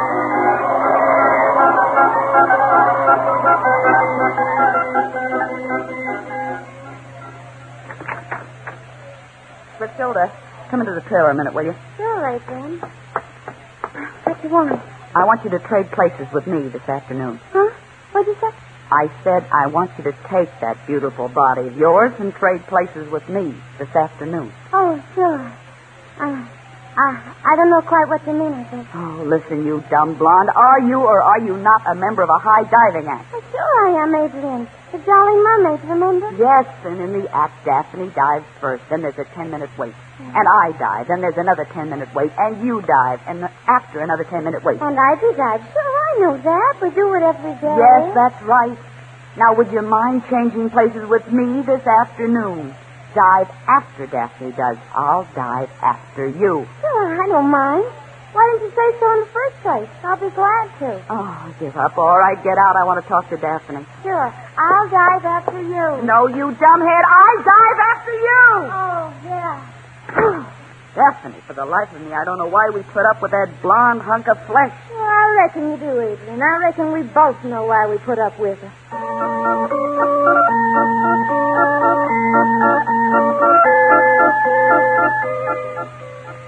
Hey, don't be in a hurry, Bud. I was just about to ask you to take in a carnival with me there this afternoon. A carnival? Shame on you, Inspector. That's kid stuff. Oh, sure, I know, but I have to get on anyway. Hey, wait a minute. I know you. I'm sure you're not going to a carnival because you want to. No. It's police work, all right. We got a tip that some people who were working a confidence game in Baltimore just might be around here. Working the grist joint. No. I don't think that'd interest me, Inspector. Oh, come on. We won't be very long. All right. Only if you'll consent to have dinner with me afterwards. What do you think I wanted you to stick around for in the first place? Down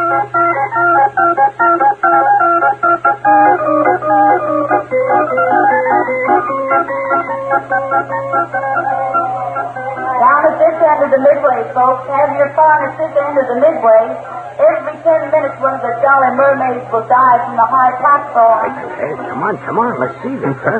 Inspector, just a girl diving into a tank of water. Yeah, but look at that baby.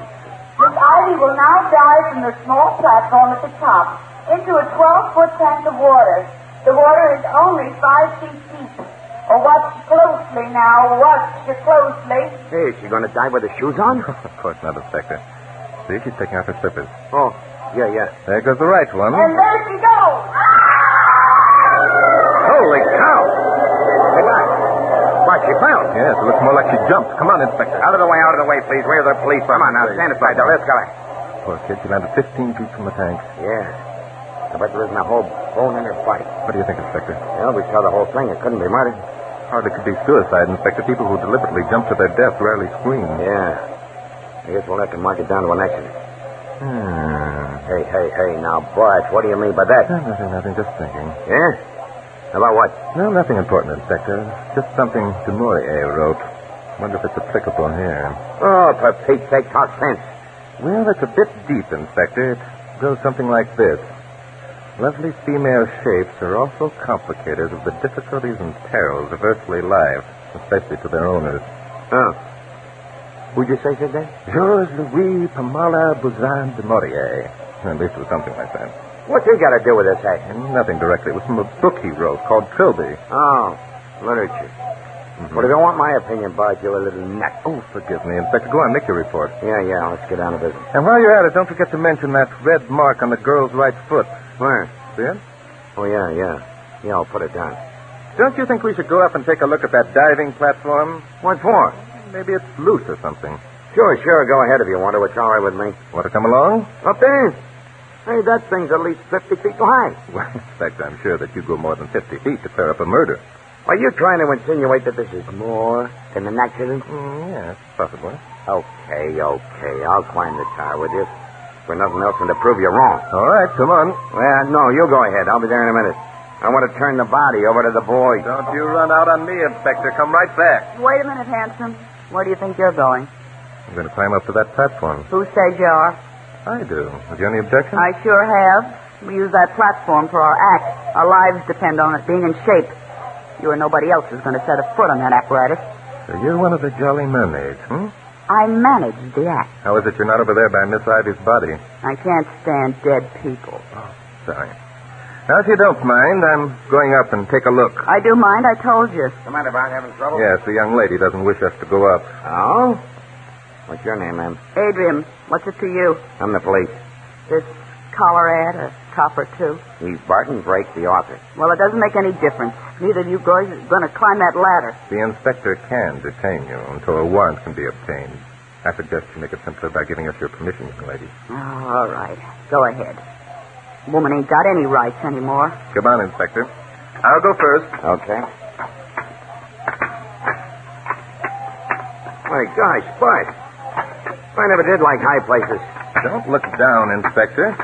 It won't bother you. I get busy standing on a chair. Go on back down. I'll examine it. No. You can do it, I can. There. I'm up. Now, make room for me. I'm afraid I can't, Inspector. This platform's too small. Yeah, it is a test. Just wide enough to put your feet side by side. It'd be impossible to put one foot back of the other, even. Made a thin metal strip. Can you see if it's loose, Bart? Well, wait a minute. Now, ow! Hey, what's the matter? I burned my hand. A couple of these metal strips here on the right side are hot. Hot? Are you nuts? Hey. Oh. Look here, Bart. Well, I'll be. An alcohol burner wired into the platform. Yeah. And it's still lit. What do you think of your accident now, Inspector? Yeah. When the cyber dame got on the platform, she took up her right shoe. When she set her bare foot down on the hot metal, she went her foot. That's right, Inspector. Threw her off balance and she fell to her death. Inspector, this is cold, premeditated murder. Yeah. Well, it oughtn't to be too tough. All we got to do is find out who put that thing there and lit it. Yes, well, it probably was the girl who was up here just before Miss Ivy. Well, come on. Let's go back down. We'll round up the girls and ask some questions. All right. How long does a thing like that burn, Bart? I wouldn't know.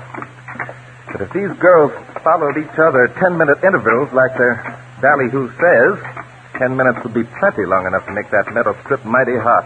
Well, you two guys are through snooping. I'll go up there myself and see you haven't loosened anything. Oh, you will? Yeah. In spite of poor Ivy, the show's got to go on. I'm still responsible for the other girls. Nothing doing, miss. This part of the show's not going on. Not for a while, anyway. Now, look here. You haven't proved to me you're a real cop yet, and I don't have to... Come on, Miss Adrian. Stop trying to be tough. Be nice. Oh, all right. What do you want me to do? Simply get your girls together so we can ask them a few questions. Okay. Come on. They're over in the house trailer.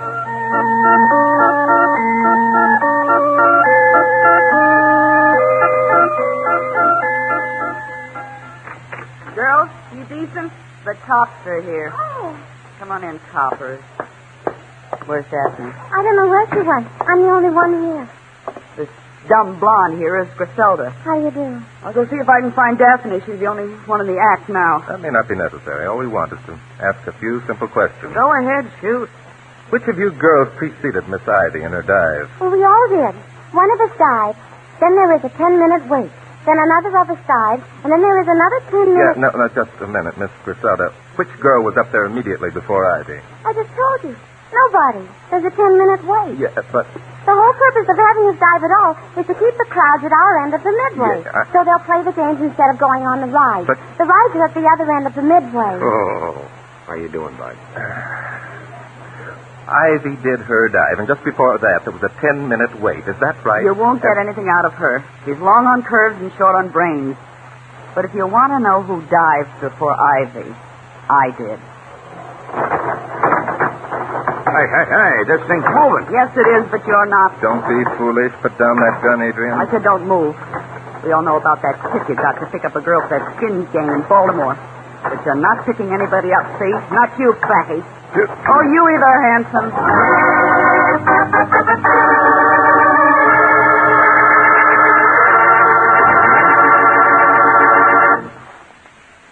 And now, back to Glenn Langan as Barton Drake in Mystery is My Hobby.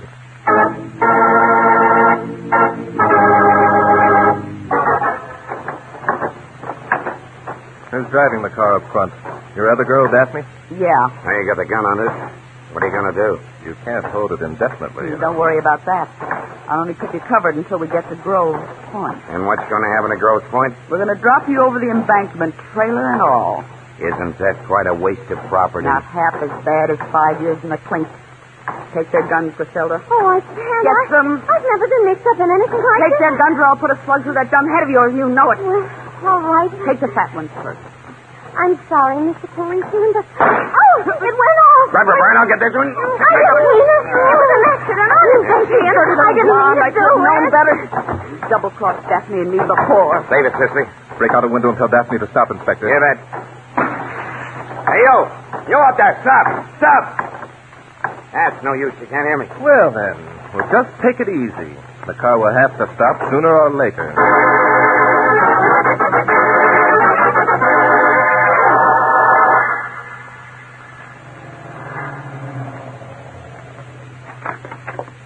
Okay, Inspector. You go up front and take care of Miss Daphne. I'll stay here with these other two. Sure thing. You don't have to point that gun at me, Mr. Drake. I'm on your side. I'm not too sure of that, little one. The only thing that kept you from taking our guns was an accident. Accident, my grandmother's beard. That wasn't an accident. That gun didn't go off that way. No? You think not, Adrian? Not by a clamshell. I know Griselda. She double-crossed herself if she thought she could save her blonde scalp. Oh, say, that reminds me. What was this other double cross you mentioned? She double-crossed both Daphne and me. With me, it was a guy. Oh, Adrian, you know that was an accident, too. I had the guy all sewed up. All I had to do was toss him over my shoulder and take him home. Then this blonde babe comes along and flings hips at him. I can't help it if he likes me better than he does you. If I had my way, it would have been you who fell instead of Ivy. Hey, Bart. Here's the other one. Oh, yes, indeed. I want you all to meet Miss Daphne, you all. Miss Daphne, you all, is from the sunny south, you all. What went wrong, Adrian? This dumb blonde double-crossed us again. Miss Daphne, Adrian tells me that Griselda double-crossed you also before this. Well, I reckon that's what you'd call it. She forced me to throw a perfectly good husband in the ash can because I caught him fooling around with her, and that's double-crossing, ain't it? Well, yes, I guess it is. Inspector, it appears that the fair Griselda has double-crossed everybody in the act except the victim of the accident. Yeah. She double-crossed Ivy, too, plenty. But Ivy got even with her. It was Ivy who telephoned you cops to come and pick up Griselda on that Baltimore charge. Why, the very idea. That's perfectly ridiculous. Why, I was never in Baltimore in my whole life. You're a liar. We were both of us there with you. All right. Let's forget that for a minute and talk about Ivy's death. Yeah, I don't get it. All three of you girls had a motive to kill Griselda. But Ivy was the one who was murdered. Murdered? Ivy wasn't murdered. It was an accident. No accident. The inspector's right. It was murder. Cleverly arranged, premeditated murder. Griselda, you dirty little Just skunk. a minute before we start accusing anybody. We want to know one fact. Which one of you girls preceded Ivy on that platform when she made her last dive? I told you I did. You went up 10 minutes before she did? Yes, why? While you were up there, did you lean down to fix your shoe or anything? I might have. Or perhaps to light a match? What do you mean by that, Track? You tell them, Inspector. Somebody tied an alcohol burner underneath the iron strips on the right side of that platform. Then they lit it. When Ivy got up there 10 minutes later, the strips were so hot when she took off her shoe, she burned her foot, lost her balance, and fell. That's how we know she was murdered. So I guess you're elected, Miss Adrian. Now, wait a minute. Maybe the person who preceded me lit it. In 20 minutes, a strip of metal can get a lot hotter than a can in 10. Who preceded you? Griselda, the dirty little rat. Why, I wouldn't kill anybody. I wouldn't have the nerve. Now, Adrian, if the flame had been burning when you went up, your foot would have been burned, just as Ivy's was. Not necessarily. I wear beach slippers when I dive. Oh? I do a jackknife. I slip off both slippers when I come out of it, in the air. Then the soles of your slippers would be burned. They're rubber, I suppose. Sure. Will you get them for me, please? They aren't here. I left them where they fell. They're on the ground over by the tank, I suppose. Uh-huh. Very well. Then we'll go back to the carnival grounds and find them, Miss Adrian. If the soles are burned, I'm afraid it's Griselda who started the fire. But if they're not, you'd better think up some very different answers, my dear young lady.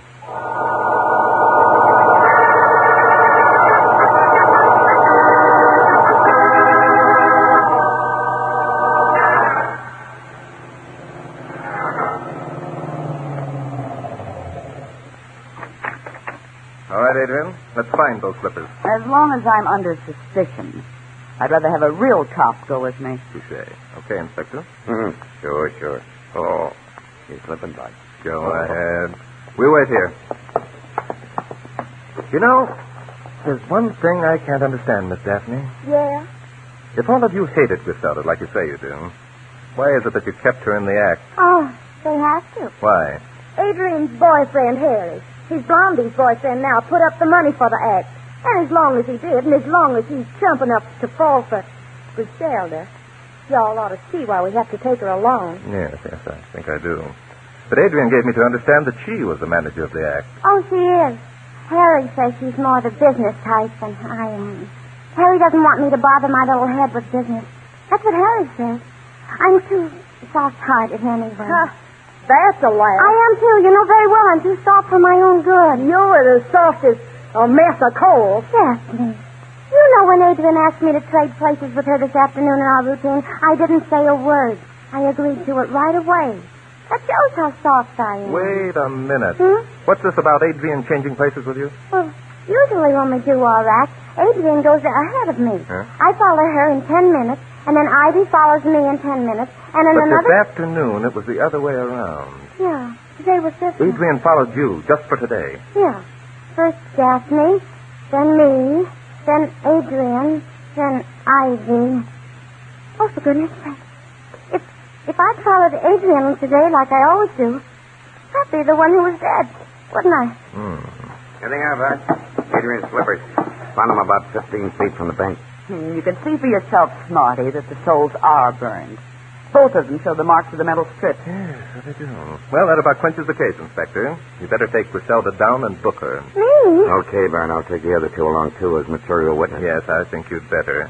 Listen, Inspector, if you don't mind, I'd like to take Adrian out to dinner first. I'll be responsible for it. But I thought you were going to have dinner with me.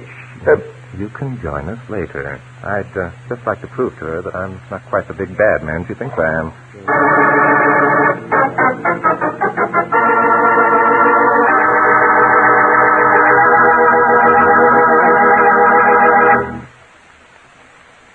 And now, back to Glenn Langan as Barton Drake in Mystery is My Hobby.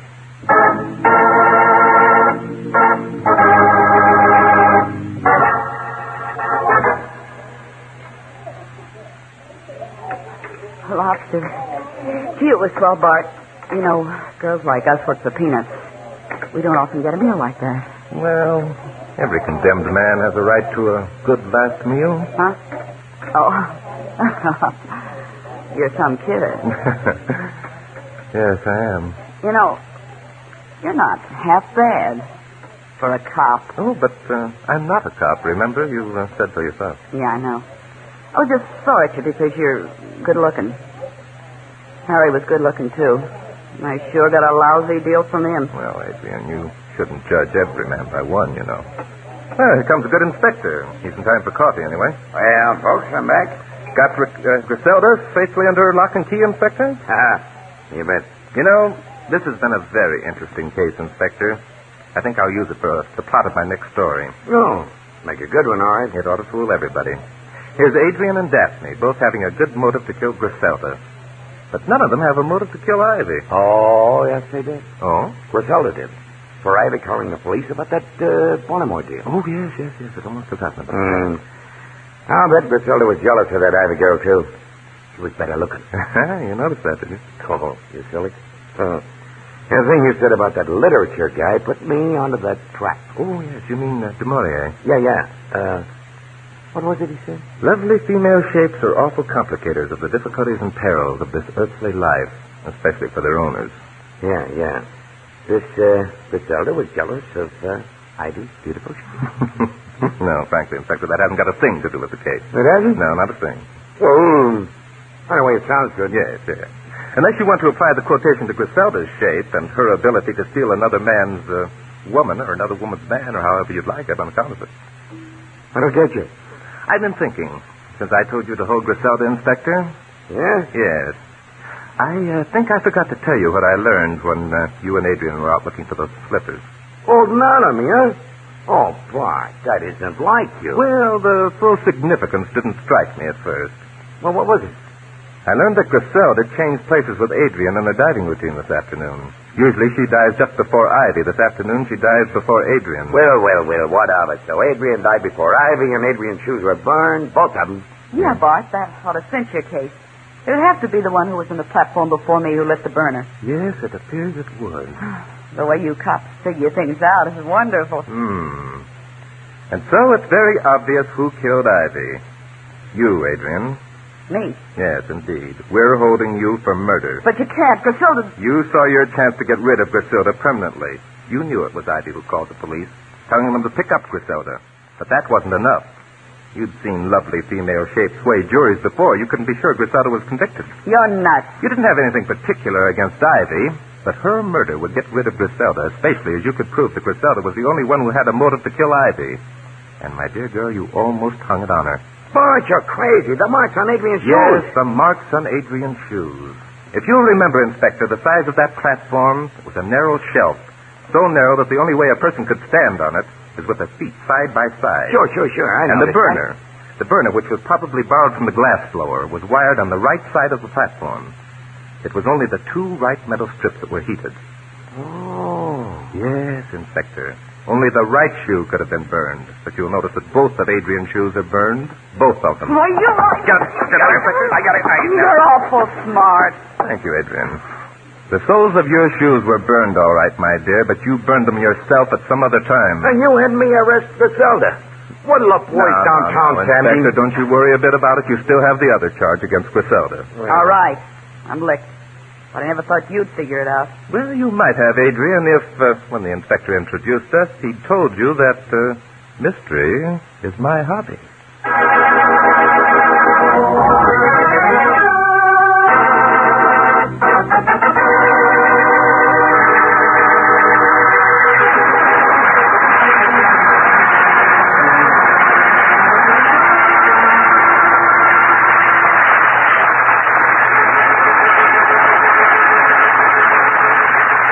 Glenn Langan will be back in just a moment. Mystery is My Hobby is directed by Dave Titus and is written by Fred Howard. This episode is based on an original story by Ray Wilson.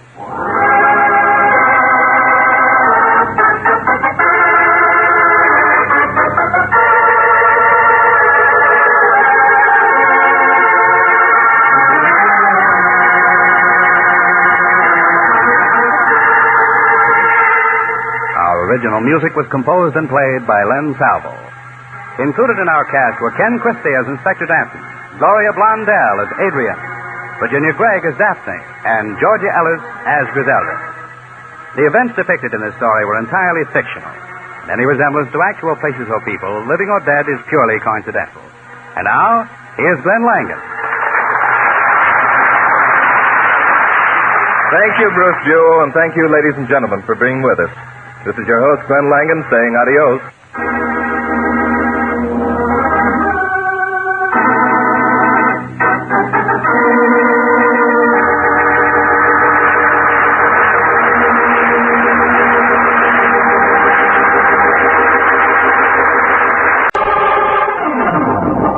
Mystery is my hobby.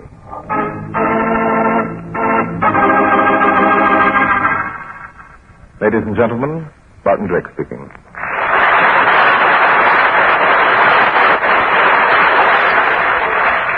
For tonight's drama, I've selected case history number 118 from my book, Mystery is My Hobby. I call it Death Paints with Purple.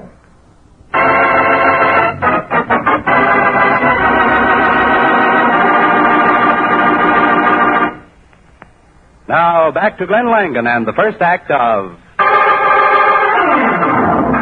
Mystery is My Hobby.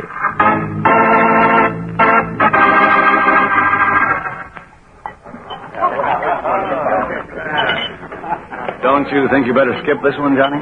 Yeah, maybe I should. You know, I can't get over how much better you look since you came back from the desert, Johnny. Yeah, it did me good in more ways than one. The desert's good for the eyes. You mean you can paint better? I mean I can see better. See who my real friends are. Oh? And who some of them aren't. Does that include me? Yeah, Bill, I know where you stand.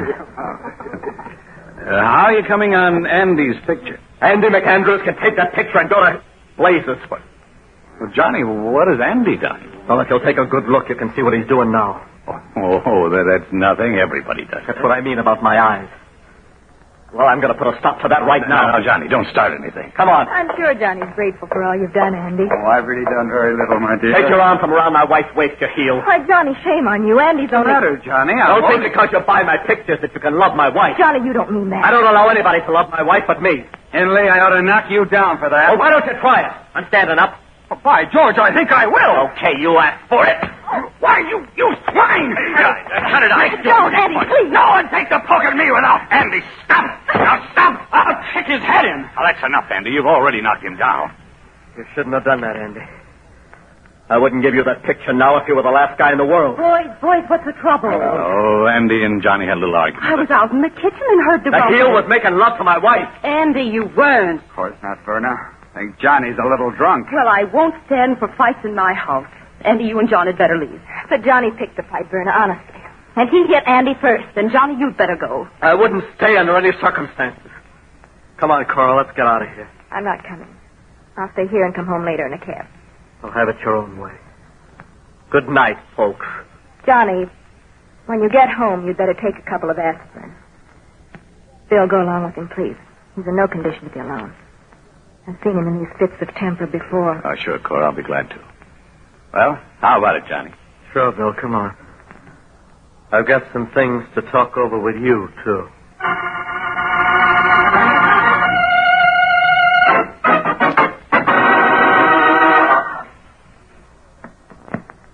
There you are, Johnny. Tucked in all nice and cozy. Right here on the couch, right in your own studio. Thanks, Bill. I don't feel so good. Yeah. You want anything? No, just want to sleep. Yeah. Only 11 o'clock. Well, I'll turn off your light. I'm going back to the party. Now, you just leave everything to me, huh? Say, that's the picture you're painting for Andy McAndrews, this desert scene? One was a painting for Andy. You can't have it. It's my masterpiece. Andy's heel. Yeah, you feel differently in the morning. You'll think it's a... Sound asleep.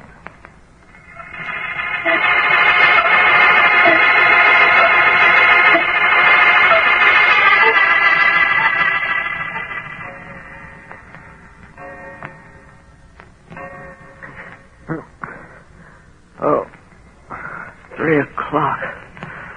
Oh, what a head. Glass of water. Gotta get a glass of water. Bathroom. Slippers. Glass by the water basin. Oh, here's a glass. Water. Nothing like good old water.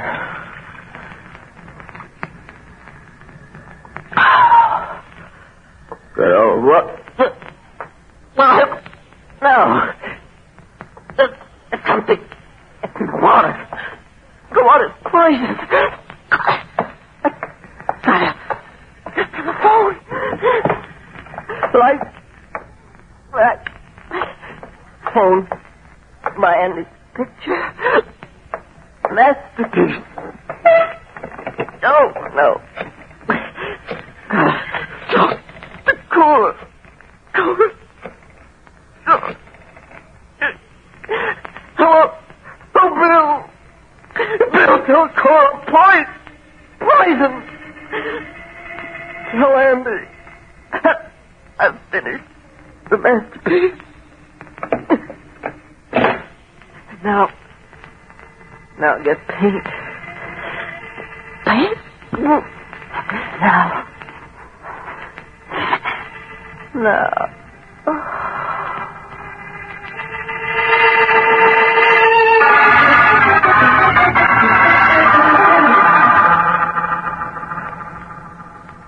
Barton Drake turned into the little white picket gate and walked across the flagstones to the whitewashed brick cottage, which was the home and studio of John Henley. Bart was an admirer of Henley's work and wished to commission him to do the illustrations for his new book. He took the 2 tile steps and reached out to ring when the door opened. Bart, what are you doing here? Oh, Inspector Noah Danton. Inspector, are you, having your portrait painted? Don't be funny. I asked you what you were doing here. I came to see John Henley. Why? What for? He's going to do some illustration for me if it's any of your business, which it isn't. Look, don't give me that. I get it. You've been posing for Henley. He told me he was going to do a group for the museum on Neanderthalic men. Whatever that is, it's not funny. Well, as long as you're here, you might as well come on in. Oh, thank you, Inspector. Body's in the studio. Body? Inspector, what? Still kidding, huh? And you didn't know that John Henley committed suicide? Henley? Suicide? Inspector, with God as my judge, I didn't have the slightest idea. Mighty peculiar. I came here to talk to John about some work he's going to do for me. Well, maybe, but if that's the case, you might as well go on back home. He squeezed his last splotch of paint from a paint tube. Suicide? Oh, I can't believe that Johnny wasn't the kind to commit suicide. Why not? He'd rather drown his troubles in a bottle. Well, that ties in. He wasn't quite himself last night. How do you know? Look, Bart, I've investigated this case. I've talked to all the people connected with it. That's how I know. And I'm all through with it, and I'm going home. Just as soon as the wagon comes to take away the body. Well, couldn't you be persuaded to give me just a teeny bit about this, Inspector, please? Pretty please? Oh, all right. Now, look. Henley was at a party last night, a party that was thrown by Mrs. Verna Billings, a widow. Was his wife, Cora, with him? Of course she was, and so were a couple of other people, a fellow by the name of Bill Royal and another guy by the name of Andy McAndrews. Well, Henry proceeds to get nasty and starts a fight with this McAndrews guy. Huh? Makes a complete ass of himself. So the hostess, this widow, orders him out of the house. I see. Did he leave? Sure. This Bill Royal drove him home here and put him to bed. Bill Royal? What was the matter with his wife? Because it was only 11 o'clock and she wanted to stay at the party. She was mad at him besides. Then what did this Bill Royal do? Went back to the party. About 3 o'clock, Henley gets up, goes to the bathroom, mixes himself a glass of poison. Oh, wait a minute. Just a minute, Inspector. How do you know this happened at just 3 o'clock? Because he called the folks at the party right after 3 and told them he'd taken poison. Huh? Also made some crazy remark about finishing a masterpiece. Something he'd been painting for this McAndrews guy. Did you say the body was still here? Yeah, in the studio. Mind if I take a look? No, I suppose not. Come on. Thank you, Inspector.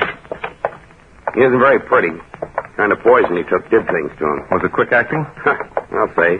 Couldn't have lived over 3 minutes. Well, there he is. Just as we found him, lying there right in front of his easel. He certainly ruined that picture, didn't he? Yeah. I wonder why he did that. Stuck his fingers in some purple paint and dragged them clear across the painting. That's what he must have meant when he said that he'd finished the masterpiece. He finished it, all right. Inspector, I believe that Henley was trying to tell us something. Oh, did you happen to find out for whom he was doing this painting? Sure, the McAndrews guy. Hey, I got you, Bart. He and McAndrews had a fight and he... Come on, we're going to have another little talk with that guy.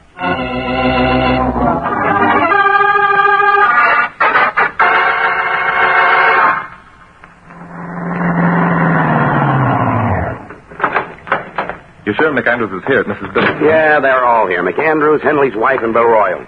Didn't any of them go home after the party? Sure, they all did, but they came right back again. Been slopping up drinks and consoling the widow. I'll ring. It's a rather peculiar thing to do, isn't it? Yes?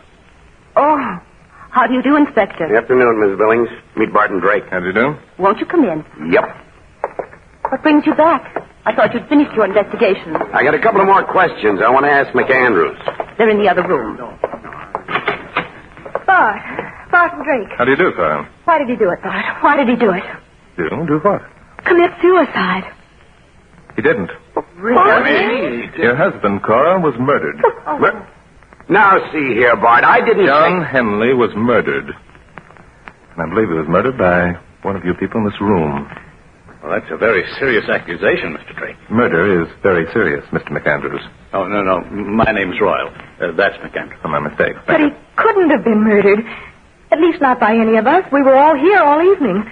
That is, all except Bill, and he was only gone for half an hour when he drove Johnny home at 11. Yes, and we were still here at 3 o'clock in the morning when Johnny phoned and told us he'd taken poison. Yes, I know. Inspector, didn't you want to ask Mr. McAndrews some questions? Huh? Oh, yeah. Hey, how about that fight you had with Henley, McAndrews? Fight? Yeah. Oh, it was perfectly silly. Johnny accused me of making love to his wife. Were you?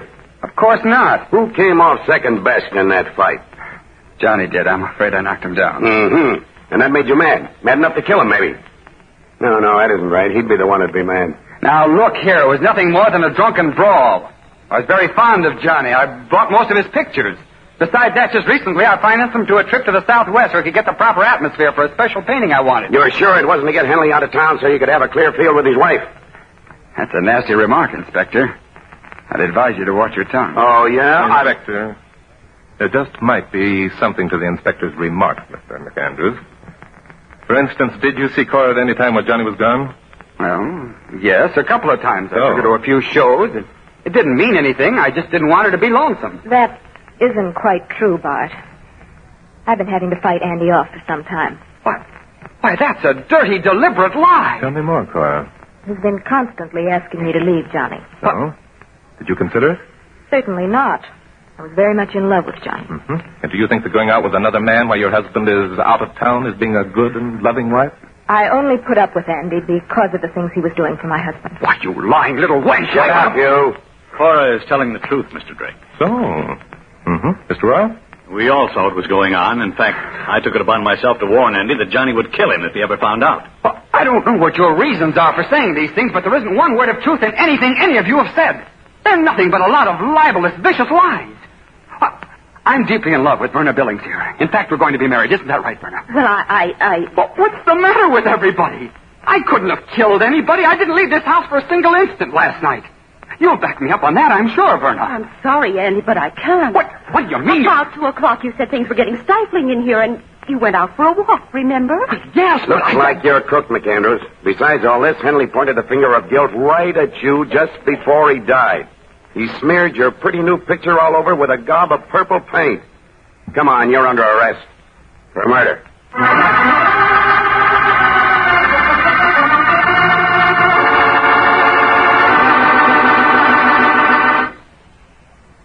And now back to Glenn Langan for the second act of Mystery is My Hobby.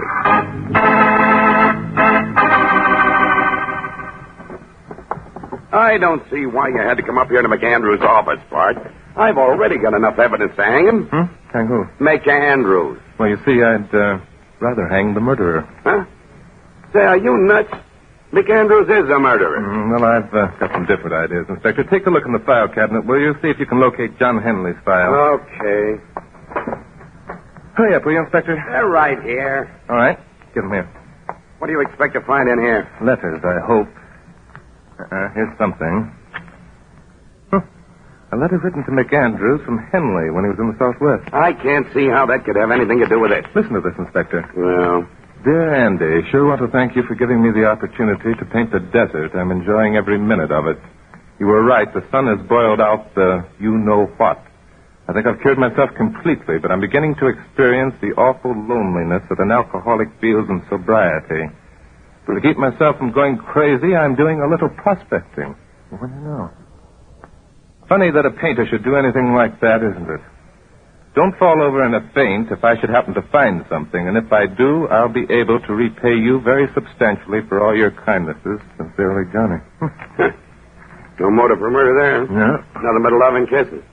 Wait a minute, Inspector. Here's another one dated 6 weeks later. Now, don't tell me he found a gold mine. Yeah. It looks like he did. Listen. McAndrews. Heard through a friend of mine that you've been fooling around with Cora. Too bad for you, my friend, that you didn't stay in your own backyard. Incidentally, I've nearly finished the picture that I came here to paint, but you'll never get it. What? Also, incidentally, I found out what I was looking for in the hills. But you'll never get any of that either. Instead, you're going to get a good stiff poke in the jaw, Henley. P.S. Pass the bottle. What do you think of that, Inspector? Oh, Bart, you kill me. Do I? Sure. What you've just found cinches the case against McAndrews. If ever there was an airtight motive for a murder, there's one. Yeah? Just how do you figure it? Henley goes prospecting with McAndrews' money, finds a gold mine, and then refuses to split. Guys are getting themselves killed every day for pulling double crosses like that. Yes, I'll have to admit that was the motive for the murder, all right? Oh, well, you don't have to feel too bad. Guys got to guess wrong once in a while. Thank you, Inspector. Would you do me a favor? Sure, glad to. What do you want? Would you mind rounding up that gang and bringing them up to John Henley's studio? Okay, but I don't for the life of me see what for. Well, you see, Inspector, I want to apologize to them for all my nasty thoughts.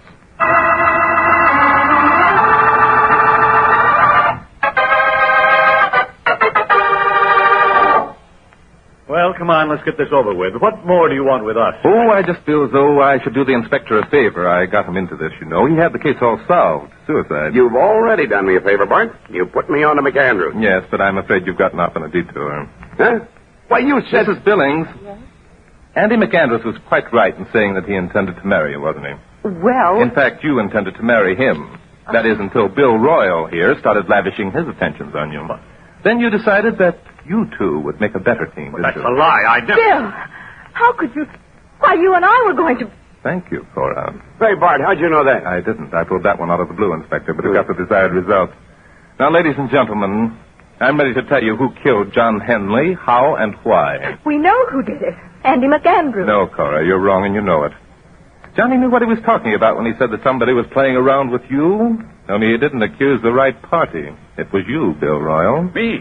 Why? Don't deny it. Cora's already given it away. It'll do you no good. At the same time, you were still seeing Verna on the side. Bill, I never would have believed... Well, you're well rid of him, Mrs. Billings. It was only your money he was after. He only switched over to Cora when he learned that Johnny had discovered a gold mine. I don't believe it. Bill really loves me. I love him. Love is something nobody can help. It just happens. Yes, unfortunately. Now, Mr. Royal, in order for you to get your hands on this mining property, it was necessary for you to marry Johnny's wife. Hey, Bart, he couldn't do that. She was already married. Yes, indeed, Inspector, and you can't just wish you were single again, can you? Also, to make marriage a profitable occupation, it was necessary for the property to come into Cora's hands completely with no strings attached. How would you arrange such a situation, Inspector? Easy. Henley had to die. Correct. And so, Bill Royal, you killed him. Yeah. What radio program have you been listening to? Still not ready to admit it, huh? Don't be silly. I have a perfect alibi. So? John was alive at 3 o'clock in the morning, and I was at Verna's party at 3 o'clock in the morning, and everybody who was there will have to swear to it, whether they want to or not. Now, how are you going to get around that, Mr. Smart Detective? And these same people will swear to the fact that Johnny was drunk. Sure, why not? Mm-hmm. They'll also swear to the fact that you drove him home, that you were gone only about a half an hour, just long enough to tuck him into bed and to get back here. Yes, I'll swear to that myself. It's been established in the autopsy that John Henley died by a very quick-acting poison, that he must have died within 3 minutes after he took it. Well, all the more reason why I couldn't have given it to him. No, Drake, you're barking down the wrong hole. Oh, no, Mr. Royal. I'll show you how you could have given it to him. In fact, how you did give it to him. If you can do that, I'll take some of the stuff myself. Thanks for the tip. Inspector, you better take steps. Right, Mark. Hey, no, you don't. Shut up or I'll swat you. Leave me. Stand still, will you? Better be thorough, Inspector. It wouldn't take very much of that, you know. Yeah. Here's something. Hey, Bart, you're right. This is the same stuff. That still doesn't prove I gave any of it to Henley. No, but I'll tell you just what happened, and maybe that will convince you, Mr. Royal. You see, when you brought John Henley home, you tucked him into bed in the studio. The studio, by the way, has its own individual bathroom. You knew that he'd had too much to drink and that he'd wake up and be thirsty. So, what did you do? You tell me. My pleasure. After putting him to bed, you quietly slipped into the bathroom and dropped a small amount of this poison into a drinking glass that was on the stand by the wash basin. That's all. Then you went back to the party and waited. At 3 o'clock, John Henley woke, just as you figured he would, went to the bathroom to quench his thirst. drew himself a glass of water, and drank it. By the way, am I doing all right? It's your story. Go on. Thank you. The stuff you used, Bill Royal, has an amazing effect. It counteracts the effects of alcohol right now.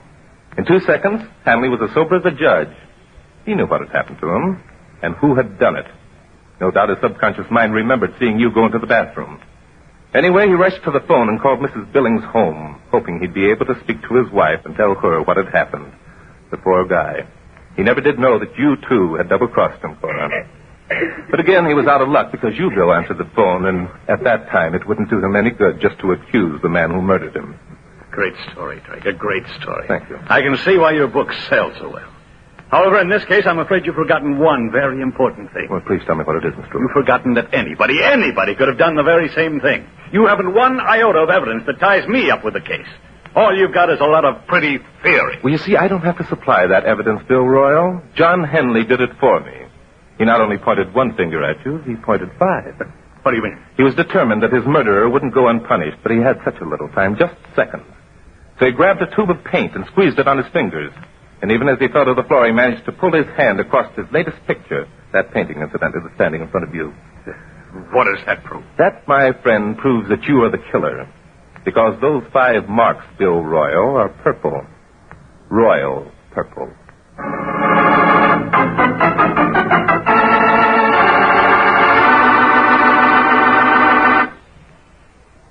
And now back to Glenn Langan for the conclusion of... Mystery is my hobby.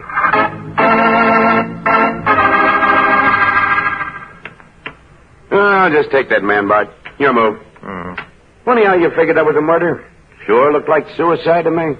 It was a paint, Inspector. Yeah? When I saw that he'd smeared his masterpiece with purple paint, I knew it must have some definite purpose. Uh-huh. That move laid you wide open, Inspector. I'll take these 3. Call me, will you? Yeah, Janice. Then, of course, Bill was the only one who had the opportunity to do it. Aren't you going to move, Inspector? Oh, yeah, sure, there. Yeah. Well, thank you, Inspector. That's 2 more. Ah, nuts. Yeah, but why couldn't the McAndrews have done it when he went out for a walk? If he went out for a walk, you mean, Inspector. No? But after that fight, John Henley would never have let him in. And, of course, Cora Henley showed her connection with the deal by going back to her friends right after the murder. No true or loving wife would do that.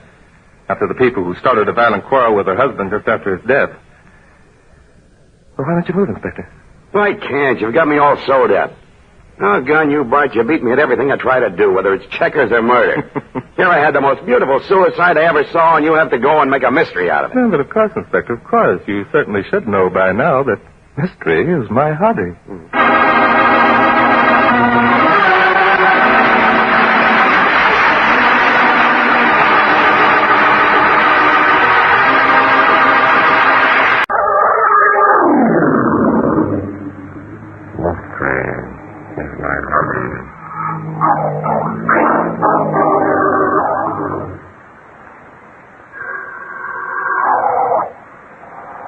Today's story took place last autumn.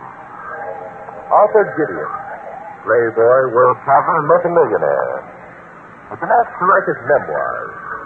He'd invited most of the people whose names would appear in the book up to his estate on the Hudson for a weekend party.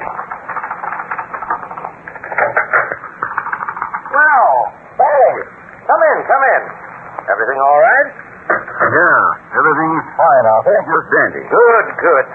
I like to feel that my guests are enjoying themselves. I'll bet. That makes it easier for you, doesn't it, Arthur? Well, what was that, Barry?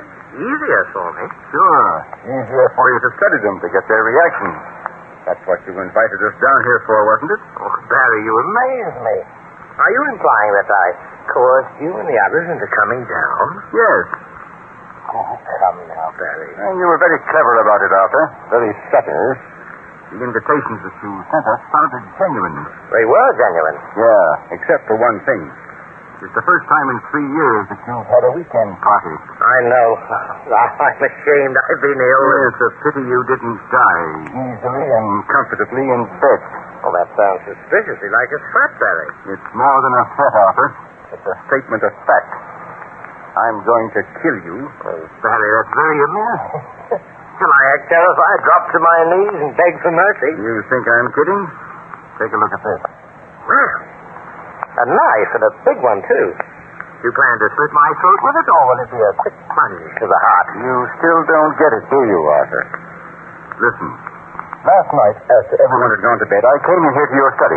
Yes, I noticed that my desk had been tampered with. I found the chapter that you had just completed in your book of memoirs. Oh, you did? Then you read a few facts about yourself that you thought I'd forgotten. Didn't you, Barry? I read some facts that I hoped you'd have the decency to forget. Oh, Barry, my dear boy, when a man is asked to write a book of memoirs, it's because his publishers feel that he has certain things to say that will be of interest. Arthur, you're a rat. You're an unmitigated pig. It's a wonder to me that someone hasn't called your bluff before now. My bluff? I've never bluffed in my life. Everyone knows that. Everyone's been afraid of you, Arthur. You had money and power and influence. Your life has been sheltered and protected. You've been allowed to get away with things for which other men have gone to jail. What sort of things, Barry? Bullying people. Slandering their characters. Upsetting their lives and amusing yourself by breaking women's hearts. Oh, Barry, you're priceless. Can't you ever forget that Fran Darwin? No. I was in love with Fran Darwin, Arthur. Can you understand that? Yes, I remember. It was unfortunate because dear Fran happened to be in love with me. That's a lie. You bought her. You offered her jewels, furs, cars, servants, and she fell for that. Oh, yes, how vividly it all comes back. Youth, Barry. Youth is a wonderful thing. Tell me, Barry, how many years was it you spent in jail? A lifetime. Thanks to you. Oh, I suppose it did seem like a lifetime. Refresh my memory, Barry. Why was it you were sent to jail? You should ask. I'll tell you why, Barry. Couldn't meet competition. You didn't have the money to buy Fran's life. Why, you tried to steal it and got caught. If you'd succeeded, you'd have done exactly what I did. Offered to buy Fran for a price. You knew she was in the open market? Shut up, you cheap two-timing... Oh, now. Calm yourself, my boy. Calm yourself. Let's face facts. We both played the game and you lost. Lost? Well, you framed me. You gave me the tip on those stocks. You knew the bottom was going to drop out of the market. Oh, come, Barry. That's the way the game's played. The cards are dealt, the chips are bet, and the loser grins and plays the next hand.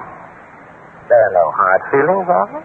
Do you know what will happen if my present boss finds out I'm an ex-convict? Well, I'm sorry, Barry, but it seems that my publishers feel that I've, lived rather an interesting life. Now, would it be fair to them if I omitted the incident of Fran Darwin and you? It would be the only means of saving your life. Oh, Barry, for heaven's sake, stop talking about killing me. You're not going to kill me. No? Of course not. You haven't the courage. You're quite sure of that, are you, Arthur? Of course. Consider your chances of getting away with it. The house is full of gas. You're wrong, Arthur. We're quite alone. What did you say? Your guests are all attending the skeet shooting matches that you arranged for them last night. Remember? Oh, nonsense. Although the servants are under orders not to disturb you during the morning hours while you're at work on your book. Surely you remember giving such orders, Arthur? Well, what of it? Someone knows you're here. Someone is... Harry.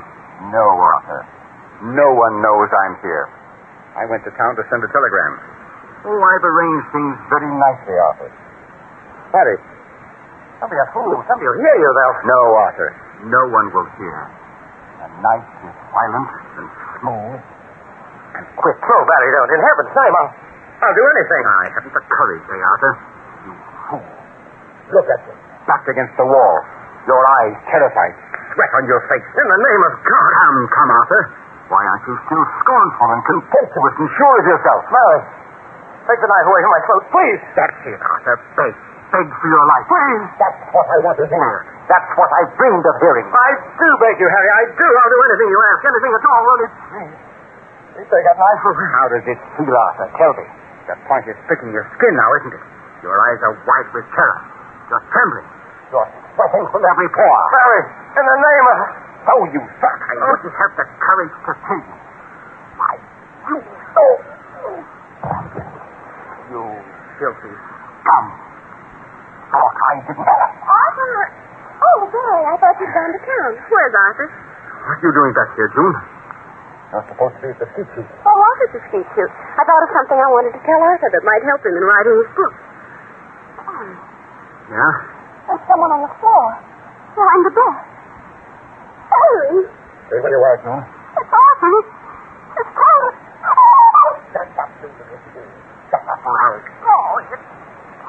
I'll do more than choke you if you don't shut your mouth. You murdered us.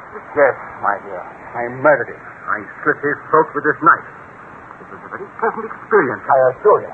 Barry, you can't get away with this. The police. I have no worries about the police, my dear. No worries about the police at all. They'll find out, sir. Why? What are you going to do? No worries at all about the police, my dear. What a pity you chose this time to come back and visit poor Arthur. No. I won't tell I told it. No. I don't think you will tell.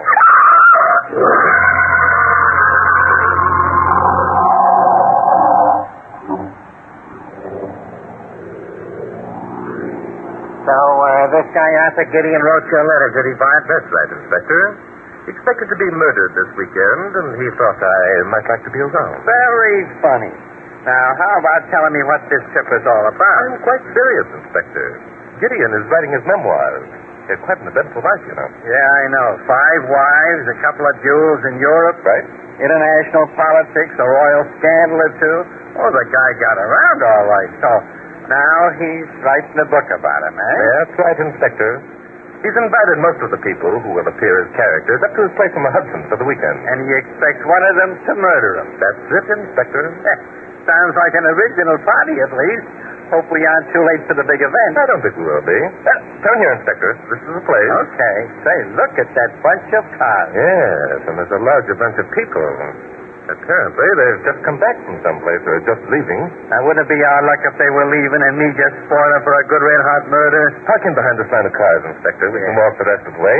Okay. Good. Hey, here comes someone to meet us. Yeah. Rather matronly-looking lady. Probably Arthur Gideon's sister. Good afternoon. I suppose you're more of Arthur's guest. Yes, my name's Drake, Barton Drake. This is Inspector Noah Daphne. Hi. Drake? Benton? Well, the names aren't familiar. Well, Arthur knew a great many peculiar people whose names he neglected to mention to me. Come along up to the house and have a drink. Peculiar. Did you hear what that old battle axe said, Bart? I certainly did, Inspector. That confirms the stories they've heard about Arthur Gideon, doesn't it? Confirmed. Hey, what are you looking at? That young girl who just came out of the house. She looks scared to death. Say she does it there. I wonder what's the matter. Well, we'll probably know in a minute, Inspector. She's heading for Miss Gideon. June, what in the world is the matter? Oh, Miss Gideon, it's terrible. Barry Kilster's been bitten by a black widow spider. What's that? Barry bitten by a spider? What's so tragic about that? You don't understand. This was a black widow. They're poisoned. The young lady's right, Miss Gideon. If someone's been bitten by a black widow, you'd better send for a doctor at once. I've done that. He's on his way now. I tried to find Arthur to tell him, but he's disappeared. Arthur disappeared? Oh, come, June, you're all excited. Calm down and explain yourself. It's true. I went to his study. The manuscript was on his desk. Arthur was gone. Well, could Mr. Gideon have just stepped out somewhere? And leave his manuscript for prying eyes to see? Oh, not Arthur. Oh, come, I think we'd better look into this.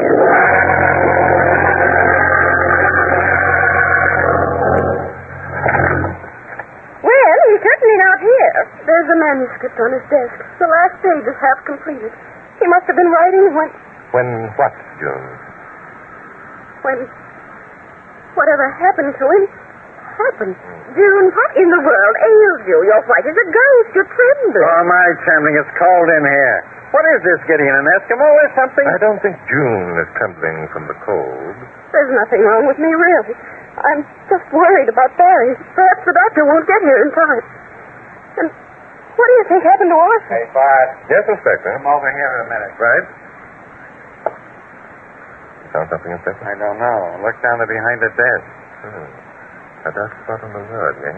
Yeah. Any idea what it is, Inspector? Sure, I got an idea. It's blood. Oh, no, it isn't blood. I'm sure it isn't. It couldn't be blood. And why couldn't it be, June? Because it couldn't. I mean, why would there be blood in Arthur's study? It's perfectly ridiculous. There's something peculiar about all this. I think I'd better call the police. Your brother's already attended to that, Miss Gideon. Attended to it? Arthur? Whatever do you mean? Inspector Danton's a policeman. Your brother wrote us a note asking us to come up here for the weekend. He said he expected to be murdered. Murdered? Oh, great heavens, by who? I don't think that was important to him. I think, Miss Gideon, that your brother wanted to be murdered. Wanted? Oh, Mr. Drake, if that is your name, that is the most ridiculous statement I have ever heard. If this is some sort of practical joke... I assure you, Miss Gideon, it's no joke. Your brother's been ill for the past 3 years. Did you know that he'd been suffering from an incurable disease? Why, no, why? He would have been dead in a short time anyhow. By allowing himself to be murdered, a chapter would be written in his book of memoirs that would give a publication a sensational value. I think that's what Arthur Gideon wanted. Hey, Bart, we missed the boat again. That spot on the floor isn't blood, it's water. Water? Yeah. Now, what do you make of that? I don't know what you two make of it, but it confirms my belief that this is nothing but one of Arthur's... Look out, Inspector. Good gosh, that they fainted.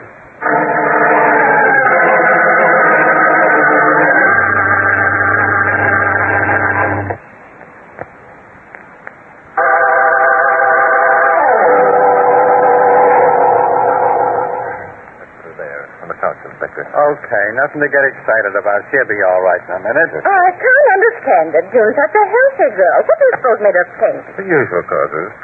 Miss Gideon, would you mind getting a damp cloth and some smelling salts, please? Oh, I'll ring for one of the servants. I think it would be better if you saved time by going yourself. Well, all right. And tell someone to get some wood and start a fire in this fireplace. I'm frozen.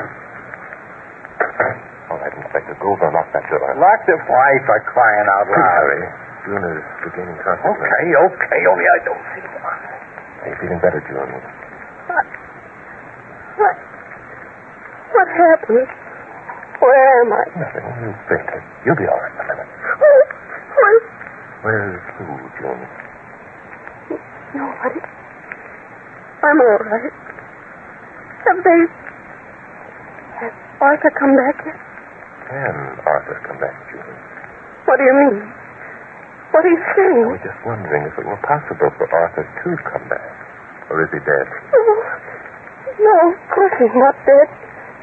What makes you even think such a thing? Well, the blood. It wasn't blood, it was water. That other man said so. And where did that water come from? Where did it come from? I don't know. Why are you asking me? Because I think you know the answer. There's no reason why there should be water on the floor. There's no water pitcher in sight. Who put the water there, June? I don't know. I don't know. Yes, you do.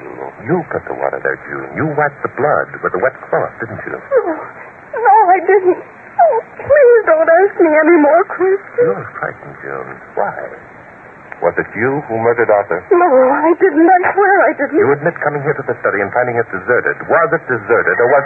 I'll get it. No, you mustn't. It's for me. I'm sure it's for me. Let me answer. Just a minute, lady. Let her answer. Let her know. Look, Bob, I'm the cop here. Hello? Hello, who is it, please? It's Barry, June. Barry. Where are you? I'm upstairs in my room. The doctor just left. The doctor? Yes, he gave me an antidote to the spider bite. I'm going to be all right, June. That's fine, Barry. Have they found Arthur yet, June? No. The policemen are still here. They're right at my elbow, Barry. They're listening to every word you say. Is that so? Well, ask them to come up and see me, June. Maybe I can help them out. All right, Barry. I'll tell them. And remember, June, I'm all right. I can get around. I can do things. I'm as good as new. I understand, Barry. Goodbye. That was Barry Kester. He thinks he might be able to help you find Arthur. Mm-hmm. I think so, too. Come on, Inspector. Let's go have a talk with Barry Kester.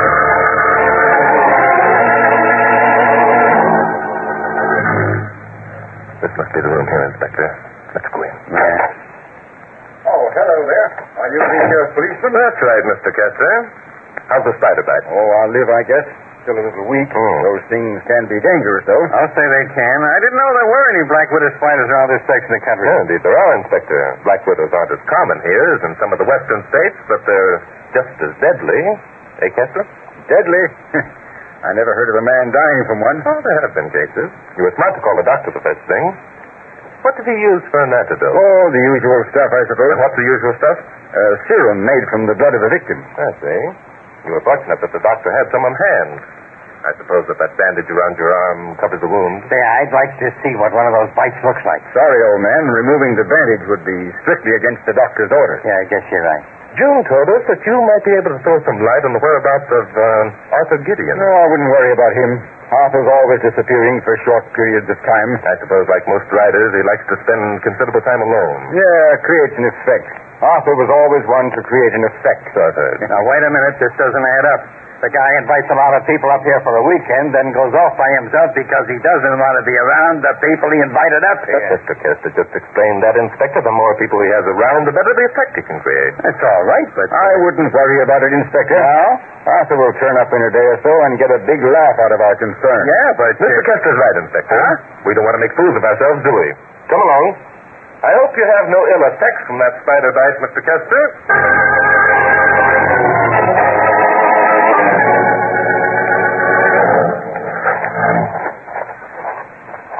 But I'm beginning to get another one of my headaches from watching you work. Oh, I'm so sorry, Inspector. Now, look, that guy Kester didn't fool you, did he? Not for a minute, Inspector. Good. That makes me feel better. On the other hand, I'm sure we didn't fool him. Huh? Were we trying to fool him? But definitely. That must be the stable over there. The stable? That's right. What do we want the stable for? No. Don't tell me, I know. We're looking for something. Yes, that's right, Inspector. Yes. So, now I'm supposed to ask you what we're looking for. Nothing doing. You won't tell me anyhow. Well, of course I'll tell you, Inspector. We're looking for Arthur Gideon's body. Body? Naturally. We can't prove there's been a murder unless we have a body. Corpus delicti, you know, Inspector? Yeah, corpus delicti. Mm-hmm. Yeah, there's just one thing wrong with that theory, Bart. Oh, what? Bodies are usually dead. Now, if this Arthur Gideon is only sitting off in some corner thinking about his... Arthur Gideon, Inspector, was murdered. His corpus has been hidden somewhere around these premises. If we don't find it before nightfall, the murderer is going to sneak the body out and dispose of it. Is that a fact? That's a fact. Oh, I wonder why I didn't figure it all out. Why? Because you're not a figuring man, Inspector. You're a man of action. Here's the stable. Let's go in and have a look. You take a look in the horse stalls, Inspector. I'll browse around the feet and... Oh, what if there are horses in the stall? Don't ask questions. Just...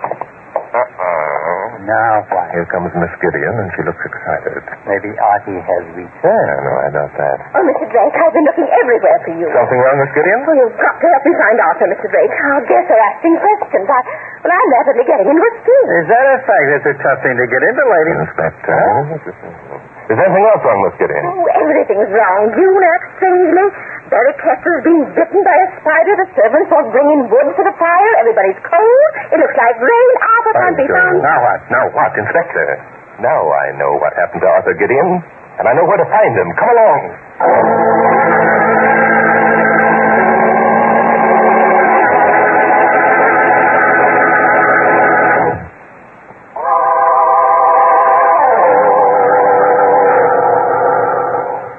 Oh, June.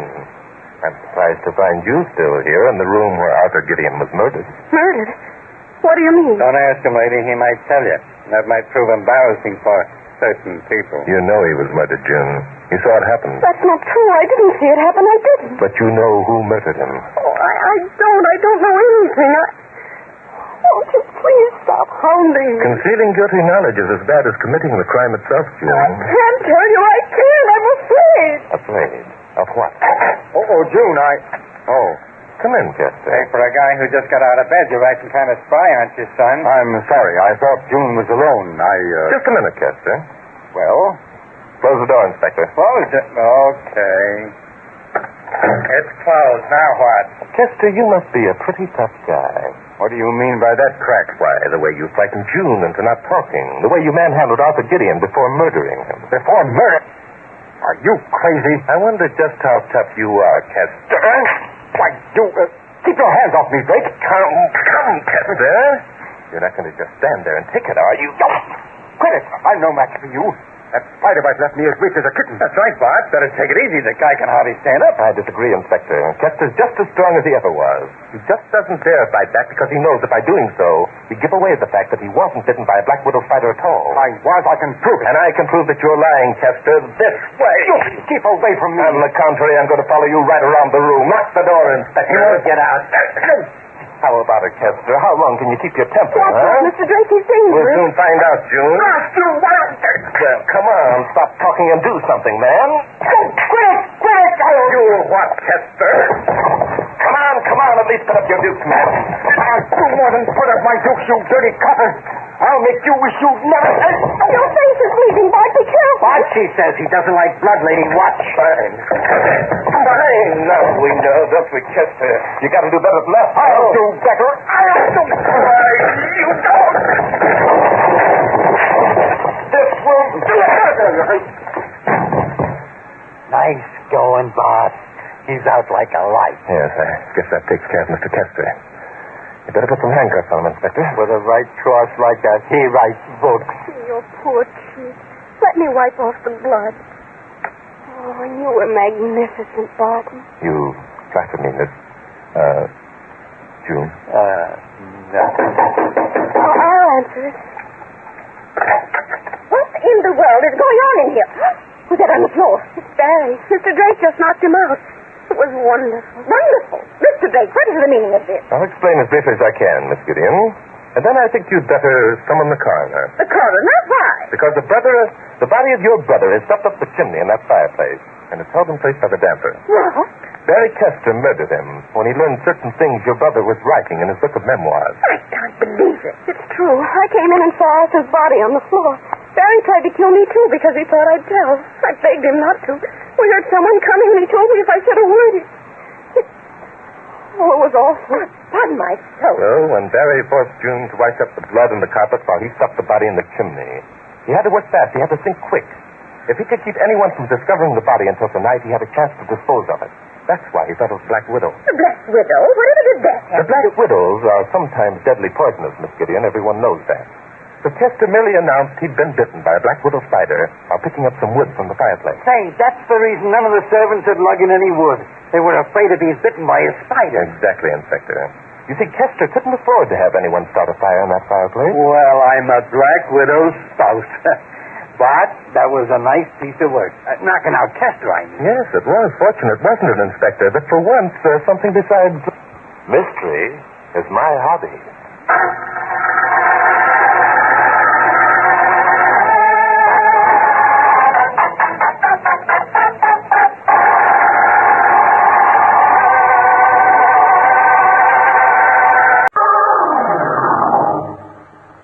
Mystery is my hobby.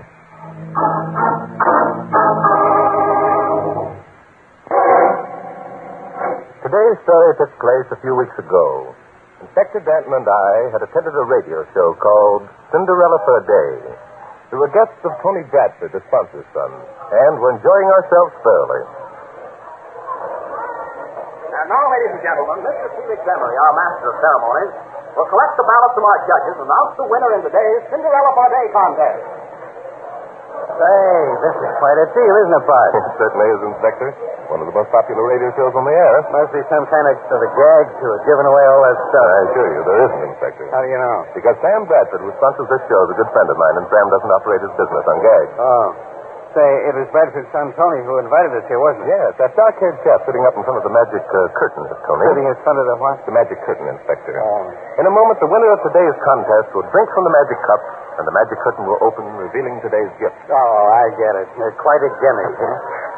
All right, ladies and gentlemen, the ballots are in, and the new Cinderella for the day is Miss Nellie Easton.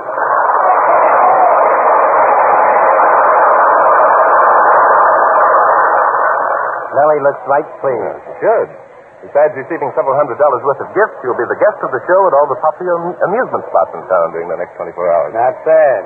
She's a good-looking babe. Quite beautiful, I should say. Hey, it looks as though Tony himself is going to hand her the magic cup. Yeah, I thought that'd be the announcer's job. Yeah, you're right. Felix Emery, the master of ceremonies, is presenting her to Tony Bradford. I'll be interested to hear how Tony sounds as a speechmaker. He looks rather nervous. You can't blame the guy. Must be a couple of thousand people here. Tony's going to talk now. Miss Easton, it gives me great pleasure to congratulate you on being chosen Cinderella for a day. I now offer you the magic cup, one draught from which will cause the magic curtain to open and reveal the many gifts that are to be yours.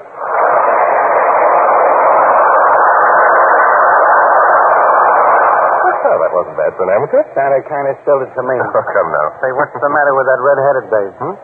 Oh, she's one of the contestants. She seems to be disturbed because she didn't win. Who's that talking to her? That's Miss Lewis, the announcer. He must have said the right thing. She's quieted down. Look, Miss Easton is drinking from the cup now. Yeah. What's in it, anyway? Well, nothing very exciting, Inspector. Colored water on that. Hey. What's the matter? Miss Easton seems to be ill. Yeah, look, she's collapsing. She's fallen into Tony Bradford John. Call a doctor, someone.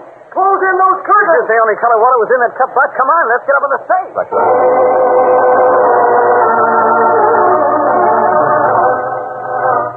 This door must lead to the stage, Inspector. Yeah.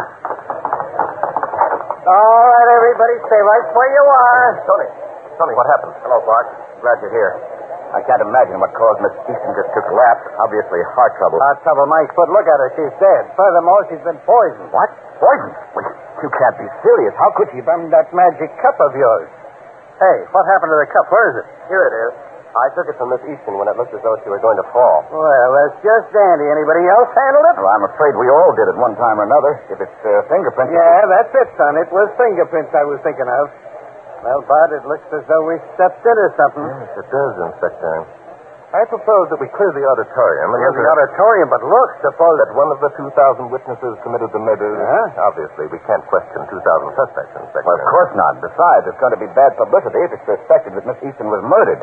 So far, the people out front think she merely collapsed. They won't think so after tonight's papers get out. Inspector, the chances are 1,000 to 1 that it was someone connected with the show who was responsible. I think we'll have better luck apprehending the guilty party if we don't have 2,000 curious people milling around. Yeah, maybe you're right at that. Okay, everybody. Only you hang around. Bart, get hold of a doctor, will you? Bradford, give me a list of all the people who...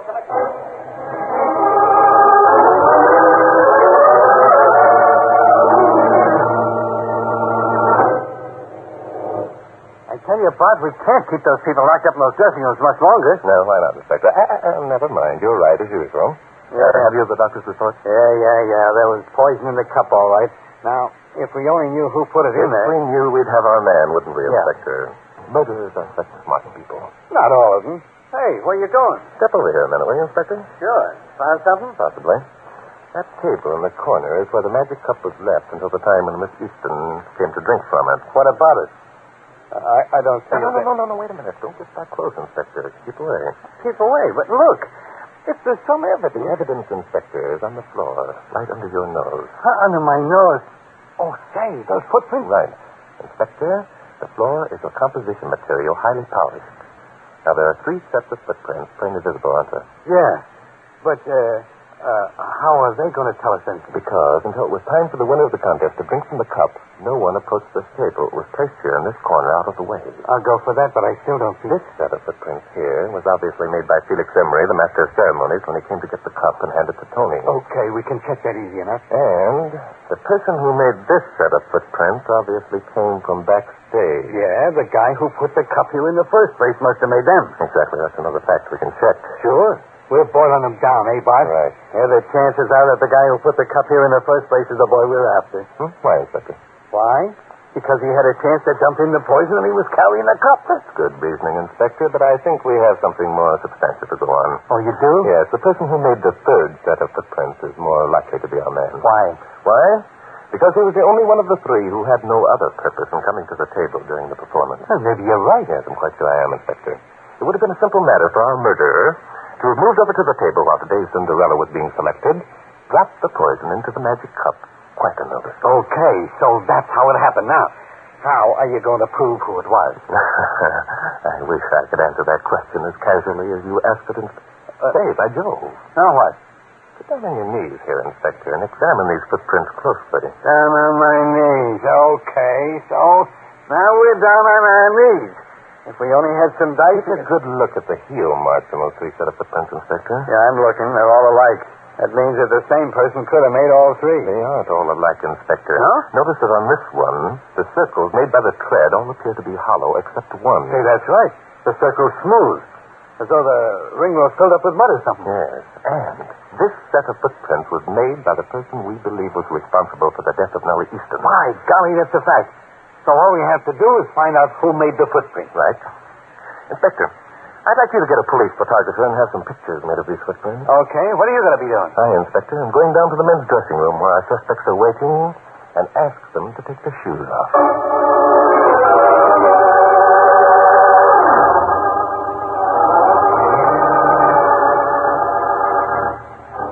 Oh, for God's sakes, Tony, stop pacing back and forth. You're giving me the willies. Here, say that again, Nick. Sit down, will you, Tony? Okay. I suppose my pacing is the only thing that makes you guys nervous. What do you mean by that crack? Oh, nothing. I was just thinking about last night, that's all. What's last night got to do with it? You ought to know, chum.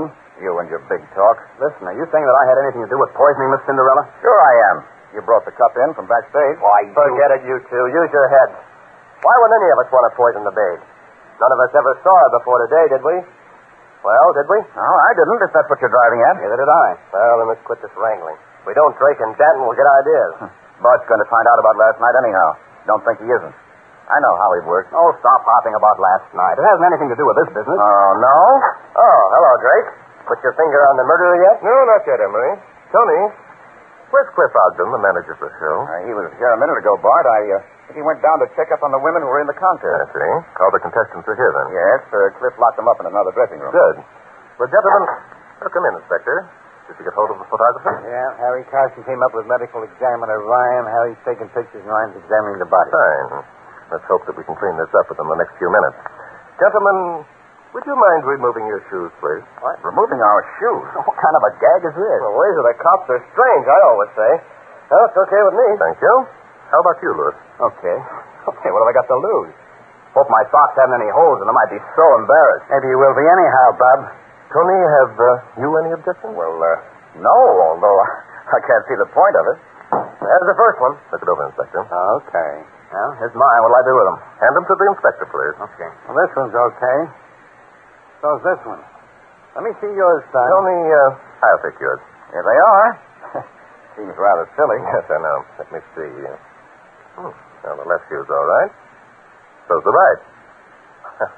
Okay, Tony. Here you are. Thanks. Okay, chum, put them back on. I'll be glad to. My feet are getting cold. Did you find anything, Inspector? Nope, clean as a whistle. That's odd. I don't understand unless... Unless what? Unless, by Jove, Inspector... Aha, the mastermind has knuckled onto something. Tell us about it, Sherlock. I intend to, but first Keep your hands off me, Copper. I'm going in here whether you want me to or not. Come back here, you. Well, who's this? It's the redhead. I'm Wanda Graham, and I'm sick and tired of being cooped up in that lousy dressing room, and it was me who was to be chosen Cinderella for today. I said come out of there. Wait a minute, Ralph. This sounds interesting. Lady, what was that remark you just made? I said I'm sick and tired of being cooped up in that lousy dressing room. I was supposed to be chosen Cinderella for today. Tony promised me. Wanda, shut up. I won't shut up. You double-crossed me, Tony Bradford, and you're not going to get away with it. I didn't double-cross you. It wasn't my fault. Now, keep quiet. I won't. I'm going to tell what happened. I'm going to tell who it was who poisoned Nellie Easton.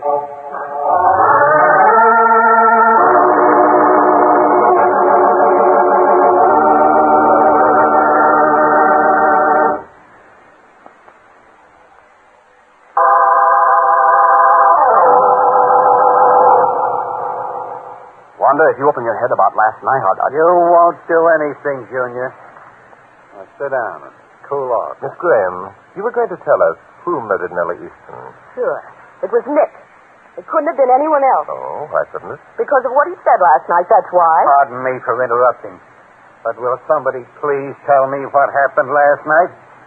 It must have been exciting. That's a good suggestion, Inspector. Well, Miss Graham? Sure, I'll tell you.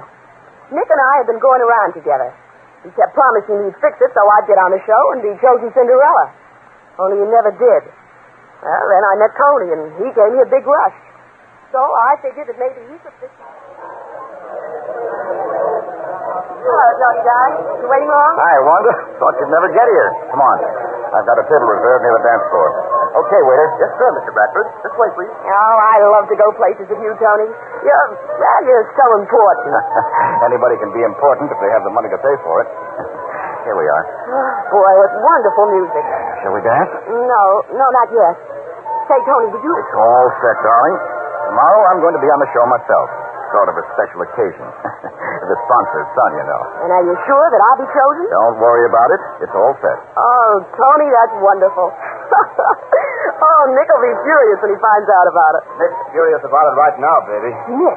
Where did you... If you hadn't been so busy making moon eyes at Babyface here, you'd have noticed that I was sitting at the next table. Listen, mister, I don't like being called Babyface. That's just too bad, sonny boy. What are you going to do about it? I'm going to have you fired off the show, for one thing. Not for 13 weeks you aren't, chum. The old man just put his John Hancock on a contract bearing my name. Contracts have been broken before. No, for heaven's sake, why can't you boys stop arguing and be friends? Because I'm particular about my friends. And about guys chiseling in on my girl. Louis, you're drunk. Now run along and peddle your papers, and we'll forget the whole thing. I'm not drunk, and we're not forgetting the whole thing. We're settling this right now. Settling what? There's nothing at all to settle. There's plenty to settle. Oh, you're my girl, Wanda. You always have been. Right now, you're carried away by this goon and his dough, but one more crack like that, Louis, and I'll make you wish that you... Oh, relax, big shot, relax. You don't have to impress Wanda. She knows what she wants. Right now, she thinks you can get it for her. That's her only interest in you. Nick! Sorry, honey. Bradford, I'm going to say something that won't make sense to a guy like you. Nothing you've said so far has made sense. I happen to be in love with Wanda. Sure, go ahead and say it. I'm a sucker. All right, so I'm a sucker, but that's the way it is. I'm in love with her, and I'm not letting any false alarm like you take her away from me. I've already taken her away, mister.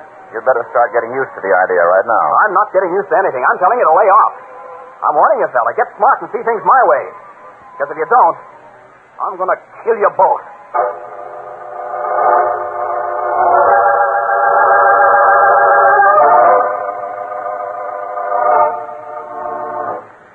So that's all that happened last night, was it, lady?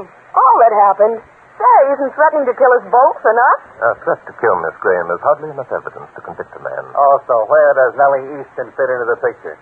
Was she there? Did anyone threaten her? Listen, I can tell If you... you don't mind, Miss Graham. Thank you. Well, Louis, what have you to say for yourself? Nothing. It happened that way, I guess. I was pretty drunk. Only I wasn't drunk today, and I didn't put the poison in that cup. There's a switch. I thought the guy was going to break down and confess. How about you, Tony? Any changes to make in Miss Graham's story? She told it pretty straight. So? I hope it won't go any further about me arranging to have Miss Graham win today's contest. That's something that will remain beyond the inspectors in my control, I'm afraid. Emery, will you come with the inspector and me, please? Why, sure. If there's anything I can do. There he is. Miss Graham, the officer outside the door will escort you back to your dressing room. Tony, you and Louis stay here. No. I'm not going to stay alone with Louis. After all, if he's already committed one murder... Committed one murder? Doggone I wouldn't worry, Tony. However, if you're concerned, we'll station another officer in here with you. Come along, Inspector.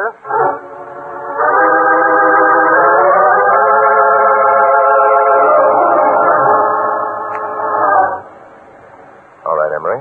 How much did Tony offer you to switch the ballot? Switch the ballot? I don't know what you're talking about. You know exactly what I'm talking about. Did he threaten to have you fired off the show, or did he offer you money? He didn't offer me anything. Now, look, Drake. I don't have to answer your questions, and I'm not going to... You're quite right, Emery. You don't have to answer my questions. It's entirely up to you. However, if you spent a few days in jail... Jail? Naturally. You don't think for a second we're going to let you off scot-free and arrest the others, do you? But I didn't have anything to do with this. Listen, if I'm arrested, it'll ruin. Perhaps you're right. However, if you care to cooperate now, I think I can assure you that it won't be necessary for you to spend any time in jail. How can I believe that? That's entirely up to you, Emery. It's your one chance. I see. You think you've got me over the bell, don't you? Quite frankly, yes. I suppose you know I'd be fired out of my ear if I ever admitted switching those ballots. There are two answers to that, Emery. First, the admission won't go any further than the inspector and me.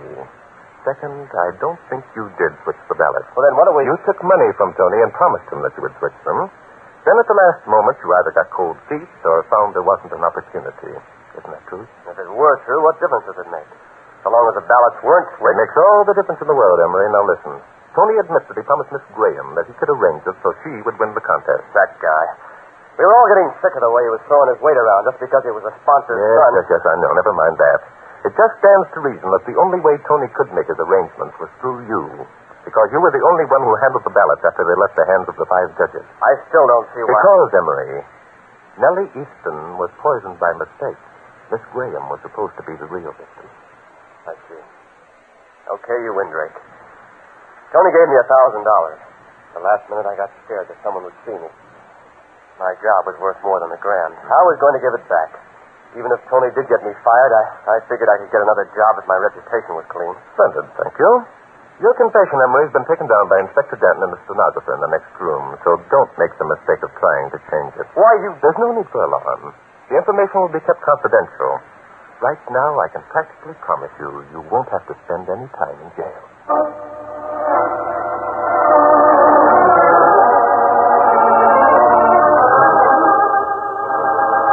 Sure, that was smart, all right, Bud, getting the confession out of Emery.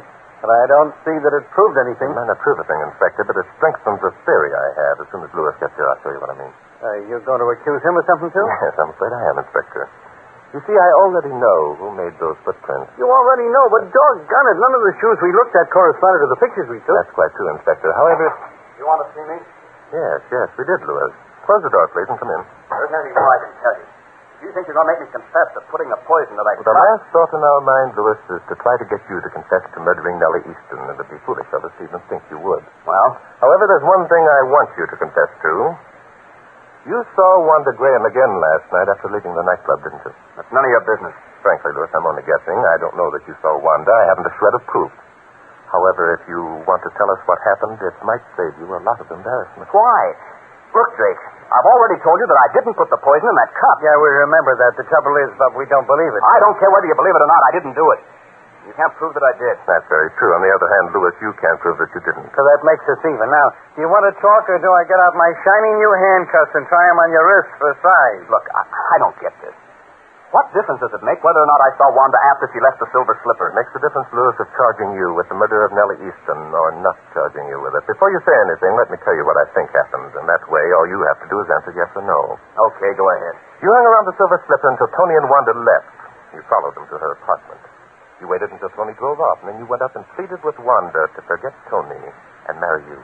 Go on. That's all, Lewis. I'm not interested in what Miss Graham's answer was. All I want to know is what I said true? Yeah, that's it, Drake. Thank you. Wanda will probably tell you herself when you ask her to, little. We're not going to ask you, Lewis. We don't have to. Thank you. Inspector. Yeah? Ask Ralph to bring Tony in here. We'll have a little private talk with him. And then I think we can definitely accuse the guilty party of murdering Nellie Easton.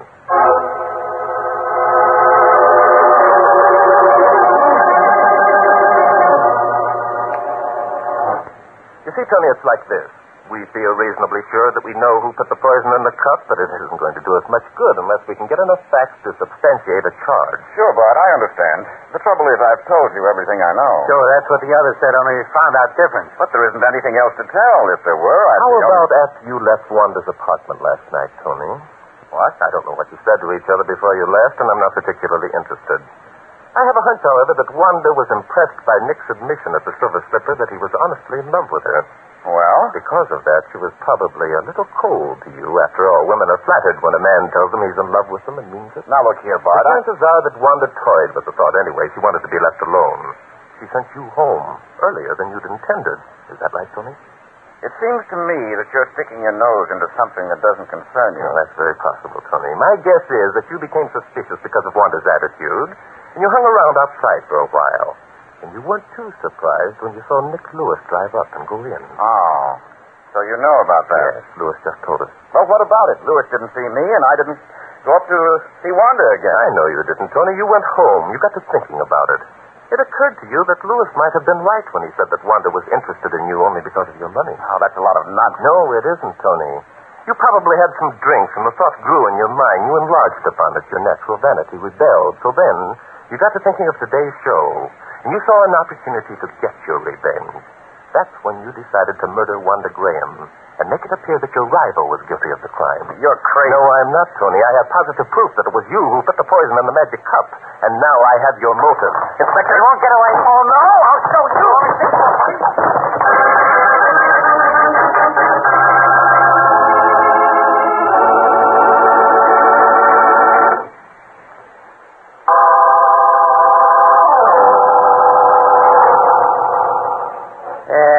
Bart, there's a funny thing. A funny thing? What's that, Inspector? Somehow or other, we most always wind up here at the Lamplighters Club playing chess after working on one of these murder cases. Why? Well, it's relaxing, Inspector. Figuring out a murder is strenuous business, you know. It doesn't bother me any. It doesn't, Inspector. No. So, that's the only reason you always suggest a game of chess, eh? Well, it does give you an opportunity to ask me how I knew that the guilty party was guilty. Yeah. I thought you might have that in mind. Well, This time I'm not going to ask you. You aren't? No. Well, very well, then. I'll tell you anyhow. Okay, go ahead and tell me. It was the footprint, Inspector. Remember that one of the heel marks, the one that we decided was worn by the person who put the poison in the cup, had a tread ring that seemed to be filled with mud or some other substance. Sure. And I also remember that when we looked at the shoes of the suspect, all the rings were free of any trace of such a substance. Quite true. And, Inspector, it probably was unfair of me not to have shown you Tony's left shoe. Why? Because you would have noticed that there was an extra nail hole. A what? The nails that hold a rubber heel to a shoe, Inspector, are always sunken in the rings of a tread so that they're not visible until the heel becomes worn down. So what? There are 8 nails on the average heel, Inspector. There were 8 impressions on the right heel of Tony's shoe, Inspector. But there were 9 on his left. A phenomenon, eh? No, not a phenomenon, Inspector, a fact. Why were there 9 nail holes on the heel of his left shoe? Because he had stepped on a thumbtack and had removed it before we examined the shoe. Well, doggone. The thumbtack made the 9th hole, eh? That's it, Inspector, and that's why the ring appeared to be filled with mud or something. The thumbtack left a flat impression. Well, I'm a so-and-so, and you figure I would have noticed that, eh? Naturally, you would, Inspector. Oh, Nat. Now, tell me why you noticed. All right, Inspector. I noticed it because mystery is my hobby.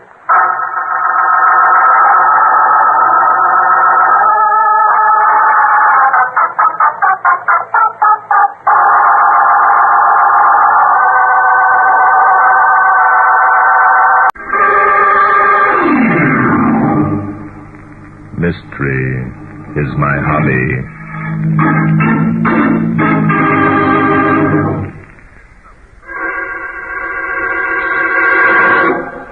Today's story began in New York shortly after Christmas. I'd received a phone call from an Ambrose Carlton and had asked him to come to my apartment for a consultation. Yes? You are Barton Drake? Yes, and you're Ambrose Carlton. Will you come in, please? Thank you. Oh, you have company. Mr. Drake, I ask especially... Yes, I know. You asked especially to see me alone. However, since if I decide to take your case, Inspector Danton would work with me, I thought it would save time and bother if I asked him to come to my apartment to listen to your story. This, then, is Inspector Noah Danton, your co-worker. That's right. And how are you, Mr. Carlton? Good evening, Inspector. Well, Mr. Drake, have you given any thought to my proposition? I have, and I'm in favor of it. Splendid. And you, Mr. Drake? Well, I share the Inspector's enthusiasm for a trip south, and yet... Yet you doubt the credulity of my story? No, not at all. I don't for the moment question the value of your original paintings, or the fact that someone's trying to steal them. Oh, Bart, why not forget for once that murder's your hobby? Let's go down to Florida and sit in the sun and watch the bathing beauties bathe. Florida bathing beauties, Inspector. Never bathe. Never bathe? Now, wait a minute, I Bart. mean, of course, in the ocean, Inspector. Oh. Mr. Drake, the man who is attempting to steal my paintings is Brian Quirk. You're sure of that? Brian Quirk? Hey, that is something. He's the most famous international cook out of captivity. You're quite right, Inspector Danton. He would stop at nothing to obtain possession of my Rembrandts. Now, what makes you so positive, Mr. Carlton, that it's Quirk who's attempting to steal your paintings? Quirk himself has told me so. Quirk told you so? Yes. On several occasions, Brian Quirk has called me on the phone and stated flatly that he intends to possess my paintings. Quirk is noted for that sort of thing. He's a shrewd operator. 3 days ago, Mr. Drake, one of my servants was murdered. Murdered? Well, now you're talking our language. Shall I make our reservations, Bart? Just a minute, Inspector. Huh? Have you reported this murder to the police, Mr. Carlton? Of course. They investigated and learned nothing except that Leopold was shot by a man who was attempting to steal the paintings. How do you know that? Leopold was not killed instantly. He lived long enough to explain that he had been attacked while on guard in the very room where the pictures are kept. I see. And the police have been unable to uncover any clues that might lead to the identity of the murderer? The identity of the murderer is already known, Mr. Drake. Ryan Quirk left his calling card. A note pinned to the floor with a dagger. Say, I saw that gag work in the movies once. It was called The Clutching Hand or The Hooded Terror or something like that. I assure you, this is no movie, Inspector Denton. Oh. So the police have abandoned any further attempts to run down Brian Quirk. Is that right, Mr. Carlton? Well, I can't blame them. They did what they could. Obviously, this man Quirk is shrewd beyond human conception. No man is that shrewd, Mr. Carlton. All criminals are possessed with at least one weakness. I imagine that weakness with Brian Quirk is his vanity. Eventually, it'll lead to his downfall. Well, I hope you're right. Frankly, Quirk's attitude is something of a challenge. I dislike to think that he can outsmart me. Yes, but on the other hand, you have your other servants to consider. If more murders result from Quirk's attempt to steal your paintings, you will feel personally responsible. Mr. Drake, It will be worth $10,000 to me if you'll come to Florida and take over my case. $10,000, that's a lot of dough, Bart. Yes, it is, Inspector. If at the end of a week's time you feel that apprehending Brian Quirk is beyond your ability, I will pay you the $10,000 and you may return to New York. Hey, that's fair enough, Bart. And what of your paintings, Mr. Carlton? Well, I suppose I shall have to dispose of them. I can't continue to be responsible for the lives of the people in my employ. Splendid. Inspector, make reservations on the first available plane to Miami.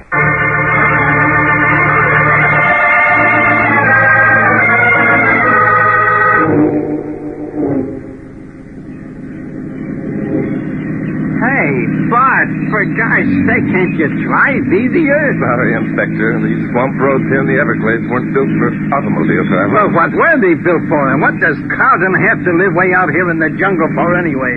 And why didn't he meet us at the airport? Inspector, I think you're annoyed because you didn't get a chance to watch the bathing beauties. I'm not annoyed. I'm doggone sore about it. Hey, Inspector, you're magnificent. Yeah? Well, why didn't Carlton tell us he lived way to heck and gone out of here instead of in a nice, cool stucco bungalow on Miami Beach like any sensible man would? I suspect that Mr. Carlton didn't want to discourage us, Inspector. Discourage us? I've been discouraged ever since we stepped off that plane. I guess this is it. Well, for crying out loud.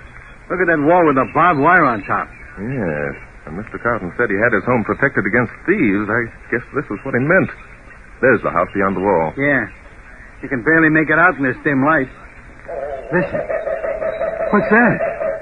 It's the voice of the swamp, Inspector. Come on, let's go up and announce ourselves before it gets completely dark. I don't know why Carlton couldn't have left that iron gate open so we could drive up to the house. I imagine Brian Quirk was disappointed also, Inspector. The gate seems to be locked. Yeah, there's a rope hanging through the slot. Shall I give it a yank? Yes, it's probably a latch string. Here goes. The jumping Judas, what's that? Sounds like an alarm bell. Here comes someone. Yeah, he came out of that little house. Hey, he's got a gun. He's probably one of Mr. Carlton's guards.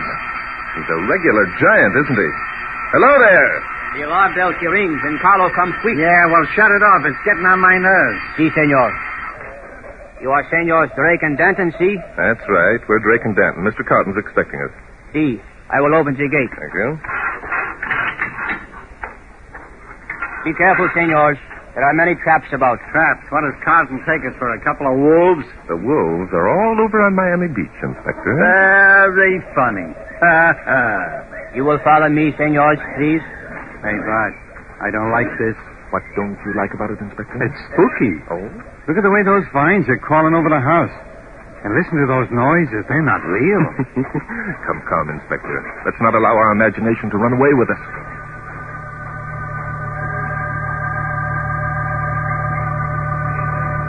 Hey, listen. Yes, I hear it. Now, don't tell me that's my imagination.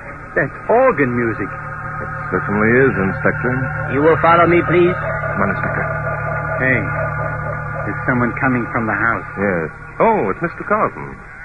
Are you disappointed because it isn't a spook, Inspector? Good evening, gentlemen. Welcome to Hurricane Manor. I must express my regrets at not being able to meet your plane. You're not half as regretful as we are.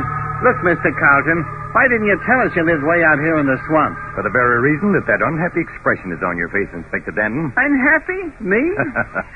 You're disappointed in my home. If I'd explained where I'd lived, you might have refused to accept my proposition. The inspector's only disappointed, Mr. Carlton, because he was unable to see the bathing beauties at Miami Beach. Oh, that will come later. Very well, Carlos. Return to your post. Si, senor. I'm glad to get rid of that guy. He looks like a zombie. Carlos is my most reliable servant. Come along, gentlemen. Dinner is waiting. And then I want you to see my paintings.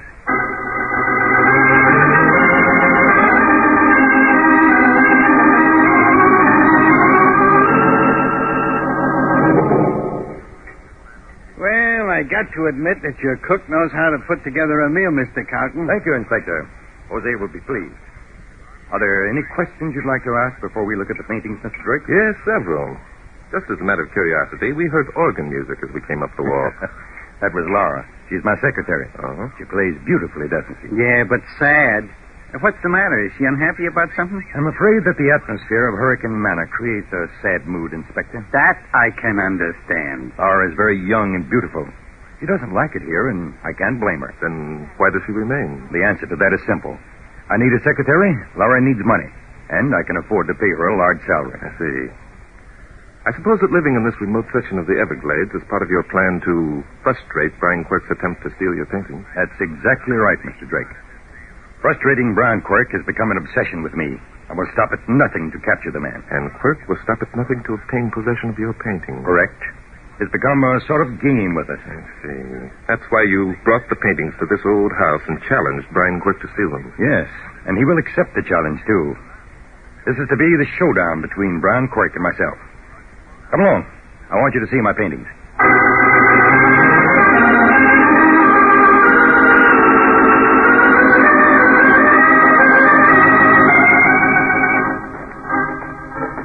Look, Mr. Carson, how many more of these halls have we got to walk down? I'm getting tired.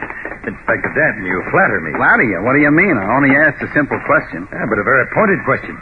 Would you believe that this is the third time we walked down this same hall within the past 5 minutes? Are you kidding? Oh, not at all. Rooms and corridors are so arranged that a stranger can easily become lost. Walking you down this same hall 3 times was the test. I suppose that's all part of your plan to confound Brian Quirk. Is that right, Mr. Felton? Exactly. And here's another. What? That door? What's confounding about that? I'll show you. Open the door, Inspector. Huh? Open. Okay. Jumping Judas. You see? Well, that's very ingenious. I suppose all of the doors in the house are equally well equipped with burglar alarms. Not only the doors, Mr. Drake, but the wire atop the wall that surrounds the place. And all of the windows. With that kind of a setup, what are you scared of? Brian Quirk succeeded in getting over the wall once, Inspector Danton. He murdered one of my servants. It was only because he touched off one of the alarms at the downstairs window that he failed to get inside the house. Yeah, but... The alarms on the windows ring bells all over the house and in the guardhouses. They also switch on automatic floodlights. And still Quirk got away. The man is a genius. There's one thing that puzzles me, Mr. Carton. If all the doors in the house are equipped with alarms, why is it that they don't ring when you or someone else opens them? Because of this. You see, it is possible to open the doors without touching off the alarm. But your servants? I alone know the combination. Whenever I wish the servants to move about the house, I temporarily disconnect the system. Except for the one in this room. Oh, then it's here where your paintings are kept. Yes. Step this way, please. Thank you. I'll turn on the lights. There they are, hanging on the wall. By Jove, they are beautiful. Not bad at that. Say, the guy who painted those things must be a comer, all right. Rembrandt was the greatest master of them all, Inspector. You're fortunate to have such valuable possessions, Mr. Carton. Well, I hope that the time will come when I can feel fortunate, Mr. Drake. Since I bought them a year ago, they've brought me nothing but grief. I see what you mean. By the way, did you install the indirect lighting system that brings out the rich color tones? Yes. You see, the wall paneling being dark, it was necessary... Hey, what's that? Sounded like a scream. There it goes again. Good heavens, it must be Laura. She... Good Lord, gentlemen. Brian Quirk has arrived.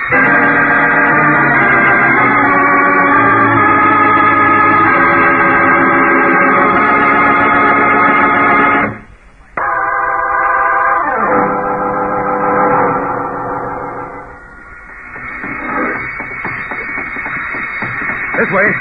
Scream came from the organ room. Better get out the gun, Inspector. Don't worry, I got it out. Here we are. Jumping Judas, there's a girl lying on the floor. It's Laura. Laura. Laura. I don't think she's hurt, Mr. Carton. Probably fainted. Yeah, she's breathing all right. Whoever fired the shot must have missed. Lift up her head, Inspector. Okay. Mr. Carton, I think you'd better get back to your paintings of Brian Quirk. George, you're right. What am I thinking of? Take care of Laura. Turn off those goddamn alarm bells. Careful, Inspector.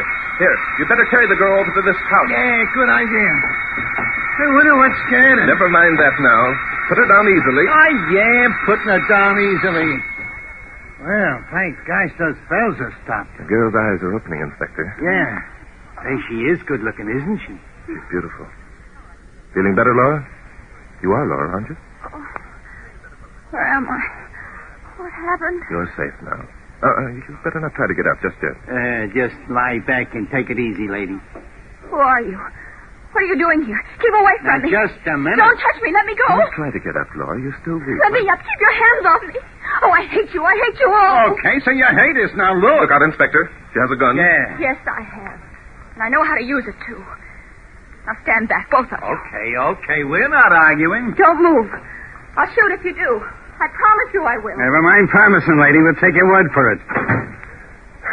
Well, Inspector, she's gone. Yeah, shall we go after her? I don't think it would help much even if we caught her. No. If we found that one bullet had been fired from that gun she was holding, it would. Why? Why? Well, for Guy's sake, we'd know it was her who fired the shot, wouldn't we? And how would that help us? Well, we could ask her questions. Maybe she saw somebody. Maybe firing the shot was a gag. I doubt if it were a gag, Inspector. Obviously, the girl had fainted, and just as obviously, she was frightened of us. I'll say she was. I wonder why. I think I know the answer to that one, Inspector. Come on, let's look around this room a bit. You know the answer to that one. Hey, what the heck do you mean? Here's the organ. It's a beauty, isn't it? Now, wait a minute, Bart. I asked you a question. These windows are all equipped with the burglar alarm system. The wiring is plainly visible up there. Okay, the heck with the alarm system. What do you mean you can answer that one? The windows are all bolted on the inside, Inspector. How do you suppose the person who frightened Laura got into the room? Doggone it, Bart, now Or perhaps it wasn't a person. What do you think, Inspector? Bart, for the last time... What'd you say, Bart? I said perhaps it wasn't a person who frightened Laura. Huh? What do you mean, not a person? What else? Spooks, Inspector. Remember you were worried about spooks a little while ago. Mr. Drake! Inspector Danton! My paintings, they're gone! Someone has stolen my paintings!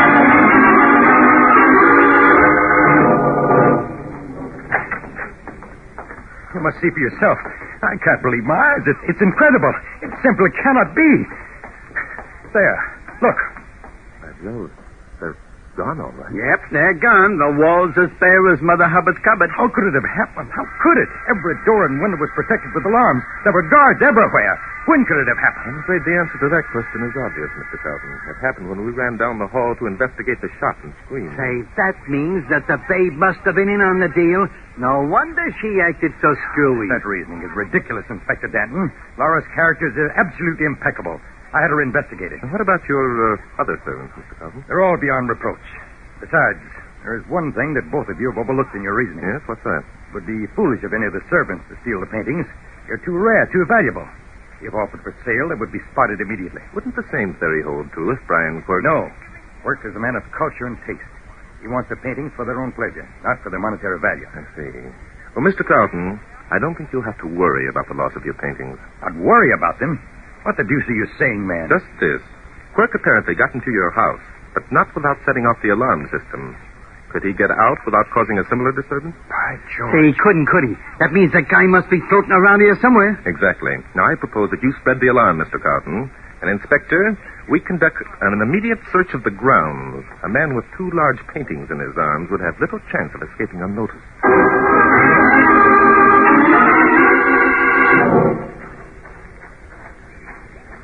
Hey, Bart. Yes, Inspector? I thought we were going to hunt for Brian Quirk. Doggone it, all you've done since we got out here is to walk around peering into windows. I'm not peering into windows, No? Inspector. Well, then what are you doing? I'm, checking the burglar alarms, Checking Inspector. the burglar alarms. For God's sake, why? We know they work. Well, there might be one that doesn't. Suppose one of Carlton's servants were in cahoots with Quirk.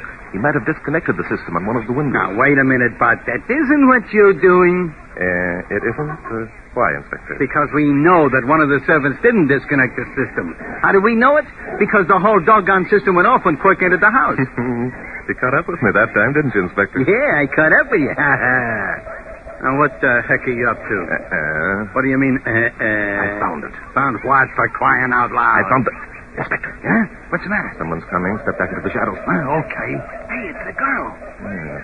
She looks more frightened than ever. Yeah, look at the way she's sneaking along. Mr. Drake. Mr. Drake. She's calling you, Bart. All right, Laura. Over here. Oh, Mr. Drake, is that you? Yeah, that's him and me, too. Oh, thank heaven. I've been looking everywhere for you. Now, there's one for the book. The last time we saw you, you couldn't get away fast enough. Oh, I'm sorry. I didn't know. Yeah, we're sorry, too, but look, lady. Inspector. Huh? What was it that you didn't know, Laura? I didn't know who you were. Not really. Oh, you didn't? Well, how do you know now? Well, I heard you and Mr. Carlton talking in the room where the paintings were kept. Oh, eavesdropping, eh? Well... Inspector, will you stop your prattling for a minute and let Laura talk? Now, listen, Bart. Keep quiet. Huh? So when you found out who we were, you came looking for us. Why, Laura? Because... Oh, Mr. Drake, I'm frightened. I want to get away from here.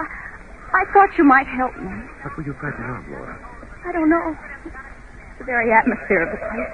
There's something dreadfully wrong. Yes, but something particular must have happened to make you afraid. It did.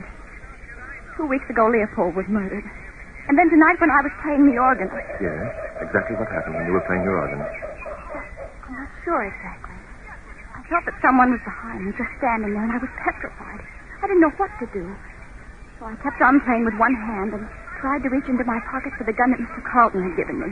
And just as I turned, the alarm started. I fired the gun and then I fainted. But you didn't actually see anyone. No. Oh, I don't know. There might have been someone. It was terrible. Oh, you poor kid. Now, look, there's just one more question I'd like to ask, Laura. Yes? Why hadn't you given up your job and gone back to Miami before now? I wanted to, but Mr. Carlton begged me to stay. He raised my salary and gave me the gun and showed me how to use it. He was awfully nice. He said that if another attempt were made to steal the paintings, he wouldn't try to hold me any longer. Well, Laura, I think that after tonight, your troubles will be over. Inspector? Yeah, what do you want? Well, what the deuce is the matter with you? Oh, you mean I can speak now? Do I mean you could... Inspector, you're magnificent. Now, see here, both of you. Yeah, what is it? This is a spot where the wires connecting Mr. Carlton's alarm system enter the house. So what? So in a minute, Inspector, I want you to get out your jackknife, bare the wires, press them together, and set off the alarm. You want to hear the bells ring again, Don't eh? get sarcastic, Inspector. Laura, the minute the alarms start, the guards will come running.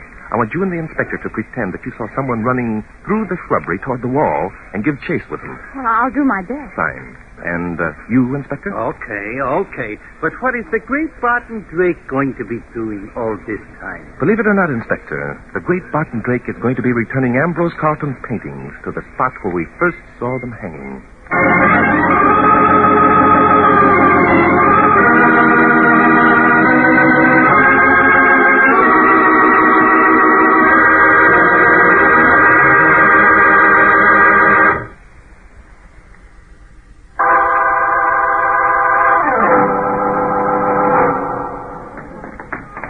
Just a minute, Mr. Carlton. It wasn't our fault Brian Quirk got away. Whose fault was it, then? You were both outside the house when the alarms went off. Well, you were outside, too, and so were all your guards. Laura, there's no point in you staying longer.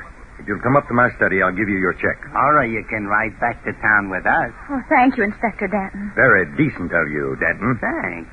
I suppose your Mr. Drake will expect me to pay him the $10,000 I promised, even though my paintings have been stolen. I'll expect you to pay me the $10,000, Mr. Carlton. But not because your paintings have been stolen. Where the devil did you come from, Drake? And what do you mean by that remark? Which remark, Mr. Carlton? About your paintings? They haven't been stolen, you know. Haven't been stolen? Nonsense. You saw with your own eyes. Come in here, please. This is the room where the paintings were kept, isn't it? How the devil did you know? Your complicated system of rooms and hallways isn't as complicated as they at first seemed, Mr. Carlton. Look over there, please. Good heavens. The paintings. Hanging right where they were before. Well, I'll be an oversized crocodile. Bart, how did you do it? Before I answer that, Inspector, I want to explain how I solved the 2-week-old murder of Leopold, Mr. Carlton's servant. Solved? Drake, you don't mean that you know... Yes, I do mean, Mr. Carlton. I'll explain by asking a few questions. First, why didn't Brian Quirk steal the paintings on the day when he gained admission to the grounds and murdered Leopold? Well, I can answer that. I prefer that you didn't, Mr. Carlton. I have my own answer. But look here. The reason he didn't want the paintings stolen is because he couldn't dispose of them if he did steal them. But I've already explained... Not to my satisfaction, you haven't, Mr. Carlton. Second, how did Quirk gain admission to Hurricane Manor? You've made the place impregnable, Mr. Carlton. You were too thorough. What do you mean? The alarms did... The alarms had nothing to do with Quirk's visit. Quirk was already inside. Ridiculous. Not ridiculous, Mr. Carlton. Clever. There's only one man who would benefit by the theft of your paintings. He could do so only if the paintings were insured against burglary. And the only burglar who would attempt to steal them would be a man such as Brian Quirk, who would keep them for their beauty's sake. I see. And I suppose you know the identity of Brian Quirk? Yes, I do, Mr. Carlton. You are Brian Quirk.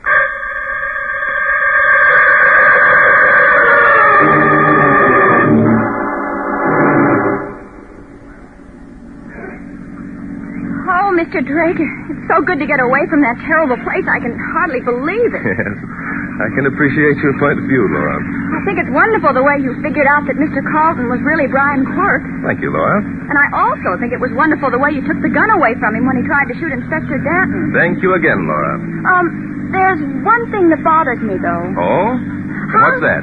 How did you know the paintings were hidden in the false panels behind the real panels where they were originally hung? There are several reasons. Carlton, or Brian Quirk, had gone to elaborate plans to have his paintings legitimately stolen. The murder of Leopold and the soundings of the alarms, they were all designed to give an impression that someone was definitely after them.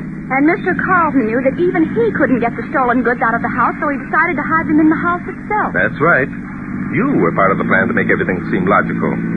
Because of all that had happened, you were certain that someone was actually trying to get into the house and steal the paintings. Isn't that so? Oh, yes. I'd become so jittery that I kept imagining things. How did you know the paintings were hidden behind the panel? Well, for one thing, when pictures are removed from the wall on which they've been hanging for some time with light on them, there's always a faint outline of their shapes. And there were no outlines on the false panel? That's right. Also, the pictures were hung from brackets in the molding above. And there was no sign of a bracket when the false panel appeared. I was quite sure that Brian Quirk would never stop to remove the bracket. Oh, Mr. Drake, you're simply wonderful. Oh, nuts. Oh, well. You're still there, are you, Inspector? Gotten over your gripe yet? No. No? Well, you will, I'm sure, when we reach Miami Beach. Are we going to stop there? Of course, Inspector. We've got to have a look at those bathing beauties. Hey, Bart, that's swell. But, Mr. Drake, I thought that... Not at all, Laura. Not when I have such charming company as you. Not when there are bathing beauties to observe. It's going to be a pleasure to forget that mystery is my hobby.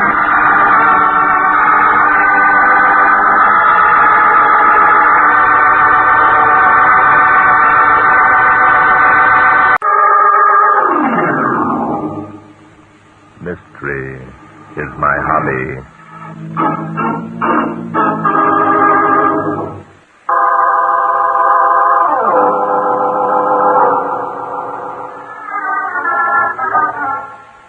Inspector Danton and I had gone again to the Welcome You Ranch on the Arizona desert for a short vacation. The day after our arrival, we set out on horseback to explore the country. Say, Bart. Yes, Inspector? It's certainly good to get away from it all for a while, isn't it? Get away from what, Inspector? Oh, the humdrum, the hurly-burly, the helter-skelter, the murders. Yes, I see what you mean, Inspector. This is the life for me. Sunshine, fresh air, the wide open spaces, and a good horse under me. And no murders. Yeah, I said that, no murders. Well, what do you say we turn around and head back for the Welcome You? A good meal, a good night's sleep. We're back. Come, Inspector. We've only been away from the ranch a half hour. A half hour? That's right. Is that a fact? Seems to me like we've been gone all day. Hey, what's the matter? What are we stopping for? Look over there, Inspector. Huh? Over where? I don't see anything. There's something lying on the ground near that giant cactus. Huh, so there is. Must be a fallen log or something. There are no logs in this country, fallen or otherwise, Inspector. Unless I'm greatly mistaken, that's the body of a man. I was afraid you'd say that. Come on, Inspector. Let's have a look. Come on, boy. Oh. Oh, boy. Easy now. Oh. Yeah, it's a man, all right. So I see. Get off your horse, Inspector. Okay, why is it that these murders have to follow us all over the country? Let's not assume that this is a murder yet, Inspector. By Jove, he looks done in, doesn't he? Yeah, let's roll him over. Right. Say, look at the whiskers. He's an old man. Yes, and quite dead.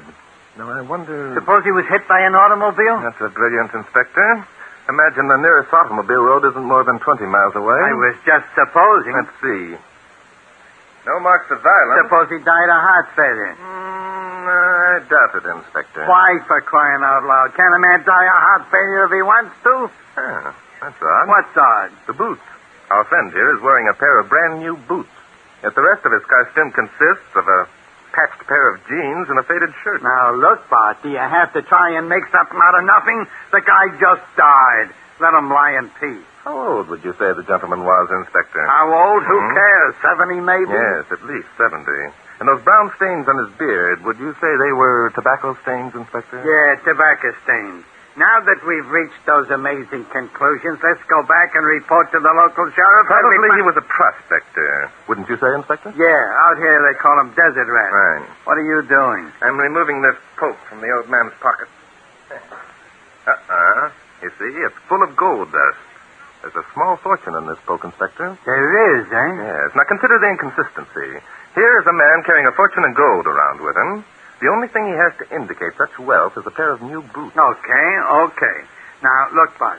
Suppose Inspector, this is one of the most interesting cases we've come across in a long while. What do you mean, case? A guy dies of heart failure. Hello there. Hey, there's a babe on a horse. Yes, and a very attractive-looking young lady. Another inconsistency. With that, I can agree, but what's a good-looking babe like that doing way out here? We'll probably know in a minute, Inspector. Here she is. Whoa, boy. Well, this is a surprise. Imagine finding two civilized-looking men way out here. We were just thinking the same thing, lady. By the way, what's the matter? Is that a man? Why, for goodness sake. Is he someone you know, miss? It's Hardtack Wiggins. What's the matter with him? He's dead. Well. So they caught up with the old boy at last, did they? Caught up with him? Who? Oh, one of the bunch who was after his gold. I imagine it was either Oliver or Matt who murdered him. Murdered him? Look, lady, he wasn't murdered. He died of heart failure. You want to bet? Now, wait a minute. Open his shirt, good looking. And if you don't find a knife wound, I'll never make another wager. Go ahead, Bud. Open the old guy's shirt. Some people have just got to be shown. I think that might be a good idea, Inspector. There. By Jove. There is a knife wound. Of course there is. There had to be. Why did there have to be, miss? Because Hardtack couldn't have died of heart failure. Why not? Because yesterday he was examined by Doc Sandbar in Coyote Wells. And the doc said that Hardtack was in perfect health. Well, Lady, you seem to know a lot about what's going on around here. Naturally I do. What's wrong with that? What's wrong? Nothing. Not a thing. Except that the way I look at it, you're sticking your neck into a noose. I suppose by that you mean that you think I murdered old Hardtack. Yeah, you're quick to catch on. That's exactly what I mean. How naive you are, darling. Darling, now look. Inspector, I told you this was one of the most interesting cases we've run across in a long time. Pardon me, miss. Were you well acquainted with Hardtack? Well acquainted? That's right. My dear boy. Hardtack was my husband.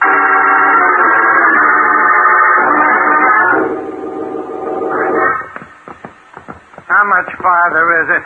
I'm getting doggone tired of carrying this dead body around in my lap. It isn't much farther. Want me to spell you for a while, Inspector? No, I'll keep him. Somehow I feel more natural when I'm lugging a corpse around. There's the shack now, down in that little hollow. Doc is right. Don't tell me that you and your husband actually lived there. Of course not, Inspector. You don't really think that I could abide a hovel like that, do you? I don't know. The way things are shaping up, I'm willing to believe most anything. How long had you and Hardtack been married, Mrs. Wiggins? No, not very long. Oh? The City Hall in Coyote Wells opened at 9 o'clock this morning. And we were married 15 minutes later. This morning? Well, for crying out loud, if this isn't a screw, you see.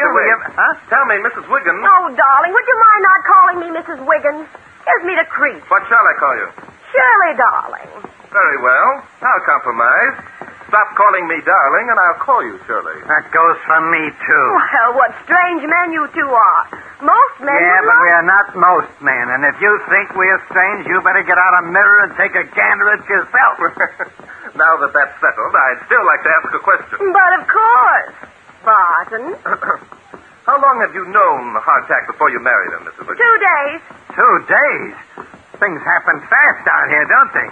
I've read about this romance on the range stuff. Oh, Inspector, let's face it. You know as well as I do that there wasn't any romance connected with my marriage to Hardtack. We're quite aware of that, Shirley. So suppose you tell us why you did marry him. He was lonesome. Oh, come, Shirley. He was lonesome, and he wanted someone to help him spend his money. Now we're getting places. Well, I'm certainly not going to pretend that I married Hardtack for any other reason than the fact that he was wealthy. I'd be a hypocrite if I did. I don't know which is worse, being a hypocrite or being a murderer. Oh, don't be silly. I didn't murder the old billy goat. Shirley, what makes you so sure that Hardtack was wealthy? Because he discovered a pocket of gold 2 weeks ago. And the ass heirs appraised its value at $500,000. $500,000. And all the poor guy got out of it was a pair of new boots. Yes, isn't it a pity? Poor dear. Been wanting a pair of new boots for so long, but up till now he couldn't afford them. Bought them for his honeymoon, eh? I suppose so. Hardtack's been poor for so long that he just didn't know how to spend his money. I imagine you plan to help him out on that score, eh, Shirley? Oh, Barton, you're so cute. It's exactly what I planned on doing.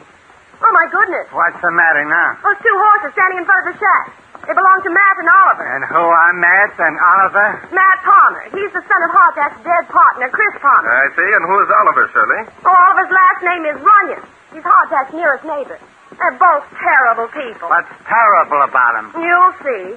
Well, here they are now. They heard us coming. Yes, and by the expression on their faces, they're rather unhappy about something. It's about time you got back here, Shirley Milton. By golly, you needn't think you're going to get away with this. Not by a jugful, you're not. Hey, look. Look at what streaks across that stab. Yeah. Why, it's Hardtack. What's the matter with him? He's dead, Bob. Stuck with a knife. Know anything about it? Dead? You mean the old coot's really dead? Oh, don't act so surprised, Oliver. You know he's dead. It was you who killed him. Me? Dad blast you, girl. I'll wring your neck if you say that again. I never laid a hand on the old codger. Sounds convincing, doesn't he, Bart? Be quiet, Inspector. Let them talk. This is interesting. Now I see it. I see it all. Surely you married him because you were afraid we'd get some of the money. How quick you are, Matt, darling. And I suppose you murdered him for the same reason. I murdered him? Are you crazy? What good would it do for me to murder him? No more good than to do me. There's only one who would benefit from hardtack's death. His legal heir. How sweet of you to admit that I am my dear husband's legal heir, Oliver. I anticipate some trouble from you. Really, I have. And you're going to get it. By gum, you are. I was with Hardtack when he discovered the pocket. I helped him. Half that there gold belongs to me. Belongs to you? That's a hot one. Listen, my old man was Hardtack's legal partner. So what if he was? I'm my old man's heir. Half of what Hardtack found is supposed to be mine.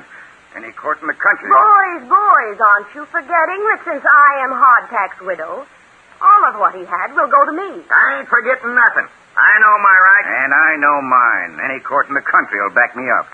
Well, Barton, now do you understand what I meant when I said they were terrible people? Yes, I understand a lot of things. Has it occurred to any of you that giving Hardtack a decent burial would be your chief concern at the moment? He'll be buried. Don't fret about that. Say, who be you two anyway? We be policemen now. What do you think of that? We don't think anything of it. We don't believe it. Shirley, where'd you pick up these dudes? I didn't. They picked me up. They're staying at the Welcome U. Dudes, eh? Well, dudes, you can leave us Hardtack's body and get out.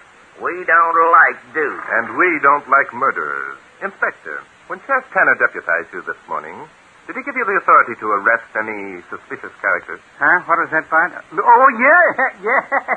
Sure he did. Fine. There's no doubt in our minds that one of the three people standing here in front of us murdered Hardtack Whitten. Now, look here, you... And that's right, isn't it, Inspector? One of them... Oh, sure. No doubt about it at all. We got the proof, haven't we, Bart? We certainly have, Inspector. We know which one of these three thrust a knife into the heart of Hardtack Wiggin. Huh? We know why and how and when. Yeah, sure we do. We got the evidence to prove it, too. Haven't we, Bart? We have, Inspector. And by virtue of the authority vested in you by Sheriff Jim Tanner of Cactus County, Arizona, I demand that you arrest the guilty person.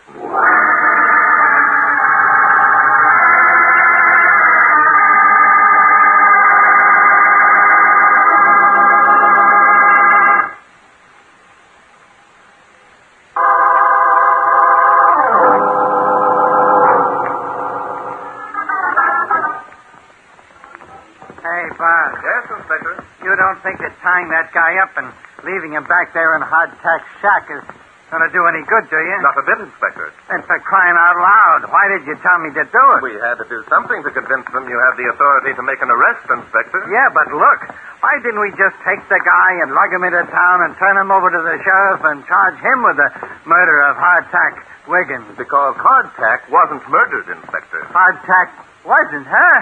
But for the love of Joshua, what are you talking about? Oh, come, Inspector.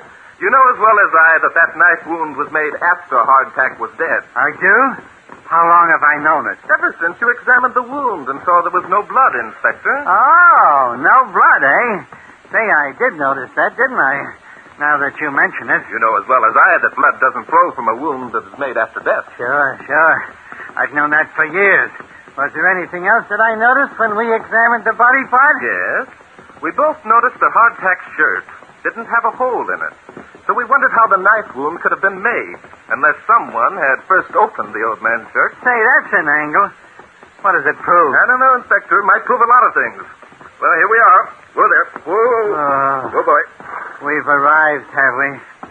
Where are we? Inspector, I'm surprised. This is the spot where we found Hardtack's body, remember? Well, so it is. What do we do now? We get off our horses and look around. Okay. Well, I don't know what you expect to find. There's the depression in the ground where Hardtack lay. And there are his footprints clearly outlined in the sand. Yeah, I see him. Say. Yes, by the looks of those footprints, it appears as though poor old Hardtack was pretty close to exhaustion, doesn't it? Or drunk. Oh, let's give him the benefit of the doubt, Inspector. Come along. Where are we going? Let's backtrack on his trail a bit and read signs. Read signs? Say, where'd you pick up that expression? I listened to the Lone Ranger program, Inspector. Listen, kid. Jumping. Judas, look out. There's a snake. It's a rattler. Get your gun, Inspector. Don't worry. I'll get it out. Nice work, Inspector. What? You shot its head off. Sure I did. It was his head I was aiming at. Oh, I see. Pardon me for the compliment. Well, come on, let's get going. You don't have to apologize, Bart. I can't help it if I'm a good shot. What's the matter? Look, there. Isn't that an empty whiskey bottle? Yeah, that's exactly what it is. Well, I guess for once the old inspector was right, eh, Bart? How do you mean, Inspector? With the staggering footprints, the empty whiskey bottle, the guy was drunk just like I said. What do you mean, Oh, stop saying, for crying out loud. And don't start telling me I'm wrong. Doggone it. It's as plain as... Yes, Inspector, this is certainly the most interesting case we've come across in a long time. Come on, we're going back to the shack. Why? What are we going back there for? Because the evidence that proves how Hardtack died and who murdered him is there.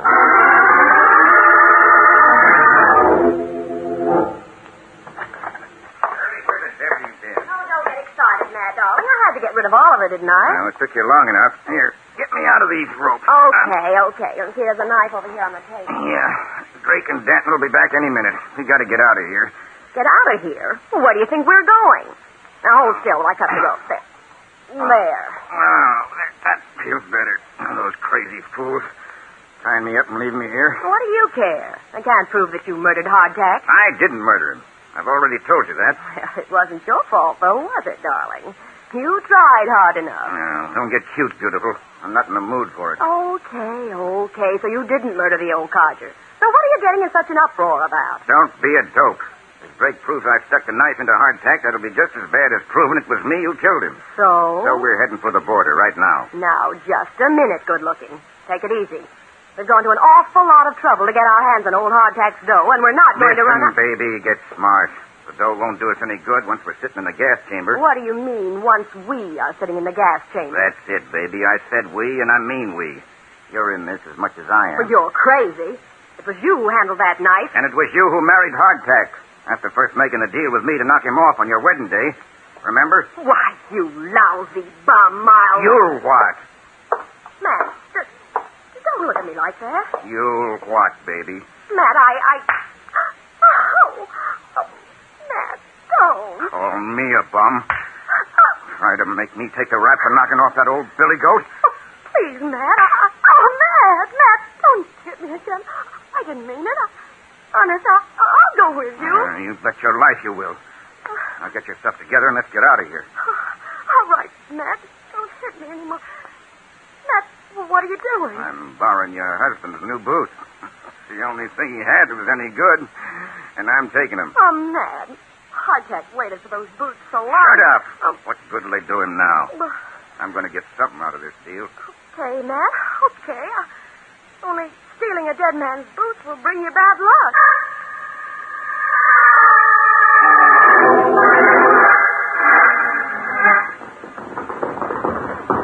Whoa, boy. Whoa. Watch it, boy. Whoa. Well, the shack looks just the same, doesn't it, Inspector? Yep. It looks as though the birds have flown the coop. So I see. Both the horses are gone, huh? Well, let's get off. Go inside and have a look. Yeah, they're gone, all right. The door's wide open. Yes, just as I expected. Shirley came back and released Matt Palmer. There are the cut ropes lying on the floor, Inspector. And by the way things are scattered around, they got out in a hurry. Come on over here, Inspector. Uh-oh. What's the matter? Look, there's Hardtack lying on the bunk where we left him. Only someone removed his boots. Probably Shirley. Do you see the boots lying around anywhere, Inspector? No, but... Which means they were stolen, probably by Matt. Come on, Inspector. We've got to catch those two before they reach the border.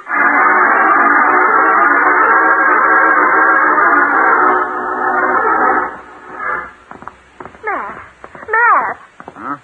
Huh? What's the matter? What's the matter with you? For the past 15 minutes, you've been drooping in your saddle like a dish rag. Nothing. Nothing wrong with me. How much farther to the border? 10 miles, maybe. But say, what's eating you, anyhow? You look half shot. Oh, there's nothing the matter with me, I tell you. Come on. Let's get going.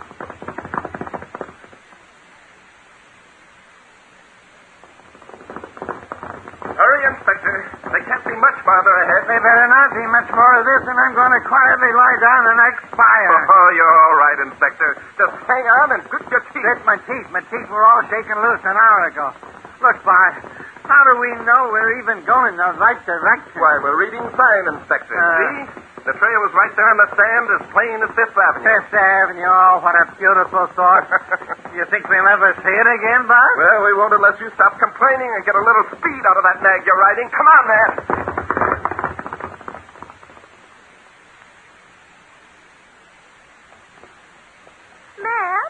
Matt, wake up. Huh?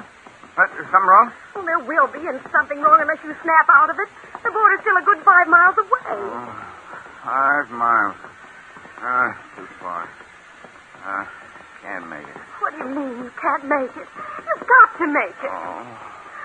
Matt, you're falling out of your saddle. Gotta lie down. Matt? Gotta lie down. Matt, what's the matter? Matt, get up. What's happened? Matt, open your eyes.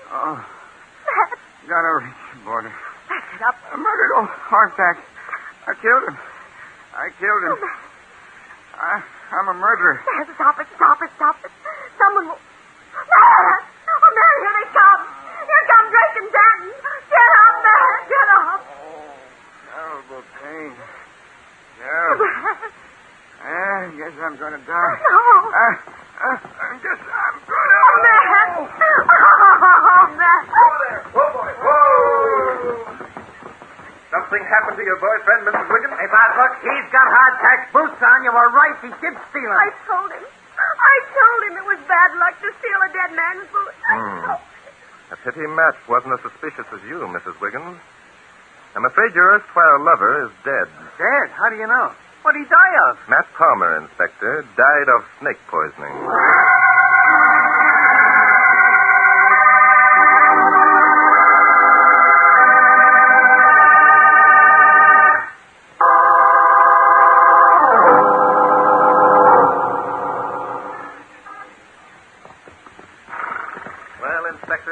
Welcome you down there in the valley. Which is all right with me.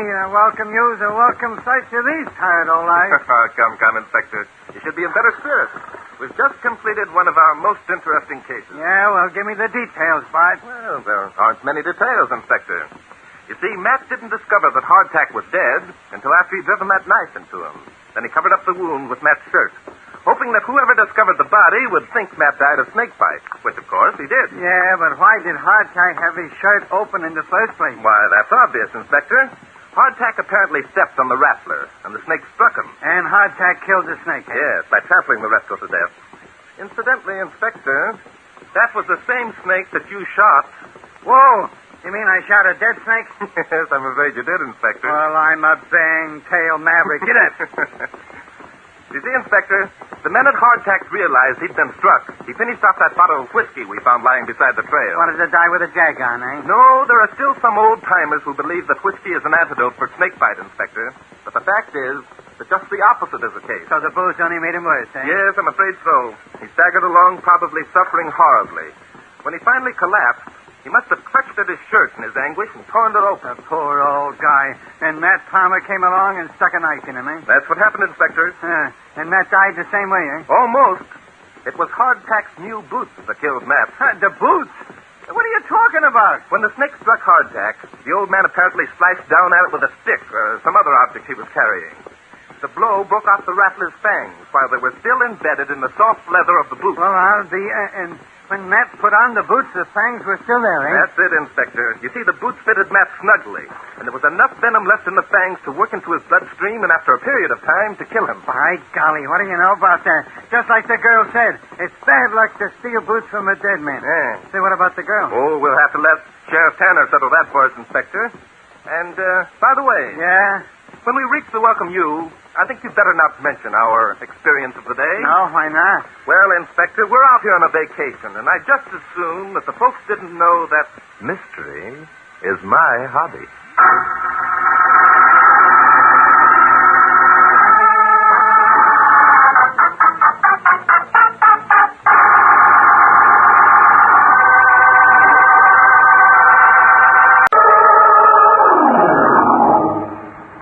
Mystery is my hobby.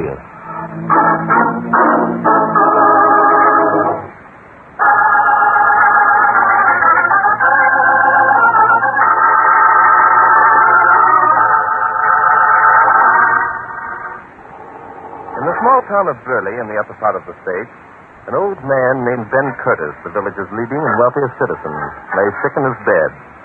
Millie Curtis, Ben's young and beautiful wife, was his only attendant.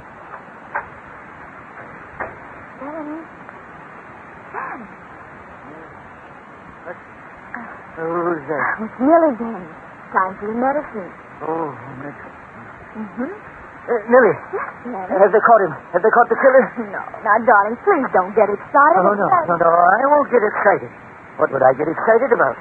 People taking a couple of shots at me, and I'm not supposed to get excited. Ben, it must have been a mistake. The shot must have come from outside. Somebody target practiced. Oh, sure. Somebody's target practicing, and a bullet punctured the wall 2 inches from my head. What were they doing, target practicing on the roof above the porch at midnight? Ben, you're letting your imagination run away with you. Who wouldn't? Now you look here, Millie. Trying to keep things from me ain't going to do any good at all. I know someone's trying to kill me. And by golly, I ain't going to just lay here and take it. Oh, Ben, darling, what more can we do? The police have searched the grounds and found nothing. Doggone the police. Get a private detective up here. Get that fella Barton Drake from New York. Barton Drake? Sure. He's the guy who writes all them books. He's smart. At least he thinks he is. Darling, suppose Mr. Drake won't come.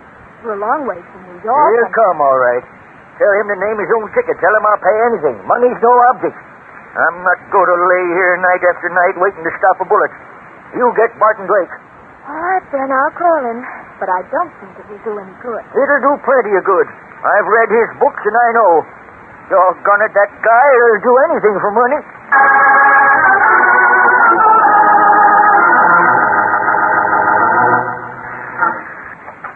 Yes? Hello.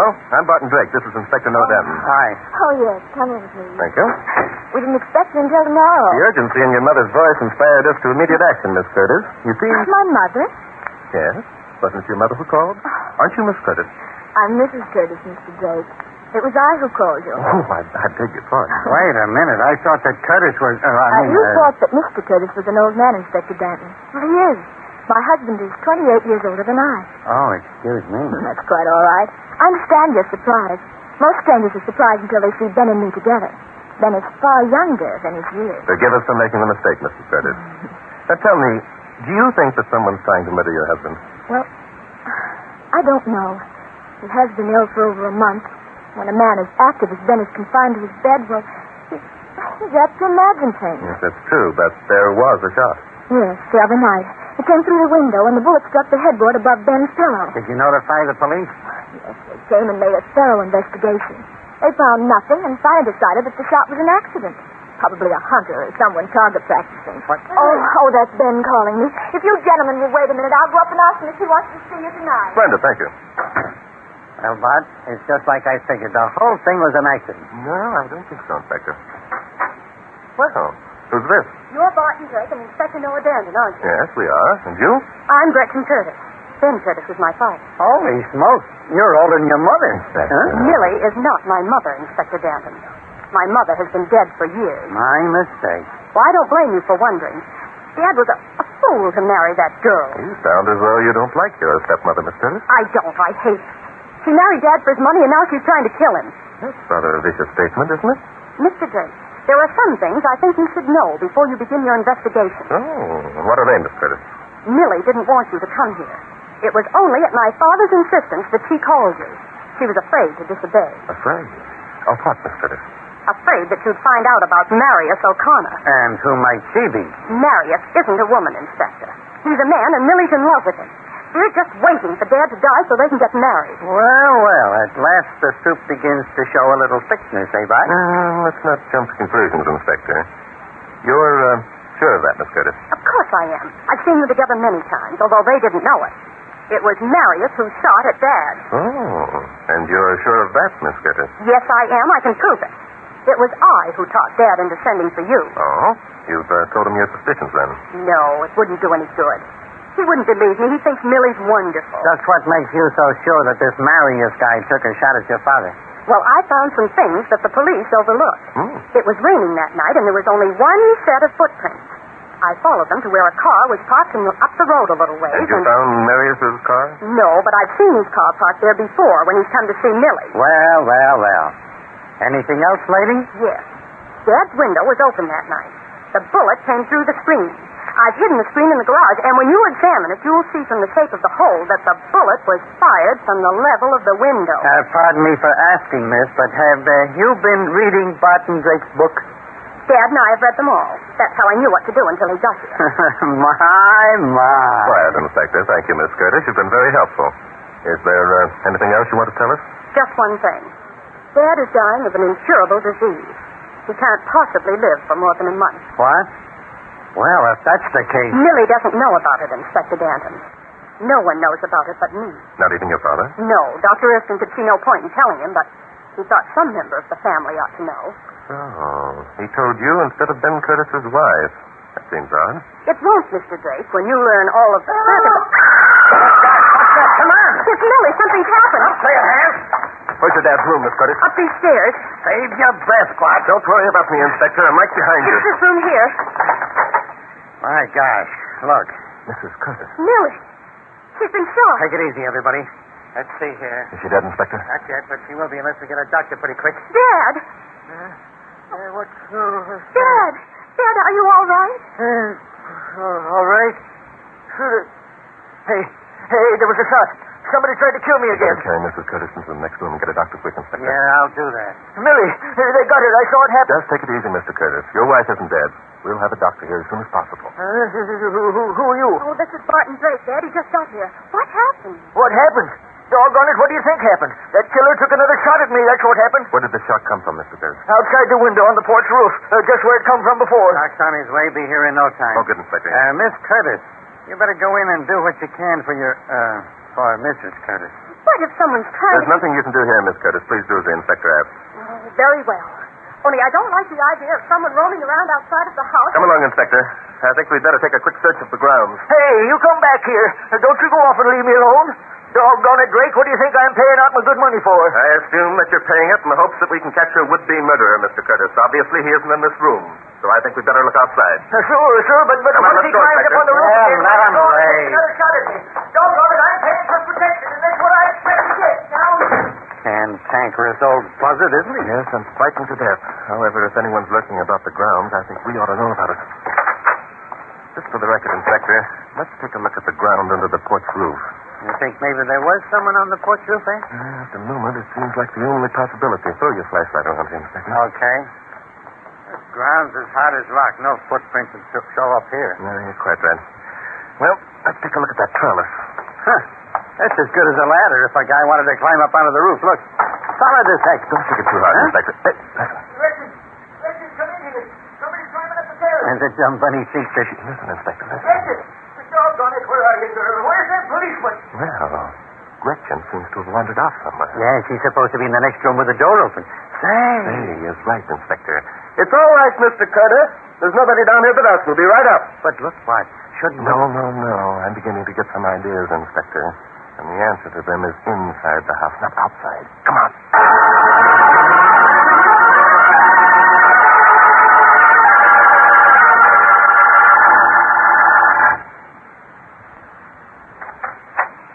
Doggone you fellas, where you been? He tried to get me again. I knew he would. No one tried to get you. That was us at the foot of the trellis. I don't believe it. You're just trying to make me feel What easy. is your daughter, Mr. Curtis? I'm right here. Oh. You told me to go in and attend to Millie. Gretchen, doggone it, why didn't you come in when I yelled? You must have heard me. Of course I heard you, but I couldn't very well leave poor Millie. Poor Millie. A minute ago, you Just a didn't... minute, Inspector, please. Huh? Mr. Curtis, suppose you begin at the beginning and tell us exactly what happened when you were shot at. I sure will. I heard voices downstairs and yelled for Millie. She come up and told me that you was here. We talked a while, then Millie went into the bathroom to get me a drink of water. It was then I seen him. You saw whom? Well, the killer, of course. He was standing on the room outside the window. Yeah, on the roof out there. I yelled and rolled over as best I could. I guess the yell must have scared him. He missed me complete and hit Millie, who was just coming out of the bathroom. Mm-hmm. Did you recognize the man outside the window, Mr. Curtis? Nope, I ain't very strong. When I started to roll over, it made me kind of dizzy and I fainted. I see. Gretchen, where were you when your father called down and asked his wife to come upstairs? Where was I? Why, I was in my room across the hall. Hmm. Well, in that event, I think you can add to the story you told us downstairs by naming the person who's trying to murder your father.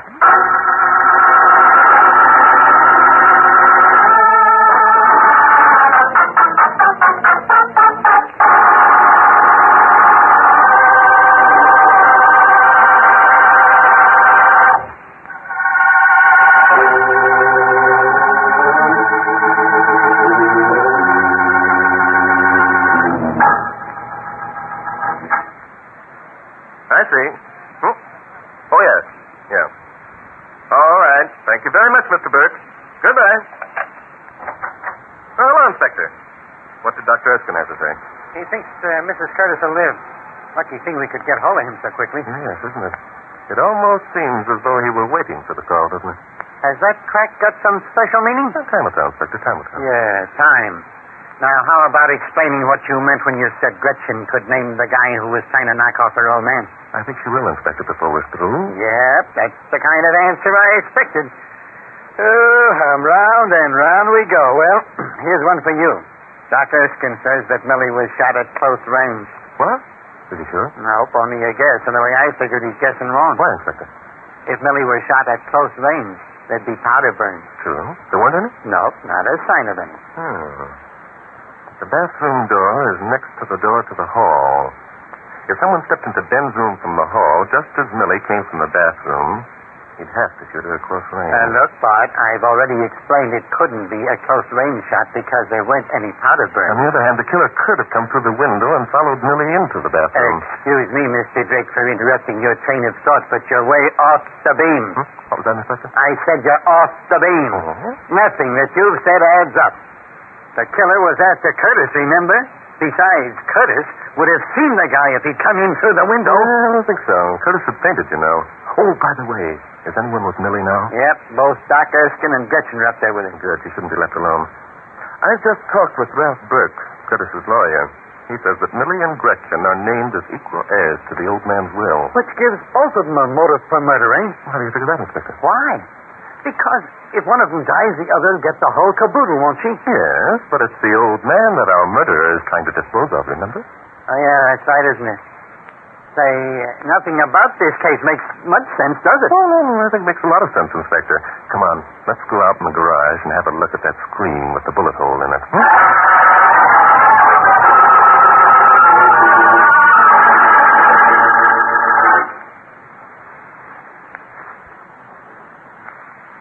Here we are, Inspector. Throw your light around and see if you can locate a light switch. Yep. Yeah, there's one. Fine. Well, Ben Curtis must have some influence somewhere. That automobile's a post-war model, isn't it? Yep, nice-looking job, too. Look at the monogram stamped on the door. Fancy, eh? Yes, MC. Those initials must stand for Millicent Curtis. Probably a present from Ben to his wife. Old guys who marry young girls are always going haywire like that. Well, let's look for the screen. There's a pile of junk over here in the corner. Imagine we'll find the screen in it. Yeah, if we do, it'll be a wonder. What a mess. Why the heck don't people clean up their garages? Here we are. The screen with the bullet hole in it, Inspector, just where Gretchen said we'd find it. When did she tell you that? That's unimportant, Inspector. I'd say the bullet passed through at almost a 90-degree angle, wouldn't you, Inspector? Yeah. Look, Bart, I wish you wouldn't keep making vague remarks and then not explaining them. Oh, all right, Inspector, I won't. Let's see now. I just place that screen flat against this wall. And then I'll fitting it into the window of Ben Curtis's bedroom. What good will that do? You don't know how far the window is above the porch roof. Well, that's true. However, by Jove, Inspector. What's the matter? Run your hand over the face of the screen across the sharp points of wire made by the bullet hole. Do what? Look, if we're going to... Hey, what? What? There's someone hiding over there behind those boxes in that other corner. You sure? Sure, I'm sure. I saw him move. Look, I'll wander over that way like I'm hunting for something. Huh? You stay here. All right, Inspector. You better keep your gun handy. Yeah. I'm going to take a look over in this corner, Bart. Maybe we missed something. All right, Inspector. I'll buy through this pile of junk. Don't! You're not going to get me! Stop, or I'll shoot! Hey, Bart, get him in! Come around the outside the car! Don't worry, Inspector. I'm waiting. All right, son. Keep your hands off me! Sorry, my friend. If you do that, I'll have to... Oh, got him, Bart? I think so, Inspector. Let me alone. What did I do? You tell us, Bub. What did you do? What are you hiding behind those boxes for? What are you trying to run away for? None of your business. Oh, tough guy, eh? Well, we've met toughies before. Now, do you talk or do we make you talk? Just a minute, Inspector. Your name is Marius O'Connor, isn't it? What if it is? What right have you got to hold me? See that badge? That's the right we got. Now, you tell us what right you've got to be snooping around somebody else's property. You're a policeman? Bub, you catch on fast. Now, how about it? I know. You think I shot Millie. Well, I didn't. You'll never make me say I did. How did you know Millie had been shot, Marius? Why, Yeah, I. I'll tell you how you knew. You climbed up on the roof and tried to plug her husband. That's a lie. I didn't. I wasn't anywhere near the roof. Where were you, Marius? I was out near the back door. Millie was going to meet me there.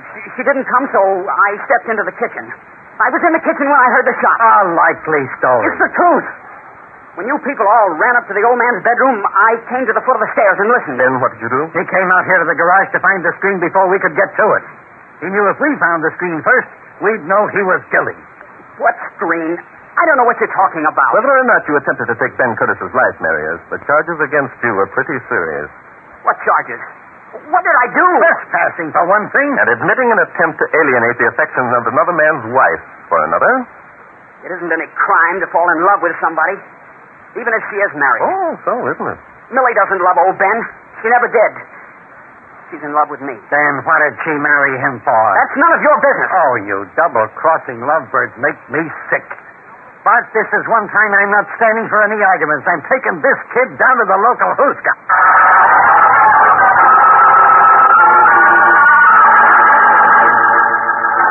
Oh, Mr. Drake, I'm so glad you're back. Oh, something wrong, Gretchen? It's Dad. He's terrified that another attempt is going to be made to kill him. He's too weak to be moved, and I can't change the linen on his bed now that Millie is... Dr. Erskine with Millie now? No, he left about an hour ago. He said that if she were allowed to rest quietly, she'd be all right. Then no one's in the house but your dad, Millie, and yourself. That's right. Why?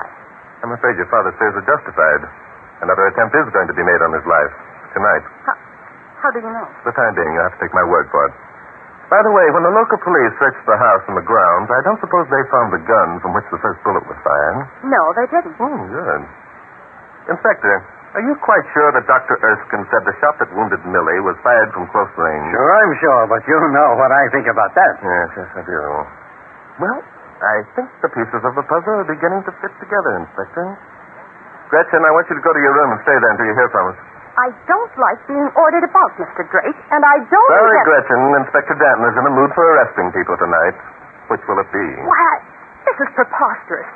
It's insulting. Oh, we're past masters at this sort of thing, Gretch. Make up your mind. All right. I'll go to my room, but tomorrow I'm calling in the state police, and you'll have some explaining to do.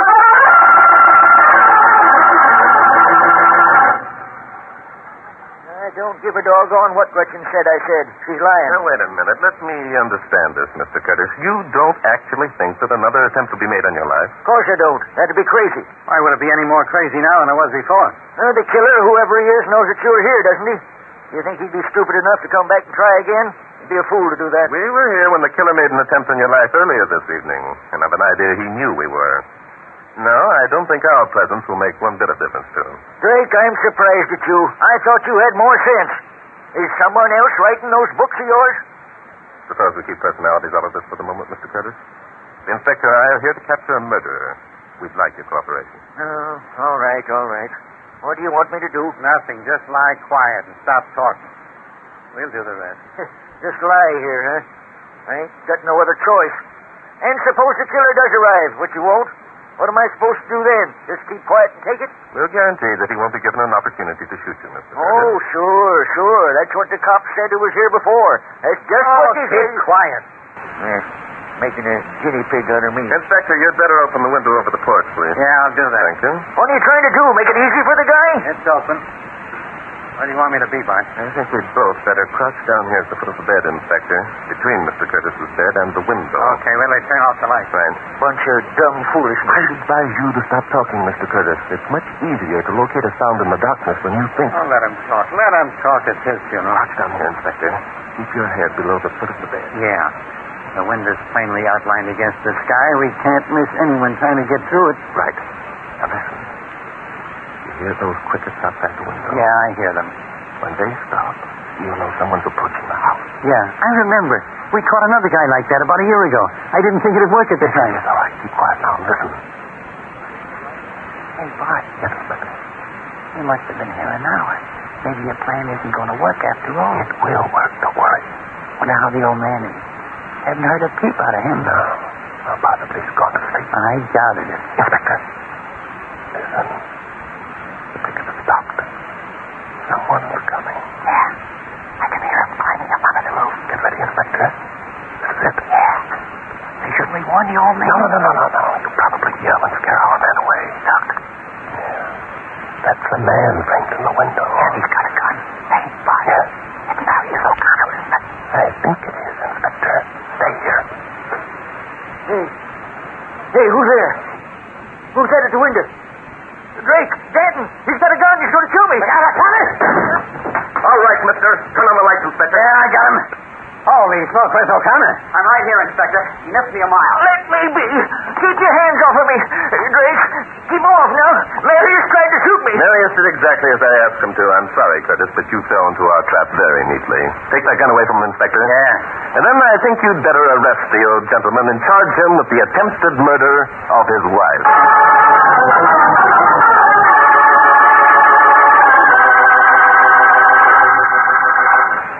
That's the way it happened, Gretchen. You see, your father knew, despite the fact that you thought he didn't, that he was dying of this disease. What? I can't believe it. I can't. Dad was too weak to have tried to shoot Millie. Nope, there wasn't anything weak about him. He only pretended to be weak, so no one would ever suspect. But why would Dad want to kill Millie? He loved her no matter how she felt toward him. Yes, that's just the point, Gretchen. Your father knew he was going to die. He knew that Millie was in love with Marius O'Connor. He couldn't bear the thought of anyone else having her. Oh, it's too horrible. Yes. All murders are horrible, Gretchen. There's nothing pleasant about any of them. I'm sorry this had to happen. Well, Inspector, I think we'd better get going. Wait a minute. There are a lot of things I want to know. Yes, well, we'll talk about that on the way back to New York.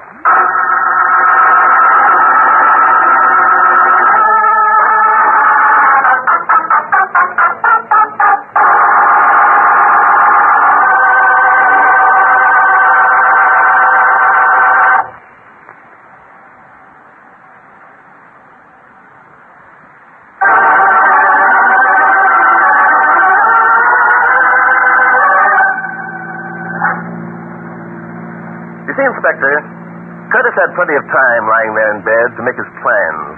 And I must say, they proved almost infallible. Yeah, that first time was only a build-up, eh? Nobody really shot at him, and he didn't shoot at his wife. That's right.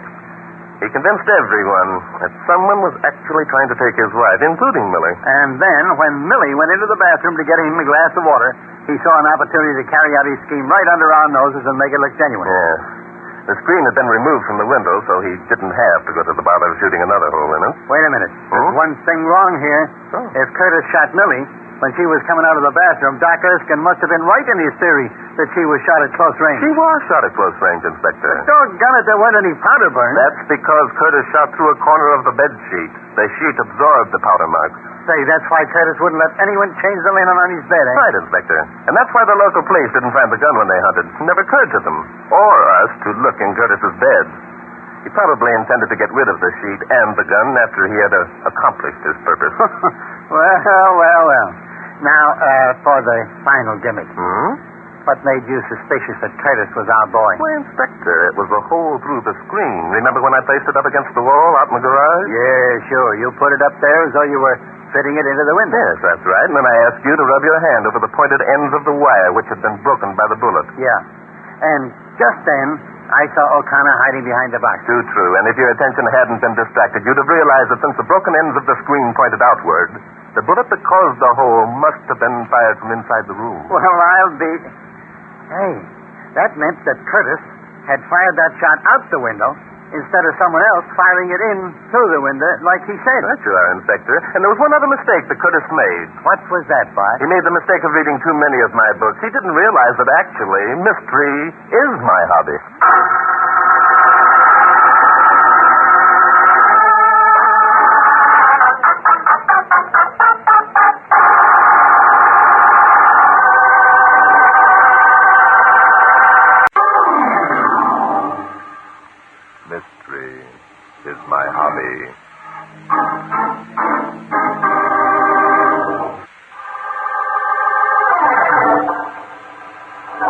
Today's story took place here in New York only last week.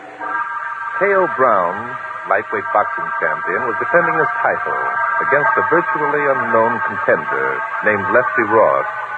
The inspector and I were lucky enough to get ringside seats.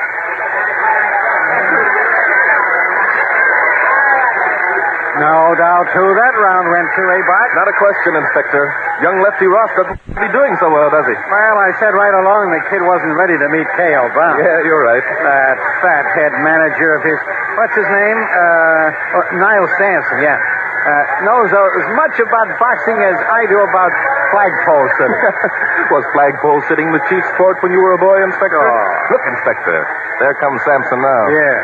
I suppose he's going to give young Ross some fatherly advice. Probably. You know, if I had Sampson's reputation, I'd crawl into a hole and I'd just pull it in after me. You don't think much of Sampson, eh, Inspector? I'll say I don't.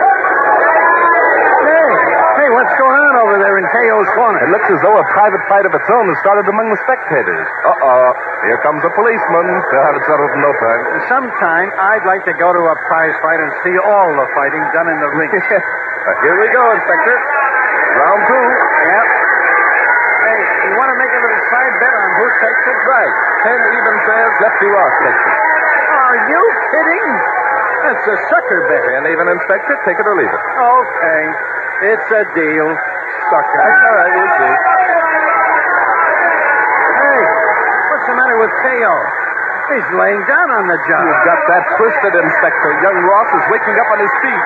Look at that. Hey, you bum! Get in there and fight! You tell him, Inspector, he needs all the support he can get. My golly. Sampson must have given the kid a shot in the arm or something. Either that or K.O. was up late last night. Don't let that boy slow. Come on, Lefty. My money's on you. What a sight. K.O.'s driving. This is something I never expected to see. You and 2/3 of the crowd, Inspector. Look, K.O.'s down. Down? He's out. Like a light. Get back to your corner, Lefty. Let the referee count. He's counting. He's counting. Don't worry about your dog. Stop it. 8.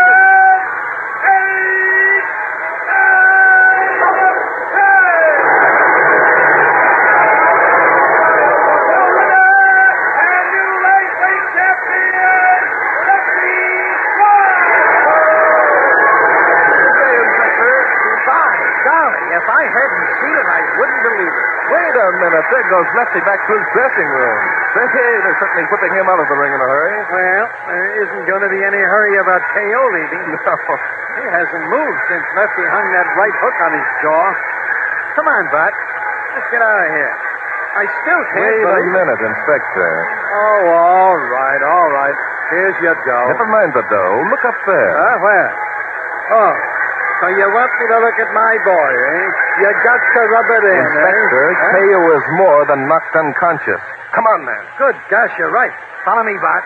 Hey, make way there, will you? One side, you guys. There we are, Bart. Climb up under the rope. Right. That's Doc Stanley bending over K.O. now. Yeah. By the expression on his face, I'd say things weren't so good. Hello. How's the story, Doc? Hello, Mr. Drake. This is bad. K.O.'s jaw is broken. He's dead.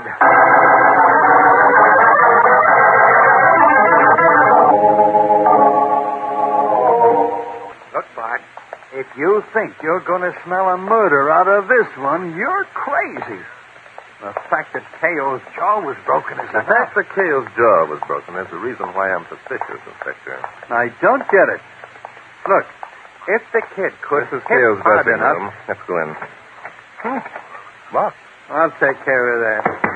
Open up. Come on. Open the door. They don't seem to hear you, Inspector. No, well, they better hear me.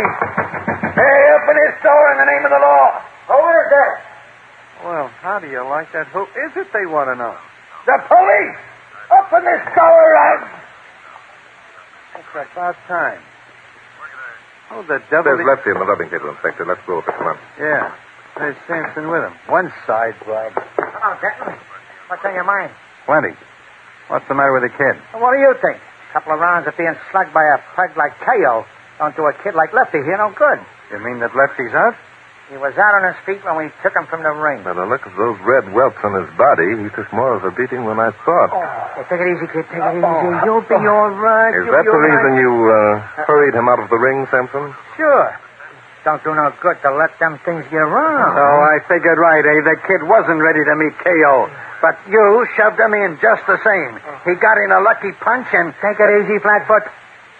You stick to your snooper and I'll stick to my prize fight. Oh, yeah? Yeah, what the devil reason you got busting in here anyway? Plenty. Now, Inspector, please. Sampson, would you mind stepping over here in the corner a minute? Bring along those gloves, Inspector. All right, Sampson, let's go. Say, what kind of a gag is this? Look, I gotta tend to the kid. It'll be just as well if the kid doesn't hear what we have to say for the moment. Okay. What's on your mind? Doc Stanley just finished examining Cale. He's dead. Dead? What do you mean he's dead? He stopped breathing. What do you think we mean? Now, wait a minute. What's it got to do with me? What do you needling me for? Cale died as a result of a beating he took from your boy, Sampson. His jaw was broken. What do you mean beating he took from my boy? That's a laugh. It was KO's fight right from the first gong until Lefty got in that lucky punch. Yes, it was. That's what made us think that something might be wrong. Inspector, have you examined those gloves? Yeah, they're okay. Nothing wrong there. Say, look, what is this? What are you examining the gloves for? If you think I had anything to do with this, you're crazy. Lefty couldn't hit anyone hard enough to kill him. Anybody know that? That's just the point, Sampson. Lefty couldn't hit KO hard enough to kill him. And he couldn't hit hard enough to break Cale's jaw. That's why I think that Cale was murdered.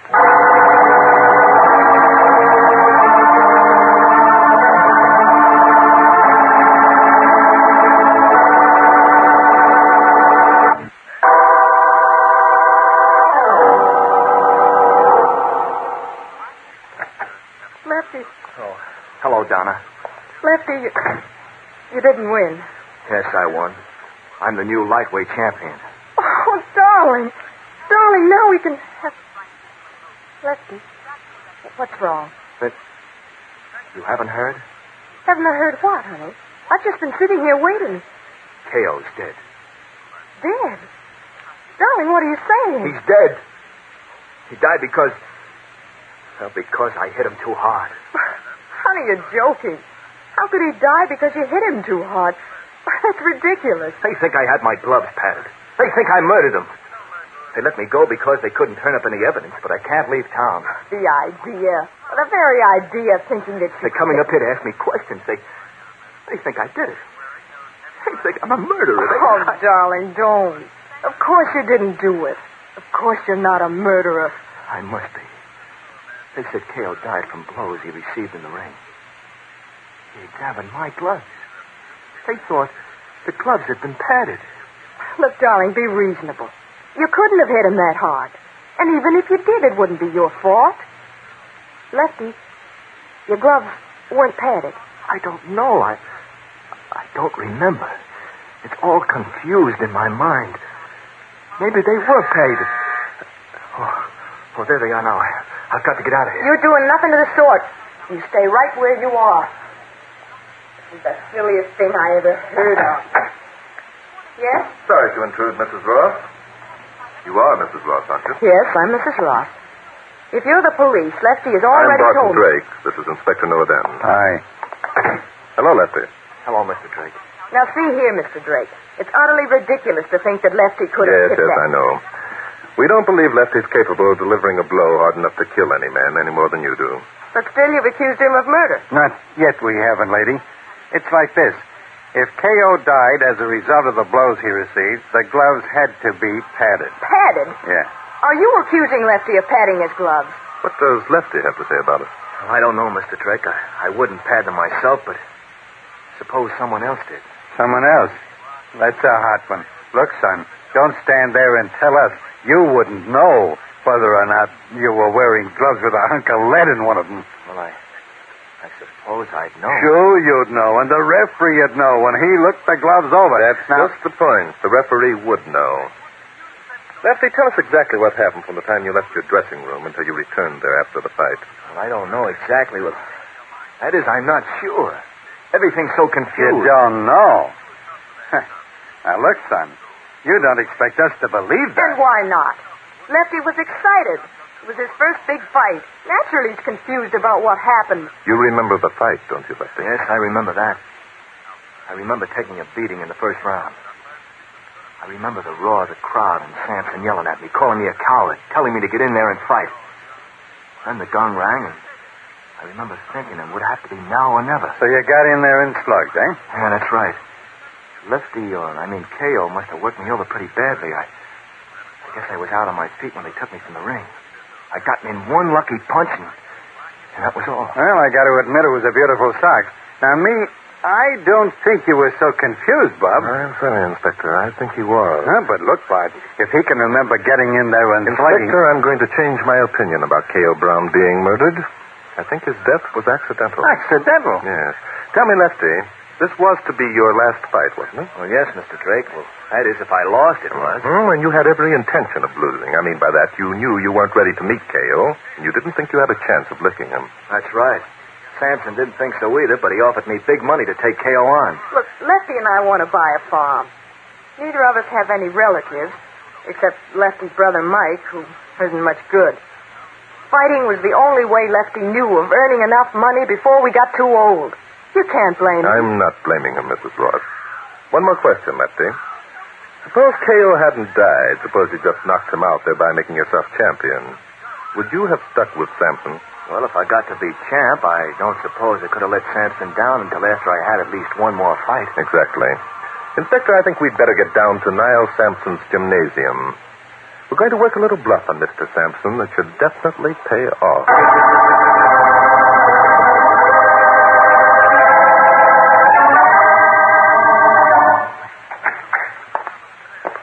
Oh, it's you, Drake. Still snooping around, huh? That's right. Still snooping around, Sampson. Well, are these two hairy gentlemen your bodyguards? That's it, Drake. My bodyguards. They get paid to see that no harm comes to me. You understand? Yes, perfectly. Drake, you're smart. All right, boys, relax. Now, what's on your mind, Drake? A little matter of murder, Sampson. That's rather a new line for you, isn't it? Let's say it's out of my line entirely, chum. I see. Meaning, of course, that you didn't murder K.O. Brown. I didn't lay a hand on him. And I can prove it. Can you prove that you didn't pad one of the gloves worn by Lefty Ross with a pair of brass knuckles or worse? Ah, that's a laugh. I suppose next you're going to tell me I had the referee in my pay. I think you would if you could, Sampson. Failing in that, you resorted to the next best thing. You padded the glove yourself. You did it between round 1 and 2. Sure, just walked up, stuck a hunk of iron in a glove with everyone looking on at me. No one was looking at you, Sampson, because everyone's attention was attracted to the fight among the spectators that started near K.O.'s corner. You're reaching for something that ain't there, Drake. Can I help it if a couple of drunks get to slapping each other around? You helped this one. You paid the drunks to do it. Inspector Danton just took them down to headquarters, where I feel reasonably sure he'll persuade them to confess. What? Why, you could... Well, now that we've cleared up that point, perhaps you'd like to confess to patting Lefty's glove. Look, Drake, you're too smart for your pants. Why don't you go have a talk with Lefty? I just came from there. And I suppose he told you that between round 1 and 2, I come up and stashed a slug in his glove. No, I'm sorry to say he didn't. Which blows your theory wide open, don't it? Listen, that kid's on the level. He wouldn't let me pull a fast one like that even if I wanted to. I'm quite aware of that, Sampson. That's the reason I'm going to hunt through your desk for a bottle of scopolamine tablets. You saying I drugged the kid? That's what I'm saying, Sampson. Now, wait a minute.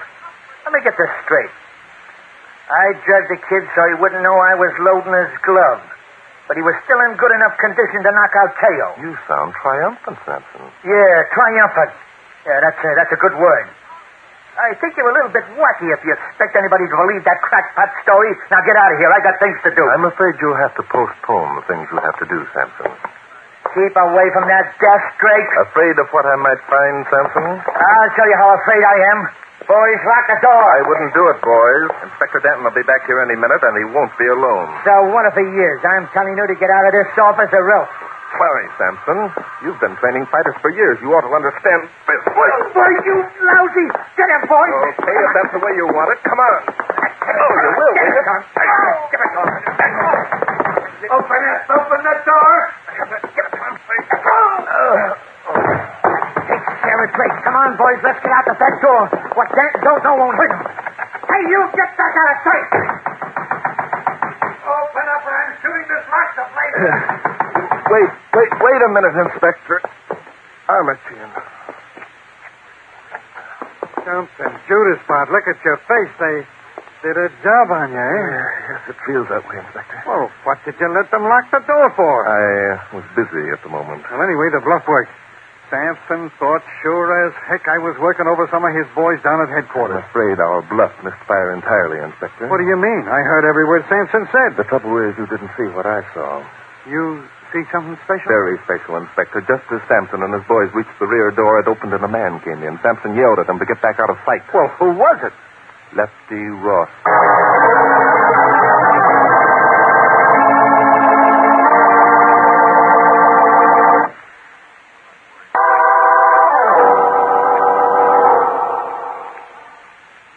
Bart, those mugs had done something to your thinking apparatus.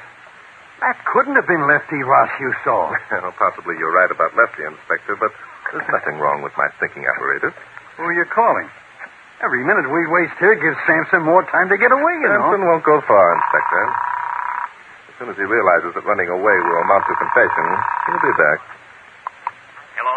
Hello, Lefty. This is Drake. Oh, yes, Mr. Drake. Lefty, have you been away from your apartment since Inspector Denton and I were there? No, Donna and I have been right here all the time. Good. Now listen carefully, Lefty. I wish I had your faith that that mug Sampson would stick around when he knows. That's right, Lefty. Now, if you'll follow those instructions, I think you and Donna will be able to buy your farm. Do you think you can handle it, Lefty? Sure, Mr. Drake. We'll do anything you say. What time do you want Donna and me to leave the apartment? Oh, in about 15 minutes. Inspector Denton and I will have everything under control by then. Okay, Mr. Drake. We'll be there. You can count on us. Fine. Goodbye, Lefty. See you later.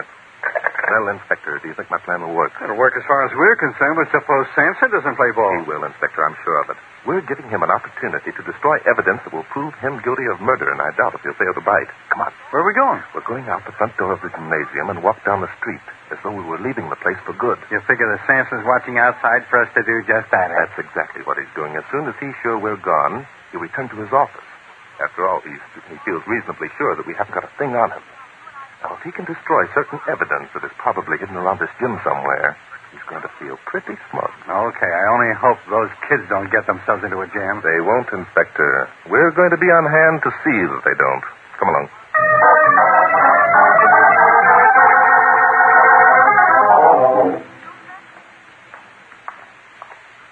Lefty, what if Mr. Drake's plan doesn't work? Oh, it'll work, Donna. Drake knows what he's doing. It's the only chance I have of escaping a murder charge. Oh, this is Sampson's office here. Aren't you going to knock? No, let's surprise him. Hey, what the... Oh, it's you, kid. And a little woman, too. Well, come right in. Come in. Hello, Niles. I dropped by to tell you I was quitting the ring. Oh, you did? Now, just a minute, kid. You ain't walking out on me just when I made you champ, are you? Yes, I am. That fight wasn't on the level, and you know it. You better back that statement up with a few facts, kid. I don't like it. I didn't think you would, Niles, so I got the facts. All the facts I need. Yeah? Such as what? Well, I talked to some people who saw the fight. They said I took quite a beating in the first round. They said it? Don't you know yourself whether you did or not? No, I don't. That's what I wanted to ask you about, Niles. Everyone I talked to said K.O. lambasted me all over the place. They said that mostly he went after my face and head. Is that a fact? Yeah. And when I heard that, I began to wonder why I didn't have any marks or bruises on my face at all. Oh, so that's it, huh? Well, now, ain't that a shame?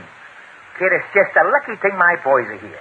They can just take care of your predicament without no trouble at all. Boys, the kid here figures he ought to have some marks on his face and head to show he's been in a fight. Lefty, look out. They're going to beat you up. Now, Mrs. Ross, don't you worry. My boys will give Lefty what he wants, and then we'll all sit down and have a nice little talk about whether or not the kid's going to walk out on Niles Sampson. No, leave him alone. Get it to him, boys. He asked for it. Keep away from me, you monks. Get away from him. Sit still, Sampson. Bart, go over there and frisk him, will you? Glad to, Inspector. Hey, what is this? What's the idea? In case you're really wondering, Sampson, we'll let Lefty's brother Mike give you the details. Why, you can't prove a thing by him. Not a thing. What's my brother Mike got to do with this, Mr. Drake? Quite a lot, son. It was Mike who fought K.O. Brown yesterday, not you. That's impossible. No, that's not as impossible as you might think, Mrs. Ross. You see, before the fight, Lefty was given a scopolamine tablet. Scopolamine? What's that? It's a new drug, Lefty. It puts the patient in a semi-conscious state. Some psychiatrists use it as a substitute for hypnotism. Well, I can't believe I wasn't actually in that ring. You don't remember the fight? You said so yourself. Well, it's all confused. I'll tell you but why you can't remember it, Lefty. Samson had a loudspeaker rigged up in your dressing room. You heard the fight, and Samson kept yelling at you to get in there and slug. And someone else kept whacking you with a wet towel, which accounted for the welts on your body. It was your brother who was actually in the ring. He looked enough like you so that no one noticed the difference. And between rounds 1 and 2, Samson came up and patted one of Mike's gloves while everyone's attention was attracted to the fight near K.O.'s corner. Mike had been training for weeks. It wasn't much good, but he had enough stuff to last 2 rounds, which was all Samson wanted. Yeah, but why? Why did Samson go to all that trouble? The answer to that is obvious, Mrs. Ross. Lefty was going to quit the ring, but Samson knew if he won the championship, he'd feel morally obligated to stick for at least one more bout. And maybe Samson could work the same gag again. Okay, boys, you got me. That's just the way it happened. I should have figured I couldn't get away with it. Huh? What? Did you hear what I heard? The guy actually admits it. I know when I'm lick dancing. I got that box of Scopolamine bills in this drawer in case. Watch him, Inspector. There's a gun in that drawer. You bet there is. Take care of Drake, boys. The boys better take care of themselves. It's dirty stuff.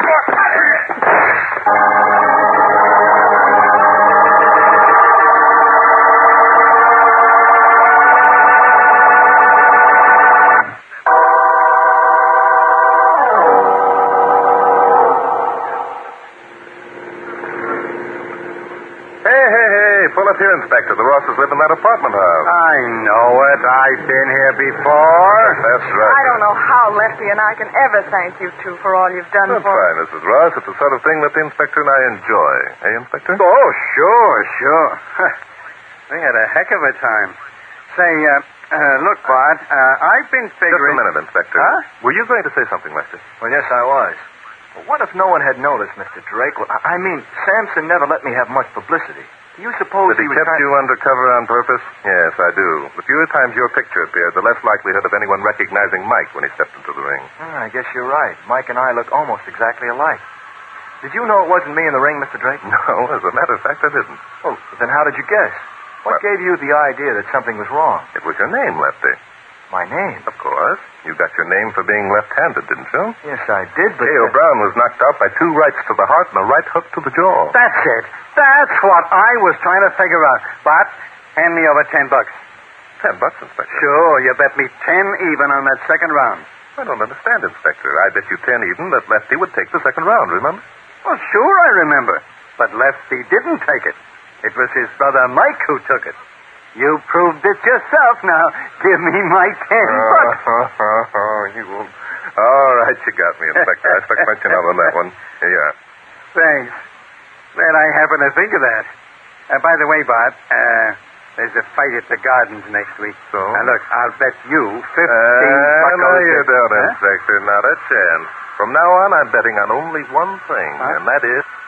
Mystery is my hobby.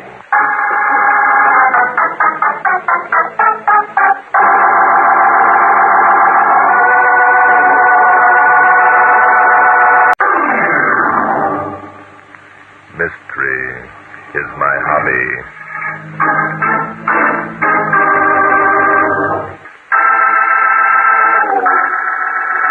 Good evening, ladies and gentlemen. This is Barton Drake speaking.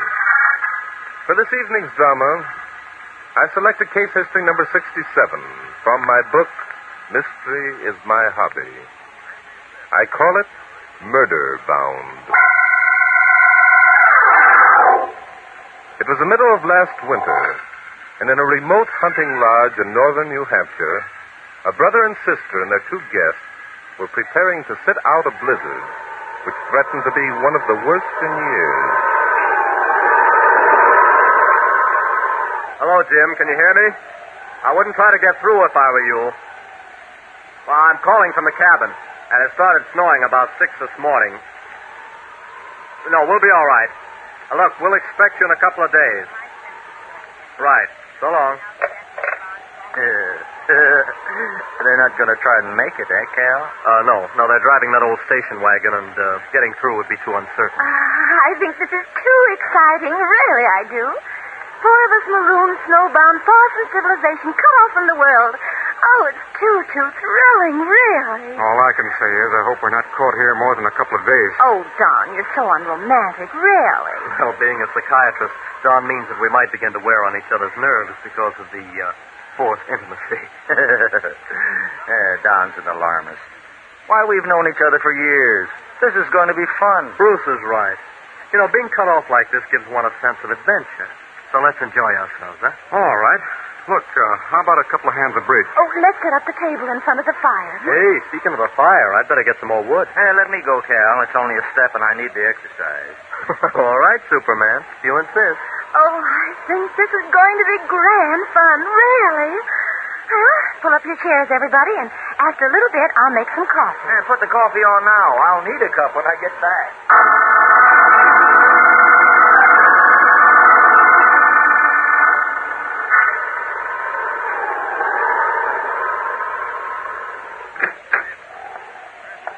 Good morning, Peg.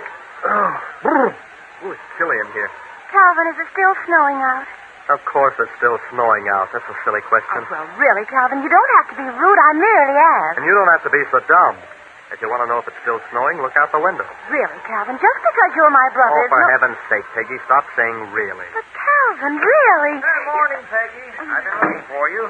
How about a game of casino? Oh, really, Bruce? Casino bores me. It does, really. How about getting an armful of wood for the fire, Bruce? It's pretty low. How about getting it yourself, old boy? I got it the last 3 times. Well. Here we are. Just one big happy family. How's for a spot of coffee, Pig? Can't do a thing without coffee in the morning. Really, Don, am I a servant? Aren't you capable of making your own coffee? That's telling him, Peg. Who was your servant last year, Don? Bruce, do you have to prefix your cliches with that silly laugh? Well, it's no worse than Peg, really. Really, Calvin, must you be so obnoxious? Cal is obnoxious, isn't he? Quit that laughing. Shut up, Don. I'll do my own fighting. Really, Cal, just because we're snowbound... 4 days of snow so thick you can't see 10 feet. It's bound to stop sometime. It always has. Can't you say anything without laughing, Bruce? Really, must we quarrel? The others will be here soon. Peg's right. Let's quit this getting on each other's nerves. Sure, let's. Well, that's okay with me. Really, that's the most sensible thing. Oh,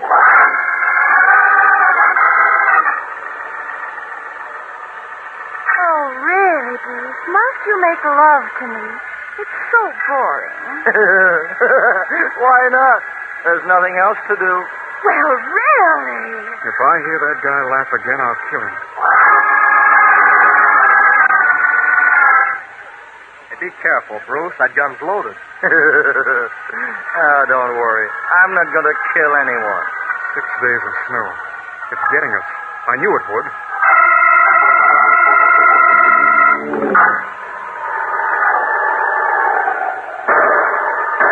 Who was that? Where did those shots come from? Hello? Who's there? Guess I'm getting jumpy.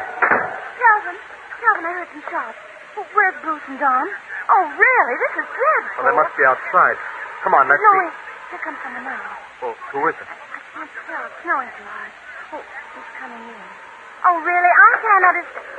Oh, it's Don. What happened? Where's Bruce? Dead. He shot himself. Either that or someone murdered him.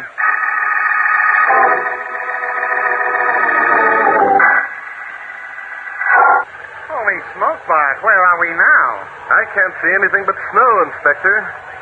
Here, let me wipe off the windshield. Wiping off the windshield won't do any good. The only thing that'll help us now is about 3 days of good California weather. Yes, that would certainly solve our problem, wouldn't it, Inspector? Yeah, maybe this is funny to you, but to me, freezing to death is a heck of a way to die. We've all got to go sometime, Inspector. Yeah. Inspector, we're stuck. Now, what do you think of that?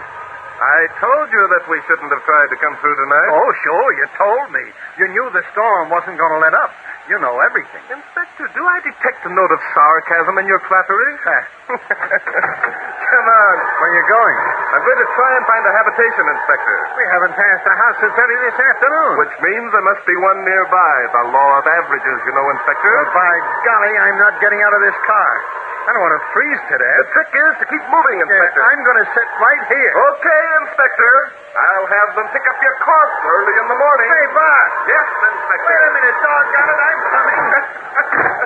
I thought you'd think better of sitting there alone, Inspector.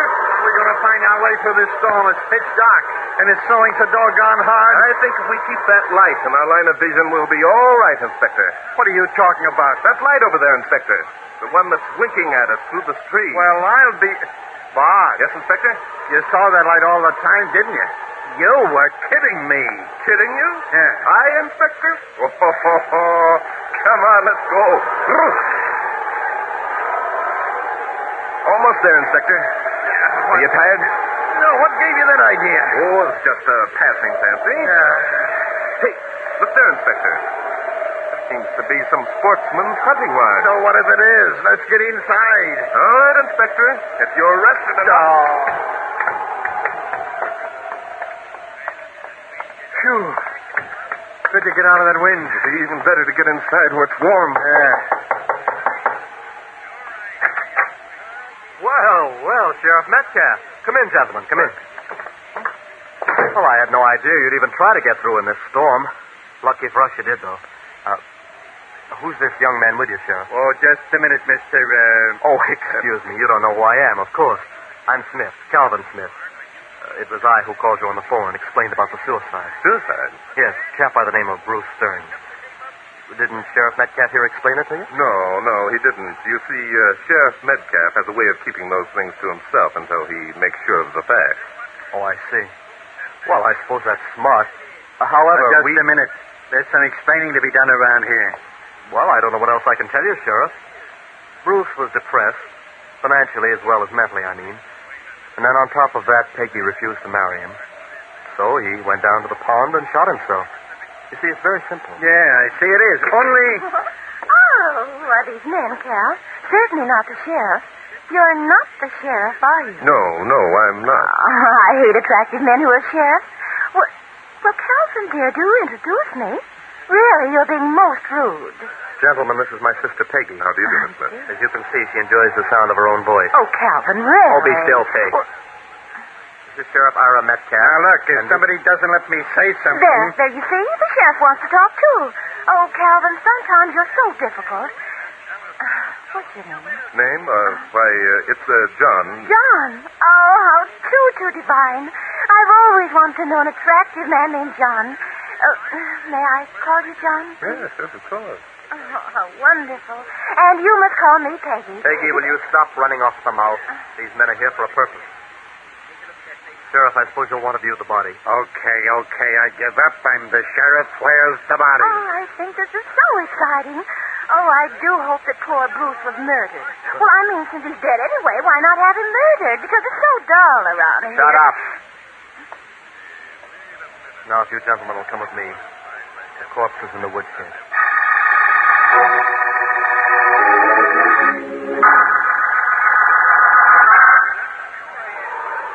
Well, what do you think? Personally, I'm not able to think. That talking machine sister of yours left me kind of dizzy. Well, don't worry, Sheriff. Peggy won't bother you out here in the woodshed where it's cold. Good. Now, maybe I can explain who... Sheriff. Huh?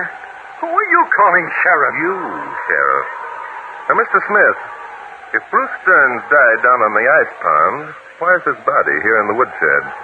Oh, I see what you mean. We shouldn't have moved the body. No. Under the circumstances, I think we were justified, however. You see, the ice pond is partly roofed over, but the snow is drifting in fast. Another day, and we might not have been able to locate the corpse. Now, look over here. Oh, the body is in a perfect state of preservation. Yes.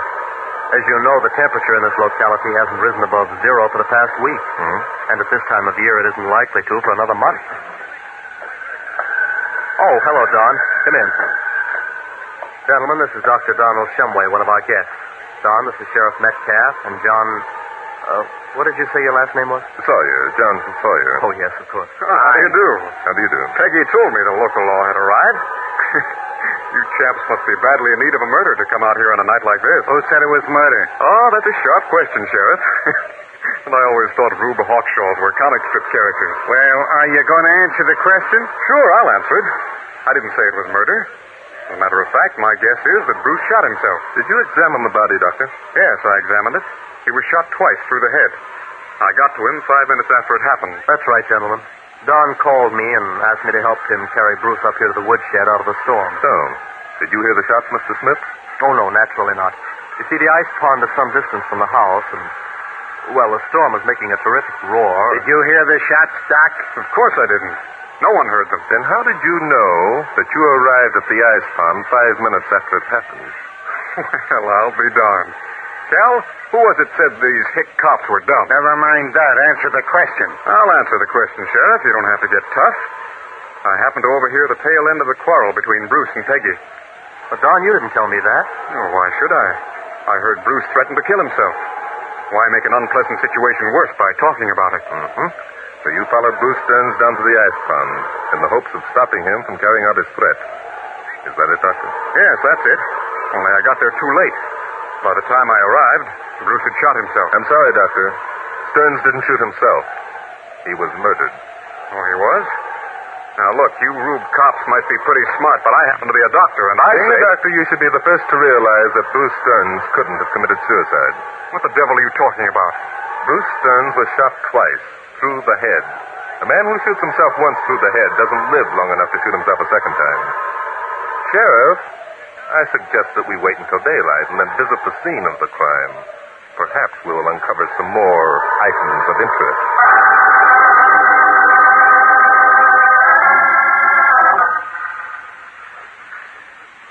Tired of shoveling, Inspector? Yeah, let's stop and rest a minute. All right. Well, at least we're fortunate that the storm blew itself out in the night. Yeah. Say, when are we going to stop this play acting, tell that bunch who we really are? Inspector, do you object to being regarded as a rube sheriff? No, rube sheriffs are as good as anyone else, only. That's just the point, Inspector. We know they are, but Smith and his friends seem to think that any local law enforcement is rather stupid. Yeah. As long as they think that, we have the advantage. Don't you agree? Well, maybe you're right at that. Well, let's get on with the shoveling. Right you are. Think maybe we'll find a suicide note pinned to the ice, eh? I'm afraid we can't hope for that, Inspector. But what if Doc Shumway was kidding us about the spot where he found Stern's body? Inspector, come here. Look. Where? Just a minute till I clear away the last of the snow. There. Now, can you see it? Well, I'll be darned. The Doc wasn't kidding after all. No, he wasn't, Inspector. There's the perfect outline of a man's body sunk in the ice. What's the hair for? Listen, Dr. Shumway said that he followed Bruce Stearns down here and that he arrived 5 minutes after Stearns died. Well, what's wrong with that? Being a doctor, he'd know how long the guy had been dead. But, Inspector, do you think a man's body lying here on the ice could have made an impression such as this in 5 minutes' time? Say, maybe you got something there, Bart. Perhaps, Inspector, perhaps. Now, let me see. No, I think that theory's all wrong. Well, make up your mind, will you? I'm getting cold. Yes, it's definitely wrong, Inspector. There's no doubt about it. Stearns committed suicide after all, eh? No, Inspector. Stearns was murdered, but not by being shot. I'll bet my last dollar he died from a blow on the head followed by freezing.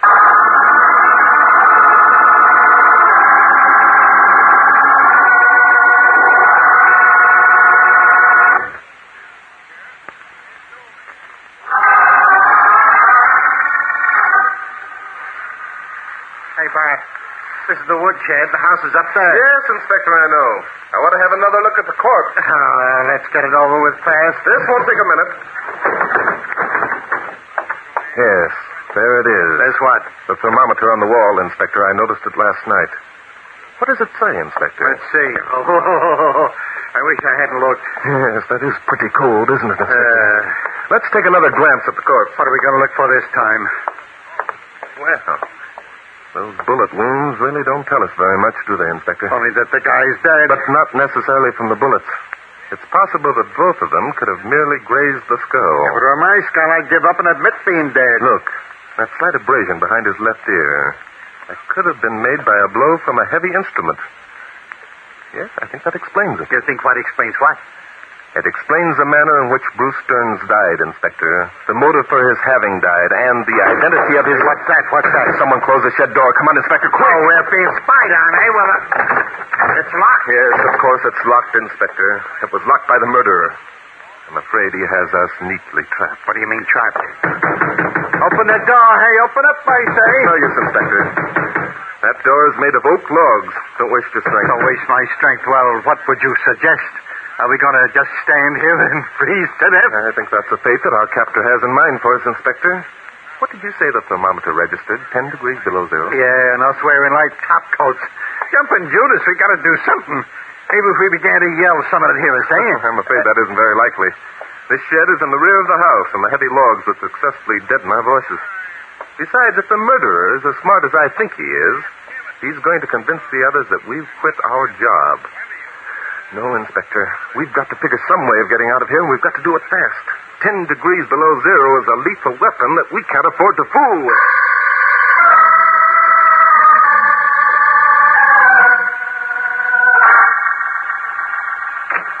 Oh, there you are, Calvin.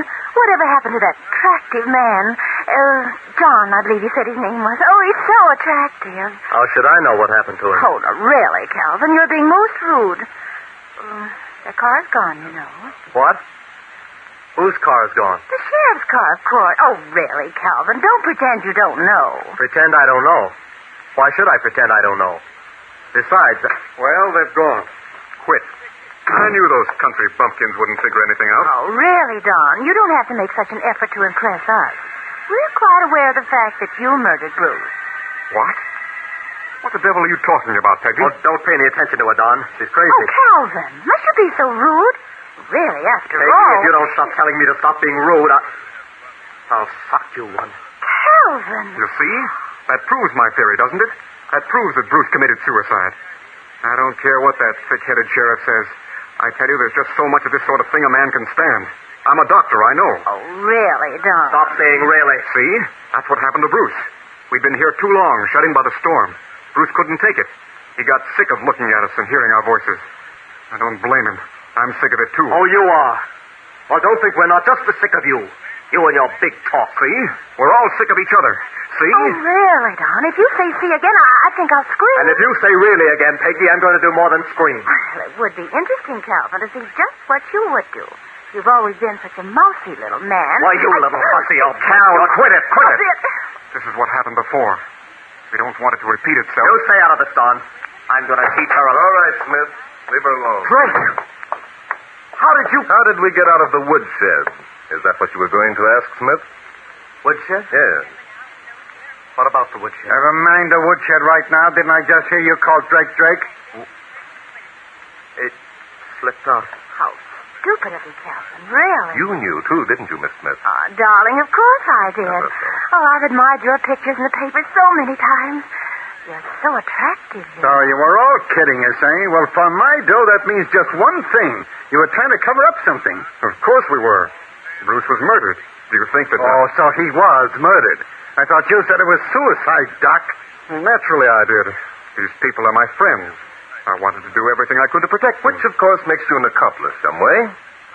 Miss Smith, how far down the road did you drive our car? Why, Barton, you don't think that I... Yes, we think that you. In fact, we know that you. Really? But I don't We see saw you, Miss Smith, through a crack in the log walls of the woodshed. And through the same crack, we saw your brother going back into the house after locking us in the shed. Locking you in? Yeah. Then... Oh, but how did you get out? Chopped our way out some way. Woodsheds usually have axes in them. This one had two. The exercise kept us from freezing and gave us our liberty. So now that that's all cleared up, we'll arrest the murderer and be on our way. Oh, Inspector, do you know who the murderer is, really? You should have. You all know who the murderer is, really. You've known from the moment it took place. Two of you have kept from telling us because you were afraid the same thing would happen to you that happened to Bruce Stearns, and you didn't have any real proof. Have you? Oh, yes, we have proof, Calvin. Well, who is it? Get it over with. By the process of elimination, you must be it, Shumway. By the process of elimination, eh? I'm not quaking in my boots yet, Drake. Both Smith and his sister made attempts to keep us here because they wanted us to get the proof that neither of them could obtain. And darn near froze us to death in the attempt. Oh, you wouldn't have frozen to death. I only wanted to keep you locked up long enough to give Peggy the chance to drive your car away. So you two dirty... Really, Don? You were most naive to think that we weren't aware that you had murdered poor Bruce. It was so easy to pretend that we believed your suicide theory. So that's it. You're all ganged up against me. Well, get this. You can't prove a thing. My testimony is better than any you can turn up. I'm a doctor. I can prove that Bruce shot himself. And we can prove that Bruce Stearns didn't die of bullet wounds some way. He was frozen to death. That's a lie. Is it? Now, let me tell you what I think happened. You and Stearns quarreled. In a fit of rage, you struck him. You're a much bigger man than Stearns was some way. I think he ran away from you, and you chased him down to the ice pond. One of you had a gun. You struggled for it, and it went off twice. Both bullets grazing Stearns' skull. That's exactly how it happened. It must have been. You didn't see anything, so shut up, Cal. No, Smith, I don't think you did see the fight. It was snowing too hard. Shumway knew this. He wiped his fingerprints from the gun and came up to the house and got you. Yeah. Naturally, I had to accept Shumway's statement that Stearns was dead, only he wasn't. And the argument that you leave the body in the sub-zero temperature of the woodshed to preserve it until the police arrived seemed logical, too. Only the police arrived sooner than you expected it. All right, Shumway, drop it. You fools. Didn't you think I'd be prepared for this the minute I knew you were Drake and Danton? This is one time. Oh, really, Don? You're being most difficult. Peggy, look out, girl. Why, you... Don, you should have ducked, you know. Really. Gosh, Bart, did you see the way she tossed that vase? Really.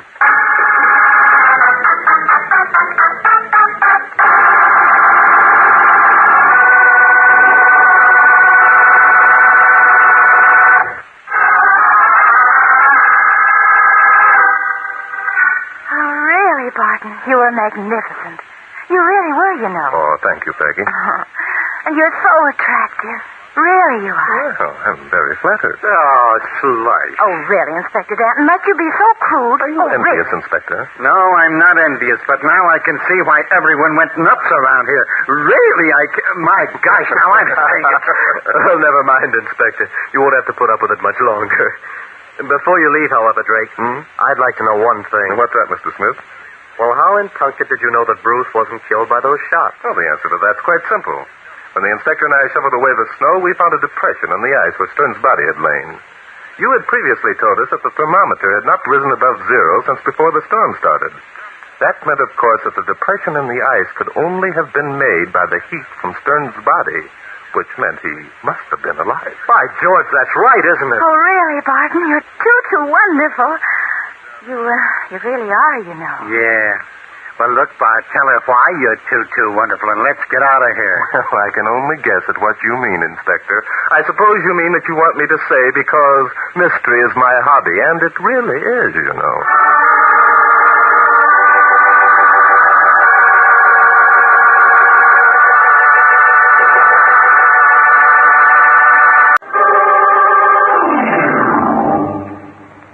Mystery is my hobby.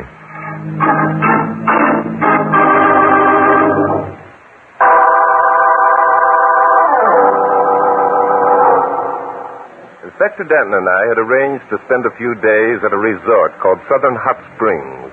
At the last moment, I was detained in New York. Inspector Denton went on alone, and I entrained 2 days later to join him at the resort. Why, I beg your pardon. I thought this was... It is your section, Mr. Drake. You are Mr. Drake, aren't you? Yes, I am. I'm afraid you have the advantage. I'm Monica Michaels, Mrs. Rex Michaels. Oh, what a pity that... Please, I'm in desperate trouble, Mr. Drake. I need your help. I haven't dared go to anyone else. They'd think me crazy. Why would they think you crazy, Mrs. Michaels? Because I believe my husband is trying to kill me. So, and just what makes you think that? Oh, it's rather a long story. I have no proof, no evidence. To all appearances, we're both very happy, very contented. Then you're still in love with your husband? Still in love with him. I could no more stop loving Rex than I could stop breathing. You intrigue me, Mrs. Michaels. A woman who is sure that her husband is trying to kill her and just as sure that she loves him is rare. But don't you see, that's why I haven't dared go to any of my friends. What if I'm wrong? What if Rex should find out about my fears? What if he is ill? Yes. Can you think of any reason why your husband might want you out of the way? Another woman, perhaps? No, I'm positive. If there were a reason, it'd be almost a relief. There's nothing on which I can base my suspicions except... Yes? My husband's a writer, Mr. Drake. Perhaps you've read some of his things. Yes. Rex Micah's stories have a rather psychological flavor. I was wondering if you were the same man. I admire his work very much. Rex would be flattered to hear you say that, Mr. Drake. When did these suspicions first appear in your mind, Mrs. Michael? They began one evening about a year ago. Lucille and Neil Parker, our best friends and neighbors. Hey, wonder what's happened to Monica. I've never yet met the woman who could powder her nose in less than half an hour. Oh, don't be impatient, Neil. She'll be along. Cigarette, Rex? No, thanks. Well, he was right. Only a woman could quit a bridge game with a final rubber hanging in the balance. I'll call her. Monica, we're waiting. Oh, don't bother her, Rex. She's been gone long enough. Monica! Did you call me, Rex? Yes, for heaven's sakes, where are you? I'm coming right down. There, you see? All she needed was a little... Good heavens, what was that? Well, it sounded as though Monica fell down the stairs. Good Lord, how could that have happened? There she is, lying at the foot of the stairs. Monica! Monica! Be careful, Rex. There might be some bones broken. Oh, Monica. She's white as a sheet. Neil, she isn't dead. Darling, speak to me. Of course she is. Now get hold of yourself, Rex. Suppose you call a doctor. But if she's... Neil's right, Rex. Call the doctor and try to get hold of yourself. We'll take care of Monica. All right, be careful of her. I'll get Dr. Howell. Is it any better, darling? I don't know. Pain doesn't go away. There must be something we can do. Rex, suppose I run across the street and look at our medicine cabinet. No. The ambulance will be along any minute. We might give her the wrong thing. Hey, it's been over an hour since you called. I'm going to give him a ring and see what's going on. Tell him to hurry. Why don't they get here? Why don't they get here? Oh, if she could only faint, it would be so much better. Monica isn't the fainting kind. Here, dampen that cloth again. Let me bathe her face. All right. Here. Thank you. There. Does that feel better, darling? My arm hurts terribly. She's getting delirious. The pain must be frightful. Is the pain frightful, Monica? Tell me. Is the pain frightful? How does it feel? Tell me exactly how it feels. Rex, what are you saying? That expression on your face. Tell me exactly how it feels, Monica. Tell me. Oh, Neil, what's the matter? I just got hold of the county hospital. Well, what did they say? Why isn't the ambulance here? They said that they'd received no call to send an ambulance out here. They checked the switchboard and found that there'd been no call from a Rex Michaels tonight.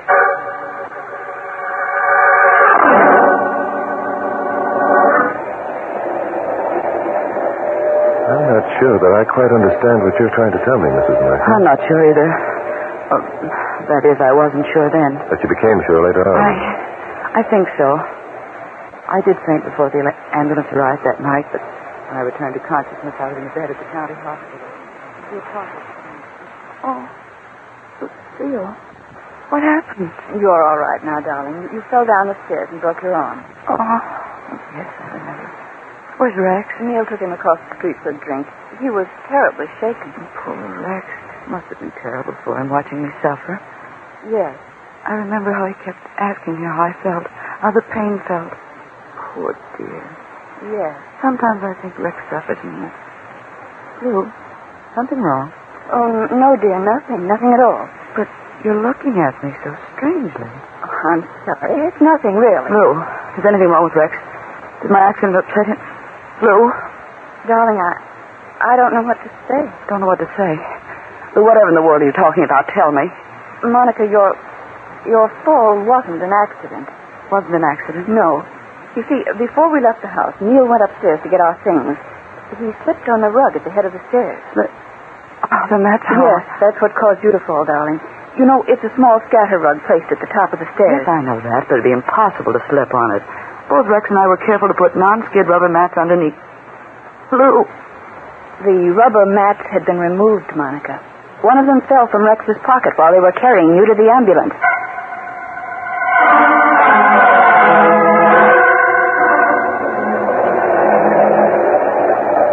Are you trying to tell me that your husband resorted to such a crude attempt to take your life, Mrs. Merton? No, not then. Not then? It's very difficult for me to explain this, Mr. Drake. It's too much like a nightmare. Oh, good heavens, if it only were a nightmare. I guess you were upset, Mrs. Michaels. If you'd rather... No, I want to tell you I must. Lying in bed at the hospital, I had plenty of time to think. The absurdity of the thing struck me. Rux came every day. He was most kind and considerate. I convinced myself that it had been an accident, that the hospital had been mistaken about not receiving the telephone call, that the rug had become loose and Rex had absent-mindedly picked up one of the rubber mats and put it in his pocket. In other words, you wanted to convince yourself that Rex wasn't trying to kill you. He wasn't. Not then. He said that before. What was he trying to do then? Rex is very intense, Mr. Drake. He's very much in love with his work. He demands realism in his characters. I see. Go on, please. He was writing a story at the time in which his chief character was suffering intense pain. The character tried to describe how she felt to her husband. Good heavens, you don't mean that... I don't want to mean what you're thinking, Mr. Drake. I wouldn't permit the thought to enter my head then.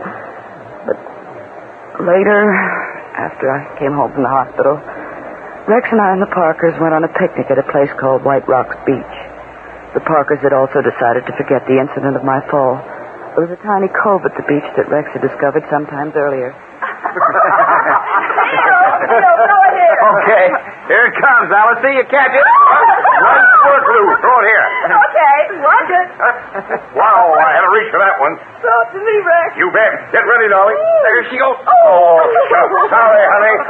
That's nice going, Rex. It only went above her head about 4 feet. Land in the water. I'll get it. Don't let me. I haven't even got my bathing suit wet yet. Okay, darling. Take it easy. Be careful, Monica. There might be an undertow. I'm all right. Don't worry about Monica. She can outswim any of us. Sure, she's... Hey, look. The ball's being carried out. There must be a current there. Monica doesn't realize it. Good heavens. Monica, come back here. She can't come back. The current's got her. She's being pulled under. Come on, we've got to help her. Monica. Obviously, they reached you in time. There was a dory pulled up on the beach.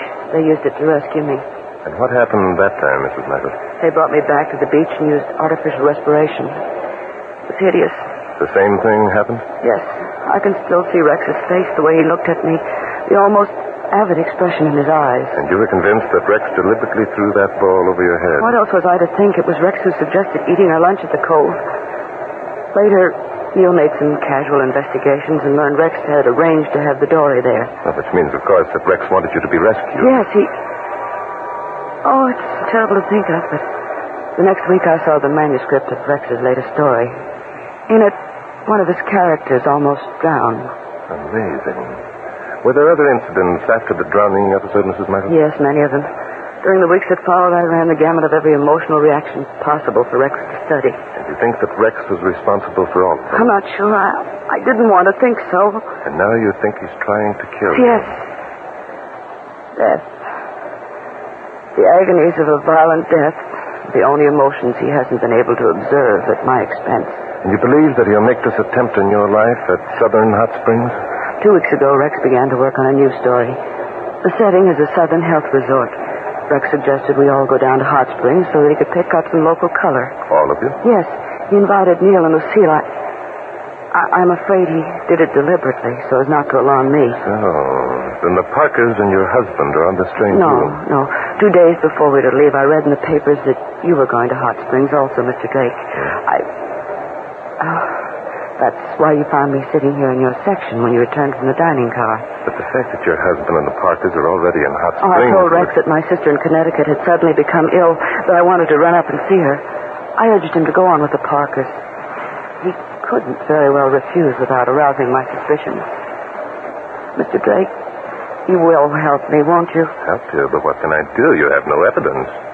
You're not sure that you believe half of these things that have happened yourself, I'm afraid. You're right, Mr. Drake. Rex admires you very much. He'd be flattered if you'd call on him. But I have You could question him without arousing the suspicions. I must know. I must. Questioning people who are obviously neurotic, Mrs. Michaels, is out of my field. I'm afraid what I have plenty of money. I could pay you. Please, help me. Well, I'll do what I can. Inspector Danton will be at the station to meet me. I'll ask him to come along. Well, I'll leave with him, Mrs. Michaels. Will your husband be here to meet you? I imagine so. Carry your bags. Thank you, Porter. Here you are. Thank you, sir. Thank you. Hey, Bart. That's Inspector Danton. Hey, Bart, hey. Hello, Inspector. Bart. Am I glad to see you, and me figuring on coming down here for a vacation. Inspector, I want you to meet Mrs. Rex Michaels. Mrs. Michaels, this is Inspector Noah Danton. How do you do, Inspector Danton? Hi. Look, Bart, the doggone Michaels. Did you say your name was Michaels, lady? Yes, Mrs. Rex Michaels. Why? Anything wrong, Inspector? Wrong. I'll say something's wrong. A man named Neil Parker was found shot to death at the Surf Hotel yesterday, and I'm holding a guy named Rex Michaels for his murder.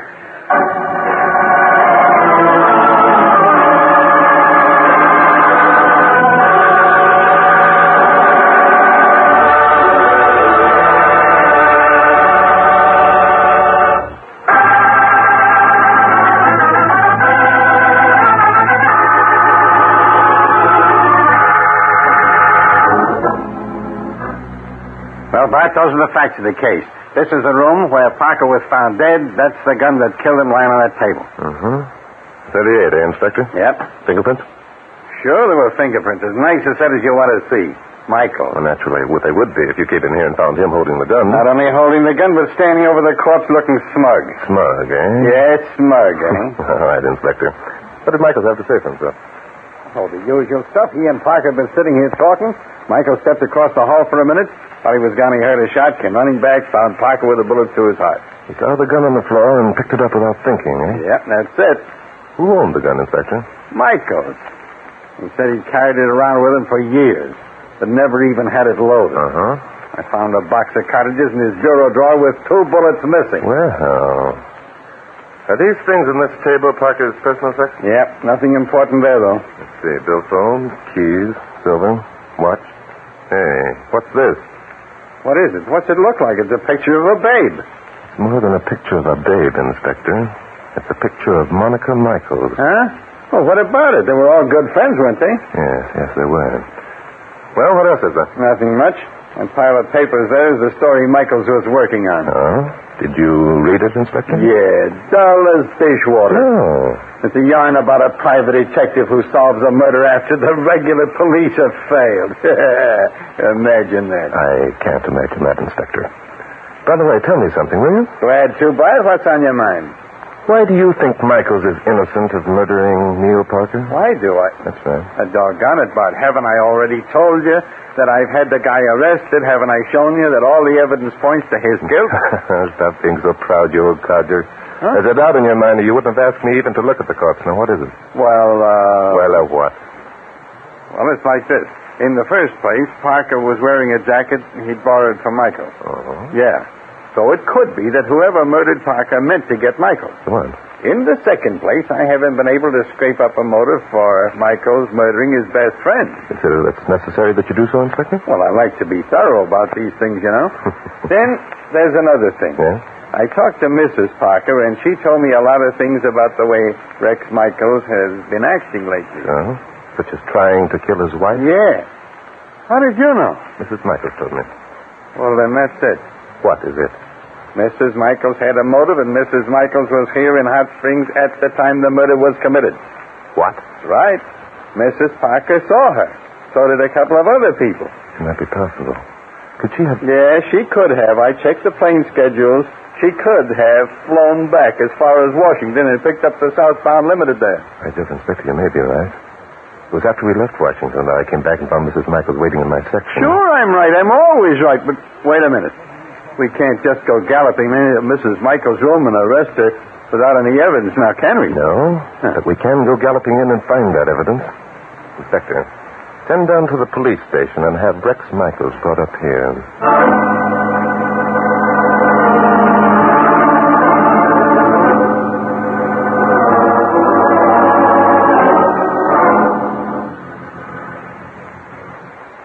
But, Lou, why would Rex want to kill Neil? Why?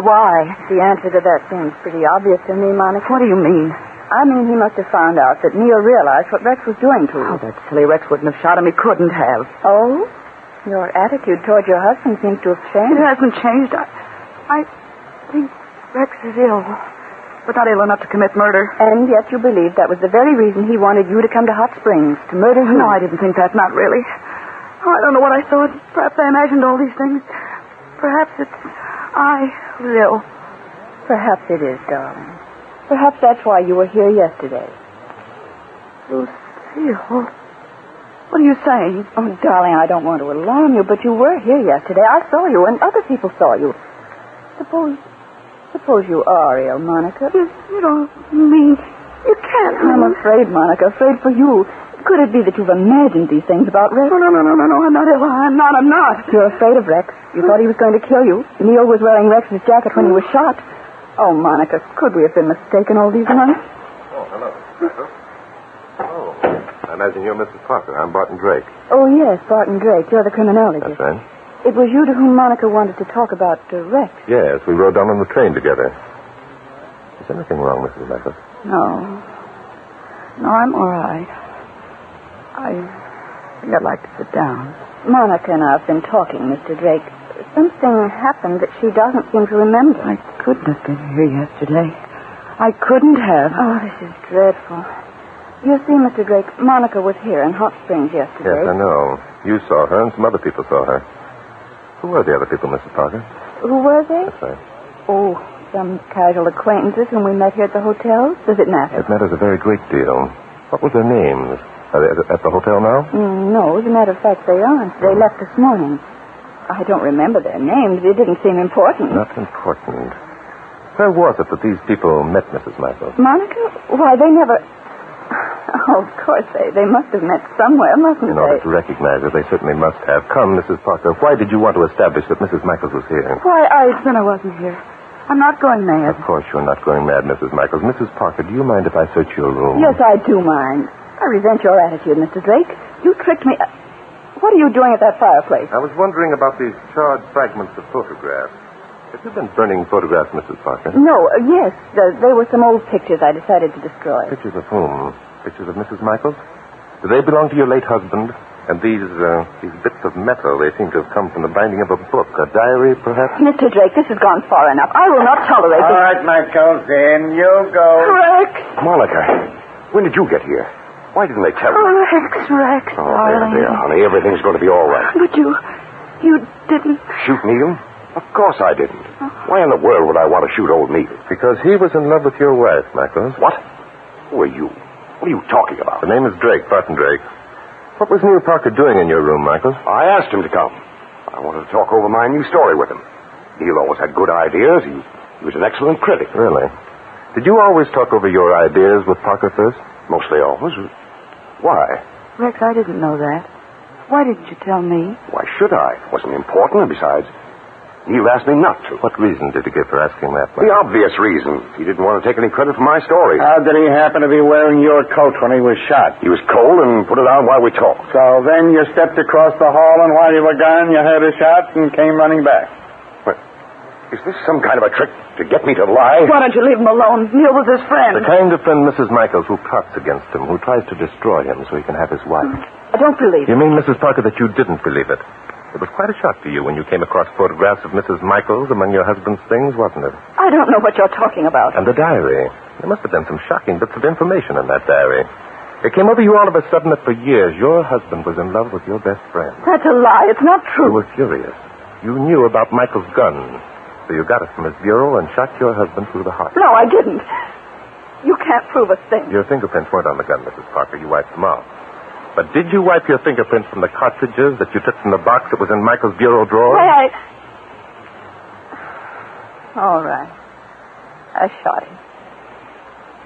Doesn't matter now. After I learned that all this time he'd been in love with another woman, nothing mattered. Nothing mattered at all.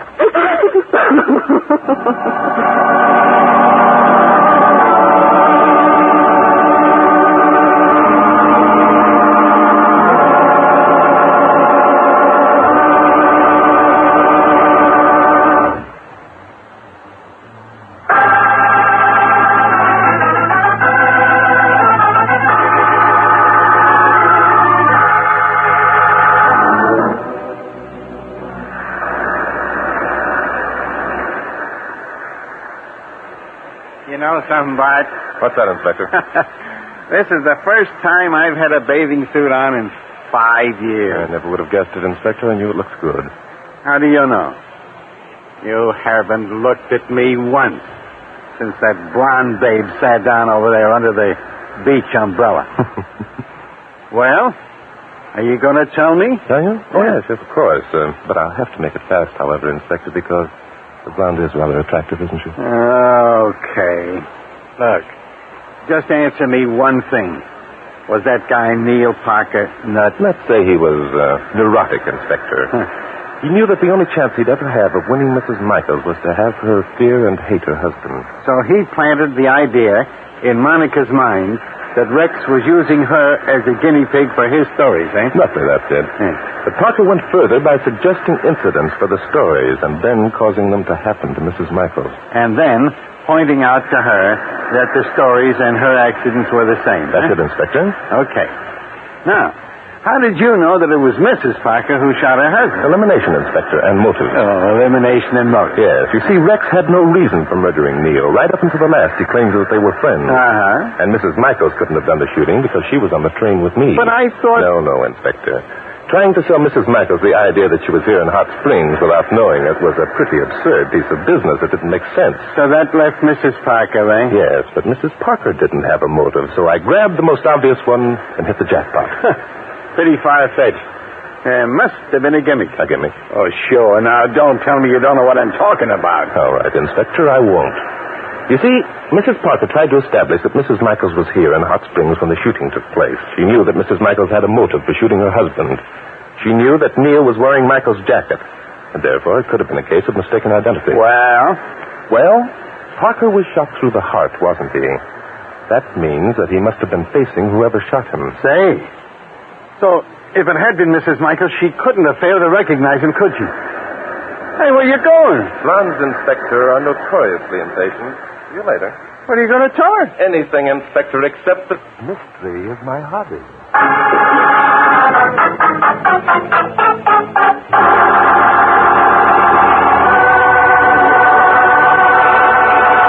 Mystery is my hobby.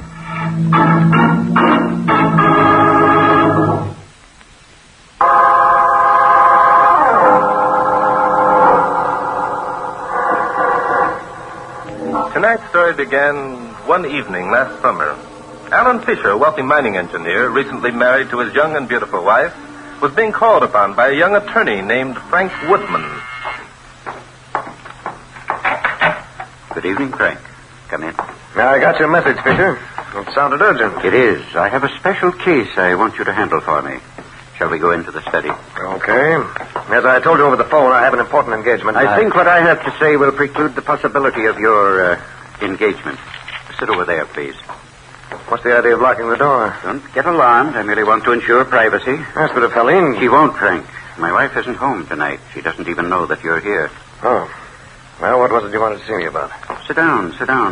It may take some time. My appointment. Your appointment can wait. Cigar, Frank? No, thanks. You know I don't smoke cigars. Of course, I'd forgotten. You live in a cigarette-smoking generation, don't you, Frank? You and Helene. See here, Fisher, if you'll indulge an old man a lifelong habit, I'll light up. There's nothing like an after-dinner cigar, my boy. You should try it sometime. I'll stick to cigarettes. Look, what's this all about? Of course. You're curious, aren't you, my boy? Well, this case I want you to handle involves a very dear friend of mine. Do I know him? You know him, my boy. Very well indeed. What's his name? Perhaps it's someone I wouldn't even be interested in representing. On the contrary, I think you will, Frank. However, for the moment, I shall withhold his identity until you decide. That's nonsense. If you don't care to... He's quite an elderly man, Frank. About 60, I should judge. Recently, he had the good fortune to meet and marry a very lovely young woman. Oh, I see. One of those June and January affairs, huh? A very apt description, my boy. However, my friend, despite his age, was sincerely and honestly in love with his young wife. He believed he could make her happy. They always do. Do they, Frank? That's one of the things I'm curious about. As a lawyer, I felt that you could advise me. Well, it depends upon the girl, I suppose. Ah, that is exactly what I wanted to hear. It depends upon the girl. I don't get it. Perhaps I'd better explain further, then. For a time, my friend and his young wife were quite happy. Then one evening at a party, my friend's wife was presented to a personable young man of about her own age. Well, that usually happens, too. Yes. Thereafter, my friend lived in torment of doubt and suspicion. Your friend's story is following the usual pattern. I suppose it is. To you, a lawyer, his predicament must be an old story. Yes, and a tiring one. I'm sorry. However, there is a point in my friend's story where it deviates from the customary pattern. Oh? Yes. My friend, though aware of his wife's infidelity and knowing that she was perhaps more to blame for the situation than the young man, did not accuse her of her disloyalty nor throw her out into the cold, cruel world. No? What did he do? Unfortunately, my friend realized that without his beautiful young wife, despite her faults, life would scarcely be worth living. Still don't get it. You will in a moment, Frank, I'm sure. Realizing the depths to which his love went, my friend began to think of some means of removing the young man from the scene. Yes, that is killing him? Fisher, you can tell your friend for me that he's a fool. He wouldn't get away with it. My friend realizes that, Frank. He knows that murder would not solve the problem. So he thought of another means of accomplishing his purpose. Another? My friend is quite wealthy, Frank. He happens to know that the young man in whom his wife is interested is, shall we say, not too well off. I see. Coincidentally, the young man is a lawyer, Frank, like yourself. You can understand how difficult it is for struggling young lawyers these days. Yeah, I know all that. Now, as a lawyer, Frank, I want you to advise me what to do. Would you suggest that I tell my friend to offer the young man a sum of money to leave the country? Being very subtle about it, of course. Well, there's no harm in trying. What sum would you suggest, Frank? I'd say the sum should be in direct ratio to the young man's fondness for your friend's wife. In other words, every man has his price. That's it. What would you say to $25,000? I'd say it wasn't enough. $50,000. Well, the young man would be crazy if he took it. Where could he'd go on $50,000 and set himself up in business and live the life to which he'd be entitled? Entitled? He'd have to sacrifice the young wife, wouldn't he? Well, there should be some compensation for that. I see. $75,000. You're still way low. Low. Be reasonable, Frank. My friend loves his wife madly. She's all he has left in life. Then your friend should be willing to pay whatever amount the young man asks. What would that figure be? $250,000. $250,000, but that's out of the question. My friend hasn't any such amount. I think your friend is lying. He isn't, Frank. I swear it. Then your friend's a fool to even think about it. Good heavens. Frank. What the devil's the matter? What are you staring at? Don't move. There's someone outside the French doors. He has a gun. You're crazy. Oh, no, I'm not. Stay where you are. I've got a gun in this Put that gun down, you fool. Don't think you can trick me into turning around. Put it down.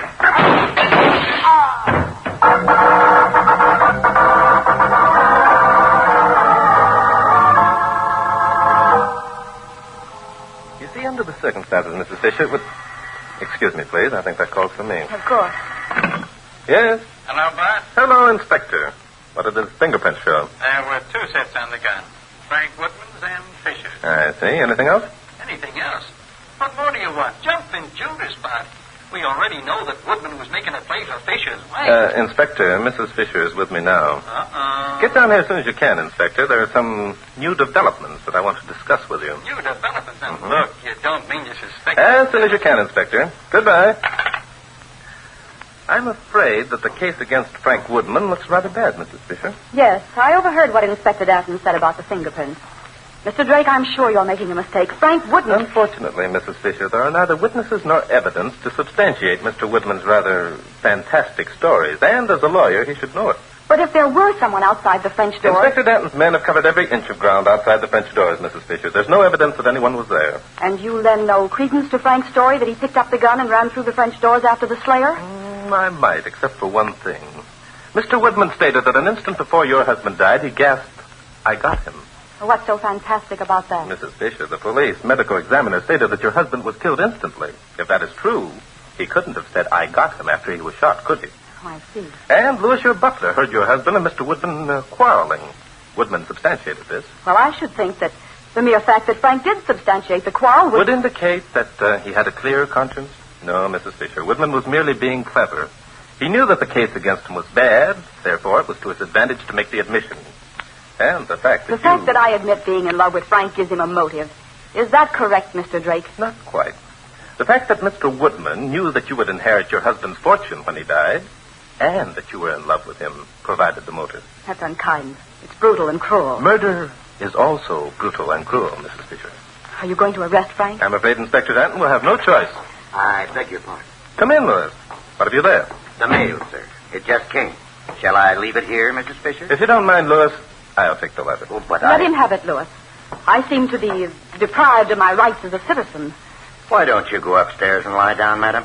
You've been wearing those heavy riding boots and that jacket all morning. You must be Thank tired. you, Louis. I couldn't sleep. I'll remain here until it's over. Mrs. Fisher, did you ever know a man named Horace Gay? Horace Gay? Mm-hmm. What about him? This envelope addressed to you contains a newspaper clipping. It states that Horace Gay escaped from prison last week. Oh, no. Let me see it. Was there anything else in the envelope? No, that's all. Just the clipping. Then you do know Mr. Gay, A long time ago. He was in love with me. We were to be married. What happened? Horace worked in a bank. Funds were found missing. Horace was accused.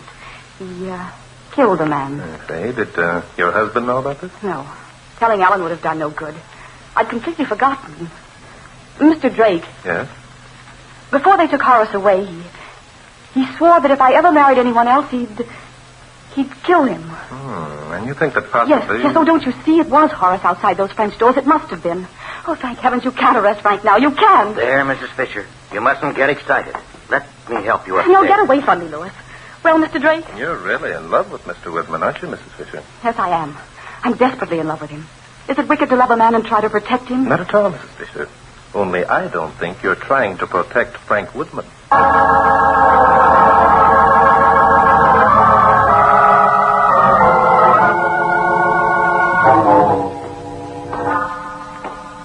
Okay, Bart, we've spent the whole day looking for clues that don't exist. Now we're right back at the scene of the crime where we started from. When are you going to let me arrest somebody? Inspector, you can start arresting any time you like. Whom do you want to arrest? The guy who murdered Alan Fisher, naturally. And who is that, Inspector? It's Frank Whitman. You said so yourself. He had a motive, his fingerprints were on the gun. Oh, doggone it, Bart. I wish you wouldn't change your mind so often. I haven't changed my mind, Inspector. How do you account for that shot that came through the French doors? How do I account for it? Mm-hmm. You said yourself that Woodman probably fired the shot just to throw us off. Did I? Well, the broken glass was inside the study, Inspector. That indicates that the shot came from the outside. Besides, there was only one shot fired from Fisher's gun. No, Inspector. I'm afraid there was someone outside those French doors. Well, I'll be doggone. Bart, you're giving me a headache. Whose side are you on, anyway? Look, for crying out loud. You really sound unhappy, Inspector. Well, let's see, what time is it? 9 o'clock. Oh, that's odd. Yeah, isn't it, though? Every time it gets to be 9 o'clock, it's odd. What's odd about it? It doesn't happen soon. Oh, hello, Whitman. Come in. I've been expecting you. I can give that back to you, Drake. I've been expecting you. Oh, Danton. Oh, to take you off to jail, you mean? Yeah. Look, you guys, I'm tired of sitting around this house waiting for you masterminds to build a case against me. Either make a formal arrest... Oh, so you're tired of waiting for us to build a case against you, bub. Well, let me tell you something. We got a case that'll send you to the chair quicker than... Nuts. If you have a case against me, why all this stalling? You seem pretty sure of yourself, Woodman. Sure I am. I'm a lawyer, Drake. You haven't got anything on me. I know it, and you know it.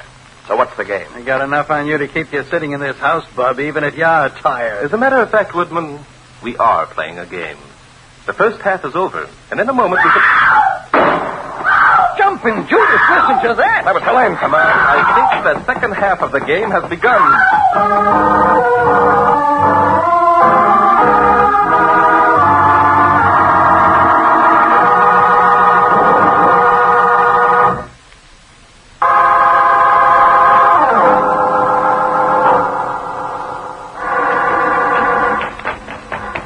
Helene's room is upstairs. How do you know? Never mind that. Let's get up there. Hey, there's the butler at the top of the stairs. I see him.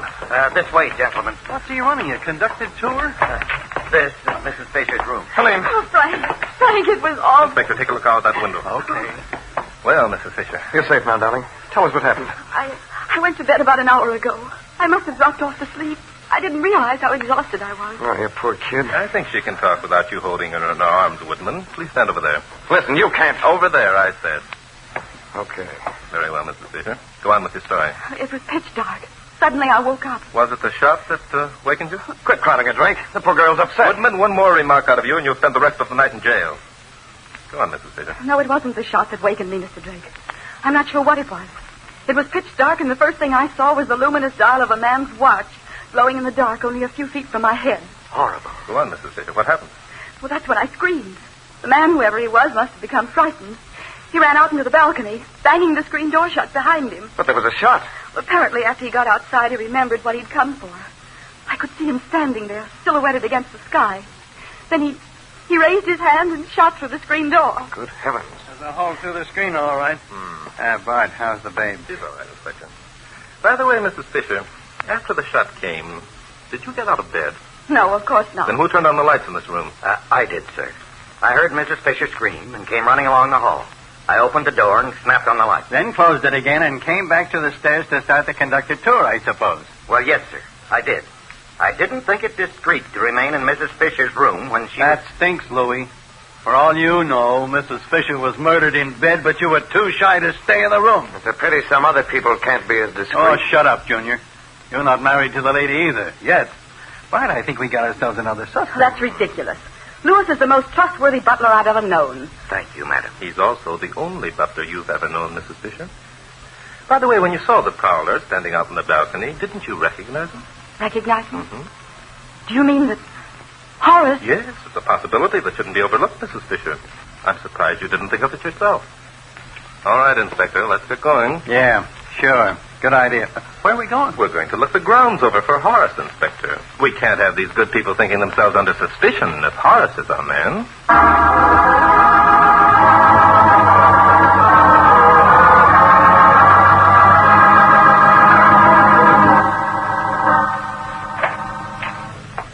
Helene. Is that you, Frank? Yes. Turn on the bedside light. Darling. Oh, Frank, I love you so. I love you. I got your signal to come back. Is anything wrong? Oh, darling, I want to help you. You know that, don't you? Of course. Frank, listen to me. Have you ever heard of Horace Gay? Not until Drake spoke of him. Who is he anyhow? He's an escaped convict from Sing Sing. He was sent up for murdering a man. Good heavens. Why did Drake Because I told Drake that Horace Gay and I were once in love. I told him that after the trial, Horace threatened to kill any man that I married. Helene, you don't mean that you... Of course not. I never heard of Horace Gay until I read about him in the paper. I cut out the clipping and mailed it to myself. But why in heaven's name? But don't you see why? I wanted Drake and everyone else to think that Horace Gay had come back and murdered Alan. But what if they... Capture Horace Gay? Oh, they won't, darling. That's how I was clever. The clipping came from a year-old paper. The police have practically given up searching for Horace Gay. Yes, it was clever. Very clever. But I Oh, still... stop worrying, darling. Horace Gay is probably in South America by now. I'm not worrying. It's an ingenious idea. There's only one thing wrong. I know what you're thinking. I've taken care of that, too. Taking care of what? The gun, darling. Look, I've kept it under my pillow all this time. Do you mean that you... Of course. I fired the shot. There wasn't any prowler. And when Drake suggested that the prowler might have been Horace, I pretended I'd forgotten about him. Remember? Yeah, I remember. Well, if I had been the one who had suggested Horace, Drake might have thought it was a setup. Wasn't that clever?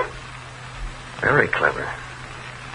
What are you going to do with the gun? Oh, silly. If I'd thrown it out the window, why, they would have found it with my fingerprints. No, darling, Drake must never find the gun. So you expect me to get rid of it for you? But, darling, it's for your own good. You've already been searched. They'll never look. Helene. Yes, Frank? You think I killed Ellen, don't you? Didn't you, Frank? Don't be a fool. Of course I didn't. Blast it, Helene. Frank? What? Come back here. Well? Sit down here. Close to me. Helene, listen to me. You listen to me, Frank, darling. Listen carefully. Perhaps you didn't murder Alan. If you say you didn't, it's all right with me. But I didn't. All right. Drake and Danton think you did. They can't prove a thing. Darling, suppose you're wrong. Suppose they can prove that you did. What do you mean? It looks bad, Frank.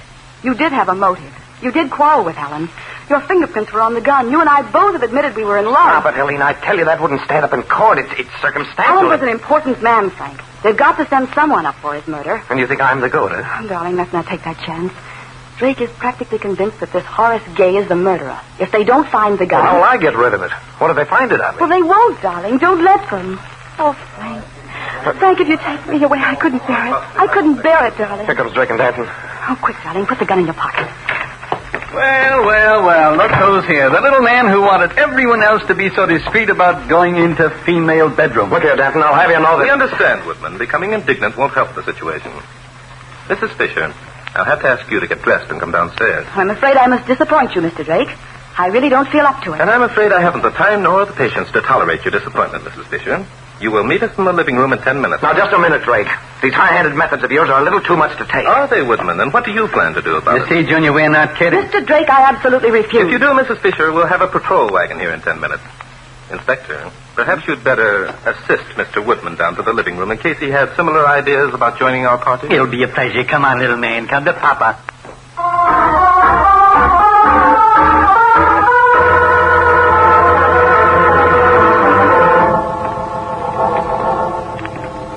Well, the 10 minutes are up, Bart. Shall I call a wagon? We'll wait a moment or two longer, Inspector. In the meantime, Woodman, I think you'd better hand over the gun. What? What gun? What are you talking about? I'm talking about the gun that Mrs. Fisher used to shoot the hole through the screen, Woodman. It wasn't outside the house, and I'm sure that Mrs. Fisher wouldn't want it found in her room. But how? I mean, I haven't... Hand it over, Junior. Well, Look here, you can't... Oh, can't we? Here it is, Bud.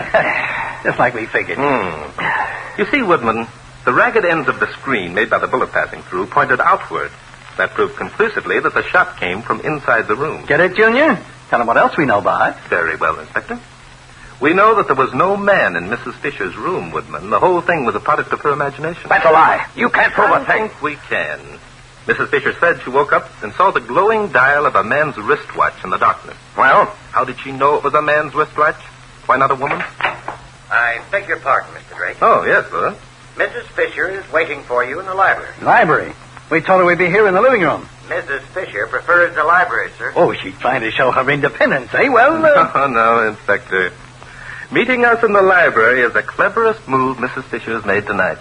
But on the other hand, it's a dead giveaway that she is the one who murdered her husband.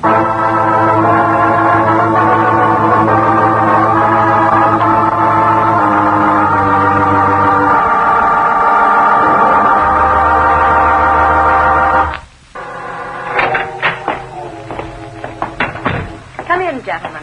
I hope I didn't keep you waiting. Not at all, Mrs. Fisher. Say, stop me if I'm out of order, but aren't you dressed kind of funny, Mrs. Fisher? Funny, Inspector Danton? Why? Well, wearing a riding habit this time of night with those heavy boots. I love riding clothes, Inspector Danton. I never had a chance to wear them very much before I married Alan. That's a very nice act, Mrs. Fisher. I admire your courage. No, Louis. I think you'd better remain. Yes, sir. Very well, sir. Drake, before we left the living room, you said that... Yes, I know. Louis, what was the real reason that you didn't remain in Mrs. Fisher's room after you turned on the lights? Why, I was not in bed, that's why. Mr. Drake, must you be so prying? What possible difference can it make? A great deal, Mrs. Fisher. You were not in bed. You'd gotten up and run over to the screen door to unfasten the latch from the inside. Isn't that right? No. I'd gotten up to chase the prowler. I'd neglected to pick up my dressing gown, and Louis... Nonsense. When Louis switched on the lights, you were standing in the center of the floor. You made no effort to get back into bed. Isn't that right, Louis? Why, yes, it is. Yes, of course. And why didn't you run back to bed, Mrs. Fisher? Why? Why, I'll tell you why. Because if you'd taken one step, Louis would have known that you couldn't walk without limping. Limping? What the devil? Yes, limping.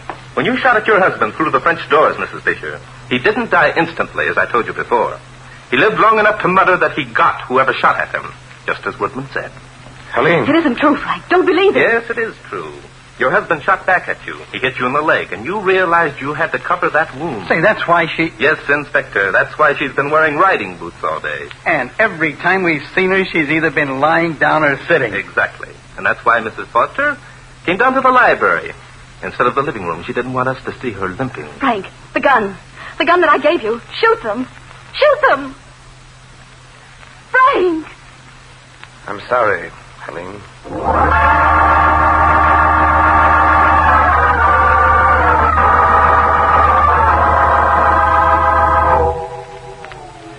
Mighty nice of you to ask me to stay with you tonight, Bart. It would have been a long trip out to my place. Well, I'm glad to have your company, Inspector. Anything I can get for you? No, thanks. I think I'll go to sleep. Twin beds is sure nice. Say, Bart. Yes, Inspector. Why did the babe dream up that Horace gay gag? Because we convinced her that we had enough evidence to send Woodman to the chair. That would have meant complete failure of her plan. She was in love with Woodman. So she tried to pin the murder onto someone else. Oh, I see. Well, good night. Good night, Inspector. Say, Bart. Yes, Inspector. There's something you forgot. Oh, yes. Okay, Inspector. Mystery is my hobby.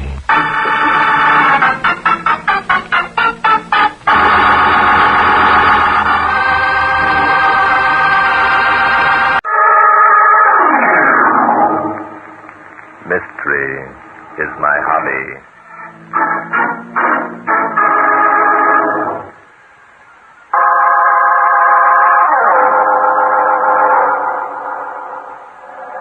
Today's story took place one cold day last November.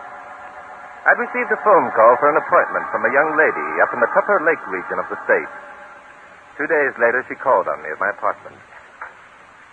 Yes? Are you Barton Drake? Yes, I am. Won't you come in, please? Thank you. My name is Ellen Wade. Yes, I know. I've been expecting you. Sit down, please. Cigarette? No, thank you. Miss Wade, since talking to you on the telephone, I have taken the trouble to inquire into the circumstances of your brother's arrest. And you've concluded he's guilty of murdering Rose Quentin, and you don't feel that you can help me. Is that it, Mr. Drake? Unless some new evidence has turned up, Miss Wade. Some new evidence has turned up, Mr. Drake. Oh?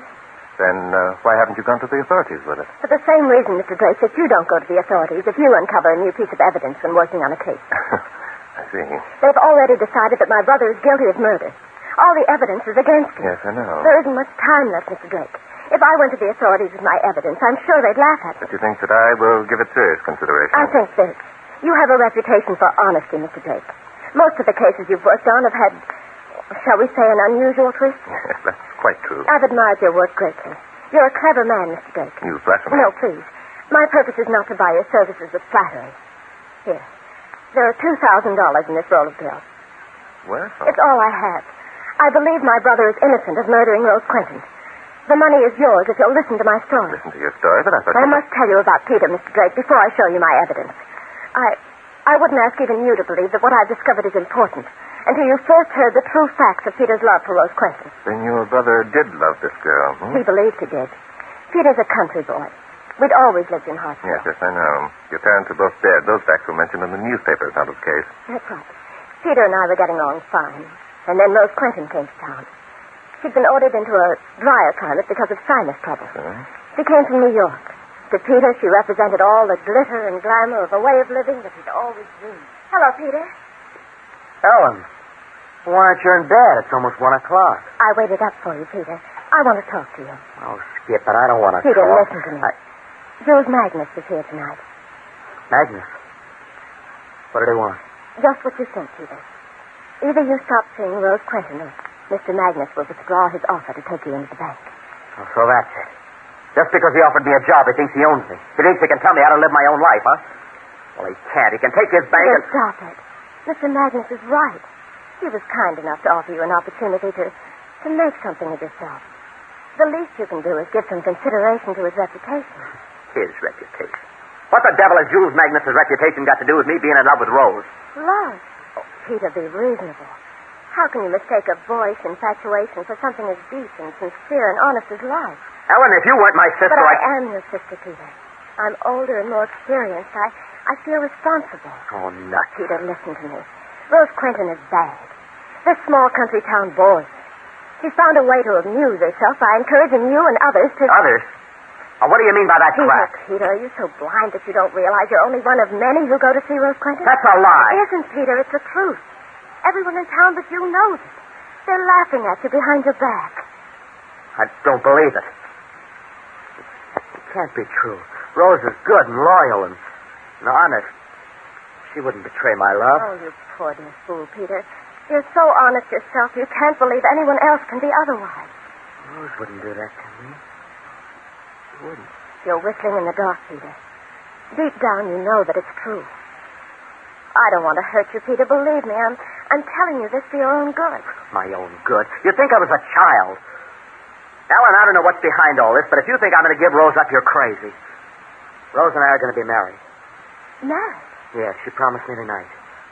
We're getting out of this stinking town and its small-minded people forever. Peter, I'm sorry. I'll forget it. I'm not blaming you. I mean, Peter, that I'm sorry I have to tell you this. I hoped it wouldn't be necessary. Tell me what?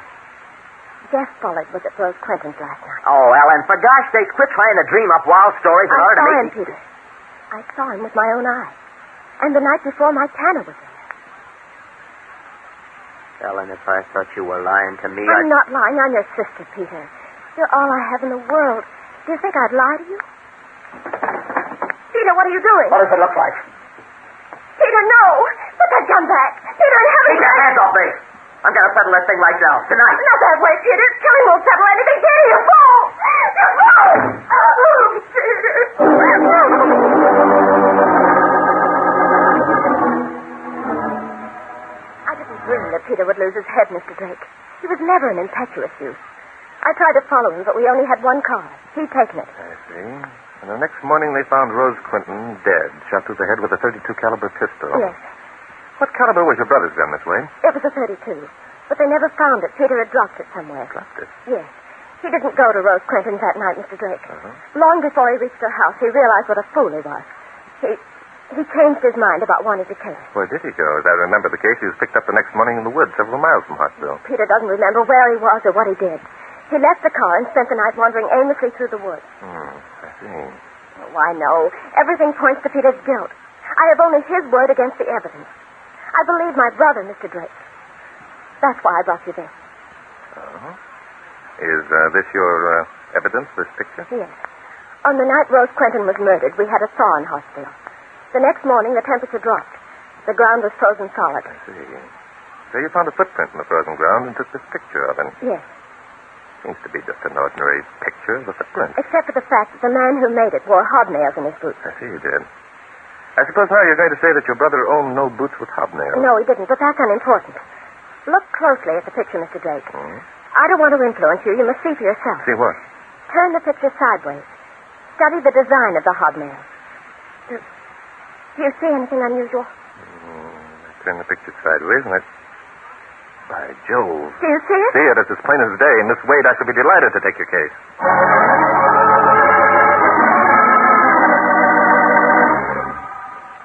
Now, wait a minute, Bart. I read all about the Wade case. The police did a good job. I read all about it, too, Inspector, and I agree with you 100%.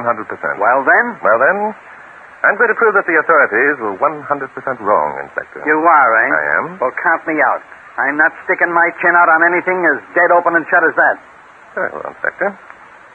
By the way, here's a picture I'd like you to have a look at. Huh? A picture? Mm-hmm. What's it a picture of? What does it look like? Look like? It's a picture of a footprint. The guy had hobnails in his boots. Exactly. These boots were worn by the murderer of Rose Quentin. Is that a fact? Yes. Turn the picture sideways, Inspector. Look closely. What do you see? What do I see? Well, doggone it, I see the same thing I saw before. Jumping Judas. Well, Inspector. Bart, where'd you get this? A very lovely young lady gave it to me. A very lovely young... I'll bet. Well, what are you going to do about it? I've already told you what I'm going to do. Yeah?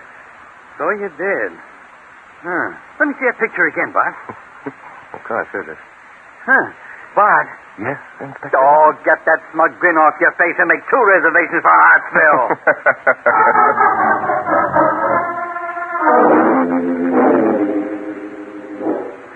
You see, Mr. Magnus, Ellen Wade mentioned that her brother was going to work in your bank, and we thought possibly you could help us. Mr. Drake, I know you'll pardon my frankness. Of course. Believe me when I say I've always admired your work. Your reputation is to be envied. How about me? I figured in some of Drake's deals. I know you did, Inspector Danton. I admire you, too. Believe me, I do. Well, now. What you're trying to say, Mr. Magnus, is that in your opinion there's little hope of proving Peter Wade innocent of the murder of Rose Quentin. You embarrass me, Mr. Drake. Ellen's and Peter's father was my dear friend. Yet under the circumstances... Show him the picture, Bart. Yes. Mr. Magnus, this is a picture of a footprint taken by Ellen Wade on the morning after Rose Quentin's murder. Will you examine her closely, please? Ellen always was a fairly good amateur photographer. Say. See it, do you, Mr. Magnus? Oh, I should say I do. Gentlemen, this throws an entirely different light on the matter. Yes, we thought it did too, Mr. Magnus. Tell me, how many cobblers are in this town? Your problem there is simple. There's only one. His name is Ethan Lance. He lives... Good Lord. Yes, Mr. Magnus? Ethan Lance lives next door to the house where Rose Quentin lives. Now we're getting somewhere. If the cobbler lived next door, then he knew what... Here are the statements, Mr. Magnus. Oh, I didn't know you were busy. Come in, Jeff. I want you to meet these 2 gentlemen. Yes, sir. This is Barton Drake, the criminologist, and Inspector Danton, his co-worker. Aye. Gentlemen, this is Jeff Bullard. How do you do? Jeff Bullard, say his name. Hello, Jeff. Nice to know you. Jeff's our newest employee. He took the job that I had in mind for Peter Wade. Yes, Mr. Drake and Inspector Danton are investigating the murder of Rose Quentin. I thought the case was solved several weeks ago. It was, Jeff. But it seems that some new evidence has been uncovered. Tell me, my boy, your favorite sport is hunting, isn't it? Yes, sir. Why? Nothing. I was just wondering. You may go. Yes, sir. Oh, his favorite sport is hunting, eh? Just a moment, please. Let's not jump to conclusions. I'm afraid I was wrong in asking Jeff that question in front of you, gentlemen. Why do you say that, Mr. Magnus? Jeff's a good boy. I couldn't ask for better. It's unfair to suspect him. Unfair? Look, Mr. Magnus, there's been a murder and the wrong party's going to pay for it. That's kind of unfair, too. Yes, Suppose you're right. I hadn't looked at it that way. Well, gentlemen, it seems to me that your task is comparatively simple. Our cobbler friend Ethan Lance holds the answer to your mystery. Yes, we'd better have a talk with Ethan Lance at once. How far is it out this place, Mr. Magnus? About 5 miles. Suppose you two gentlemen come home and have dinner with me. Then I'll drive you out to Ethan's place. We can stop and pick up Ellen and Mike on the way. Mike Tanner. Something wrong? I'm not sure. Mike Tanner was one of the 2 people that Ellen Wade mentioned whom we might consider as suspects. He did? Mm-hmm. What? That's odd. What's odd about it? Mike Tanner and Ellen Wade were engaged to be married. Ceremony's scheduled for next week.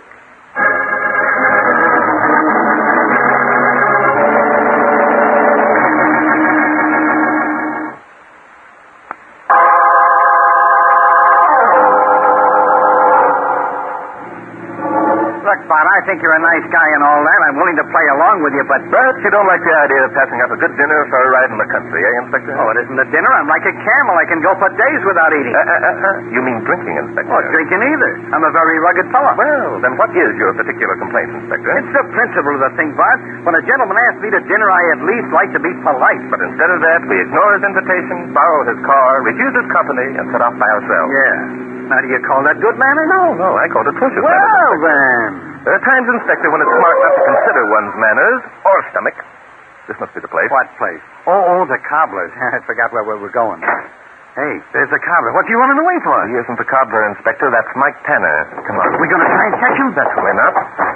We have more important things to do. What, for example? Examining the corpse of Ethan Lance, for example. Examining the corpse, for God's sake, Bart. We are. There's no point in knocking. Our cobbler friend is dead, Inspector. Open the door. Okay. I won't ask any questions. Just do as I'm told. He isn't in this room, is he, Inspector? Nope. Well, let's try the kitchen. Okay, let me open the door. That's my job. There we are, Inspector. There we are, he says, pointing casually at the corpse. Do you have to be so cold-blooded about it? Sorry, Inspector. I was thinking of young Peter Wade, who was scheduled to die for a crime he didn't commit. You're sure Wade is innocent, eh? Positively, Inspector? Yeah. Well, how are you going to prove it now that Ethan Lance is dead? I can prove it, Inspector. Come on. We're going to report this murder to the local authorities, and then we're going to have a talk with Ellen Wade.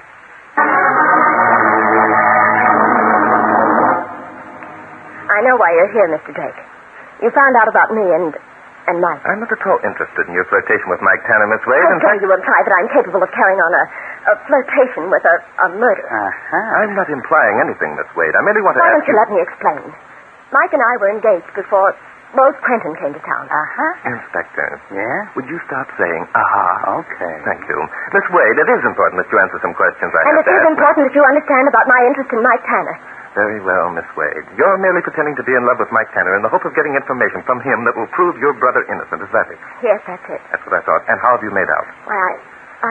Also, why didn't you mention your plans to me when you called at my apartment in New York? Because And why didn't you tell me that you called on Ethan Lance and asked him in whose boots he placed those hobnails? Who told you that? Nobody. It merely seemed logical. And I think the reason you neglected to mention those facts to me in New York was because you were afraid I'd refuse to take your case. Is that correct? Yes, it was. I needed help desperately. I'd have done anything I could I understand, but unfortunately, your desperation has been the cause of another murder. Another murder? Yes. Ethan Lance was shot through the head this morning. Ethan Lance shot? Unfortunately. No, we'll never know who killed Rose Quentin. Ethan was the only one who knew the identity of the real murderer. Oh, no, lady. Drake knows, don't you, Bart? As a matter of fact, I do, Inspector. You do? Yes, but proving it is another matter. Miss Wade, have you any idea where your brother went after he left this house on the night that Rose Quentin was murdered? I've already told you. He doesn't remember himself. He was dead. Yes, I know. But a man in that condition usually follows a pattern, Miss Wade. The chances are that his wanderings carried him to some place where he'd been before. Peter was in the woods all the time. He's sure of that. Say, I once knew a guy who got lost in the woods. You know how he found his way home? No, not now, Inspector. Huh? Your brother was quite a sportsman, wasn't he, Miss Wade? He must have had a favorite spot where he went to hunt or fish. Well, yes, I suppose he did have. I'll be glad to tell you folks how this guy I know found his way home. It's important, Miss Wade. You see, if we can find the gun that Peter lost and that hasn't been discharged, that will prove conclusively he didn't shoot Rose Quentin, won't it? Won't cost you a cent to listen. I remember now. Peter was always talking about a place called Sunset Hill. It's beautiful there, and there's excellent partridge cover. Splendid. Come along, Inspector. We're going hunting for a gun. Okay, so you don't care how the guy found his way home. Okay, all I was trying to do was tell you.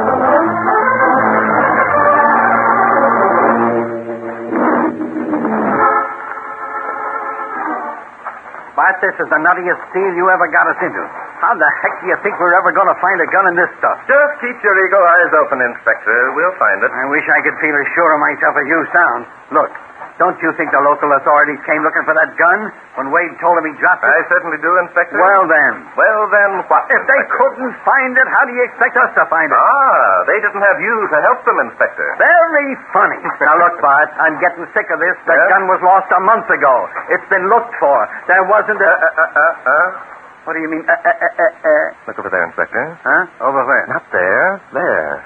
See it? Well, I'll be a ruffled grouse. It's a gun. Not a gun, Inspector, the gun. Pick it up. Sure, lying right there, all shiny and nice. Say, Bart. Yes, Inspector. This is cockeyed. Oh? If we found the gun so easily, how is it I told you, Inspector, the others didn't have you along.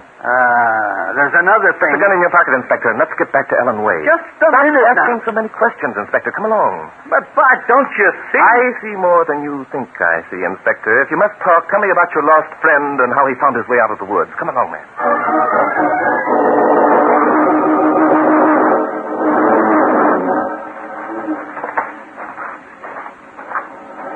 There's the Wade cottage, Inspector. And there's someone going into it. Say, isn't that Mr. Magnus? Yes, I think it is, Inspector. And the young man with him is Jeff Bullard. Well, what do you know? Now, if Mike Tanner would only show up, it'd make things simple, wouldn't it? Well, Mike Tanner won't be far away, Inspector. Let's hurry along.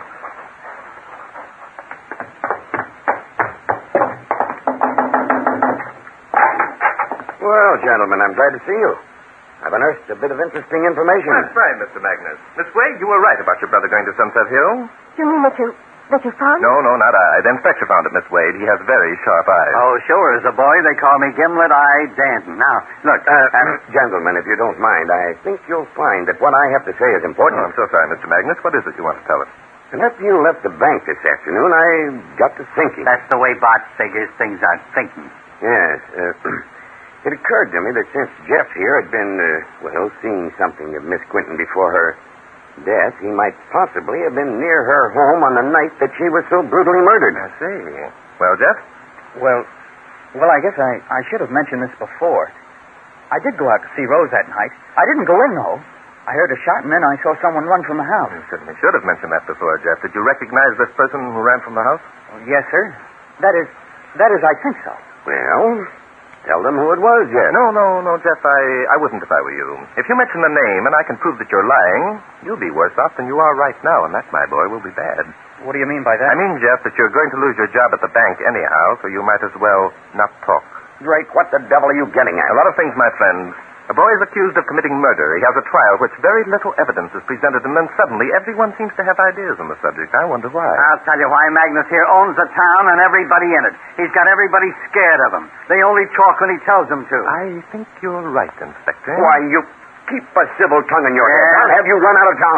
I'll have you tried and... Sit down, sport. Well, you won't do anything. That's better. Go ahead, Bart. Thank you, Inspector. Magnus, besides being the most wealthy and influential man in town, I think you must be the most hated. I think that Ethan Lance must have hated you. What about it? Probably you held a mortgage on his home or loaned him money to operate his business. Obligating a man is a certain way to make him hate you. Is that the kind of stuff you write in your books, Drake? Yes, it is.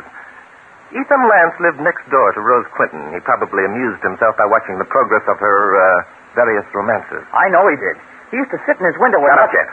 You didn't want it known that you were calling on Rose Quinton, Magnus, did you? Because of your important position in town. I calling on her? It's ridiculous. No, it isn't ridiculous. You probably tried to make her promise that she would see no one else, and when she refused, you threatened to kill her. That's a lie. Ethan Lance must have been a bit of a philosopher. He knew the type of person Rose Quinton was.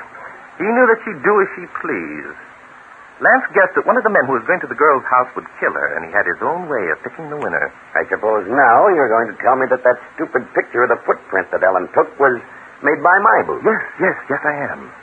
You brought the boots to Ethan Lantis to be resold, Magnus. They were hunting boots, and you ordered hobnails. The cobbler, being a whimsical sort of chap, cleverly designed the word guilty in the sole of one boot when he inserted the nail. Yes, old man Lance thought he was pretty cute. Well, he can't prove who owned the boots. But I can, Mr. Magnus. I don't believe it. Very well. Lance saw you murder Rose Quinton. He was afraid to do anything about it because of what you might do to him. So he kept quiet, hoping that someone would discover the footprint. He didn't even dare speak when Peter Wade was arrested. And so? Oh, I realize you've had ample time to destroy your boots, Magnus. That's why I worked on another theory. That's why we hunted for and found the gun with which Peter Wade was supposed to have shot Rose Quinton. But it's impossible.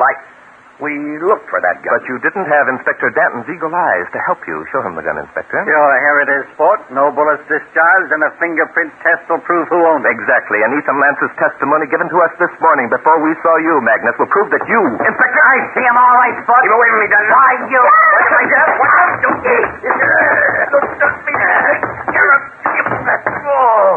Nice work, Jeff. Yeah, thanks, son. I've been wanting to hit that rat for years.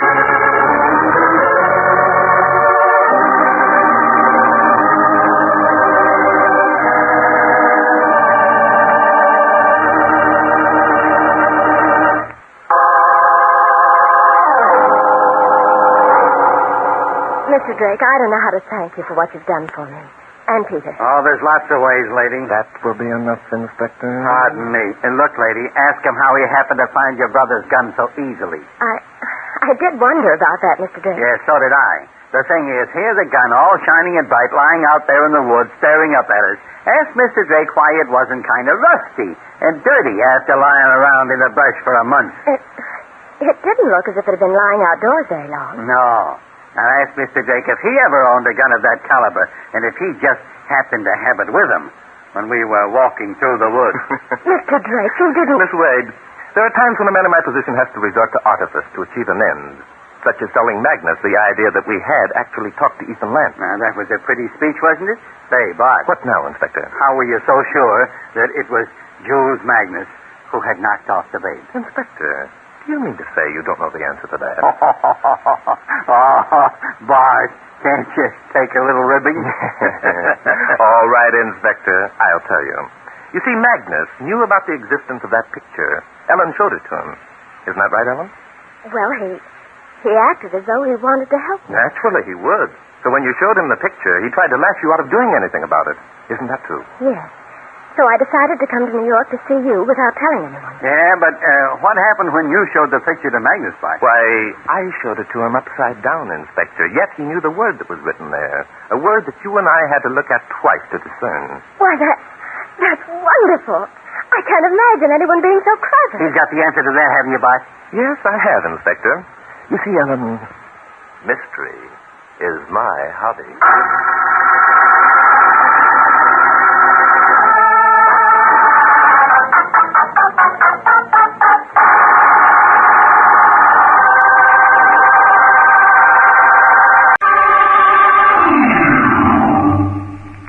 Mystery is my hobby.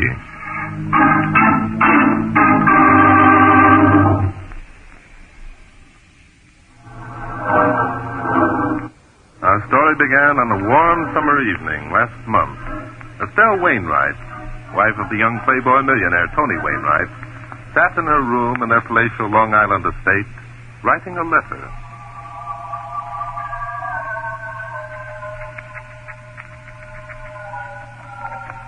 And I, Estelle Wainwright, knowing that death is now certain, and believing that there is no longer any hope, have decided...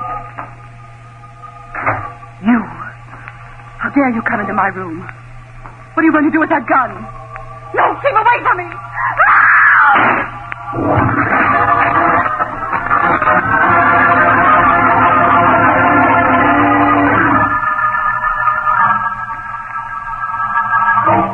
And I, Estelle Wainwright, knowing that death is now certain and believing that there is no longer any hope, have decided. Well, it sounds like a suicide, all right, Bart. Yes, doesn't it, Inspector? I suppose that's why Tony Wainwright asked us down here. What do you mean by that? Yes, doesn't it? You got some doubts about it being suicide? Against such evidence. Why, Inspector, no... Oh, I'll take it. Hello. Yes, Clancy, this is Drake. I see. Thank you very much. Clancy says that Mrs. Wainwright's fingerprints were the only ones on the gun. Well, that clinches it. We found the powder marks, Clancy found the fingerprints, and here's a suicide note. Come on, let's go back to the Lamplighters Club and finish our game of chess. Just a moment, Inspector. Yeah? What's the matter? What's the name of that young lady who discovered Mrs. Wainwright's body? Jenny Austin. She was asleep in a room down the hall a couple of doors. The shot woke her up. Yes, that That check's all right. Sure. So, let's be on our way. One moment, Inspector. I want to take another look at the corpse. She's over here. What do you want to look at the corpse for? We've already... Here she is, Inspector. Now, please note that Mrs. Wainwright was apparently ready to retire. How do you know that? Well, her hair is done up in curlers. She's wearing pajamas. There's cream on her face. No lipstick. I suppose you ought to know about those things. So what? No woman, Inspector, as lovely as Mrs. Wainwright would think of committing suicide in such a condition. Huh? What are you talking about? Women, you may have heard, Inspector, are vain. If Mrs. Wainwright contemplated suicide, she would never do it with her hair in curlers and cream on her face. No, quite the contrary. Well, I'll be... Say, maybe you got something there, boy. I'm sure I have, Inspector. This isn't suicide. It's murder.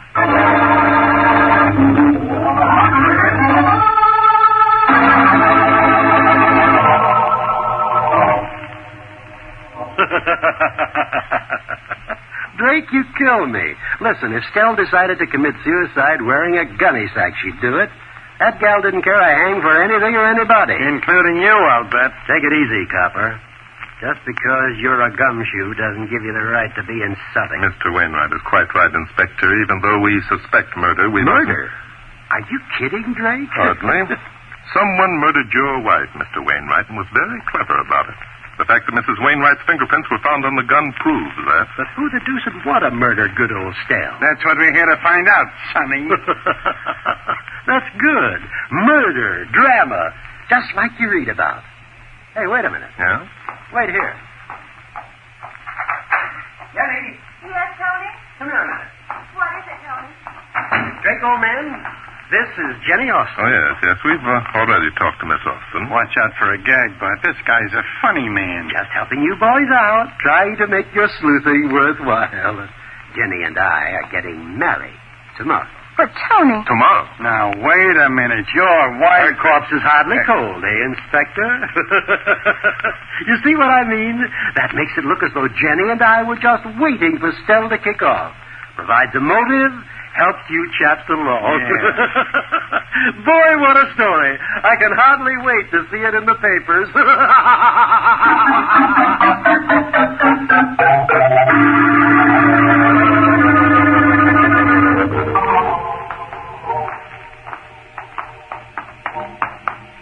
Look, Bart, we've been up all night, and so far we haven't gotten the first base. That's because the murderer is even more clever than we thought at first, Inspector. Yeah, if there is a murderer. This guy Wainwright is making us look like a couple of monkeys. Maybe we better... Fall back on the suicide theory and let it go at that. Well, it certainly looks as though... No, Inspector, we'll just have to do our best to act like a couple of monkeys until we can prove ourselves otherwise. Yeah? What are we going into this room for? We're not going in, Inspector. I just wanted to examine the woodwork of this door. Examine the woodwork. What the heck do you want? You know, this Long Island home of Wainwright's is quite famous, Inspector. They say he spent more than $1 million building it. Well, who cares? Look, I'm sick of playing the part of a monkey. $1 million is a lot of money to spend on a house, Inspector. Look at the structure of this door. Yeah. I dare say it could withstand a tremendous amount of pressure if anyone were attempting to break in. Now, that certainly is going to be a big help in finding out who murdered Estelle Wainwright. You'd be surprised how much it's going to help us. Well, come along, Inspector. Huh? Where are we going now? To examine more doors? We're going to find Mrs. Austin, Jenny Austin's mother. She was the only other person in the house last night besides the servant. Here we are. This door opens onto the veranda. There's someone sitting in the hammock. I think that must be she. Good morning. Are you Mrs. Austin? Yes, I'm Mrs. Austin. I'm Barton Drake. This is Inspector Noah Denton. Oh, yes, the police. Won't you sit down? Thank you. Pleasant spot you have here. I'm tired enough to sit a week. I want to thank you for not disturbing me last night. I rather thought you might. The police, I heard... Real tough characters, eh? Well, yes. However, I'm happily disappointed. Oh, we have our moments. Tell me, Mrs. Austin, when did you first hear of Mrs. Wainwright's death? Well, this morning. What a terrible thing to have happen. Stella was such a lovely girl. Yes, but tell me, you heard none of the disturbance that went on last night. No, I'm a very sound sleeper, and I can't imagine why she should ever think of doing such a thing. You can't? Well, no, I can't. Well, we can. Well, what do you mean? Mrs. Austin, did you know Mrs. Wainwright well? Well, yes, I did very well. She was a sweet girl, and I was very fond of her. Now, for the first time, I'm really beginning to smell something. I beg your pardon? Inspector. Mrs. Austin, you are aware that your daughter, Jenny, and Mr. Wainwright are planning to get married soon? Well, of course, everyone in our crowd knew it. Well, I'll be... That doesn't make sense, Mrs. Austin. Everyone in your crowd knew it, and yet Mr. Wainwright was already married. We've learned that Mrs. Wainwright had refused to give her husband a divorce. You see what we mean, lady? A guy can't be married to two dames at the same time. And if Mrs. Wainwright wouldn't give Mr. Wainwright a divorce, there was only one other way to make things convenient. Well, of all the outlandish... Try to see our side of it, Mrs. Austin. A man brings his fiancée into his own house under the same roof with his wife. He invites his fiancée's mother along as a sort of a chaperone. During the night, the man's wife is murdered. It just doesn't add up. No, it doesn't, does it? Oh, dear you, policeman. What do you mean, us policemen? You're so dramatic. You do insist on imagining things. Say, I have it. Have what? A motive for you to work on. Jenny and I are very poor, you know. I've been wanting Jenny to marry the Wainwright million for years. Why couldn't I be one of your suspects? I'm beginning to feel like that monkey again, Bart.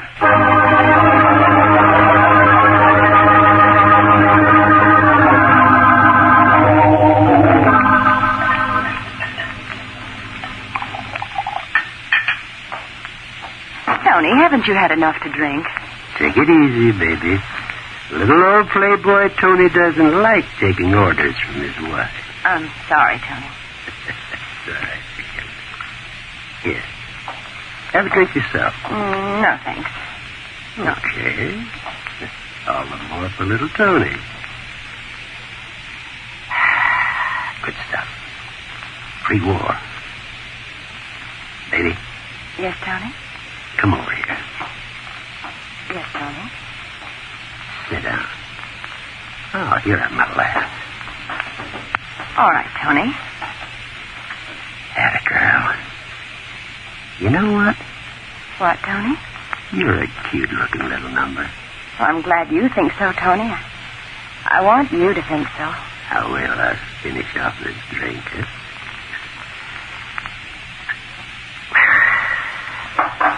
There. Yes, sir. A cute-looking little number. Little old Tony can pick him all right. Every doggone one of his wives have been good-looking. Oh, Tony, please don't talk about the others. You don't want to hear about it, huh, baby?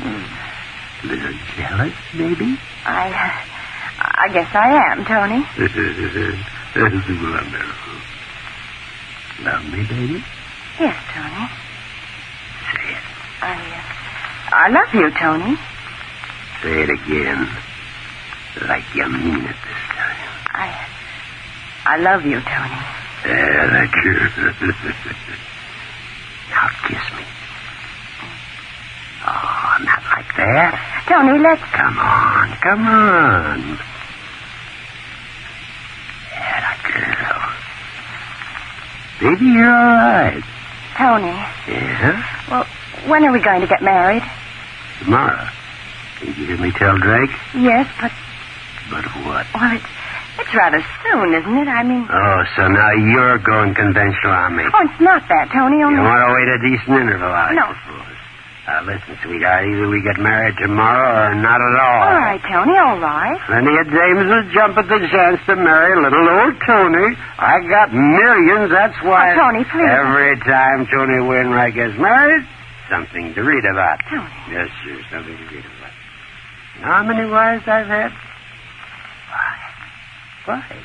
Count 'em now. 1, 2... Oh, Tony, it doesn't matter. I'll marry you anytime, please. Get out of here. Tony! I don't know as I'll marry you after all. You're after my dough just like the others. Oh, Tony, please. You're drunk. You don't know what you're saying. I'm not drunk. I will be in a minute, folks. Women. Always after your dough. Well. What do you know? Look who's here. Low Flatfoot himself. Come on in, Drake. Come on in. Have a drink. No, thanks, Wainwright. Oh, particular, huh? Very particular. Wainwright, I want to talk to you. So you won't drink with me, huh? Okay. I'm particular, too. I drink by myself. Wainwright, Inspector Denton and I have enough evidence to prove that you were deliberately responsible for your wife's death. Unless you care to answer my questions, you could... I don't like you. Well, I'd be bitterly disappointed if you did. Oh, smart guy. You've got something over here. I don't like you one bit, Drake. I don't want you around here anymore. Now get out. Put down that gun, you fool. Get out of here or I'll blow your brains Put out. down that gun or Get I'll... out of here. Tony! Stand back, Drake. I'm a dangerous man. Keep away Give from me that gun, you... Tony, you've killed him.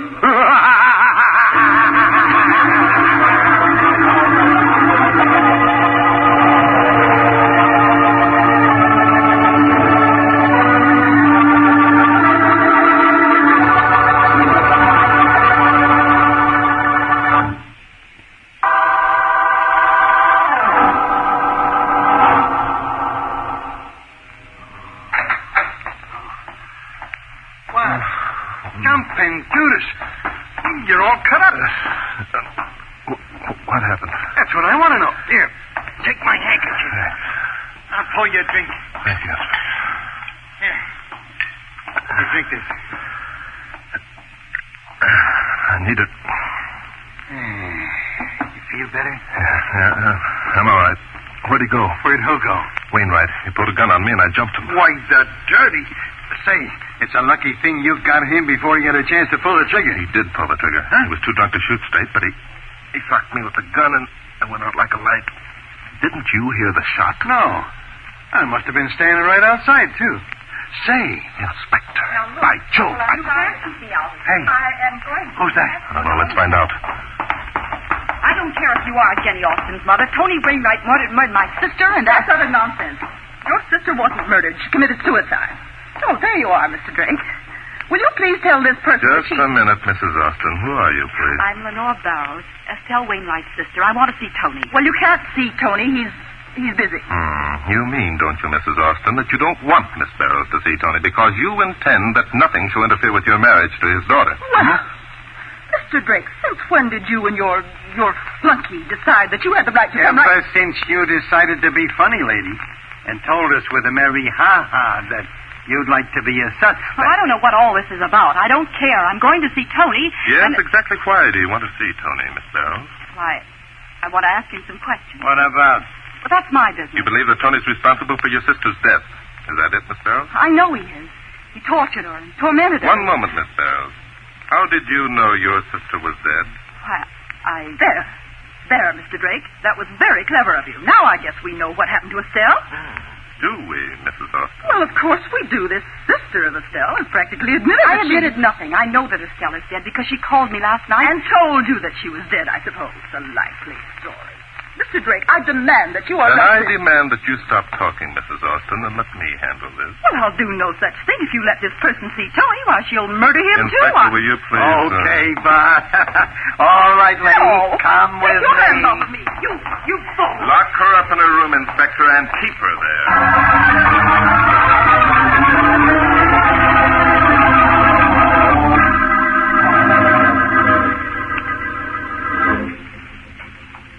There isn't much more to tell you, Mr. Drake. Tony asked Estelle to give him a divorce more than a year ago. She refused, so Tony began flaunting other women in front of her. He thought that she'd break down and give him the divorce, huh? Yes. Bad as he is, Estelle loved him. She called me last night and said she couldn't stand it any longer. If she didn't give Tony the divorce, she was afraid of what might happen. I see. If you knew that your sister was contemplating suicide last night or believed herself in danger, why didn't you come here at once? Well, I came as quickly as I could. My home is in Rayburn. That's a long ways from here. Of course, you realize I can check with the telephone company and find out if Estelle did make that call. Of course. Mr. Drake, do you think that Your knowledge of Estelle's death, Miss Barrows, is based only on supposition resulting from that phone call. However, the proof of your innocence would depend wholly on an experiment I plan to conduct within the next few minutes. Now listen carefully to what I have to say to you, young woman.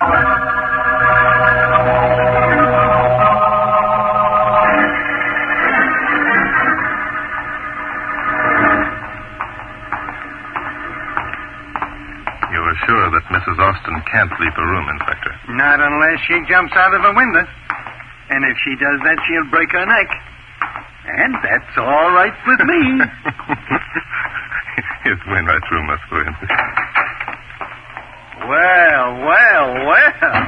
Look who's here. Yes, Wainwright asleep on his bed and Miss Austin applying cold claws. How dare you come in here? When a guy takes a shot at somebody, just for practice, we cops will dare anything. Wake him up, Inspector. I'll wake him up all right. Mr. Drake, you should know that Tony wasn't responsible for what he did. Come on. Snap out of it, sleeping beauty. Oh, go away. I'll have to ask you to go to your room, Mrs. Austin. Come on. Get up. We got some experimenting to do. I'll not go to my room. Tony... We'll take care of Tony. Come along now. Oh, what's he doing to Tony? I'm dumping this pitcher full of water on him, lady. Watch.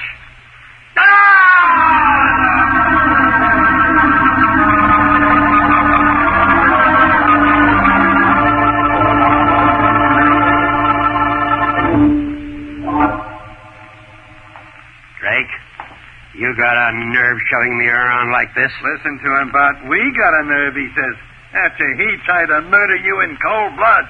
I was drunk, I tell you. I didn't know what I was doing.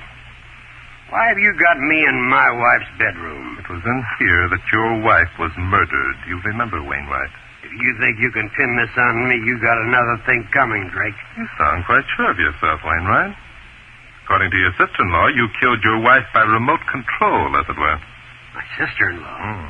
Hey, what is this? She arrived about half hour ago, after receiving a telephone call last night from your wife. A telephone call?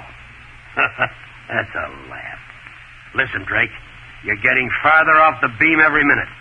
Lenore's hated me ever since Estelle and I were married. She's trying to sell me down the river. Perhaps. However, you and I have another angle to settle, Wainwright. What do you mean? I don't like being shot at and hit over the head with a gun. Inspector, lock the door. Yeah, sure. Okay, Bud. Now, wait a minute, Drake. Take it easy. I'm a sick man. Oh, you're well enough for what I have in mind. Inspector, let me borrow your gun. Oh, no. Well, now look. Your gun, Inspector. Well, okay, Bud. Here you are, only... Thank you, Inspector. Drake, what are you going to do? What do you think, Wainwright? No, you can't. Not in cold blood. Why can't I, Wainwright? You did. But I was drunk. I didn't know what I was doing. Look, Bud, old boy. I'll handle this, Inspector. Don't, Drake, don't. I'll do anything. Anything at all. It's too late, Wainwright. Don't, please. For the love of heaven. You can't shoot a man in cold blood.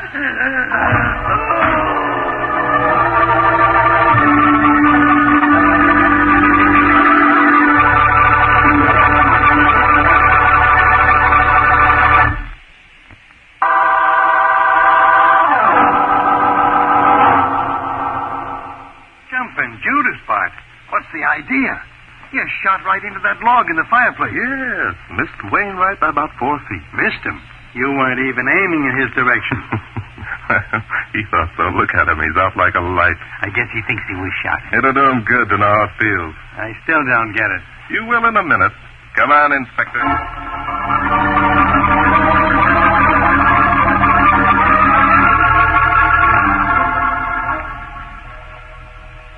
No, of course I didn't hear any shots. Mr. Drake, you let me out of this room at once. No, I didn't hear any shot, Mr. Drake. Has someone else been murdered?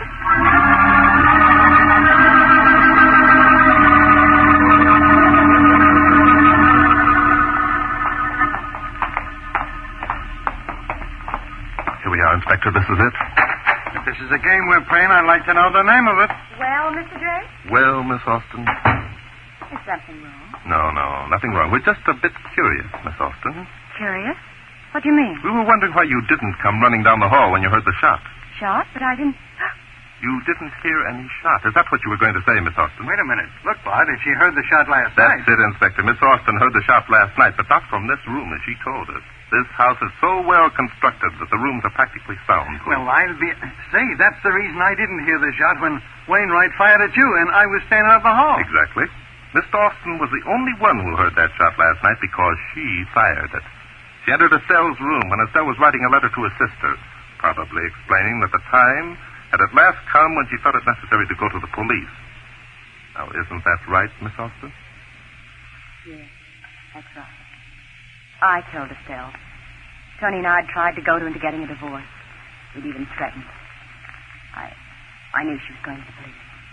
I didn't intend to lose my chance at the Wainwright millions. It seemed like a fair gamble at the time. Yes, that's the pity of this sort of thing, Miss Austin. Because now even the Wainwright millions can't help you.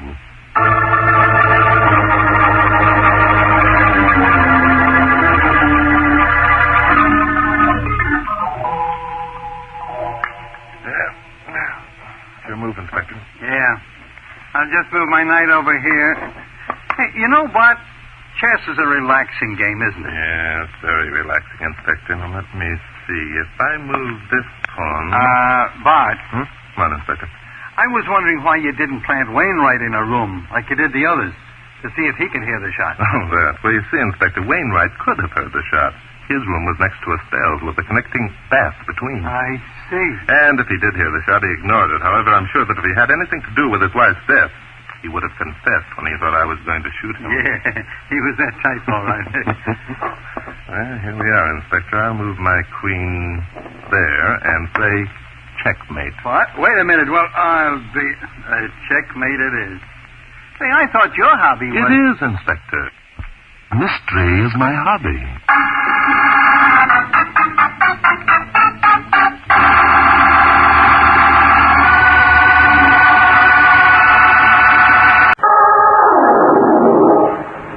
Mystery is my hobby.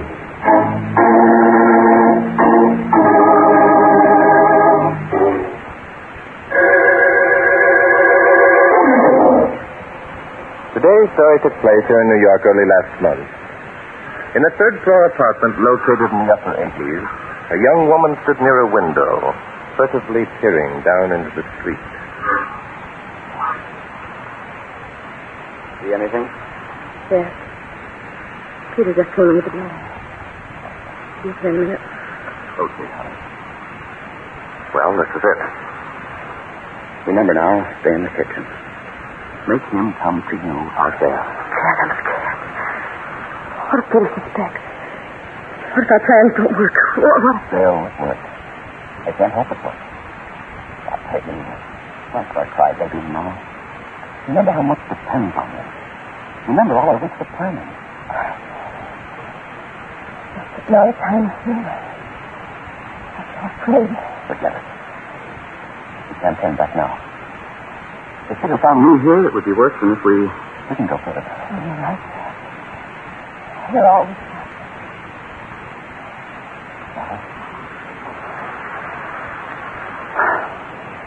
There. Is that better? Dad, you always make things right. Everything's going to be all right from now on, honey. Everything's always going to be all right with us from now on. We'll be wanted, Dad. After this is over, it'll be all right. Tell me it will, Dad. Sure it will, Peggy. I've already told you. Now, go on. Get out to the kitchen. He should be here. Make him come to you in the kitchen. All right, Dad. I'll be behind the dining room door. You'll never know what hit him. Oh, don't worry about a thing. Just so you want me? Uh-huh, yes. Sit there. Oh, pretend to be reading. Talk to him when he comes in. Make him come to you. All right. Here he is now. Smile at him, honey. Make your voice sound natural.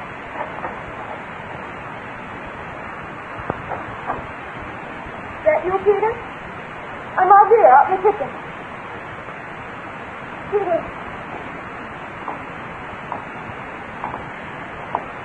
Peter, what's wrong? You haven't said a word. Aren't you coming out and kiss me?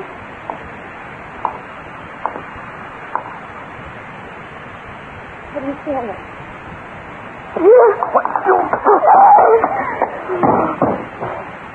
That'll take care of him. Daddy. Get hold of yourself. Now, unplug that gas hose in the floor heater while I move this body. Go on.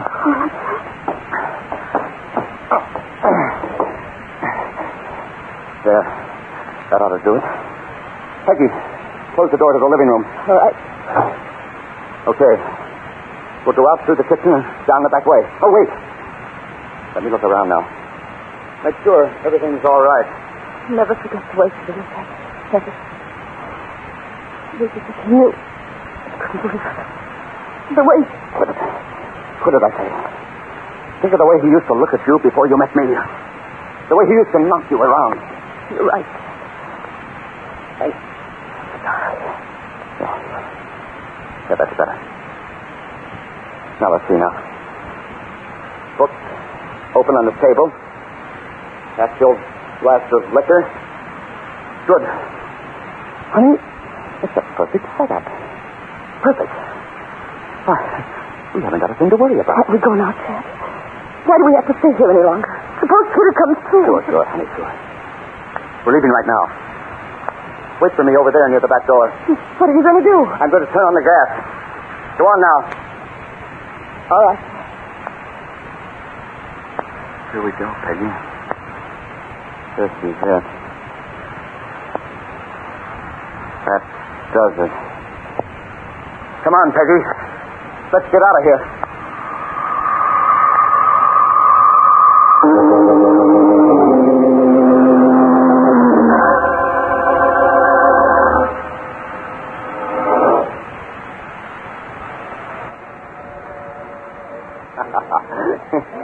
What drive is this, Peggy? 11:15. Another 3/4 of an hour and we'll go back. Dance? Rather not. How about another drink? No, thank you. Oh, don't be a sap. Have a drink. You need it. I don't want another drink, Chad. I've had enough. Ah, cut the ad, Peggy. Waiter. 2 more bourbon. Come on, hurry him up. Chad, 12 o'clock. Yeah, 12 o'clock, Peggy. Time to go. Old Pete ought to be dead as a herring by now. Don't talk about it. Why not? We gotta talk about it sometime. Say, what's the matter with you, anyhow? Oh, I don't know. Chad, I wish we didn't have to go back. Yes. So do I. Chad, you're not really drunk. Of course I'm not drunk. I just wanted to attract attention. Now listen. As soon as we find Peter, you scream. That'll bring some of your neighbors running. And then on, I'll take over. What are you going to do? Do? I'm going to show him how Peter was sitting at a kitchen table reading and having a drink when the telephone rang. He got up to answer it, tripped over the gas heater in the living room, hit his head when he fell, and pulled out the rubber tube that feeds gas into the heater. Oh, Chad. You think they'll believe us? Of course they'll believe it. What's to stop them? It's perfect, honey. Perfect. Let's put on the final act and finish it up.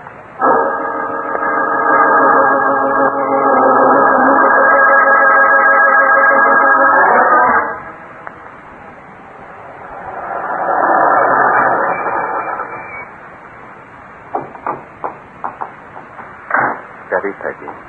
This is it. I'm all right. Shall we ride up in the elevator? It's only 2 flights. Sure we will. You always do, don't you? Sometimes I walk. Here we are. Tonight you're riding. It'll look more natural. Dad, I'm scared. For God's sake, quit saying you're scared. I'm sick of hearing it. Here we are. Go ahead.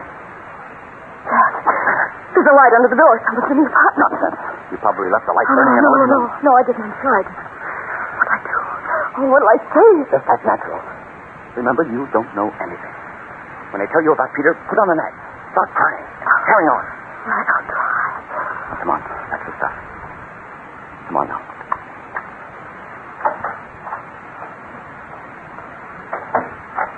There's someone here. It is. Are you Mrs. Sanders? Yes, I am. Who are you? What are you doing in my apartment? Where's my husband? One question at a time, lady. I'm Inspector Noah Danton. This is Barton Drake. The police. Police? What? What's wrong? What happened? Who are you, if I may ask? Well, I'm Chad Pennington, a friend of Mr. and Mrs. Standish here. Oh? We were supposed to meet Pete tonight at the Golden Glow nightclub. He didn't show up, so I brought Mrs. Standish home. I see. I'm afraid we have some bad news for you, Mrs. Standish. Has something happened to Peter? Yes. Your husband's dead, Mrs. Standish. Dead? Oh, no. No. Peter's dead. Can't believe it. How did it happen? Gas fumes.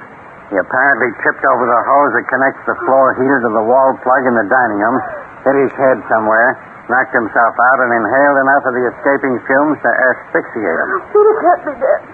He can't be. Steady, Peggy. Are you sure that's what happened? How did you find out about it? Where's Peter now? He's still in the dining room. Would you like to have Inspector Danton explain what probably happened? Oh, yes. It seems incredible that such an accident could have occurred. Come this way, please. I can't look at him. No, I can't. You've got to. Come on. He's in here. Oh, Peter. Steady, Peggy, steady. Hold on to yourself. Inspector. It's terrible. When did you discover it? About an hour ago. A neighbor came to the door and knocked. No one answered, but since the neighbor had seen Standish coming up in the elevator, they knew that someone was home. What a pity. I suppose old Pete must have been sitting at the kitchen table reading and having a drink. Why do you say that, Pennington? Oh, Peter always had a drink before going to bed. It was a habit he had. Yes. He'd sit out in the kitchen for an hour or more, reading and drinking. Oh. Was it his habit to read a cookbook, Mrs. Standish? Cookbook? Yeah, the book we found on the table near the glass of liquor was a cookbook. But that doesn't surprise me. Pete didn't care what he read. The book was lying there, and he probably opened it and just flipped the page. I see. That probably accounts for the fact that he was sitting in the dark. In the dark? Yeah. When we arrived on the scene, there wasn't a light on in the place. Oh, that's ridiculous. Peter wouldn't sit in the dark. Of course he wouldn't. Why, George, I know. He didn't want anyone to know he was home, so he switched off the light when he heard the knock. Yes, he knew you two were expecting him at the Golden Glow, and he didn't want anyone to suspect that he'd come home instead. Of course, that must have been it. It must have been. Sure. I told you somebody could answer all those questions for us, Bart. Mm-hmm. However, there's that business about the heater being on. Heater being on? The inspector was disturbed, Mrs. Standish, when the neighbor who came in told us that the button near the wall plug that turns on the gas was in a non-position. Yeah. You see, that means that the heater must have been lighted. Otherwise, of course, no gas would have escaped when Standish accidentally tripped over the tube and pulled it out. But why shouldn't the heat have been on? No reason, Pennington, except that this is an unusually warm evening for anyone to have a floor heater going. Oh, Peter was like that. He was always cold. Yes, I see. Always cold. Well, Inspector, I guess you'll have to turn in a report of accidental death. Of course. Accidental death. What a pity. Well, thanks for dropping in, boys. I suppose you run into cases like this frequently. Oh, all the time, Bob. Wait a minute, Bart. I just thought of something. Yes, Inspector. What do you figure it was that Standish hit his head on when he fell? Why, Inspector, the heater, of course. Yeah, but if that happened, the heater would be behind him. And here's the guy turned around just as though he'd crawled up to the gas outlet and stuck his nose into it. Yes, possibly you have something there, Inspector. That's nonsense.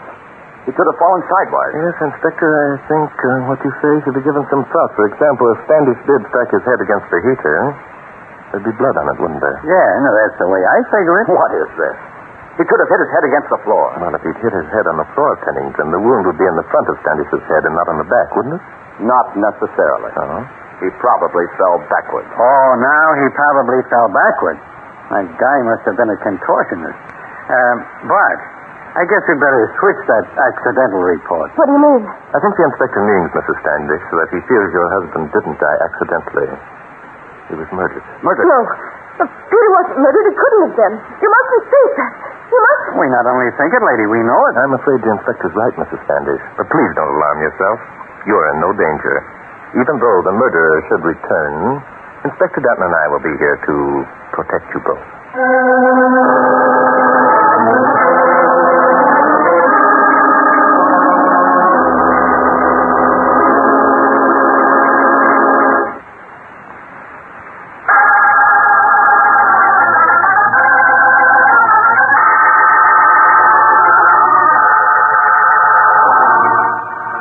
Bart. What do you think? I think we have a couple of murderers in the next room, Inspector. Well, then, what are we waiting for crying out loud?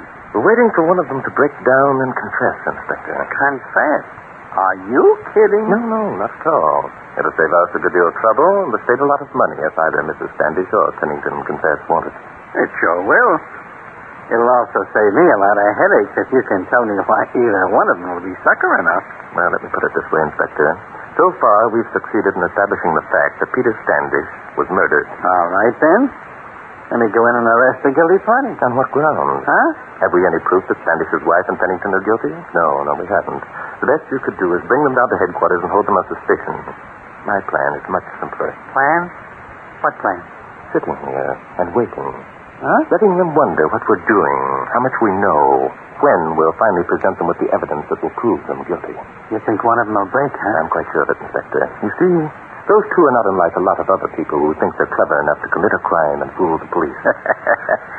We kind of made him look silly, didn't we, Bart? Yes, we did, Inspector. Pennington and Mrs. Standish, being novices of the art of crime, overlooked all the less obvious clues. But my guess is they were careful to provide alibis for what they thought would be the clues we'd check on first. Such as what? Well, they probably made sure they were seen at the Golden Glow nightclub. And I imagine if we checked, we'd find that Standish had actually arranged to meet them there.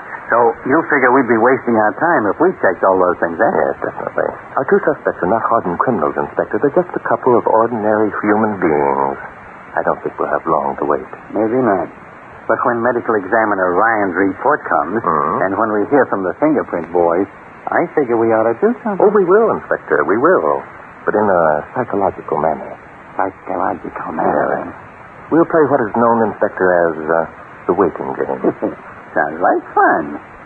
I only hope it'll work. It'll work, Inspector. Don't worry. It will work.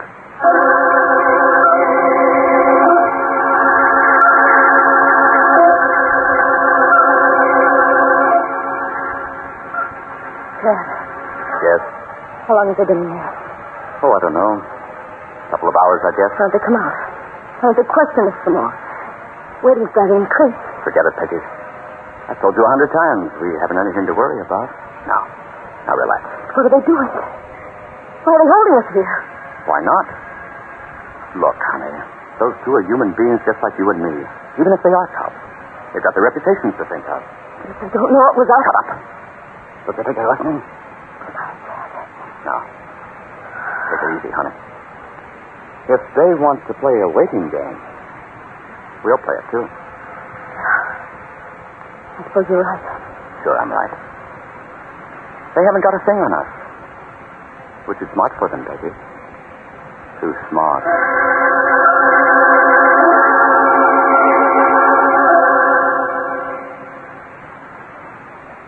Look, Bart. It's 4 o'clock in the morning. I'm getting tired. Well, Inspector, go over on the couch. Take a nap. Oh, I'm not that tired. I want to know what's going on, you know. But there's nothing going on at the moment, Inspector. Yeah, that's just the point. What if this psychological manner deal of yours doesn't pay off? It will pay off. Yeah? What if you were the murderer, sitting there in the next room? Wonder what's going on in here. Yeah, but I'm not a murderer. Oh, Inspector. Huh? It'd be a big relief to me if you would take a nap. Yeah, but I just told you. We're going sleeping. Inspector, if it weren't for you, I wouldn't get any fun out of this business at all. That's what I like about you, Bart. Sometimes you don't seem to know up from down. Wait a minute, Inspector. Huh? Listen. Hey, that sounds like maybe your plan is working, Bart. Yes, it does, Inspector. I don't think we'll have to wait much longer. As a matter of fact, I think you'd better put off that nap for another 15